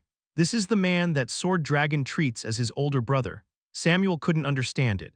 He had taken part in the South America restoration operation, so he knew very well that Kim Si-hun was undoubtedly kind and just. He would never turn away from those in danger and would do everything he could to save them. He was the typical hero protagonist in literature and animation. So why does he hang around with this lunatic? Why aren't you pressing it? Kang-woo said in a low voice. Samuel trembled. Kang-woo's eyes, as deep as the abyss, were staring right at him. Inexplicable fear encroached upon him. If I pressed this, he would die in the most wretched and horrifying way possible, but that would also be the case if he didn't. Even if he surrendered, he wouldn't be able to avoid paying for the crimes he had already committed. It's over. He'd been pushed right up to the edge of a cliff. The plan had failed, and it was far too late to go back. He bit his lip. If I am going to die either way, spite filled his eyes as he shut them tight. No, Si-hun quickly rushed forward and reached for Samuel's remote control. Yeah, Samuel smiled wickedly. He was at least happy that someone was moving according to his wishes. Nothing was more miserable than no one caring about what he had sacrificed his life to do. Fuck everyone. Samuel pressed the button without hesitation. As he thought about the imminent explosions and the disaster, Samuel's eyes widened. What the hell? Nothing had happened. There were numerous gates near Valencia that players used to level up and collect mana stones. Although they weren't high-ranking gates, there should have at least been some flashy explosions. However, absolutely nothing had happened. Crackle, Gaia. No, something did happen, but it wasn't at all what Samuel had expected. An intense electric current spread through his body as soon as he pressed the red button, and smoke rose from him. His limbs shook like crazy and he collapsed on the spot. Si-hun suddenly froze as he ran towards Samuel. He still had his arm outstretched, unable to understand what had just happened. What just? Si-hun walked towards Samuel with a dumbfounded expression on his face and pressed his index and middle finger against Samuel's neck. There's no pulse. The powerful electric current from Samuel's remote control had killed him immediately. Regardless of what kind of person he was, Samuel Hayden was strong enough to become the mayor of a city like Valencia. If the current was capable of killing him, it meant that the detonator had been made under the pretense that Samuel would press it. Si-hun's head was in a jumble. What? He couldn't understand what was going on. Si-hun turned to Kang-woo, who was smiling bitterly as he looked down at Samuel's corpse. So this is how they're gonna play it. Dead men told no tales, so it was the ideal measure to take. Tusk, Kang-woo turned around and headed to the couch in Samuel's office. Balrog was sitting on it while concentrating with his eyes closed, his lips moving slightly. Haya, Kang-woo sat on the couch. Si-hun walked toward him, completely dumbfounded. Hyung-nim, what just do you know who made the gate control apparatus being used for all South American gates? No, Si-hun shook his head. A mage named Kodger contracted with guardians. What he lacks in brains he makes up with skill. Oh yes, I've heard of him. Do you think we would have made absolutely no countermeasures for a terror attack? Si-hun's expression brightened. I see, I would expect nothing less from you, Hyung-nim. Si-hun nodded while making a bright smile. I see you were so firm for a reason, haha, I completely misunderstood you without even knowing that. Si-hun nodded in succession while smiling. He was tearing up a little from relief.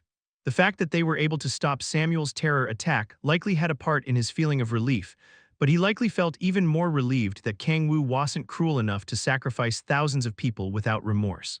I am so glad, Si-hun continued to tear up. Kang-woo clicked his tongue when he saw Si-hun's reaction. Actually, he had made no such countermeasures. He had simply said whatever came out of his mouth. Not even he had expected the control apparatuses to not explode when Samuel pressed the button. Moreover, Samuel's death had been completely outside his expectations. If he knew, Kang-woo would have used the authority of regeneration and stopped him from dying instantly. I'm not sure whether it's a good or bad thing. It was good in the sense that Kang-woo was able to come up with an excuse to satisfy Si-hun, since he was not yet ready to accept Kang-woo's true self. But I honestly hoped for the explosion. He stared at Si-hun, crying in relief. Si-hun was a good person, he was righteous and kind-hearted. Although Kang-woo had molded him through countless battles into someone who would cut down his enemies without hesitation, he still exerts himself too much to protect as many powerless people as possible. It was not a good thing by Kang-woo's standards. It was hard enough even for Kang-woo to protect the things around him despite having become more powerful than himself back in the ninth hell, so there was nothing more demented than Si-hun struggling to protect people that he had absolutely nothing to do with. Kang-woo had honestly hoped for Si-hun to be stimulated by this incident to abandon the things that he did not need without hesitation. Well, even so, this was just how Si-hun was. It was his nature. Kang-woo had no intention of denying that or forcing him to change. Si-hun was good-natured. Taking into consideration his wretched life before Kang-woo had come across him, the fact that he was still this good-natured was worthy of respect and admiration rather than ridicule. Stay that way, Kang-woo would take measures so that it would be okay for Si-hun to be like that. That aside, I can't understand, what was he so confident in for him to? He probably thought it would work. I purposefully hid the fact that the control apparatuses have measures in place against terror explosions. If he had known that, he would have found a way to bypass it. It was a lie. There had never been any such measures from the very beginning. I see, Si-hun nodded as if he understood. Then did Samuel die also because of I killed him because I hated his guts? That was also a lie. What had killed Samuel was the trap hidden within the detonator. Ha ha ha, you really have no mercy, Hyung-nim. I can't let a scumbag who tried to kill thousands of people live. Yet another lie. As long as they were people he had absolutely no relation with, Kang-woo couldn't care less about those thousands of lives. Phew, but I am glad things were resolved smoothly, Si-hun remarked. Yeah, I will go and report everything about Valencia to Grace. I will make it so that the bastards who had harassed the natives receive their due punishment, Si-hun said in a chilling tone. Kang-woo smirked after feeling the intense bloodlust in Si-hun's voice. Okay, I'll stay in Samuel's office to investigate if there are any others involved in this incident, so you go ahead to the Hall of Protection first and report what happened. Okay, Hyung-nim, Si-hun nodded. There was a firm determination in his eyes. I guess they're gonna be going through hell. Seeing Si-hun's expression, it seemed like the Guardians members in Valencia would soon be in trouble. Kang-woo turned his head. What about you, Balrog? I will regroup with Lilith, she is almost here. Okay, then go. Balrog and Si-hun left. Finally, only Samuel's scorched body and Kang-woo were left in the room. Right before I begin, Kang-woo looked at the shelf in Samuel's office. It was filled with luxurious liquor. Good, time to set a badass mood. He had a cheap-ass palate from only drinking beer and soju, but hard liquor was best for moods like this. Kang-woo picked one at random and poured a glass. Maybe it was because it was expensive liquor, but an intense aroma filled the air. Nice. He sat down with one leg over the other and sipped the glass of alcohol while trying to look as cool as possible. Fuck, that's bitter. He spat out the hard liquor. Biwahahaha. A man sitting on a luxurious chair in a dark room burst into laughter. He snickered while leaning back on the chair. Man, I didn't think it'd work so well. The man watched the footage that had been recorded by the communication crystal orb. This footage was the true objective of this plan as well as the precious result. Press the fucking button. Holy crap, what a fucking line, the man laughed while clapping. Everything had gone as he'd planned, no, even better. I never expected him to react that way.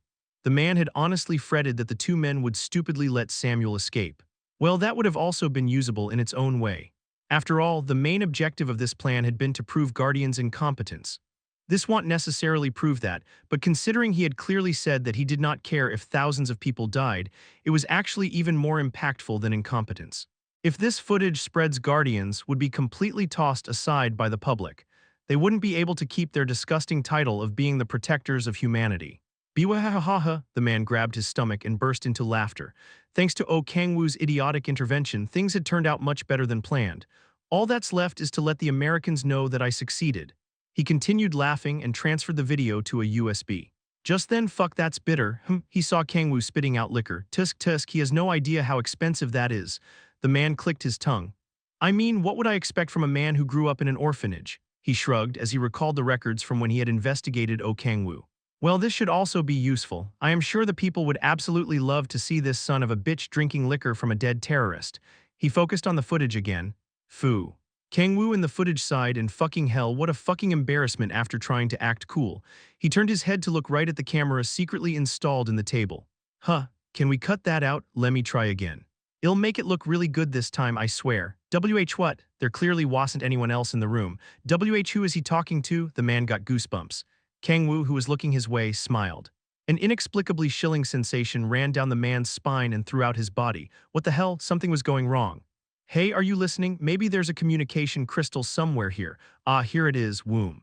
The communication crystal orb on the man's table vibrated. The man placed his hand on the crystal orb before he had even realized it. What's wrong? Did you think everything was going as you planned? Kang-woo's voice came out of it and the man's expression hardened. This kind of shit is my specialty, you dumb fuck. Did you seriously think I'd fall for it? What the fuck? The man trembled, then squelch. He heard a viscous liquid dripping from behind him. Chapter 293, Trap Card, Part 2. What in the man got goosebumps from hearing something mucus moving. He didn't know what it was, but he knew that something was there. Who's there? He quickly searched for his weapon. He grabbed the cane atop the table. The cane shone with a blue light and white frost gathered. The flirtatious voice of a woman flowed across the dark room. The man gulped as his groin reacted to the irresistible sexual urge. The woman's voice sounded, Jason Hemmett. You're that American world ranker who challenged Si-hun to a duel and lost miserably. Jason Hemmett's expression crumpled. After he lost that duel against Sword Dragon Kim Si-hun, which had been streamed to the entire world, he had become a laughingstock. Everyone knew how unbelievably strong Sword Dragon was now, but back then, not many people knew about him. And so, after experiencing inexplicable humiliation, he joined Guardians with the desire for revenge, and he finally got his chance, but how had he realized his plan? No, he hadn't just realized it. Jason had dug the trap and had concealed his presence like a predator, waiting until his prey let their guard down and fell into his trap. It's simple. Kang-woo's voice came out of the crystal orb. Valencia was made with the USA's full support. He kept talking with a calm voice. So isn't it weird that the city's security has become this bad? From the USA's point of view, Valencia was an important territory that would act as a foothold for them to occupy free land, such as Mexico, Colombia, and other countries that had been ruined since the day of calamity. There was no way that they would just leave the country to rot after building it. It isn't that security wasn't good. It had just been neglected so that it would get bad for another purpose. For example, it could have been done to keep in check guardians which had gotten too powerful. Well, I'm sure there are a lot of reasons. Even if Grace McCubbin is American, she couldn't be controlled, so I am sure people higher up wanted to prevent guardians from getting too big. They had been waiting after digging a trap. They had built a place where people could set free their wildest desires and had let loose prey, the natives, into the city so that the players could do whatever they wanted to the natives without fearing any consequences. They had likely even bribed some players to get in on the act to instigate the other players to do the same. That's complete nonsense. Things that are hard to understand usually get much simpler to understand once you think about who gets the most out of it. The detonator Samuel Hayden had was fake, which meant that someone had deceived him. Why would that person have wanted Samuel to pressure Kang-woo and Si-hun with a fake detonator? If their goal had never been a terror attack rather, if the goal had always been to fabricate proof that there had been a terror attack, it made sense. From there, he had to think about the organization that would benefit the most from such a thing.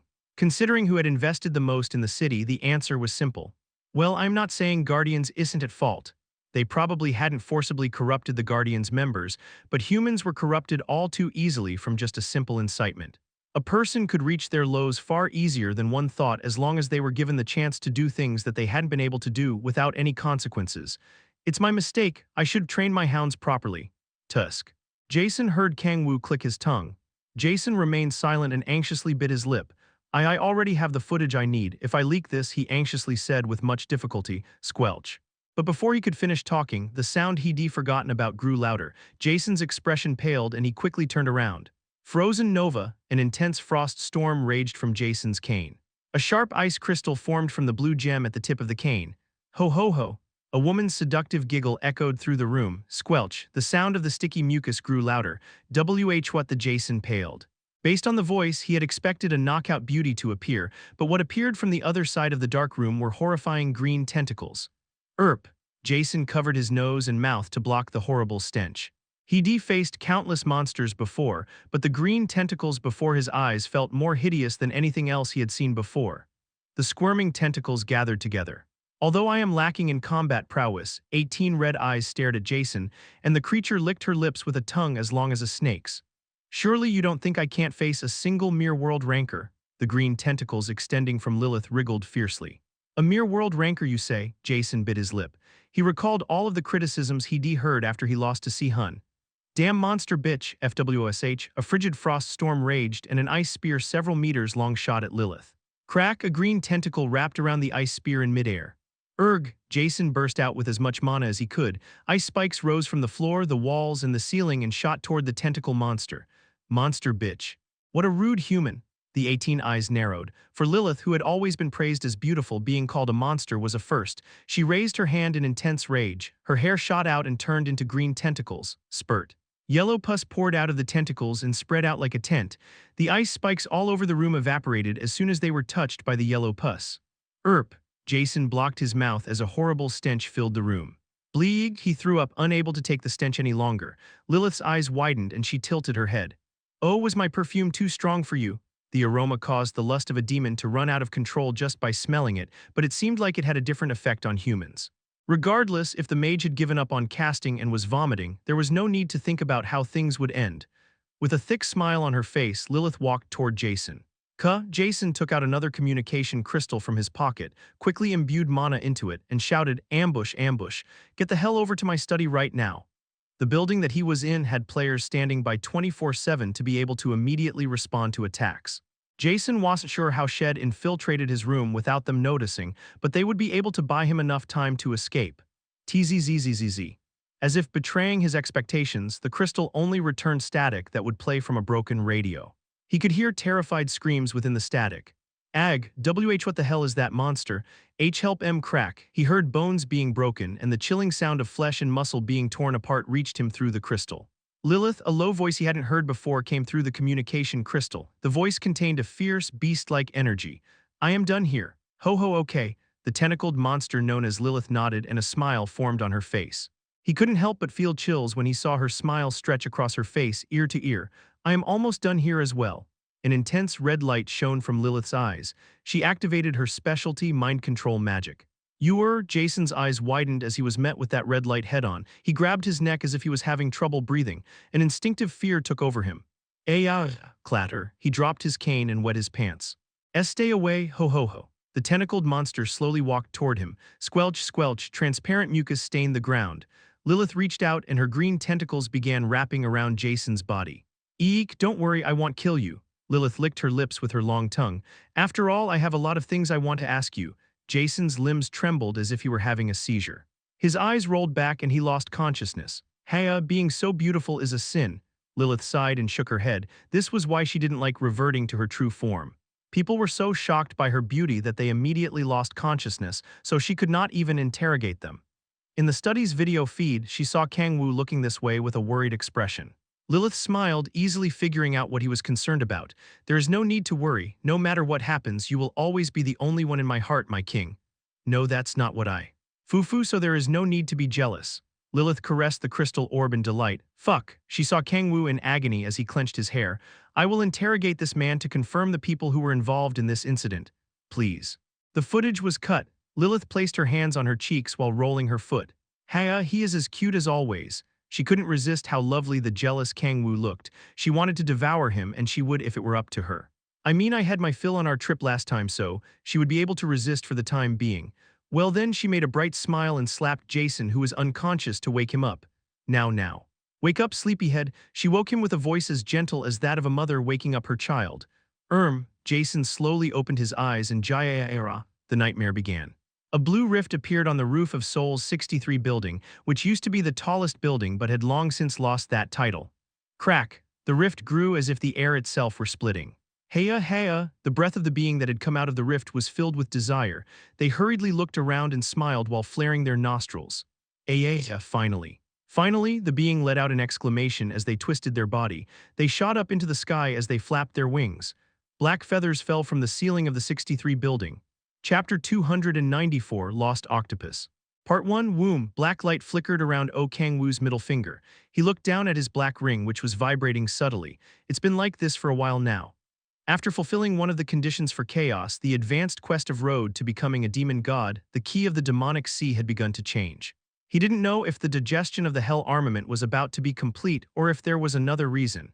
But the key of the demonic sea, which had remained dormant for a while, had started to show some changes. Well, I guess it's a good thing. Although he didn't need a weapon, being unable to use transcendent-grade equipment that could ease the burden of using numerous authorities simultaneously was unfortunate. I am also curious about what this thing is. Kang-woo looked down at the key of the demonic sea. It was a convenient weapon that could change into any shape. Although it had some limits, it could replicate the power of weapons made through merging authorities. Not only that, it's a weapon that eats hell armaments. Hell armaments represented the power of the princes of hell. If all 7 of those transcendental weapons gathered, they could easily tear open a rift between dimensions and bend space and time. I wonder what it'll become. The secret behind why the key of the demonic sea could devour hell armaments could possibly be more important than the road to becoming a demon god quest. After all, the demonic energy within the hell armaments could not even be eaten by the Authority of Predation. Well, whatever the case, there was nothing he could do at the moment but wait for results. Kang-woo stopped giving the key of the demonic sea any more attention and grabbed a cup of coffee. Just then, knock, knock, darling. When he turned his head toward the opening door, he saw Lilith smiling in the doorway. She bowed and entered the room. What's up? I have come to report what I had learned by interrogating Jason. Lilith handed Kang-woo several documents. It was a list of names of politicians and billionaires from all over the world who had been involved in the Valencia incident. Most were Americans, but there were also influential figures from other countries. That's a lot. It seems there have been many people dissatisfied with Guardian's quick rise in power. I bet. It's a bit too much power for one organization to have. It was only obvious, considering a group made up of players possessed enough power surpassing some countries to be able to influence the entire world. But Kang-woo continued as he handed the documents back to her. We need this much power at the very least to prepare for what's ahead. No, they needed even more power to defend against the imminent invasion of the outer worlds. Ho, Lilith smiled. She bowed and said, there is no need to worry. I will make it so that this world bows down to you, my king. I don't want or need anything like that.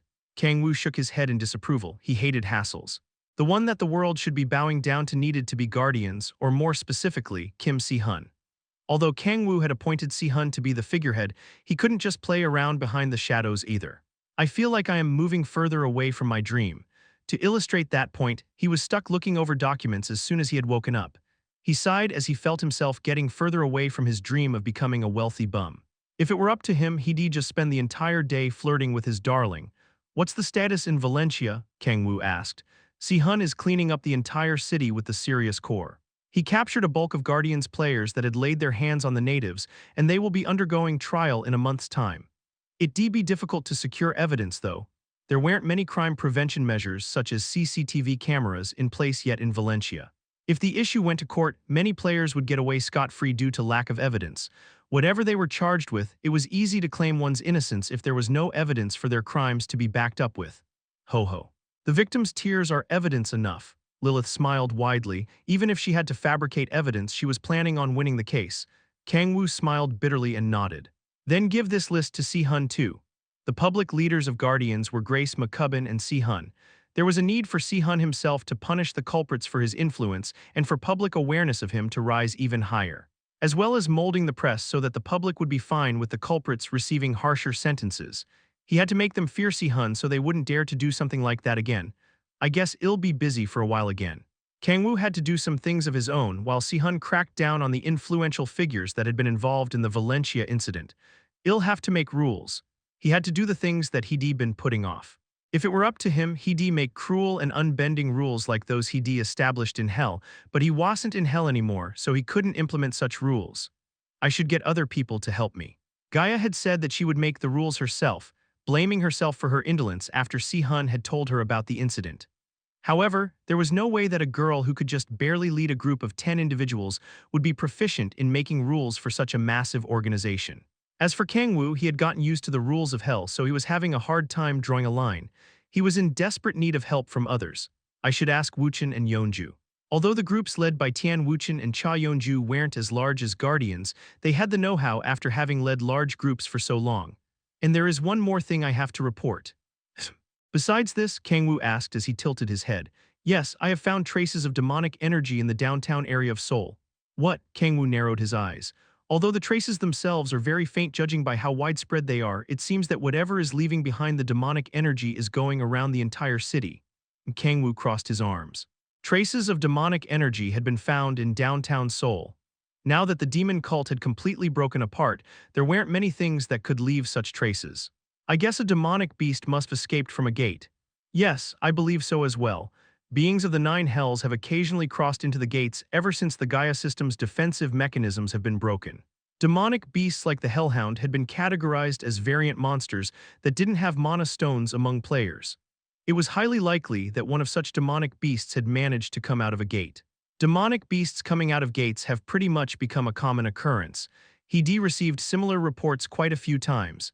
If it had just been about the traces of demonic energy, Lilith wouldn't have bothered to report it to Kang-woo. Meaning the locations of said traces must be the problem.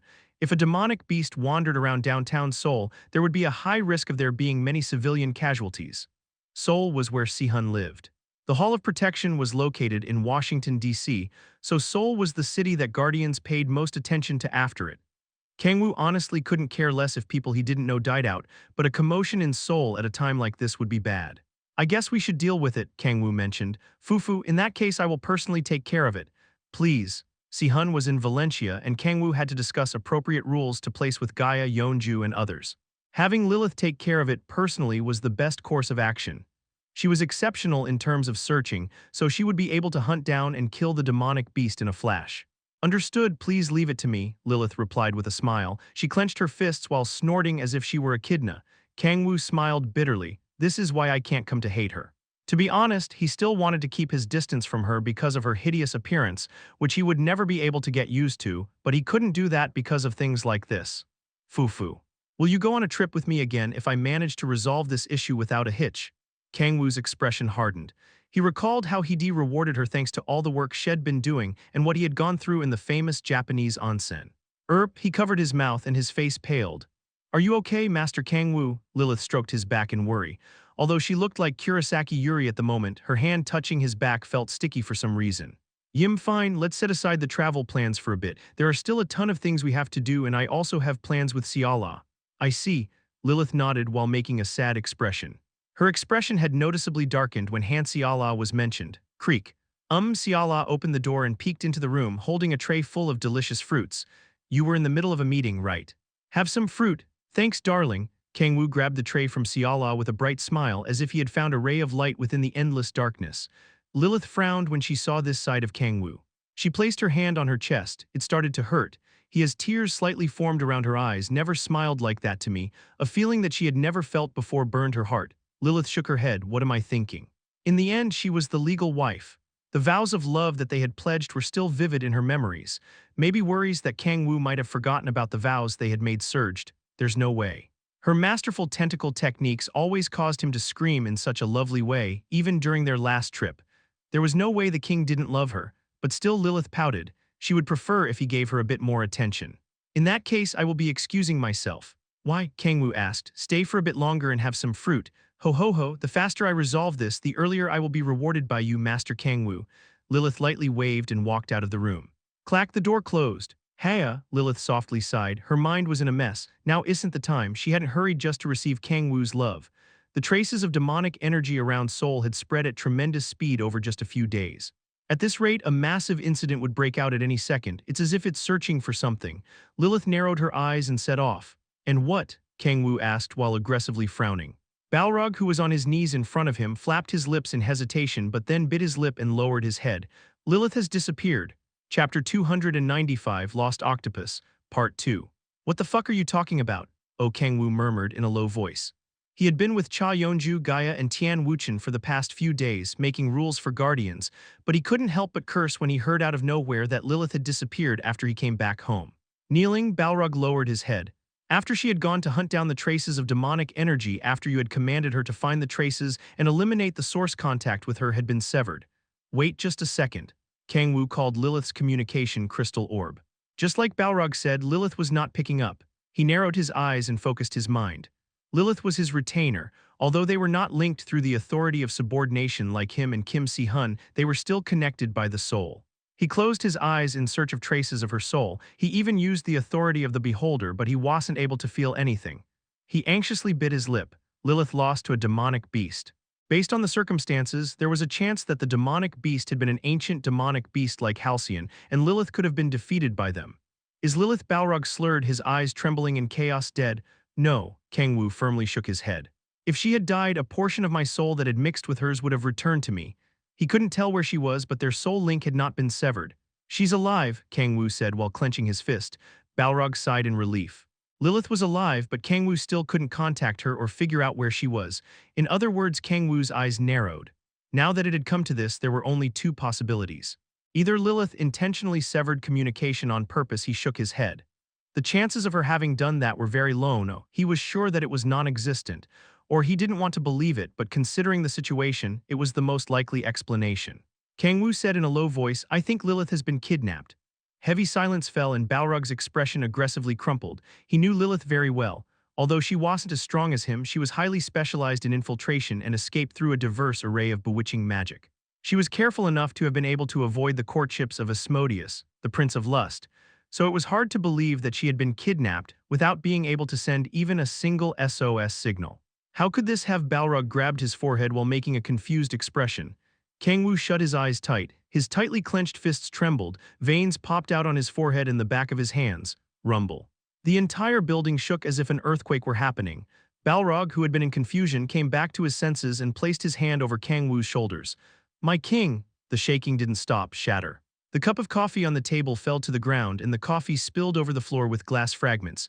Kang-woo, what's wrong? Kang-woo, creak. After hearing the glass break, Han Siala and Echidna opened the door and entered. Halcyon also peeked over from behind them. Gasp. Master Kang-woo, suffocatingly dense demonic energy surrounded him. Both Siala and Echidna paled from the colossal amount of power exerting pressure on their whole bodies.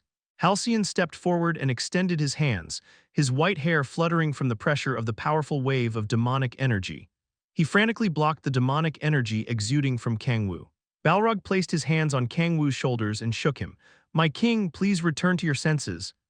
Kang-woo returned to his senses as Balrog desperately shouted at him. He looked around the room, which had become a mess, and said in a low voice, if they were able to kidnap Lilith, they'd be at least prince level. Under the assumption that Lilith hadn't been kidnapped on purpose, it would be impossible to kidnap her unless they were at least as powerful as a prince of hell. The possibility of it being an ancient demonic beast is also low. If Lilith was not dead, there was only one reason why she couldn't be tracked. Someone is disrupting the tracking with magic. Ancient demonic beasts fought purely with overpowering physical prowess. Although they possessed intelligence, they were not intelligent enough to be able to use magic. Like Halcyon, most of them overpowered their enemies with their overwhelming raw strength. In that case, a Prince of Hell might have, yeah, it's possible. Not every Prince of Hell had shown themselves, only 4 had appeared so far and 3 of them had been killed. Including the ones that they had yet to see, 4 were still alive. Leviathan can be excluded, he can't use magic, Kang-woo said. What about the constellations of evil that Raphael had mentioned?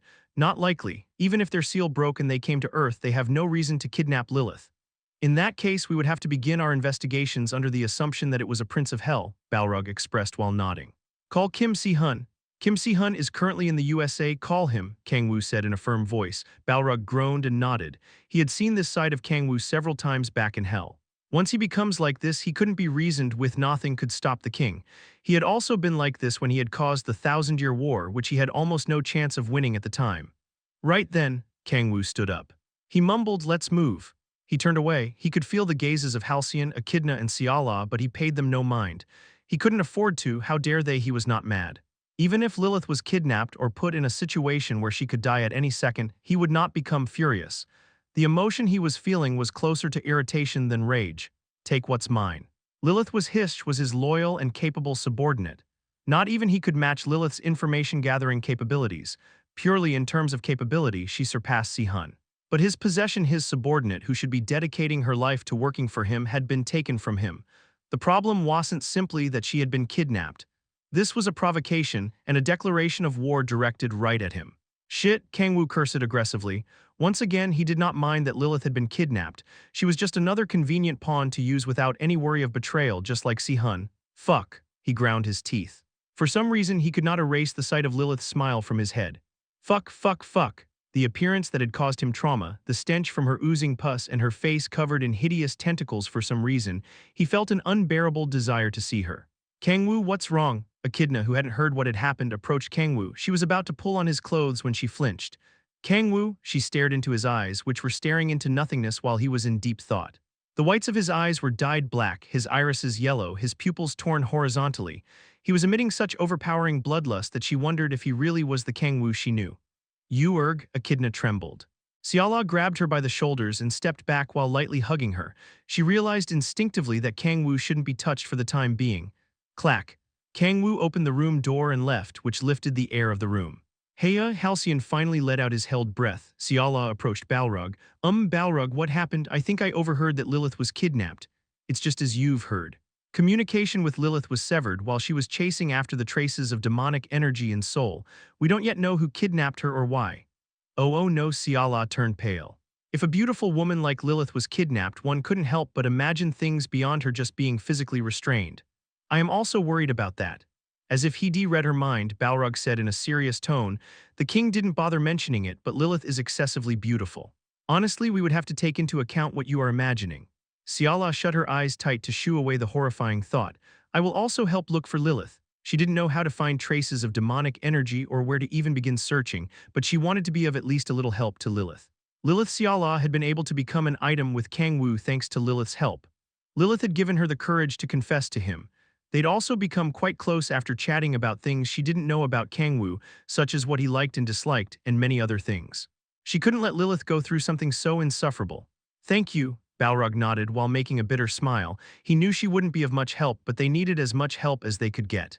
Just then, Ciala exclaimed as if she had remembered something. What is it? Balrog asked. See, come to think of it, there was a box placed in front of our door without any address or sender written on it this morning. What? I thought it had just been sent to us by accident, so I left it at the security office. Wait just a moment. Ciala quickly walked out of the room.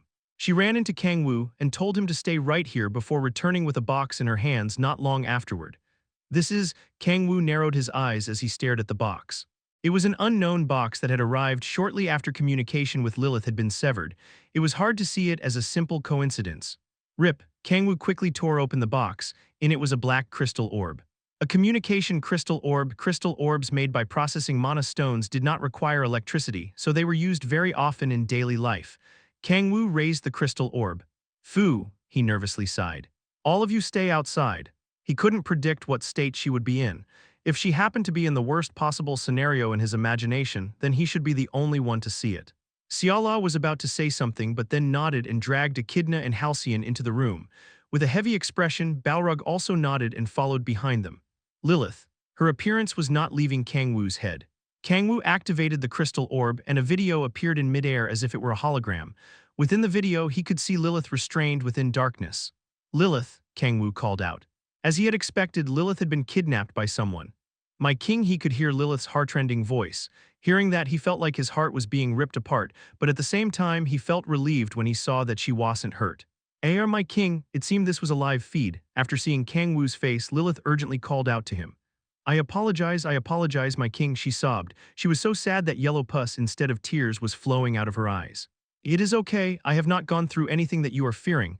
Wriggle, wriggle, countless tentacles shot out of her body. No, the atmosphere that had been so grim, the cliché scene of the protagonist raging after seeing the kidnapped heroine was taking a weird turn. My king, yellow pus poured down from her 18 red eyes which were locked on Kang-woo. Fucking wait. Kang-woo clenched his fists. He bit his lip, trying his best to suppress a certain thought in his head while desperately trying to maintain the grim mood. There is no need to worry, Lilith's voice was filled with sadness. No matter what happens to me, no, the tentacles twisted hideously. Even if my body is violated, stop, like mold, red holes formed all over her purple skin, please At least my heart, Lilith screamed in a desperate voice.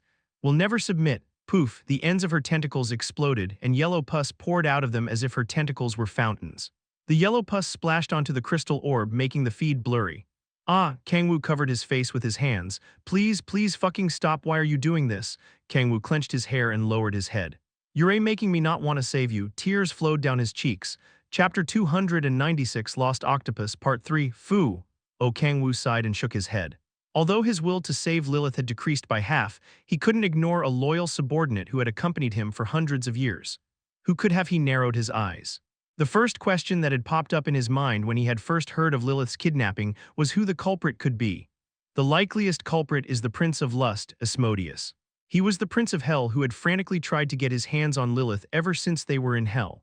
If Asmodeus had also managed to go back into the past and be revived like the other princes of hell, that was reason enough for him to kidnap Lilith. But there was something he couldn't understand. The feed on the crystal orb was live. If Asmodeus really had kidnapped Lilith, there was no way he would send Kang-woo a crystal like this. It made more sense to think that someone else had sent the crystal for some other purpose.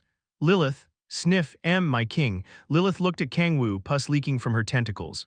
Doing his best not to vomit, he asked in a low voice, who kidnapped Tap? Just then someone walked out of the darkness that was holding Lilith captive, Rakiel. The first thing he saw were black wings and a stature slightly larger than a human's. It was only obvious that Kang-woo would first think of the constellation of corruption Rakiel. Rakiel kidnapped Lilith. It was even more unbelievable than Asmodeus sending the crystal orb. Rakiel was currently sealed by Seraph's power. No, even if the seal had broken and he had crossed into Earth, there was no reason for him to kidnap Lilith out of nowhere. What's going on? As Kang-woo's confusion was reaching its peak. Are you watching? The black-winged being completely revealed himself. A short exclamation left Kang-woo's mouth. It was a face he'd seen before, and just the fact that he recognized the face meant that it obviously wasn't Rakiel. Fuck, come to think of it, you had black wings too. Kang-woo feigned laughter and glared at the half-human, half-demon. Lucis? He was the son of Lucifer, the Prince of Pride, as well as the half-breed between Lucifer and a human woman. I am relieved you still remember me. Lucis smiled wickedly. There was no way Kang-woo would have forgotten. He had said some bullshit about having fallen for Lilith's true form at first sight, and he was a depraved boy who had stabbed his loving father in the stomach. There's no way I'd forget a bastard like that. Although he had been slightly instigated, Lucis had ultimately made the conscious decision to stab Lucifer. There was no way that Kang-woo, the icon of light and justice, would do something so depraved as making a son stab his father. Son of a bitch, I am surprised you had the gall to come back to Earth after doing something as depraved as stabbing your father. What? Lucis looked at Kang-woo with a blank expression for a moment before his face crumpled. What the hell are you talking about? It's all your fault that I stabbed my father, Satan. Ha, Kang-woo laughed in disbelief as he raised his hand to swipe up his hair. He stared Lucis down. And now you're even trying to pin me as Satan. Do you really think I wouldn't recognize you after you hide in a human body? Lucis screamed in anger. After that incident, I talked a lot with my father and learned that Lady Lilith used to be a loyal subordinate of the Demon King. But back then, she was clearly following Satan's orders. Kang-woo looked back on the past. Oh, right, this was still back when he was impersonating Satan while wearing the red demon mask. He made Lilith and Balrog call him Satan, so it was understandable that Lucis would make such a mistake. And after making some deductions, I was finally able to realize the truth. Lucis glared at Kang-woo. Kang-woo could more or less guess what Lucis had concluded. If Lilith, who used to serve the Demon King, is suddenly serving Satan, and if Satan was in the form of a human instead of his former demon form, the first thing that one would think would be that the Demon King had made his subordinate pretend that he was Satan. At least that was the most logical conclusion, but Kang-woo narrowed his eyes. There were still some variables. The first was that Lucifer fully believed that Kang-woo was Satan. At the very least, there is no way Lucifer thinks that I impersonated Satan. Every action had an impetus. Lucifer didn't know Kang-woo's circumstances, so in his mind, there was no way the Demon King would pretend to be Satan in the first place. The Demon King that Lucifer knew was the crazed predator who had driven the entire ninth hell into war. From Lucifer's perspective, just like how there was no reason for a billionaire to shoplift from a small convenience store, there was no reason for the Demon King to pretend to be Satan. There was no way for Lucifer to possibly imagine that the Demon King was trying to save Earth for kimchi stew. I built things up immaculately too. Not only had Kang-woo told Lucifer's subordinate, who had come in search of the Demon King's demonic sea, that Satan already possessed the demonic sea, he had also proven to Lucifer directly that he was Satan by showing him Satan's hell armament. In other words, rather than thinking that the Demon King is impersonating Satan, it was more likely that he would think Satan had acquired the Demon King's body. Kang-woo looked elsewhere in silence. The second variable was how Lucis looked in the video feed. His eyes were blazing with pure, innocent love for Lilith. He was truly in love with Lilith. The effects of the brainwashing still lingered, and his love had evolved into madness. If that was the case, if Lucis' love had evolved into madness, all humans know, all living beings see what they want to see and believe what they want to believe. That was the nature of all living beings. Add madness and there was no more need to even question it. Satan, I know that you've taken the body of the Demon King and are controlling Lady Lilith. I knew it. Kang-woo's eyes shone. It was a simple line of thought. Everyone in hell knew that Lilith was deeply in love with the Demon King. If she was being controlled by Satan and the man that she loved was already dead, then it was only obvious that Lucis would also hope for his love to bear fruit. In other words, Lucifer and that brat still think I'm Satan. It was all coming together and he was finally starting to understand why Lucis had kidnapped Lilith. So what if I have? I will free Lady Lilith from your evil grasp. Kang-woo grabbed his forehead as if it hurt from the obvious answer. The Lilith inside Lucis' head was a poor and weak woman who had been brainwashed by Satan and was being forced to serve him. Fuck. He had never expected that the seed he had sown would bite him in the ass like this. Where's Lucifer? HMPH, father has nothing to do with this matter. What? Kang-woo frowned. This wasn't orchestrated by Lucifer. If that wasn't the case, then that meant Lucis had kidnapped Lilith on his own. How did that brat possibly manage to do that? Lilith had even managed to escape from Asmodeus' grasp. Although Lucis was Lucifer's son, he was still far lacking compared to a prince of hell. Just then, Kang-woo noticed the black wings on Lucis' back. 8. When he last saw Lucis, Lucis only had 6 wings, exactly the same amount as Shaljil. He wasn't sure if, like angels, a demon's power was indicated by the number of wings they had, but considering how Lucifer had 10 wings on his back, it was likely. If Lucis has 8 wings, he's on the same level as Raphael and Uriel. Considering the overwhelming difference in power between Shaljil and Raphael, he couldn't understand why Lucis had 8 wings. Hoo-hoo. Don't think that I am the same powerless self as before, Satan. Lucis smiled wickedly. You have no idea how many trials I've overcome to gain her love. Kang-woo wasn't sure what trials Lucis was talking about. But one thing's for sure, Lucis had become incomparably stronger than before. In other words, just like what Lucifer had declared when Kang-woo saw him last, he was making very ample preparations to take his revenge. He was not just becoming stronger but also helping his son grow.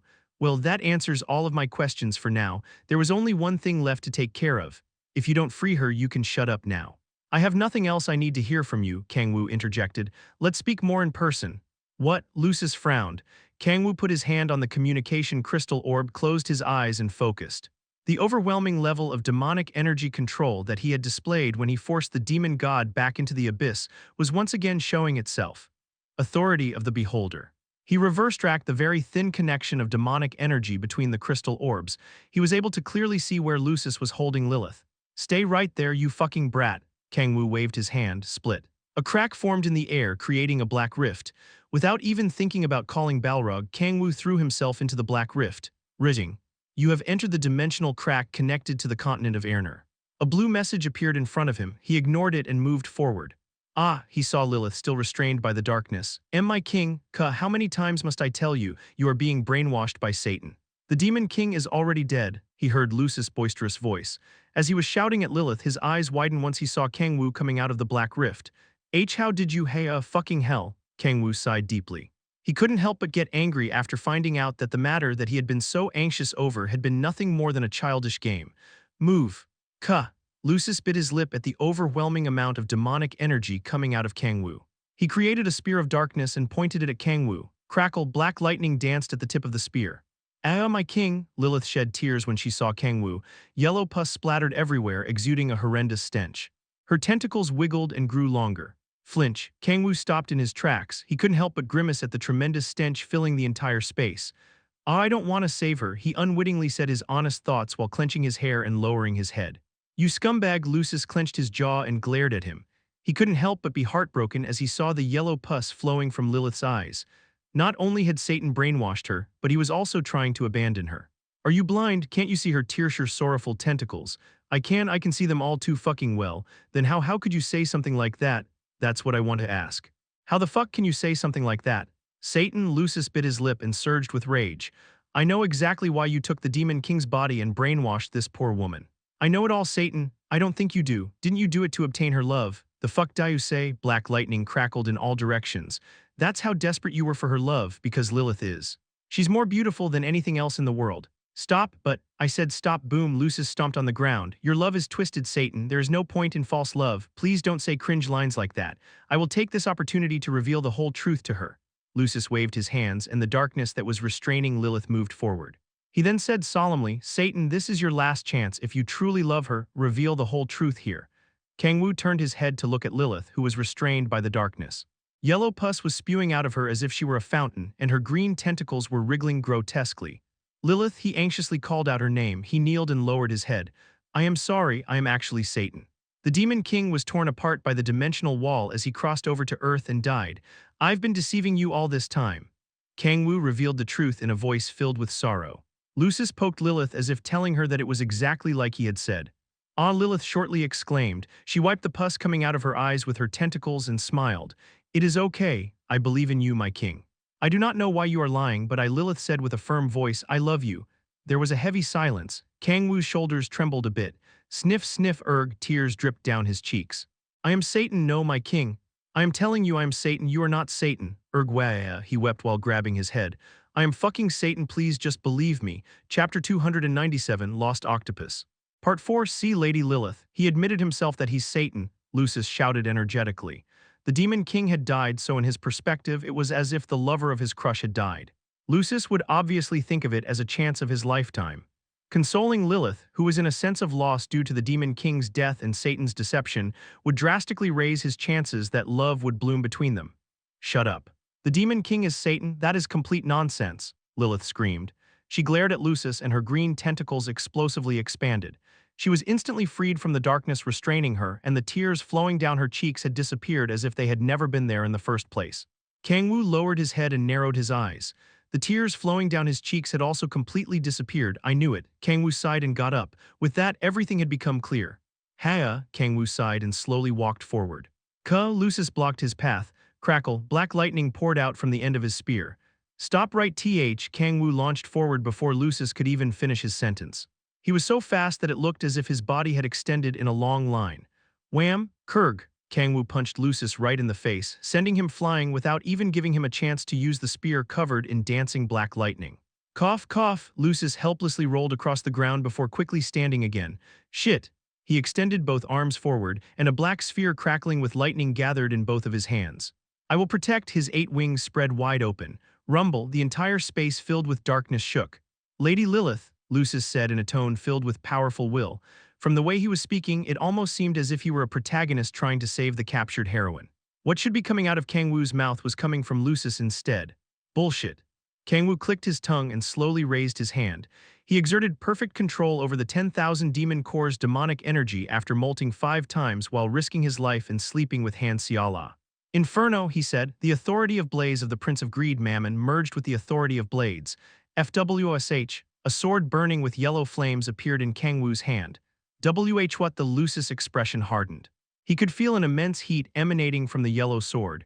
The heat was so intense that it seemed to be distorting the space around it. His eyes widened. Lucifer had told him about the different authorities possessed by the princes of hell to the point that Lucis was sick of it. Among them was the Prince of Greed Mammon. Lucis had heard that, in terms of firepower, Mammon could overpower even the high-ranking princes of hell. Why would you have Mammons? He couldn't understand it. A prince's authority was their own unique power, and not even the almighty demon king could control them, but what? How Lucis was looking at the yellow sword burning in Kang-woo's hand. He couldn't breathe. Although he was dozens of meters away, his skin was burning. Satan H, how are you able to use the authority of blaze? Lucis cried out. Kang-woo smirked and gripped Inferno tighter. It isn't just the authority of blaze. What? Lucis asked back while narrowing his eyes at the absurdity.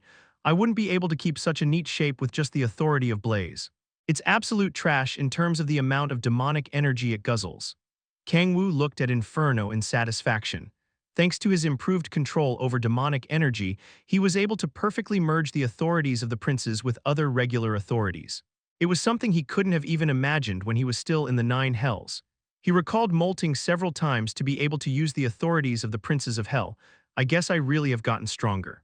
He had not felt it since it had been a while since he had fought at full power, but facing Lucis allowed him to feel the overwhelming difference between them. I'm not sure how he managed to get stronger, though. Lucis' 8 wings were not for decoration. Kang-woo wasn't sure what sorts of trials he'd gone through, but he'd most certainly become stronger. But of course, Lucis was still several levels weaker than Raphael and Uriel. He was only about as strong as Belphegor, one of the weaker princes of hell. Still, considering how long Belphegor had ruled in the 9th hell, Lucis' growth was impressive. Kang-woo slowly walked toward Lucis with Inferno in his hand. Lucis desperately shot black spheres at Kang-woo. If they were not in a dimensional crack right now, the barrage of attacks would have leveled the entire area in a radius several hundred meters wide. I can't believe it feels so trivial. Kang-woo had still been able to face Belphegor on his own during his days in the 9th hell, but it had been nowhere near as simple. It feels like I am fighting a little kid. He had never imagined a day would come when he would be able to overpower an absolute being like a prince of hell. His heart beat faster and his blood was boiling. The primal instinct of all animals to get stronger brought him intense pleasure. Kang-woo smirked. The feeling of omnipotence, the unending thrill of having the entire world under his foot fired him up. Twilight. Just like Uriel, he spoke and materialized an image in his head. It was of a giant blaze engulfing the world whole. In the past, it would have just been imagination, but he could tell that he had now earned the freedom to make that imagination a reality. Whoosh! He lightly swung Inferno. He had not used any martial art techniques like Kim Si-hun. It had simply just been a haphazard slash. FWSH, the compressed flames tore apart space itself along the trajectory of the swing. A yellow crack was formed in the air as if space itself had been injured, and an enormous amount of flames spewed out of it. The flames devoured the hundreds of black spheres being shot at Kang-woo, and they began to burn the dimensional crack itself. As if the sun were setting over the horizon, the world was dyed in twilight. Gah! Lucis screamed. The flames filled the space with an unbearable heat that made it feel as if the entire world were burning. Ritting. You have learned Twilight, a derivative skill of Inferno. Your proficiency in Inferno has reached its maximum limit, raising the rank of Inferno from SS to SS+. Oh, what's this now? It was an unexpected harvest. His irritation from having been trolled by a brat died down a little. Kurg! Lucis was rolling on the ground as his skin was burning. Hell, die at this rate. Kang-woo dismissed Inferno. It didn't matter to him if Lucis died or not, but he still had things he wanted to ask him. He walked toward Lucis, who was huddled up on the ground. Almost half of him had turned into ash after being directly hit by Inferno. Tusk, Kang-woo used the authority of blades to cut his finger and make himself bleed. He then let the blood flow into Lucis' mouth to treat Lucis' destroyed body with the authority of regeneration. The singed areas bubbled up and his body was restored. My king! Lilith ran toward him while shedding tears. She wrapped Kang-woo in her tentacles and smiled brightly. I knew you would come to save him, Lilith, he said in a low voice. Lilith, sensing his rage, flinched. Yes, what is the matter, my king? He glared at her, his mouth shut tight. Lilith gradually averted her eyes from his gaze. Why did you do that? He asked while biting his lip. I am not quite sure what you am. Why did you do that? Kang-woo reached out and grabbed her shoulders. His hands were trembling. That brat has certainly become incomparably stronger than before. I am sure you wouldn't have stood a chance against him in a head-on battle since he's become almost as strong as a prince of hell. Lilith's combat prowess was nothing special. Saying it bluntly, she was weak. If she were up against Shaljil, she would just barely come out victorious after a fierce battle. It was impossible for her to beat Lucis, who had become as powerful as a prince of hell. But Kang-woo glared at her fiercely. You could have escaped. She was capable of running from even Asmodeus, so there was no way she couldn't have been able to run from an immature brat drunk on his own power. There was a moment of heavy silence. Lilith, her head lowered, shed tears, but she slowly raised her head as she wept. You have never smiled like that at me. What? For the hundreds of years that I've been devoted only to you after everything that I have done only while thinking of you, Lilith shouted. Not once, not even once have you smiled at me like the way you do at Siala. Kang-woo's mouth fell open. What kind of shitty melodrama is this? He felt as if he'd become the protagonist of a morning TV drama.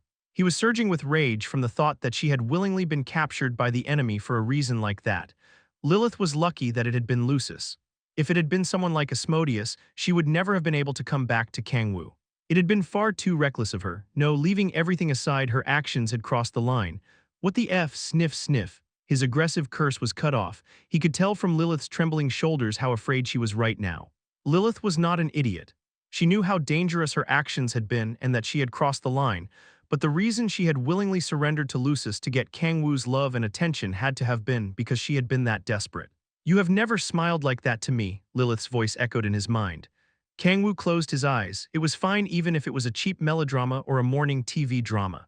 He still tried his best to understand Lilith's childish and cringy line. The man whom she had loved for hundreds of years and pledged vows of love with, albeit for political reasons, had suddenly accepted someone else as his lover. Despite that, she understood and loved him. She had even given the woman who had taken her place as his lover advice on what would make him happy. She had also taken on an ungodly amount of work to be of help to him and taken on all the annoying and difficult work that he didn't want to do. Despite all that, he still did not give her even an ounce of interest and only paid attention to his new lover. Not only had he been having an affair right in front of her, but he was even rubbing salt into her wounds. Oh fuck. Kang-woo's eyes widened. I'm a fucking scumbag. Forget the kidnapping scheme, he would have literally nothing to say even if she were to stab him in the stomach multiple times with a kitchen knife. Of course, Lilith was also to blame for not believing him when he had clearly said hundreds of times that her human form was more beautiful. But it was understandable when he considered her position. No one would believe it when someone told them that they looked hideous and the form that they considered to be worse than a cockroach was way more beautiful. Even a person who had been told they were beautiful for merely decades would say that was nonsense. But Lilith had been around demons who told her that she was beautiful for hundreds of thousands of years. It would obviously be hard to believe even if the man she loved said it. I didn't hope for much. Lilith made a sad smile and grabbed Kang-woo's hands, which were placed on her shoulders. Just once, even for a moment, her tears poured down her cheeks and dropped on the back of Kang-woo's hands. I want you to smile at me like you do at Siala. Kang-woo kept his mouth shut. He had wanted to question her about this incident, but he couldn't bring himself to after thinking about her circumstances. Rather, he felt as if he was to blame, but still he felt that he should say this at the very least. Just he embraced Lilith. Don't ever. His hands were trembling. He recalled the unbearable feelings that he had felt when he first heard that she had disappeared. Do anything like this again. Ah, a short exclamation left Lilith's mouth. She could feel from his trembling hands how much he had been worried about her. I apologize, Lilith squirmed. Only now had it dawned on her what she had done. She had basically betrayed the king whom she loved more than anything. I know, Kang-woo said. He stroked Lilith's head. His hands were covered in sticky mucus, but at this moment he couldn't care less about the hideous tentacles and the pus. Thinking about everything he had done to her so far, it was not even worth considering. Kang-woo grabbed Lilith's cheeks and lifted her head. He made a bright smile. Lilith trembled. The smile she had yearned for so much was being directed at her. Shivers spread through her entire body. My king, sniff. Her surging passion caused her to put more strength into the tentacles embracing Kang-woo. Kang-woo watched her cry in silence. He was overwhelmed by the guilt of not giving her something so simple as a smile, which had driven her to such desperation. Her hideous appearance was nothing but an excuse. In terms of appearance, Kang-woo looked like a fish to her, but she had loved him devotedly for hundreds of years despite it. I just never tried to understand her even once. He had never cared about how she felt when she looked at him and how much she loved him. He had never once looked at the woman named Lilith beneath the hideous appearance. Lilith, Kang-woo took a deep breath. To be honest, he still found the stench disgusting, and the tentacles covering her body were as hideous as ever, but that was not all there was to her. He grabbed Lilith's chin, her 18 eyes widened and she trembled. Kang-woo slowly tilted his head. For the first time in hundreds of years, without being forced in any way, he kissed her first. Chapter 298, Kimi no wa your name, a short exclamation left Lilith's mouth. Her purple skin reddened. Lilith closed her eyes and jumped in place as she clenched her fists and wiggled her tentacles. She didn't know how to react. Pus poured out in all directions from the ends of her tentacles. Kang-woo closed his eyes. Even if he tried to ignore it and desperately endure it, he wasn't sure if he'd made the right decision. Did I dig my own grave? He was swept with regret, wondering that maybe he had made the wrong decision while he was drunk on his own emotions. No matter how precious her feelings were to him, he could not bring himself to ever get used to those tentacles. Sniff, sniff, I love you so much, my king. Lilith smiled brightly. Hee. This is the first time you kissed me first, my king. Kang-woo remained silent with a complicated emotion as he stared at Lilith, who couldn't be any happier. I am thankful, but no matter how much he tried to ignore her outer appearance and look at the person within, it's too much. Kang-woo closed his eyes to the stench stimulating his nose. If Shed looked like Kurosaki Yuri, he couldn't have been any happier, but what he was going through was so hard to withstand that his emotions cooled down pretty quickly. Wait. A certain thought crossed his mind, and Kang-woo's eyes shone sharply. What if although he had treated her far too harshly until now, he had ample justification to do this at this moment in time? But still, I can't let this go unpunished. Lilith, what you've done is akin to having betrayed me. That Lilith's eyes trembled. Regardless of her reason, it did not change the fact that she had planned this to deceive him. It wouldn't be an exaggeration to say that she had committed treason. Even execution would be an appropriate punishment. I apologize. Lilith lowered her head without even thinking about making excuses. Her shoulders trembled and she anxiously shifted her feet. I will accept any punishment, she said while gulping. Kang-woo could feel she was even willing to take her own life if commanded. Good. Kang-woo opened his mouth slowly while making a nervous expression. From now on, I forbid you from being in your demon form in front of me. Pardon, stay in the form of Kurosaki Yuri whenever you are with me. And not that, Lilith quickly shouted. The Demon King had finally made a move on her, but staying in that ugly and unsightly form might completely extinguish any sparks of love that had been formed at this moment. Please, my king. Anything but that. She was scared she might be abandoned if she stayed in her human form. It took me hundreds of years to win his heart despite looking this beautiful. It had taken hundreds of years to win the Demon King's heart in her demon form, which was praised by all demons and would even make lower demons go mad with lust when they saw her. If she returned to her human form, his feelings would surely die down over time. You said you'd accept any punishment, did you not? Kang-woo narrowed his eyes and glared at her. Flinch, Lilith trembled. I understand, she nodded while making a heavy expression. Her tentacles disappeared and she returned to the form of Kurosaki Yuri. Kang-woo clenched his fists while maintaining a solemn expression. YOLOO. He exclaimed in silence. He would have danced right here and now if he could. Fuck yes, it worked. Tears dripped down his cheeks. To be honest, Kang-woo wanted to tell Lilith the truth. He wanted to tell her that he hated tentacles and her pus even more. But she didn't believe me the hundreds of times I said that her human form was far more beautiful. He had told her to the point that he had become absolutely sick of it, but even after that, she simply laughed it off. She had even shaken her head and giggled when he had taken a day to tell her seriously. At this point, I honestly don't think she's acting like this because she doesn't know. Lilith wasn't an idiot, so she probably knew that he wasn't joking after having been told so many times. In other words, it was more accurate to say that she was denying it despite knowing that Kang-woo was telling the truth. Well, it wasn't like he couldn't understand Lilith. One might think she was crazy by human standards, but that was not the case. She lived for more than 10 millennia. He wasn't sure how old she was exactly, but rumors of Lilith had already spread throughout the 9 hells when Kang-woo had first fallen into hell. After only being told she was beautiful for all that time, her appearance had been denied by the one she loved most. It would be weirder if she had accepted it easily, but it's all over now. A smile appeared on Kang-woo's face. Must I really stay by your side in such an ugly appearance? Lilith asked in a sad voice. Yeah. You must always be in this form whenever you're with me. Even during nightly service.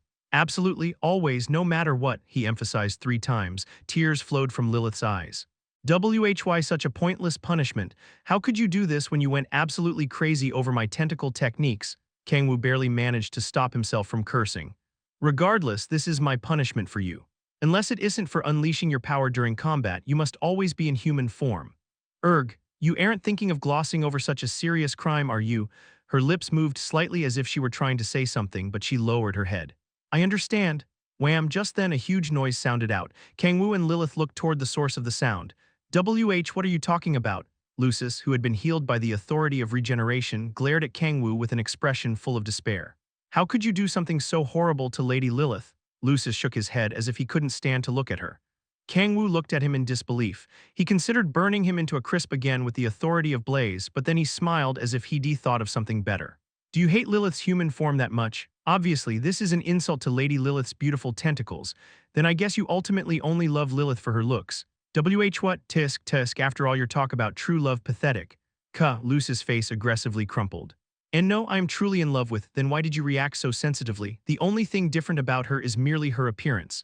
Well, it just means that you care more about her outer appearance than what's within. Why your prove it if I'm wrong. Lucis remained silent and his face paled. Kang-woo smiled in satisfaction and looked down at him. You don't have the right to love her, you brat. Erg. Lucis lowered his head and tears dripped down his cheeks. Kang-woo snickered as he looked at Lucis, who was crying in dejection like a loser. That's enough joking around, it was about time to get to the main point. Right, brat. There are a few things that I want to ask you. Do you seriously think Lilith? Kang-woo quietly called out. The quick-witted Lilith nodded, converted a few of her hair strands into tentacles and wrapped Lucis' body. Gasp. Lucis' eyes widened. His eyes turned hazy as he twisted to get free. Kang-woo smiled wickedly. I've already confirmed that he's still under the brainwashing effect. If the effect had disappeared, there was no way he'd have come to Earth in secret to save Lilith without telling his father. Erg, Lucis drooled. First off, where's Lucifer? Father is in the middle of a trial. A trial? Kang-woo recalled Lucis saying through the communication orb that he had become stronger after overcoming a trial. And what is this trial? The trial is a space made by the demon god's heart. It involves growing one's power there. The demon god's heart, Kang-woo's eyes narrowed. What kind of space is it exactly? A place where the flow of time is different. A space free from the laws of physics. Lucis' answers were choppy due to the brainwashing effect, but Kang-woo could more or less understand what he was saying. Is it the same kind of space as that nightmare of the primordial darkness? He recalled the black space that he had followed Satan into. Lucis had said that the flow of time was different there, so it was understandable that Lucis had become so strong in such a short period of time. If Lucis became this strong, he couldn't even guess how much stronger Lucifer had become. The son of a bitch had divinity when he first came to Earth. Kang-woo's expression turned anxious. Although he himself had become overwhelmingly stronger than his past self, so had Lucifer. Kang-woo couldn't fathom how serious of a wild card Lucifer would become while Lucifer was preparing for his revenge in the trial, the space made from the demon god's heart. I'll have to keep this guy for now then. Kang-woo looked down at Lucis. As long as he had Lucis, Lucifer wouldn't be able to act freely. For now, he had acquired some solid insurance. There's no need to be in a rush, he narrowed his eyes. It was dangerous to be indolent, but there was no need to be in a rush either. If I play my cards right, I could use Lucifer as well. The gears in his head started to quickly turn. He did not have a detailed plan yet, but he surmised that he would be able to use Lucifer in the future if he used Lucis correctly. Kang-woo couldn't help but smile. This is what you get for not raising your son right. Lucis' trolling was enough to make Kang-woo shudder. He got goosebumps from imagining having a son like Lucis. Lilith, brainwash him even more thoroughly than before. Ensure he's willing to stab his father or cut open his throat if you order him to. Yes, my king, Lilith bowed. The brainwashing shed already applied to him was still in effect, so it wouldn't be hard to intensify it. Kang-woo turned away while making a satisfied expression. Just then, Kang-woo saw the 8 wings on Lucis' back and the black lightning crackling between them. A thought crossed his mind like a bolt of lightning. Wait just a minute, Kang-woo's eyes widened. Fuck yeah, I can use this. He laughed in disbelief from not having thought of it sooner. He can be used for more than just keeping Lucifer in check. Hugh, a vulgar laugh unwittingly flowed out of his mouth. My king, step aside for a second. Kang-woo walked toward Lucis and tightly gripped his shoulders. Listen carefully, Lucis. Your name is no longer Lucis. From now on your name is Kang-woo smirked. Rakiel, chapter 299. That was barely anything with the self-made kidnapping plot right after the Valencia incident wrapped up. Kang-woo was finally able to take a break. Kang-woo sighed in exhaustion while sprawled out on the couch. He'd been so busy that he hadn't had time to properly sleep in nearly a week. I am missing out. He frowned as he remembered how his demonic energy control improved just from sleeping with Han Xiala.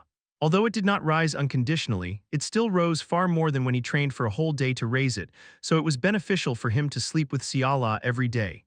I mean, Kang-woo smiled. Annoying things had happened one after another, but he had gained a lot out of them.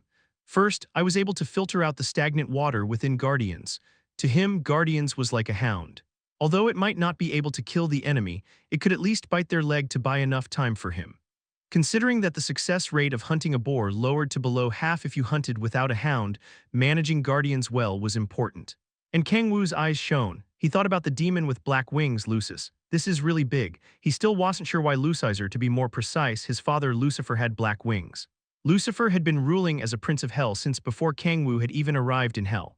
Regardless, what mattered was that Lucis' wings were exactly the same as the ones that fallen angels had.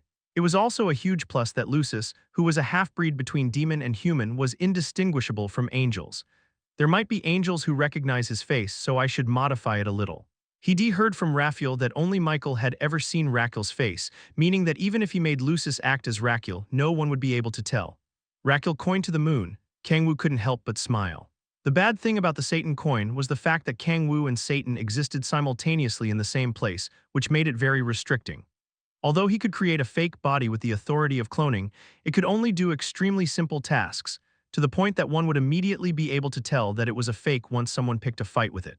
But if I brainwash Lucis into being Raquel, that meant both Kang-woo and Raquel could be in the same place. Not only that, it would not affect Kang-woo in the slightest even if Lucis was found out to not be Raquel. It's an immortal coin. It was a perfect coin that couldn't fail. Even if it did fail, it wouldn't affect him at all, so there was no reason for him not to cheer. But of course, this brat is a bit too weak to play the role of Raquel properly. Kang-woo could somewhat compensate for that by controlling demonic energy from a distance, just like he'd done during the incident with Raphael. Since Lucis was at least as strong as a low-ranking Prince of Hell, Lucis would be able to fight far better than Kang-woo's clone. And most importantly, Kang-woo looked toward the kitchen. "I am so glad nothing bad happened, Lilith," Siala said. "Ho, thank you for worrying about me." "Not at all. I wanted to help save you as well, but Kang-woo left without saying a word. I am happy enough knowing that the king treasures me so deeply." Oh, come to think of it, when you were kidnapped, Kang-woo saw Lilith in the form of Kurosaki Yuri chatting with Siala. Although it was just a normal kitchen, the two women sitting and chatting radiated such a gorgeous aura that the scene felt as if it were straight from the front cover of a magazine. He couldn't help but clench his fists in delight. He felt as if he were about to cry. Fuck yeah, this is it. This is the life. The best thing he had received from the past few incidents was undoubtedly that he'd been freed from the tentacles that had traumatized him for such a long time. Just that alone was incredible enough. "Kang-woo, are you crying?" Echidna, who'd been watching TV while sitting on his lap, tilted her head. Kang-woo silently patted Echidna's head as he smiled. He was filled with an inexplicable sense of joy. "It's getting late, so I will get going. Oh right, I placed the report regarding Lucis in your room earlier." "Okay, thanks." Kang-woo smiled brightly and waved. Lilith smiled back at him and bowed. "Fufu, your room was also a little messy, so I tidied it up." "Was it that messy? Just a little." Lilith turned to Siala and winked. Kang-woo tilted his head but paid it no mind. They seemed to be on the same wavelength about something. They had been getting very close recently, so it wouldn't be weird if they shared things he wasn't aware of. "I will see you tomorrow." Lilith opened the front door and walked out. Kang-woo checked the time. It was 11 o'clock p.m. It was still too early to fall asleep, but he really wanted to relieve all the fatigue that he had accumulated in the past week. There's also the demonic energy control issue. He wasn't sure how strong Lucifer would become through the trial, so he had to become as strong as possible. Besides molting, sleeping with Siala was the fastest way to improve his demonic energy control. "Siala, yes, Kang-woo." Siala walked toward him while making a kind smile as if she knew exactly what he wanted. "Shall we sleep together tonight?" "Yeah, Fufu, just a moment. I'll go wash up." Siala went to take a shower while humming. Kang-woo gulped and went into his room first. The report Lilith had mentioned was on his desk, and the room had been tidied up like a hotel room. Right then, Kang-woo poured a little bit of demonic energy into a black crystal orb at the corner of his desk. It was the communication crystal orb that Lucis had sent him. It had originally been for two-way communication, but he had modified it to be able to record videos. "It's been bothering me for a while." Kang-woo wanted to check what happened whenever he slept with Siala. Things that he couldn't understand always happened. For example, his clothes were always partly taken off, and there were marks on his chest and thighs, among other weird things. "It's also weird that I don't remember anything whenever I sleep with Siala. He would usually be very sensitive to anything that happened even when he was asleep, but he had absolutely no memory of anything during the time that he was asleep with Siala for some reason. I also have to figure out why my demonic energy control improves. As long as he figured that out, he'd be able to apply it to his usual training routine. Kang-woo put the crystal orb on record mode and placed it on the table. Clack. I am back, Kang-woo. The door opened and Siala entered in her pajamas. She'd just taken a shower, so her slightly wet hair and red cheeks gave off an alluring air. Ahem, Kang-woo coughed. I heard that you've been very busy recently. Are you feeling okay? Siala asked in a worried voice while putting her hand on top of his. Well, nothing's wrong in particular. My body actually doesn't require sleep. But aren't you still tired? That's inevitable. Although he was physically fine, he couldn't do anything about psychological fatigue. He was keeping the 10,000 demon core in check at all times, so psychological fatigue would only keep piling up. Although sleep wasn't mandatory, he needed it to some extent. I am worried. Siala laid her head on his shoulder and gripped his hand tighter.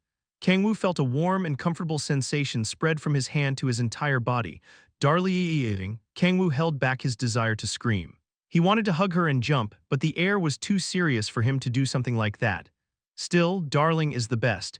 It was difficult to feel the same comfort and warmth from anyone else but her.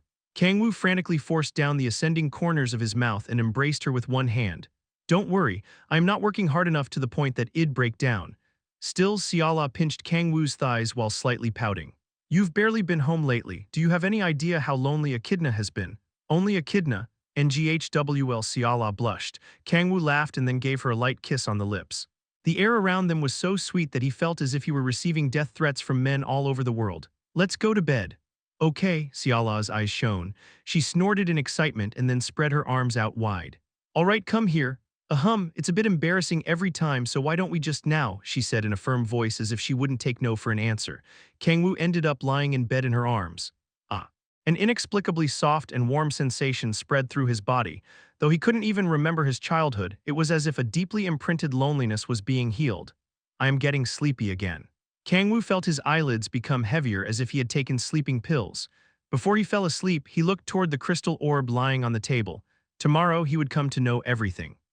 After he woke up the next morning, Kang-woo checked his body first, like I thought.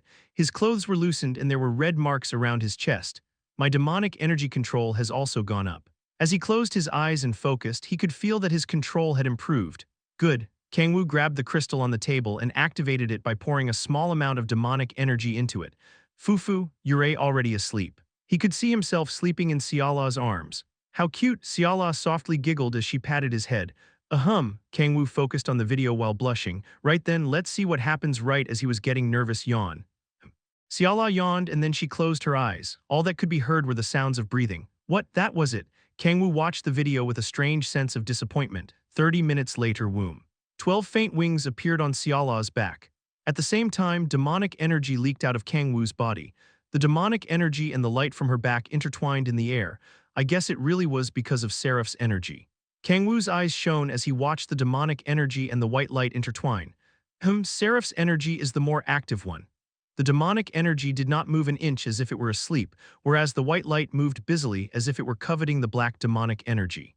Pop, pop, the ripples from the energy disheveled his clothes and red marks appeared around his body. So this is why the red marks appeared. His clothes seemed to loosen when his energy entangled with xperrif's.